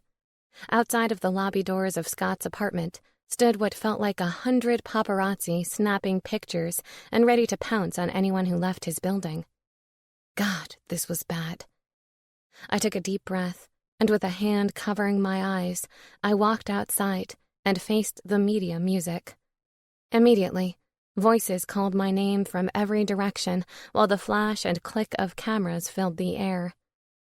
Harlow! It's Harlow Page! Harlow, over here! Why did you write the article? Did you fake your relationship with Scott? I wanted to engage. I wanted to respond. I wanted to tell every single one of these reporters to fuck off. But I knew enough about the media to understand that, although it was tempting as hell, this was not the time or place to issue a statement unless I wanted my words misconstrued and taken out of context. The only right way to handle this situation was to keep my mouth shut, my head down, and get the fuck out of here. But that still didn't stop them from trying to bait me with questions that would strike a nerve. Are the accusations true? Is Dr. Shepard a rapist? Did he ever do anything sexually inappropriate with you? Are you going to testify that he raped you? Holy fucking shit. Rape? Was this a goddamn joke? Bile rose in my stomach, and I did my best to navigate through the mess of photographers and news reporters until I was able to hail a cab and slide inside to the safety of the back seat. "Where to?" the cabbie asked once I shut the door, and I stared at him in the rearview mirror. Just get me the hell out of here, please. Drive around until I can think straight." He nodded, and I sagged into the leather seat. I didn't know where I was going, but I knew I had to come up with some kind of plan. It was times like these that I wished I had friends in high places. You do? Well, sort of. You have an ex in a high place. Brent. Fuck, was I really that desperate to go to him for help? I scrubbed a hand down my face and hated that my gut response was, yes, I am that desperate, but found myself directing the cabbie toward Brent's office anyway. "City Hall, please," I instructed. "You got it." Fucking hell. 30 minutes later, I stood outside of Brent's office at the reception area where Pam Lockhead, his assistant, and the woman who apparently wouldn't give me any other reaction but disdain, stared down at me with narrowed eyes. I'd already had this argument for 5 minutes with the receptionist herself, but when I wouldn't give up, she'd made a call to Pam. "Can I help you?" "I would like to see the mayor." She scoffed. "The mayor is a busy man. You have to actually schedule a meeting with him in advance." Apparently, her assignment was to handle me. "Pam, right?" I asked, and she nodded. "I used to be a good friend of his, and I just need to speak with him briefly. It's a bit of an emergency." With her face pinched together like she'd eaten a lemon and her shoulders stiff and rigid, the woman all but bristled in irritation at my words. "Oh, I know you used to be friends, Harlow," she retorted. "More than friends, actually." I furrowed my brow at her words. I honestly had no idea why that was even relevant to the situation. "All right. Well," I started, and tried to find a new game plan that didn't require access through this awful woman. Could you at least let him know that I'm here and I would like to speak with him? I could, but I'm not. Have a nice day, she said, and gestured for me to leave through the reception area exit doors. But I shook my head. I hadn't come this far, given in so easily to this impulse, to give up now. Yeah, no, this isn't going to work, I denied, and she rolled her eyes. I think it's time for you to leave. Or, if you'd like, I can have security escort you out. Jesus, this fucking woman. She was a witch, who I was pretty sure had breast implants, but that was neither here nor there. I didn't have time to waste arguing with her. I needed to find a way into Brent's office, and I needed to do it now. Would it be considered assault if I tackled her to the ground before running inside of Brent's office? Did it really matter at this point? I mean, my boyfriend had basically been accused of rape in a column that had my name on it. What else did I have to lose? Nothing. I stared at her, and she stared back at me, and just before I started to rush toward her, Brent's voice was behind me. Harlow? Thank fucking God. I honestly never thought I'd be happy for his presence, but I'd also never thought someone would write a fake, blasphemous, fucking terrible column about my boyfriend under my goddamn name and it would get posted. I turned around and met his eyes. I need your help, I blurted out. I was just getting ready to escort Miss Page out, Mr. Mayor, Pam chimed in. I told her that your schedule is too full today for an appointment, but that I would schedule her in for sometime next week. God, she was a piece of work, and a fucking liar. I need your help now, I said, and he nodded. Okay. He looked at Pam. Reschedule my next meeting. But, she stuttered over her words. Clear it, Pam, he demanded. Her face paled, but with no other choice, she nodded her acceptance and walked toward her desk. He gestured me toward his office and shut the door behind us. Take a seat, he directed, shrugging out of his suit jacket before sitting down in the big leather chair behind his mahogany monstrosity of a desk. What can I help you with, Lolo? I fought the urge to cringe and focused on the task at hand. It's Dr. Shepard, I started. Someone wrote a column under my name, and it was posted this morning. Everything in it is false. Brent stared back at me without anything but neutral, curious eyes. If you didn't write it, how'd it get posted under your name? I don't have proof yet, I answered honestly, but I know someone hacked my email and sent the fake column to my editor. He quirked one perfectly shaped, and I strongly suspect, waxed, brow. How bad is it? You haven't read it yet? He shook his head. It's bad, I said through the growing thickness in my throat. Jesus, just thinking about what that goddamn column had done made me feel like sobbing and vomiting simultaneously. Career-ending kind of bad, I added, and no matter how hard I tried, I couldn't hide the desperation in my voice. Because fuck, I was desperate. I felt completely helpless, and the most important person in my life had been destroyed by terrible words that were presented as mine. That doesn't sound good. He steepled his hands together on his desk. Is there an IT team investigating it? I nodded. Yes. Well, it sounds like you're on the right track then, he responded, and stroked his jaw with two perfectly manicured fingers. I'm not sure what else I can do to help you right now, though. I mean, situations like these need to be investigated, and evidence needs to back up the contrary before any major strides can be achieved. You know how it is, Harlow. You're the fucking mayor, Brent, I retorted. I do know how it is, and I know that you can pull some strings to get this process streamlined and made high priority. I don't think that's going to change anything related to Scott, though, he responded in a clear yet infuriatingly calm tone. But I doubt the police will be able to keep him in custody right now without the right evidence to back up the accusations. They'll just interrogate him for a bit and then release him. Wait, what? I didn't tell him Scott is with the police. My brow furrowed on its own accord. How did you know that he was already in custody? I'm the mayor, Lolo. He chuckled, but there was something off about it, and had the hairs on the back of my neck rising. I know these kinds of things, especially when important members of the community are under investigation. But you just acted like you didn't know anything about the situation. I said I hadn't read the article, he corrected. But I did know that your boyfriend was in custody. Why do you think I cleared my next meeting? I had an idea of the situation. I knew it was urgent. I just wish there was more I could do to help you and Scott. You know that once the police start their investigation, my hands are tied. I stared at him for a long moment, taking in the relaxed posture of his shoulders, the neutral yet friendly expression etched on his face, and my gut instinct told me that there was more to this story than what he was letting on. I had no idea what, but there was something. I mean, he'd acted like he knew nothing about it when I stepped into his office, but once he'd admitted knowing Scott was in custody, he backtracked, and all of a sudden, he did know the situation.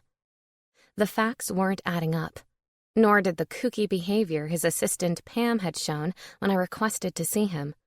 She'd been overzealously defensive, and I hadn't even told her why I was there. "What's going on, Brent?" I questioned. "What do you mean?"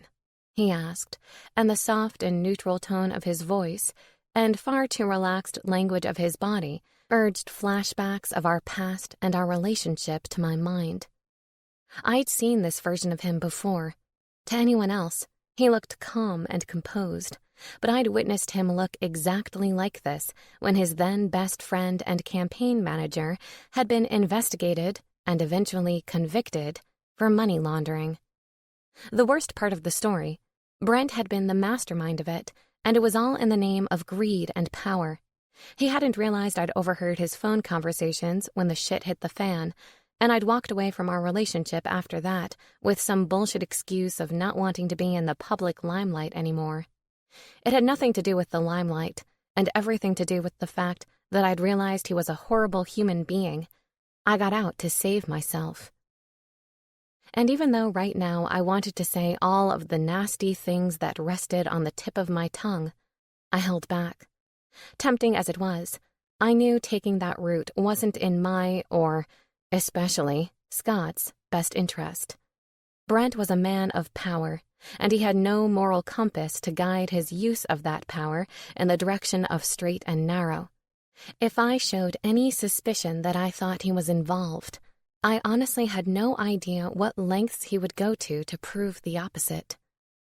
I just don't know how this happened, I muttered, and faked a sad sigh.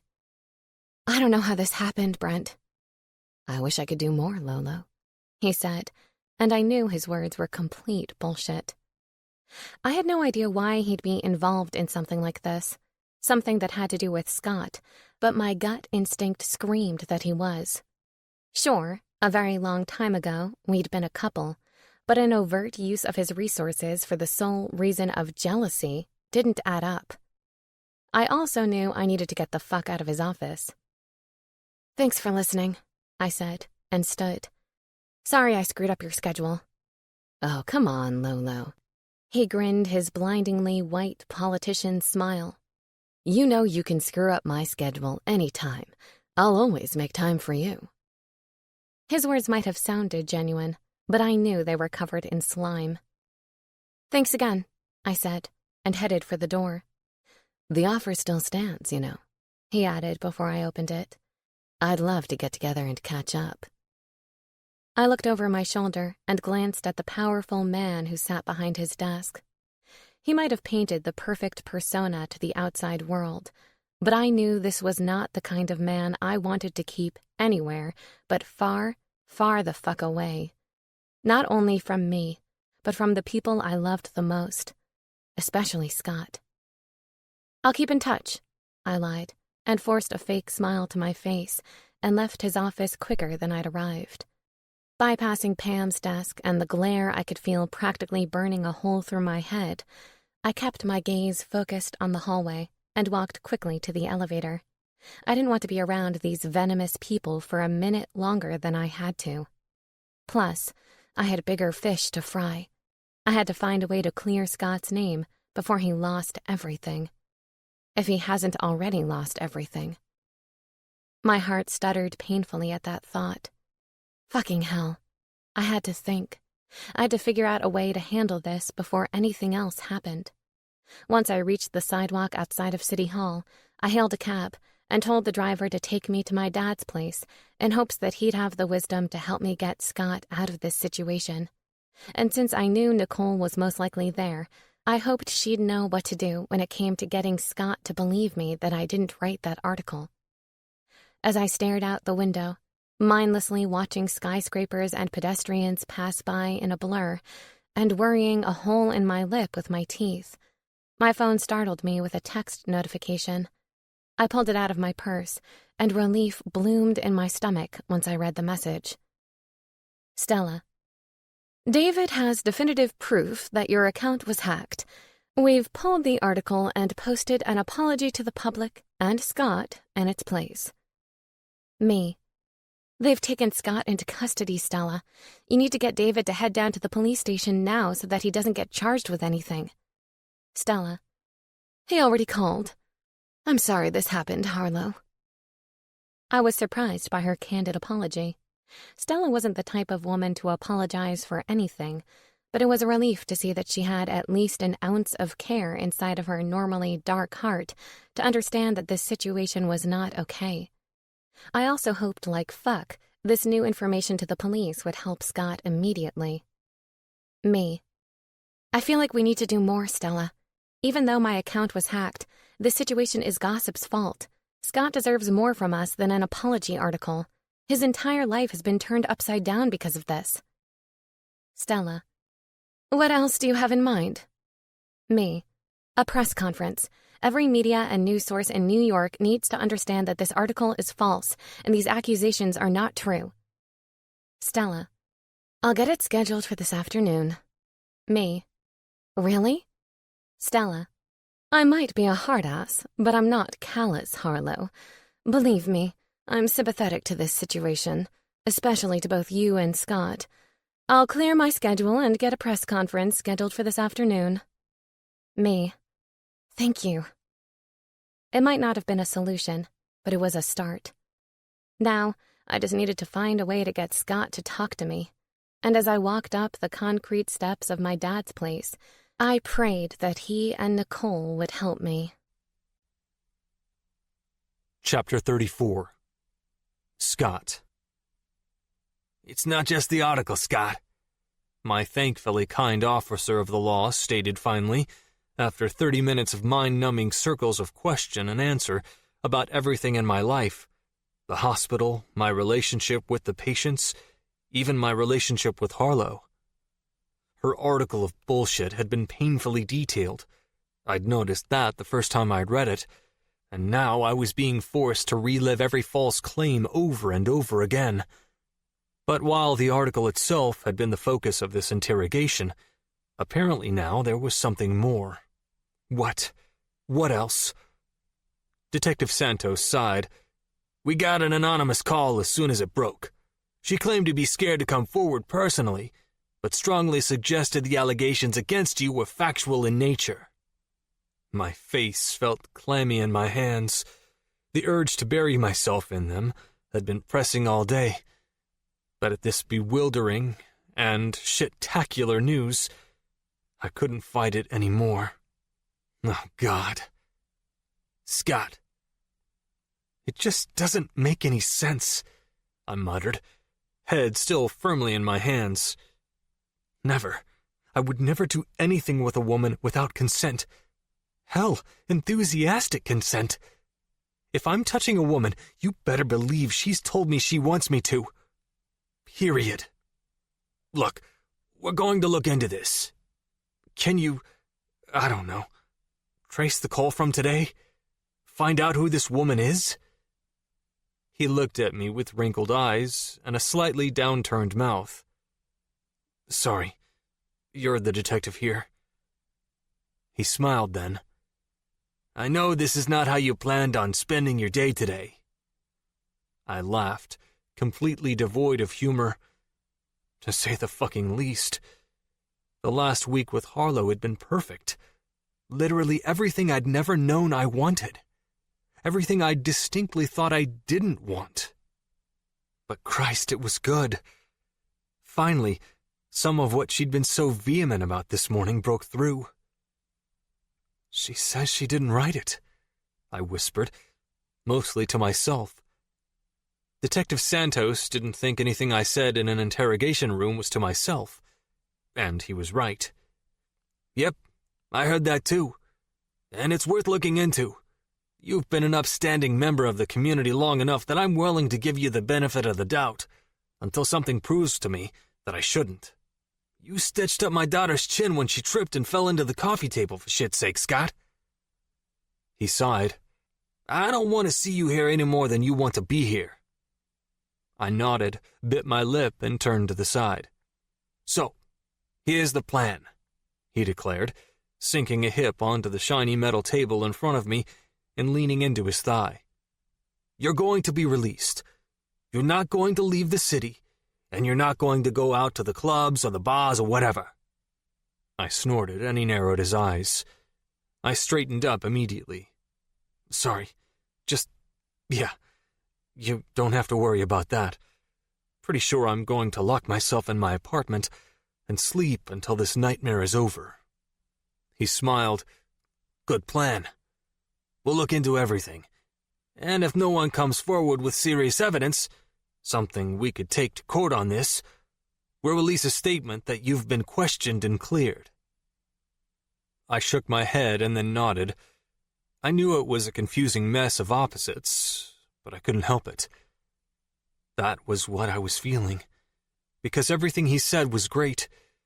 I knew I hadn't actually committed crimes against women. In a perfect world, I'd be cleared. They'd make a statement, and that would be that. But in the real world, I had someone falsely accusing me. My girlfriend was at the center of this shit. My job security was questionable at best, even if they cleared me, and no statement to the media would ever completely clear my name. Innocent in the eyes of the law and innocent in the eyes of the public were two different things, and it was a pretty short trip from Dr. Erotic to sex offender in the world of reality TV. Come on, Scott, Detective Santos said, pulling me from my seriously depressing thoughts. I'll walk you out. I nodded and stood, following him out of the room and through the bullpen as he led the way to the front doors. There was a set of stairs that led down to the entrance, but the doors were glass. I could see pretty well that it was a goddamn media circus out there, just as it had been outside of my apartment when we came here. I groaned. Great. Detective Santos followed my gaze. Ah, shit. All right. You can go out the back entrance. Come on. Thank you, Jesus, I said aloud, happy to be free of at least one current burden. Detective Santos smirked. It's pronounced Jesus. Safely back in my apartment building, Detective Santos had been nice enough to have a cruiser give me a lift to a block up from the building. I stepped onto the elevator, waited for the doors to close, and then sank into the back wall. All of my energy was gone. The last 10 hours felt like 200, and I hadn't been lying when I told Detective Santos I would just sleep until it was over. Honestly, that felt like the only way to survive this shit. The ding of the elevator pulled me from my thoughts, so I opened my eyes and stepped off as soon as the doors opened. Digging the keys from my pocket, I inserted them in the lock and gave them a turn when the knob pulled right out of my hand. Harlow? I asked, scrubbing at my face as she held the door open and gestured for me to come inside. This is my apartment, right? What the hell is going on here? What are you doing here? I asked. How did you get in?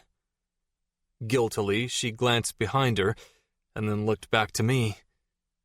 with the help of my dad and your mom. Christ. I looked past her to the couch. Bill and my mom sat there, hand in hand. The last thing I wanted was to have to face my mom right now. Jesus Christ, Harlow. I scrubbed a hand down my face and sighed in exasperation. I was fucking done.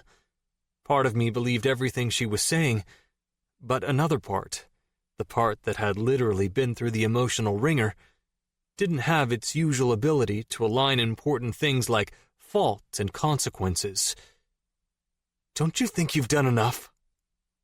She jerked, like I'd struck her, and my mom jumped to her feet. Enough, Scott. Come sit down and hear her out. We did, and that's why we're here. We all know you didn't do this. She moved closer around the couch to right in front of me and took my hand. All of us, she stressed. I pulled her into my arms and buried my face in her neck, a few tears pooling in my eyes. Sometimes, even at 35 years old, you just needed your mom. She let me hold her for several minutes before she spoke again. Come on now, let's sit down. I nodded and moved with her, around the couch and the coffee table, and took a seat on a chair. I didn't have it in me to sit next to someone right now. Harlow, honey, my mom prompted, why don't you tell Scott what you told us? Harlow nodded and took a seat on the couch. She looked like it killed her to do it, but she knew I was trying to put space between us, and by some miracle, chose to respect that. Okay. Well, you know, I'd been struggling to come up with an article for this week. I nodded. And, you know, I told you last night that I'd finally come up with something. I nodded again. And you know that I asked you not to be mad. Yes, Lo, I know all of these things. What I didn't know was that you were accusing me of being a rapist. Scott, calm down, son, Bill advised, taking a stand and putting a hand to my shoulder. Harlow's face lost all of its careful calm, though. She charged, grabbing me by the jaws and ignoring all of the carefully constructed space I'd erected. I didn't write that!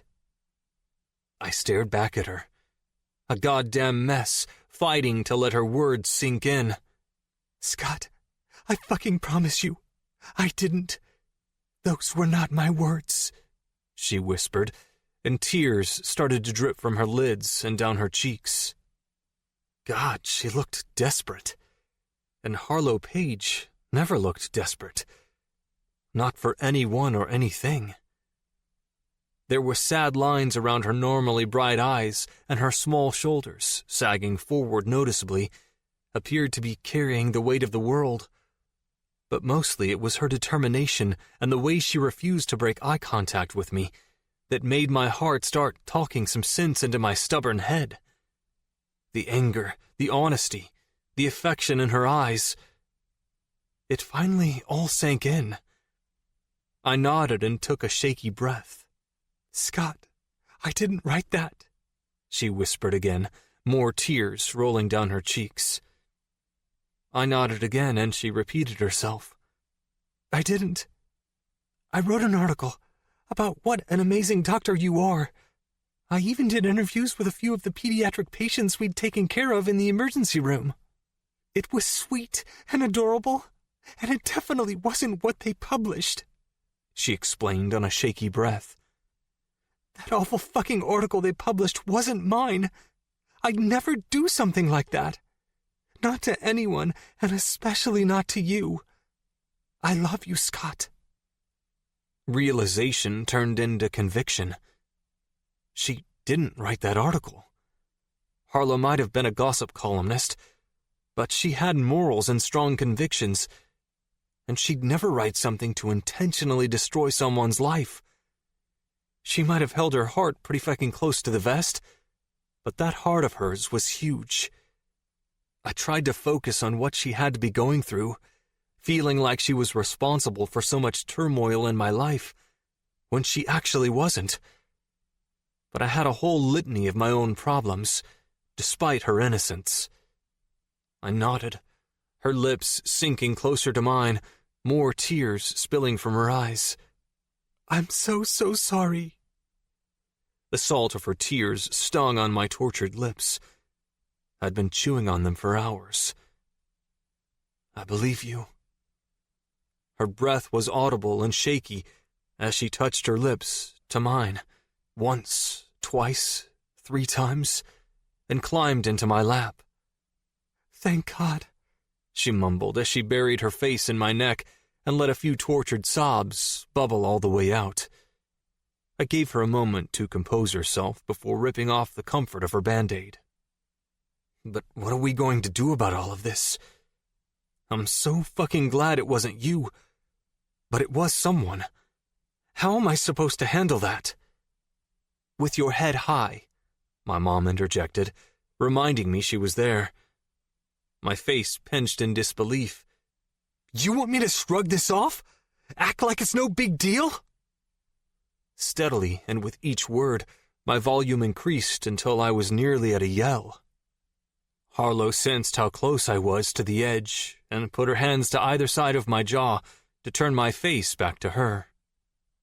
With soft green eyes, the softest she'd ever bestowed upon me, Harlow did her best to heal the hurt inside of me, with nothing more than a look. I wrapped her up as tight as I could manage. I still didn't know what the fuck was going on, but if she didn't write it, when all was said and done, I knew I had at least one thing left to hold on to. Her. You don't shrug off anything. Gossip already did a press conference, admitting that because of a computer security issue, they're uncertain of the source of the article or the validity of the statements within it. I know that doesn't help much. "They already did a press conference?" I asked, mystified. "When?" "This afternoon while you were still in police custody," my mom offered helpfully. Christ. Police custody. How was this my life? At the thought of what my visit to the precinct had entailed, I shook my head. Well, that's good, I guess. But that doesn't clear me completely. According to the detective, they got an anonymous call from a woman claiming I'd assaulted her. "What?" Harlow shouted as my mom gasped.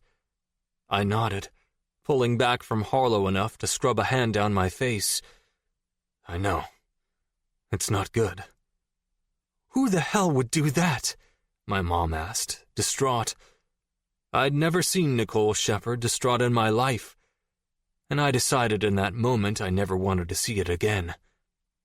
Harlow just looked angry. The line of her eyes changed from a curve to a point, and her mouth set in a firm line. "I've got a fucking idea." Chapter 35. Harlow. A few weeks later. "Thanks for coming down," Detective Santos greeted us as we walked into his office. "Not going to lie, this is always the very last place I want to be," Scott muttered, but it was in a teasing tone. Detective Santos chuckled softly and gestured for us to sit down in the chairs across from his desk. "I promise, it's all good news from here on out," he said, and Scott sighed. "Even if it is good news, anything related to this always feels like bad news." He had a point. This entire situation had been one giant clusterfuck of awful since it began. And even though it had been made clear that the article was faked, there were still people in the public who believed the lies it had bled. But no matter what, we still had each other. I put my hand on top of his thigh and squeezed gently in reassurance, and he offered a soft smile in return. "You were right, Harlow," Detective Santos stated simply. Unsure to what he was referring, I sat there dumbly while Scott nodded without understanding. I could tell by the creases at the corners of his eyes that he didn't have any more clue what the detective was talking about than I did. "About?" I finally asked. It felt like if I didn't pipe up, Scott would just keep nodding forever. "Well, Detective Santos started. "After a lot of searching, we traced the initial tip-off call to the station and verified that it came from Pam Lockhead." "Are you fucking serious?" I blurted out. "It was her?" I'd had a hunch, sure, but fuck if I thought I was going to be right. I didn't have a degree in criminal justice. He nodded. "Apparently, she made the call from a burner phone that had been bought with cash and had no name associated with the account. It wasn't an easy trace, but thankfully, the computer system in the cell phone store, along with their security cameras, helped verify that it was her. We also have suspicions that she might be involved with the hack to Gossip's email database. She was brought into custody this morning and is now being investigated." "So, what happens now?" Scott asked. "Well, your name, as well as Harlow's, has been officially cleared from this. We'll be issuing a statement to the public this afternoon, along with an explanation of the evidence that we've found so far in this investigation." "Thank God," I muttered. "I guess maybe there is a light at the end of the tunnel." Scott rested his hand on top of mine and squeezed, practically begging me not to jinx this shit. "Is that all you need from us?" "The only other thing we need to know is, once all of the facts are found, do you want to press charges against the people responsible?"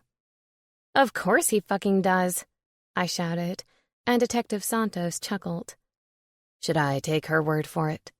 "Yes." Scott grinned. Fucking grinned.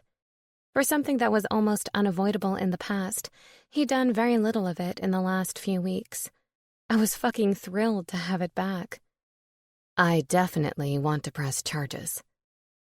Scott's happiness only egged my craziness on. I didn't want it to go away. "We want to press charges and nail these fuckers into the ground. We'll accept nothing less than a life sentence," I added enthusiastically, and Scott laughed. He fucking laughed. My mind raced as I tried to come up with my next off-the-wall remark, but Scott was pretty well done with the whole scene, overtly amusing girlfriend or not. "Yeah, if that's all you need from us, I think we'll be leaving now." Detective Santos smirked. "Have a good one."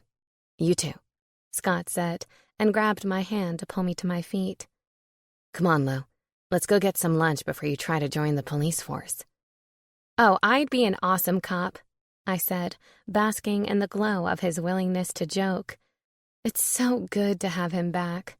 He all but dragged me out of the detective's office. "No," he refuted as we wove our way through the bullpen. "You're going to be an awesome pediatrician. You don't have time to learn how to shoot a gun and put bad guys in handcuffs while you're going through med school." "Oh my God, I'd get handcuffs too?" I whined. "Maybe I need to think this whole cop thing over a little more before I make any career changes." "You're crazy," he muttered, pulling his sunglasses from his shirt, putting them on, and yanking the folded-up baseball hat out of his back pocket to put it on. "I fucking love you, but you're crazy." Before I could offer a sarcastic response, the familiar and always blinding flashes of cameras went off like fireworks in front of my face. Ever since the article had been published, the media had been following us around like fucking vultures, and it didn't matter how discreet we were, they always managed to find us. Jesus, when would this end? Scott wrapped his arm around my shoulder protectively and tucked me into his side. "Just keep your nose to the ground and stay close to me, okay? I'll handle the rest," he whispered.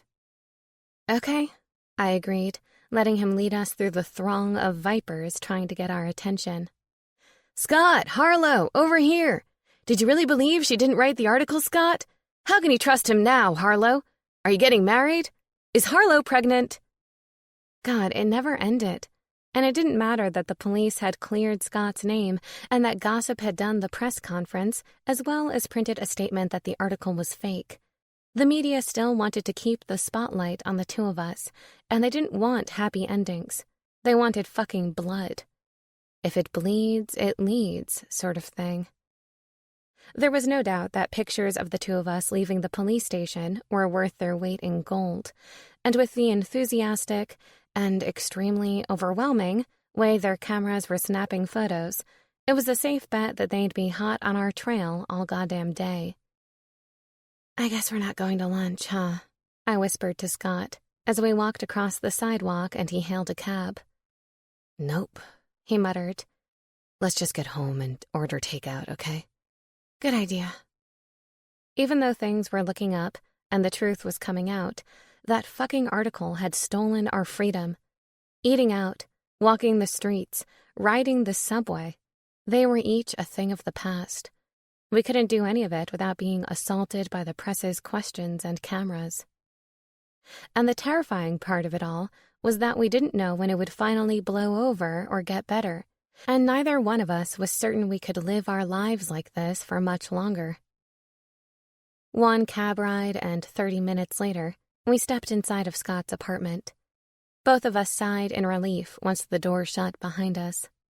I slipped off my flip-flops and plopped my tired ass down onto the sofa while Scott grabbed us sodas from the kitchen. The remote was in my hand, and I was scrolling through the Netflix options moments later. I needed to decompress, and generally speaking, binge-watching Netflix shows was the answer. Hell, I think most people used it as an actual coping mechanism now. Writer's block? Watch Netflix. Just got dumped by your boyfriend? Watch Netflix. Too many items on your to-do list? Watch Netflix. Too stressed out to adult? Watch Netflix. See? Obviously, it was a multifaceted kind of coping mechanism that could be utilized in almost any situation. Now, I wouldn't say it actually solved anything, but that was neither here nor there. If I needed something to help me forget that I was procrastinating on my responsibilities or avoiding my problems, Netflix was my #1 homeboy. But as I started watching an episode of Parks and Recreation, I quickly realized I had too much on my mind to experience the full escape my homeboy generally provided. It shouldn't have come as a surprise, though. Life had been a bit of a fucking roller coaster for Scott and me, and it felt like our cart had managed to get stuck on the very tip-top of the first big hill that makes your stomach fall into your shoes. "I know all of this bullshit will eventually die down, but fucking hell, it's kind of awful," I muttered, probably more to myself than Scott. "I mean, when will it end?" He sat down beside me, set the glasses of water on the table, wrapped his arm around my shoulder, and tucked me close to his side. "This is just a temporary kind of hell, Lo. It won't last forever." I sighed and rested my head onto his shoulder. "Yeah, but the fact that you just called it a temporary hell says everything." "Yeah, but I'd go through all of that bullshit again if I knew it would lead me right back here, with you," he said, and I lifted my head to meet his eyes. "You're it for me, Harlow, and I don't care if 3 years from now we're still in New York being chased around by paparazzi, or if we've moved to a new city and are starting over. The only thing that's important to me is you." He kissed my lips softly. "You're my home now. Everything else is just minor details." He was right. If there was one thing I learned from this experience, besides the fact that Pam Lockhead is a total cunt, it was that I loved Scott. And I not only wanted to be with him, but I needed to be with him. Nothing felt right without him. "I love you," I whispered, and he kissed my nose. "I love you too, Francis," he said, and I rolled my eyes. "Ugh, don't ruin the moment with my awful name," I scolded, but secretly, I loved it. I wanted Scott's teasing and smiles to last a lifetime. "We're having a moment right now?" he questioned playfully. "Well, we were," I muttered. "We're definitely not anymore." Scott laughed and flipped me onto my back before I could stop him. His large body hovered over mine as he grinned down at me. "You know what I think?" he asked, and peppered my jaw with kisses. "What do you think?" "I think you need to follow your dream." "Become a stripper?" I asked in jest, and he chuckled. "No." He shook his head with a grin. "Your original dream. Although, please feel free to practice your stripping skills any time. I volunteer as your lap." "And my pole?" I asked with a waggle of my eyebrows, and he licked his lips. Yes, motherfucking please. Fantastic. It's settled. I'll become a stripper. He groaned. Christ, the thought of you as a stripper is making it hard to concentrate. But you know what I'm really talking about. I did know. Scott wanted me to follow my original dream of becoming a pediatrician, and ever since we'd been in the middle of this media shitstorm, and I'd had to take a leave of absence from gossip in the name of sanity, he'd been occasionally bringing it up. Not pressuring me, but just encouraging me and reassuring me with kind words. I stared up at the handsome man above me and sighed. It was a dreamy fucking sigh, and I earned one hell of a Scott smile in return. Not only did he encourage me to follow my dreams, but he was also sexy and fucked like a god. Damn, I really was the luckiest woman on the planet. You really want me to go to med school? He nodded, and his lips pressed soft kisses against my skin, and his nose brushed my cheek as he did. It's your passion. That's a big commitment, Scott. I mean, before I could even apply to med schools, I'd have to study my ass off and pass the MCAT, and even if I managed to achieve that, who knows if and where I'd get accepted. I'll help you study, he declared, and I giggled. Let me guess, naked study time? Whatever it takes, baby. He smiled against my skin. I mean that. Whenever, wherever. We're meant to be together? He laughed and lifted his head to meet my gaze. Well, yes, and I really appreciate your knowledge of Shakira, but I mean we follow your dream wherever it takes us. That could be anywhere. I searched his face for any hint of uncertainty, but he didn't falter under my scrutiny. His mocha eyes stayed locked with mine. What if I end up going to med school on the West Coast? He shrugged. Then I guess I'll be working in an emergency room on the West Coast. He smirked, and reaping the benefits of you in bikini weather. Really? You do that? I asked, because, holy hell, that was a big commitment. That was Scott letting my future career path guide us. That was everything. I'll follow you anywhere, Harlow, he said. And if your dream keeps us here, then we'll find a way to deal with the media until it dies down. All that matters is that we're together. I wrapped my arms and legs around his strong body and pulled him closer to me. This man had me. He so fucking had me. I love you, I whispered into his ear. You make me so fucking happy. Because he did. My life wasn't the same without him in it. And even though we were in the middle of a temporary hell, as he put it, with the whole media shitstorm following us around, it didn't matter.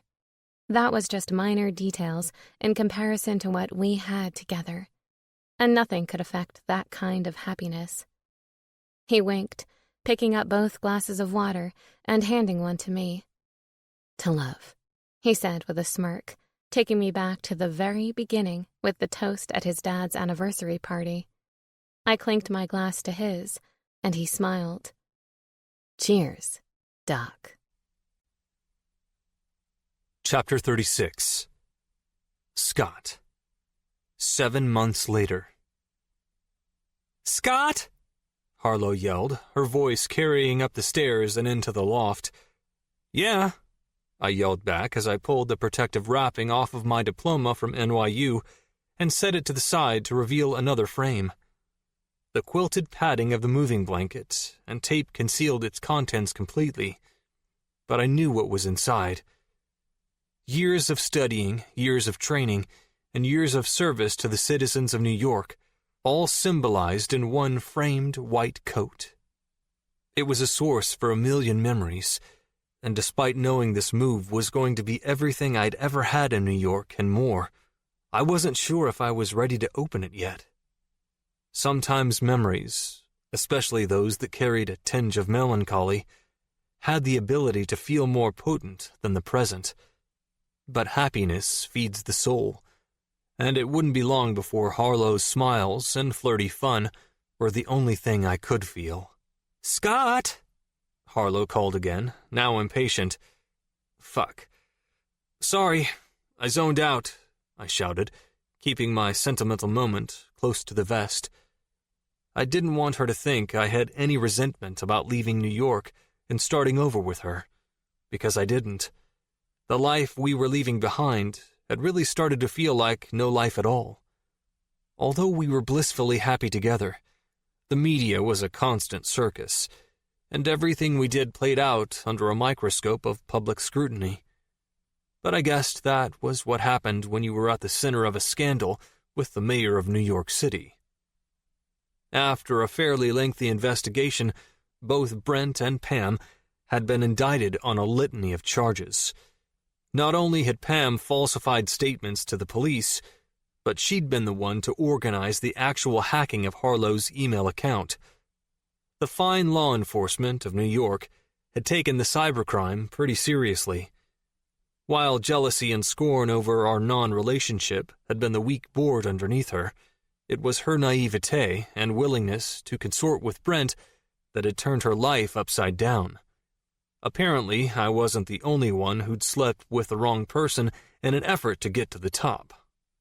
Brent, though less directly in contact with the actual dirty work, had bigger fish to fry. Likely the ones at the bottom of the bay. As in, he swam with them. Okay, so he wasn't dead, but for a driven egomaniac like him, the demise of his political career and the distinct possibility of prison had to feel like it.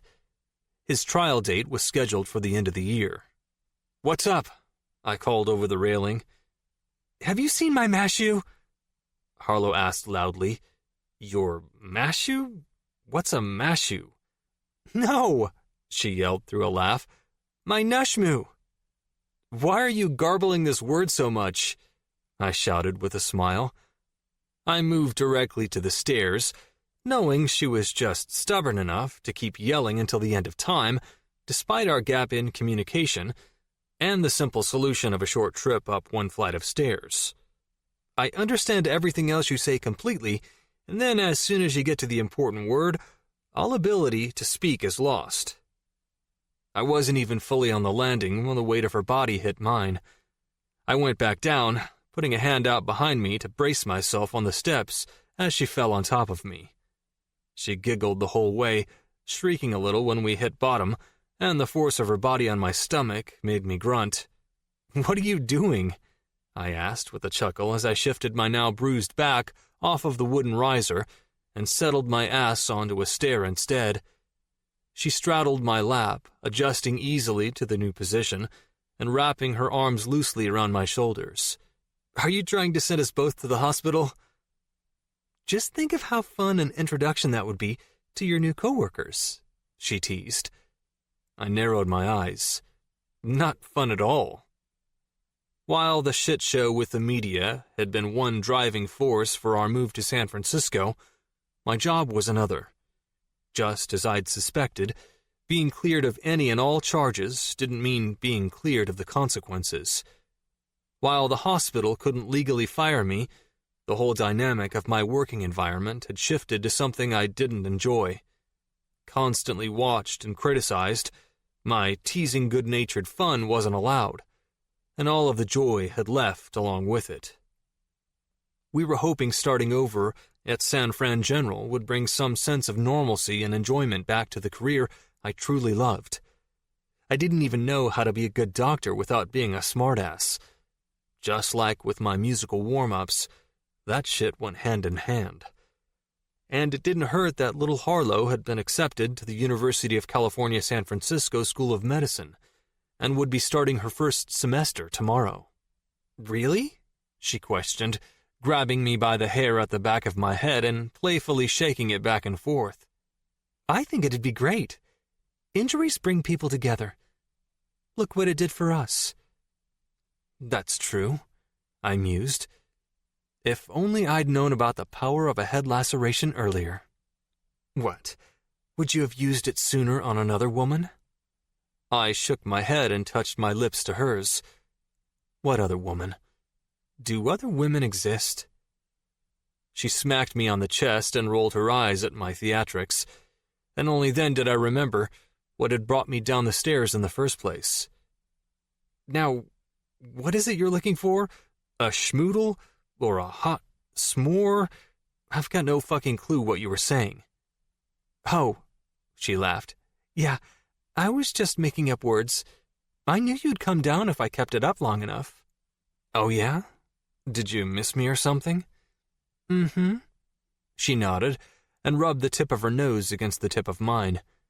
What part of me did you miss most? I asked softly, the succulent skin of her lips tickling the nerves in mine as they skimmed together. Her eyes widened, almost comically because of our proximity, and I laughed at the words she didn't have to say. Yeah, I thought that might be your favorite. I was thinking about your brain, she lied. I nipped at her lips and then skated my own down the silky skin of her neck. Sure you were. I was. I'm starting medical school tomorrow, and I could really use your knowledge. Can you take all of my tests for me? I laughed and squeezed her hips, scrunching my nose. I don't think that'll help you actually treat patients. And since you want to treat kids, and kids are your weakness, she finished for me with a roll of her eyes. Yeah, I get it. You don't want my incompetence to kill them. It's really selfish of you, but I guess I understand. My phone buzzed on my ass and made me jump. It took some work to shift Harlow enough to get to my back pocket to retrieve it, but somehow I managed. Not that Harlow helped at all. She laughed when she got a look at my exasperated face. What? I'm more important than your phone. She had no idea how right she was. Lips to hers, I parted the seam with my tongue and showed her. Our breathing was noticeably heavier when we broke apart, at least at the mouth. Our bodies were still a tangle of limbs. You're the most important. This phone call could be the President of the United States for all I care. Of course, it was more likely that the call was actually from my mother. A week we'd been gone, and she already thought living on opposite coasts was the worst thing ever to happen to her, and called me at least once a day to remind me. Harlow's face softened into a thoughtful frown. Are you going to miss New York? I lifted my hand to her jaw, stroking the apple of her cheek with my thumb, and shrugged. I don't know, doll, but I'm fine as long as I don't have to miss you. She sighed. I love you, Scott. Francis, I started, causing a playful frown. I wiped it away with my thumb. You have no idea. Epilogue.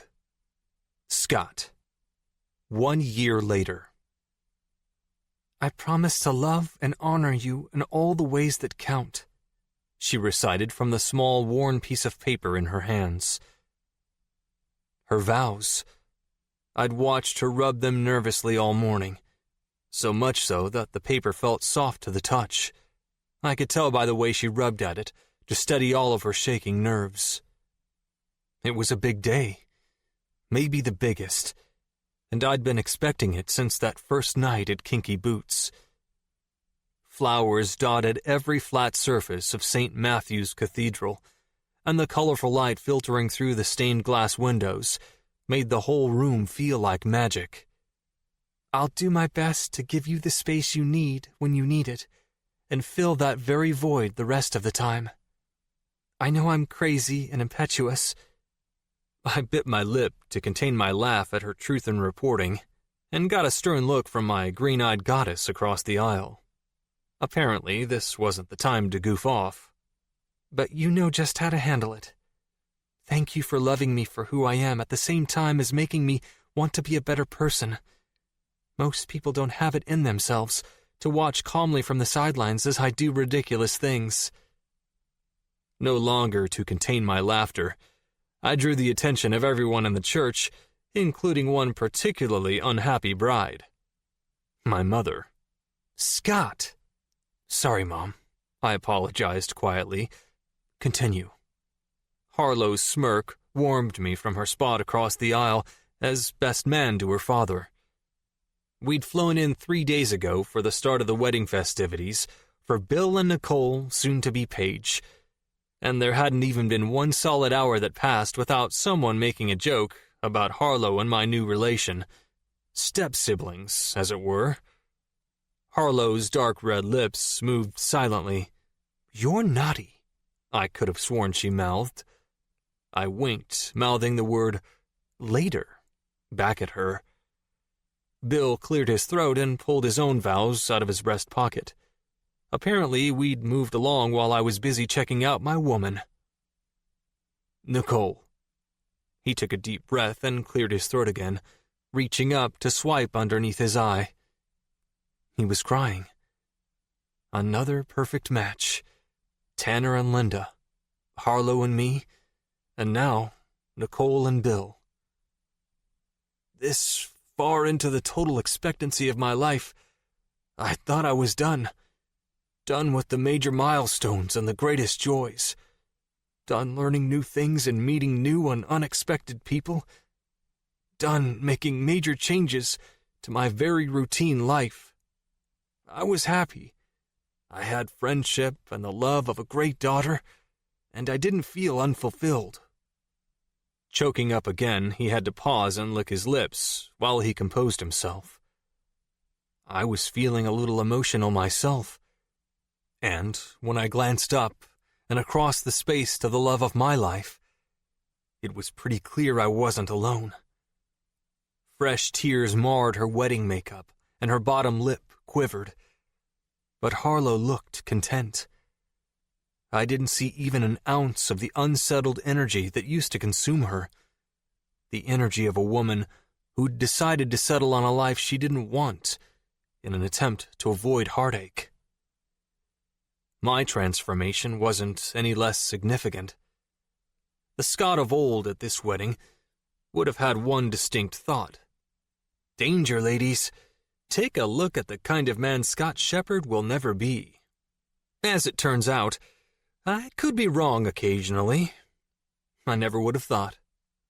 I had no idea, Bill Page continued. No idea what life could be if I just opened myself up to it. With you, I know I'll be forever grateful that I did.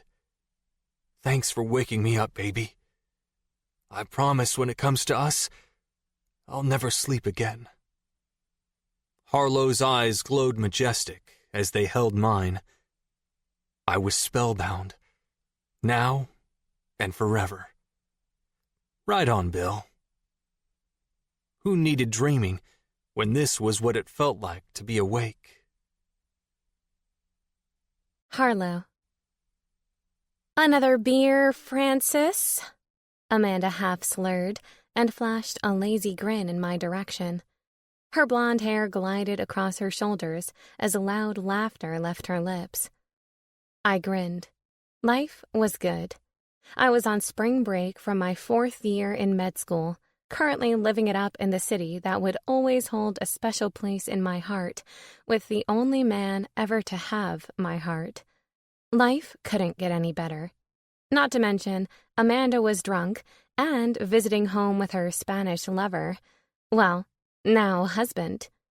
Yes, she'd not only fallen in love with her client, but she'd up and married the man and changed her nationality in the process. Officially a citizen of Spain for the past 2 years, my best friend had never looked happier. I missed her like crazy, but God, I was happy for her. Happy for both of us, actually. And although our lives had taken completely different paths, we were still as close as ever. FaceTime and Skype and twice-yearly visits to see one another helped with that. As the 4 of us sat inside of Radio Star, a popular karaoke bar in Midtown, drinking beer and watching the crowd showcase their drunkest vocals, I knew with certainty that life couldn't get any better than this. "Are you gonna be a little pussy, Lancis?" Amanda all-out slurred this time, and I flipped her the bird from across the table. "Shut up, drunkie." "I'm not shrunk. You're drunk," she shouted back, and I couldn't fight the smile that consumed my face. "Exactly." Mateo wrapped his arm around his wife and chuckled. I think you've hit your quota, mi amor. She raised her glass directly in front of his face and frowned. But I'm all out. Instead of responding, he merely set her glass back down on the table and kissed his wife until she basically forgot her fucking name. It was more than apparent that the man knew when to pick his battles. I liked him on principle alone. Scott wrapped his arm around my shoulder and tucked me close to his side. What's the over-under? He asked on a whisper, and I tilted my head to the side in confusion. How many minutes will they last until they have to leave to go do the sex? I tapped my chin with my index finger and glanced back at Amanda and Mateo. Considering they were still engaged in a battle of the lips and tongues, something had to give soon. I give them another 10 minutes tops. Scott grinned. I'm going with 5 minutes. I quirked a surprised brow. 5 minutes? Really? Yes, really, he answered and kissed the corner of my mouth. What are we wagering? I shrugged. What do you want to wager? If I win, you have to promise to actually consider the idea of marriage. I rolled my eyes. And if I win? No proposals for the next 90 days. 90 days? I blurted out before I could stop myself. He raised his brow. Do you have a problem with that? Of course I don't, I answered quickly. Probably too fucking quickly, with the way Scott was grinning at me like the Cheshire Cat. It's a deal, buddy, I said, and held out my hand. He shook it without blinking an eye, and I didn't like it. The bastard was pretty damn confident. Too fucking confident, in my opinion. And unfortunately for me, not even 2 minutes later, Amanda and Mateo were able to break their lips' suction and stand up from their seats. We're leaving, she shouted so loudly that her voice carried over the woman on stage singing like a virgin at the top of her lungs. I want to have sex, she added, and Mateo just smiled his $1 million smile. Seriously, his smile was literally worth $1 million. Not only had he obtained quite the success in his music career, he'd also become the apple of a lot of women's eyes. No, don't go. Stay a little longer, I exclaimed, and hopped to my feet. I glanced down at my watch and noted that I literally needed another 6 minutes to pass to even come close to winning the bet. Just 6 more minutes, please. Amanda shook her head. Nope, I want the sex. With my husband. But you can always have sex with your husband, I whined, and Scott chuckled softly beside me. Sorry, Lo, Amanda said, and hugged me tightly. Call me in the morning so we can meet for breakfast, 'kay? But, I started, but Amanda and Mateo were on a fucking mission. They tossed out their goodbyes and were out the door before I could come up with any other excuse. I sat back down in my seat on a sigh. Fucking hell. Tough loss, huh? He whispered into my ear. I shook my head. I'm ignoring you. Obviously, I was a sore loser. But seriously, I'd only lost by mere minutes. God damn it, Amanda. Why did my best friend have to be such a dirty slut for her husband's penis? What happened to the marriages that made people want less sex? If anything, since she'd married Mateo, she only talked about how she wanted sex more. Maybe I needed a new best friend. While Scott tried to coax me into a conversation, I turned my head back toward the stage and watched as the 40-something woman continued to sing her off-tune rendition of Madonna into the microphone. Like a virgin. I'm a horny virgin. Horny virgin? Scott whispered to me. I don't remember those lyrics. I couldn't stop myself from laughing at the absurdity and met his gaze with a grin. I think she's freestyling. He quirked an amused brow. Freestyling? In karaoke? God, my man was handsome. After being together for over 4 years, I couldn't believe how one simple look into his gorgeous brown eyes still had the power to take my breath away. You should know, I retorted. "You're the karaoke expert." He winked. "All I know is that I can't wait for your performance." I scrunched up my nose. I might have agreed to come to this karaoke bar, but I'm not fucking getting up on stage, I declared, and he just grinned. As the last beats of Like a Virgin left the speakers, the MC for the night hopped on stage and took the microphone from the woman's hands before she could start an encore. "All right," he announced to the crowd. "Next up, we have Frances." I looked around the room for the next victim, but when no one stood and he shouted Frances into the microphone again, I looked at Scott with a scowl. "No fucking way," I muttered. "Tell me you didn't sign me up for this shit show." He nodded and smirked.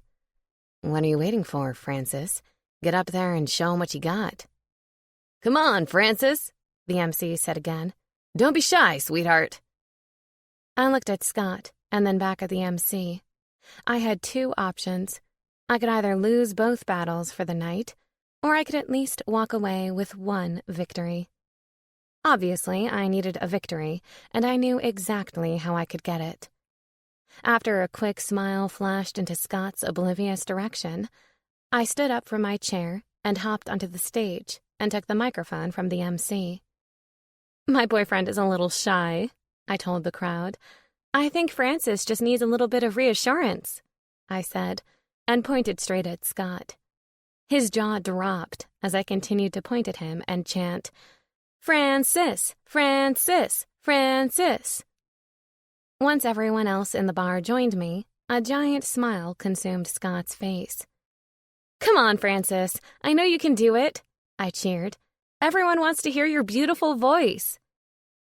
Scott got to his feet and jumped on stage beside me. After one quick spank to my ass, he took the mic from my hands and whispered into my ear, "You're so getting it later." I sure fucking hoped so. But I didn't waste any time dallying on stage. I quickly got back to my seat and left Scott to deal with the now overly enthusiastic crowd waiting to hear Frances sing. For once in my life, that goddamn name actually worked to my benefit. "Just bear with me for a second," Scott told the crowd, and leaned over to the DJ to tell him something. Once they appeared on the same page, he looked toward the crowd and grinned. "This one is for my beautiful girlfriend, Harlow."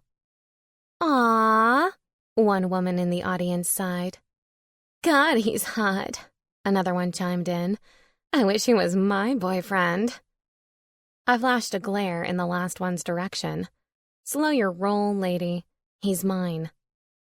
Once the initial beats of a song I'd figured was Shakira's Hips Don't Lie began, I settled into my seat to enjoy my handsome and very sexy boyfriend's performance. But Hips Don't Lie didn't come. I didn't recognize it right off the bat, but it was definitely something else. The beat was a bit slower, but still upbeat and pop nonetheless. Once the lyrics started to leave his lips, I couldn't believe my fucking ears. Scott was belting out "Marry Me" by Train. What the what? Surely it was just for fun. I mean, I knew I'd lost that bet, but he wouldn't ask me to marry him right now in a fucking karaoke bar, right? I shook off the crazy thoughts and just focused on how goddamn sexy he looked up on stage.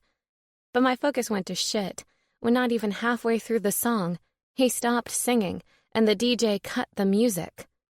Scott got down on one knee and pulled a small black box out of his pocket. Oh my God.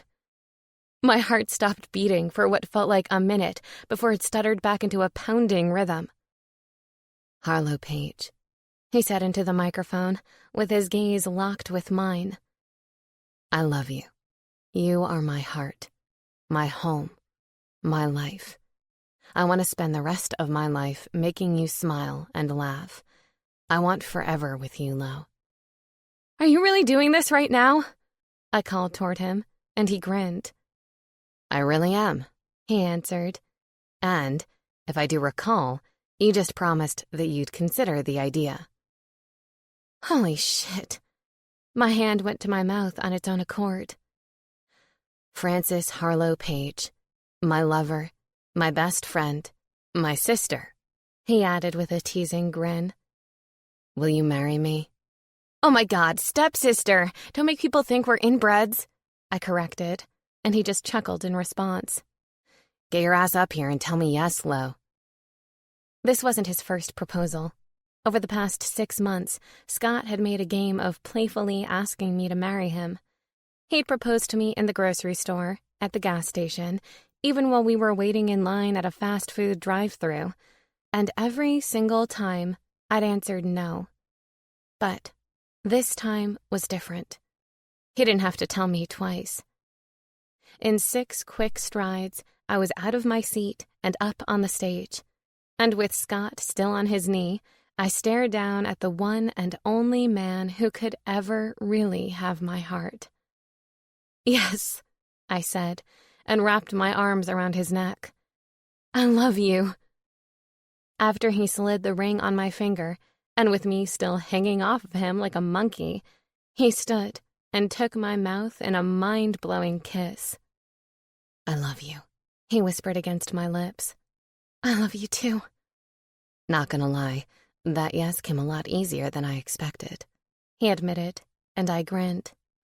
I think that's proposal number 15, if I'm keeping count correctly. I giggled. Yeah, I might have finally said yes, but you still have to convince me to actually plan the wedding. He grinned down at me. Is this going to be like the months of chasing it took to get you to agree to be in a relationship with me? You mean the months of stalking? I teased with a smile, and he laughed. Is this how it's always going to be with us? I shrugged. Probably. Thank fuck for that, he said, and lifted me into his arms. You're my favorite challenge, he whispered against my lips. I'll spend the rest of my life chasing after your feisty ass. Can I let you in on a little secret? I'm going to find a way to convince Scott to fly me to Vegas tonight and make it official. The only reason I've been waiting is because I wanted to be done with med school. And since I only have 1 month left, it's motherfucking time to make this man officially mine.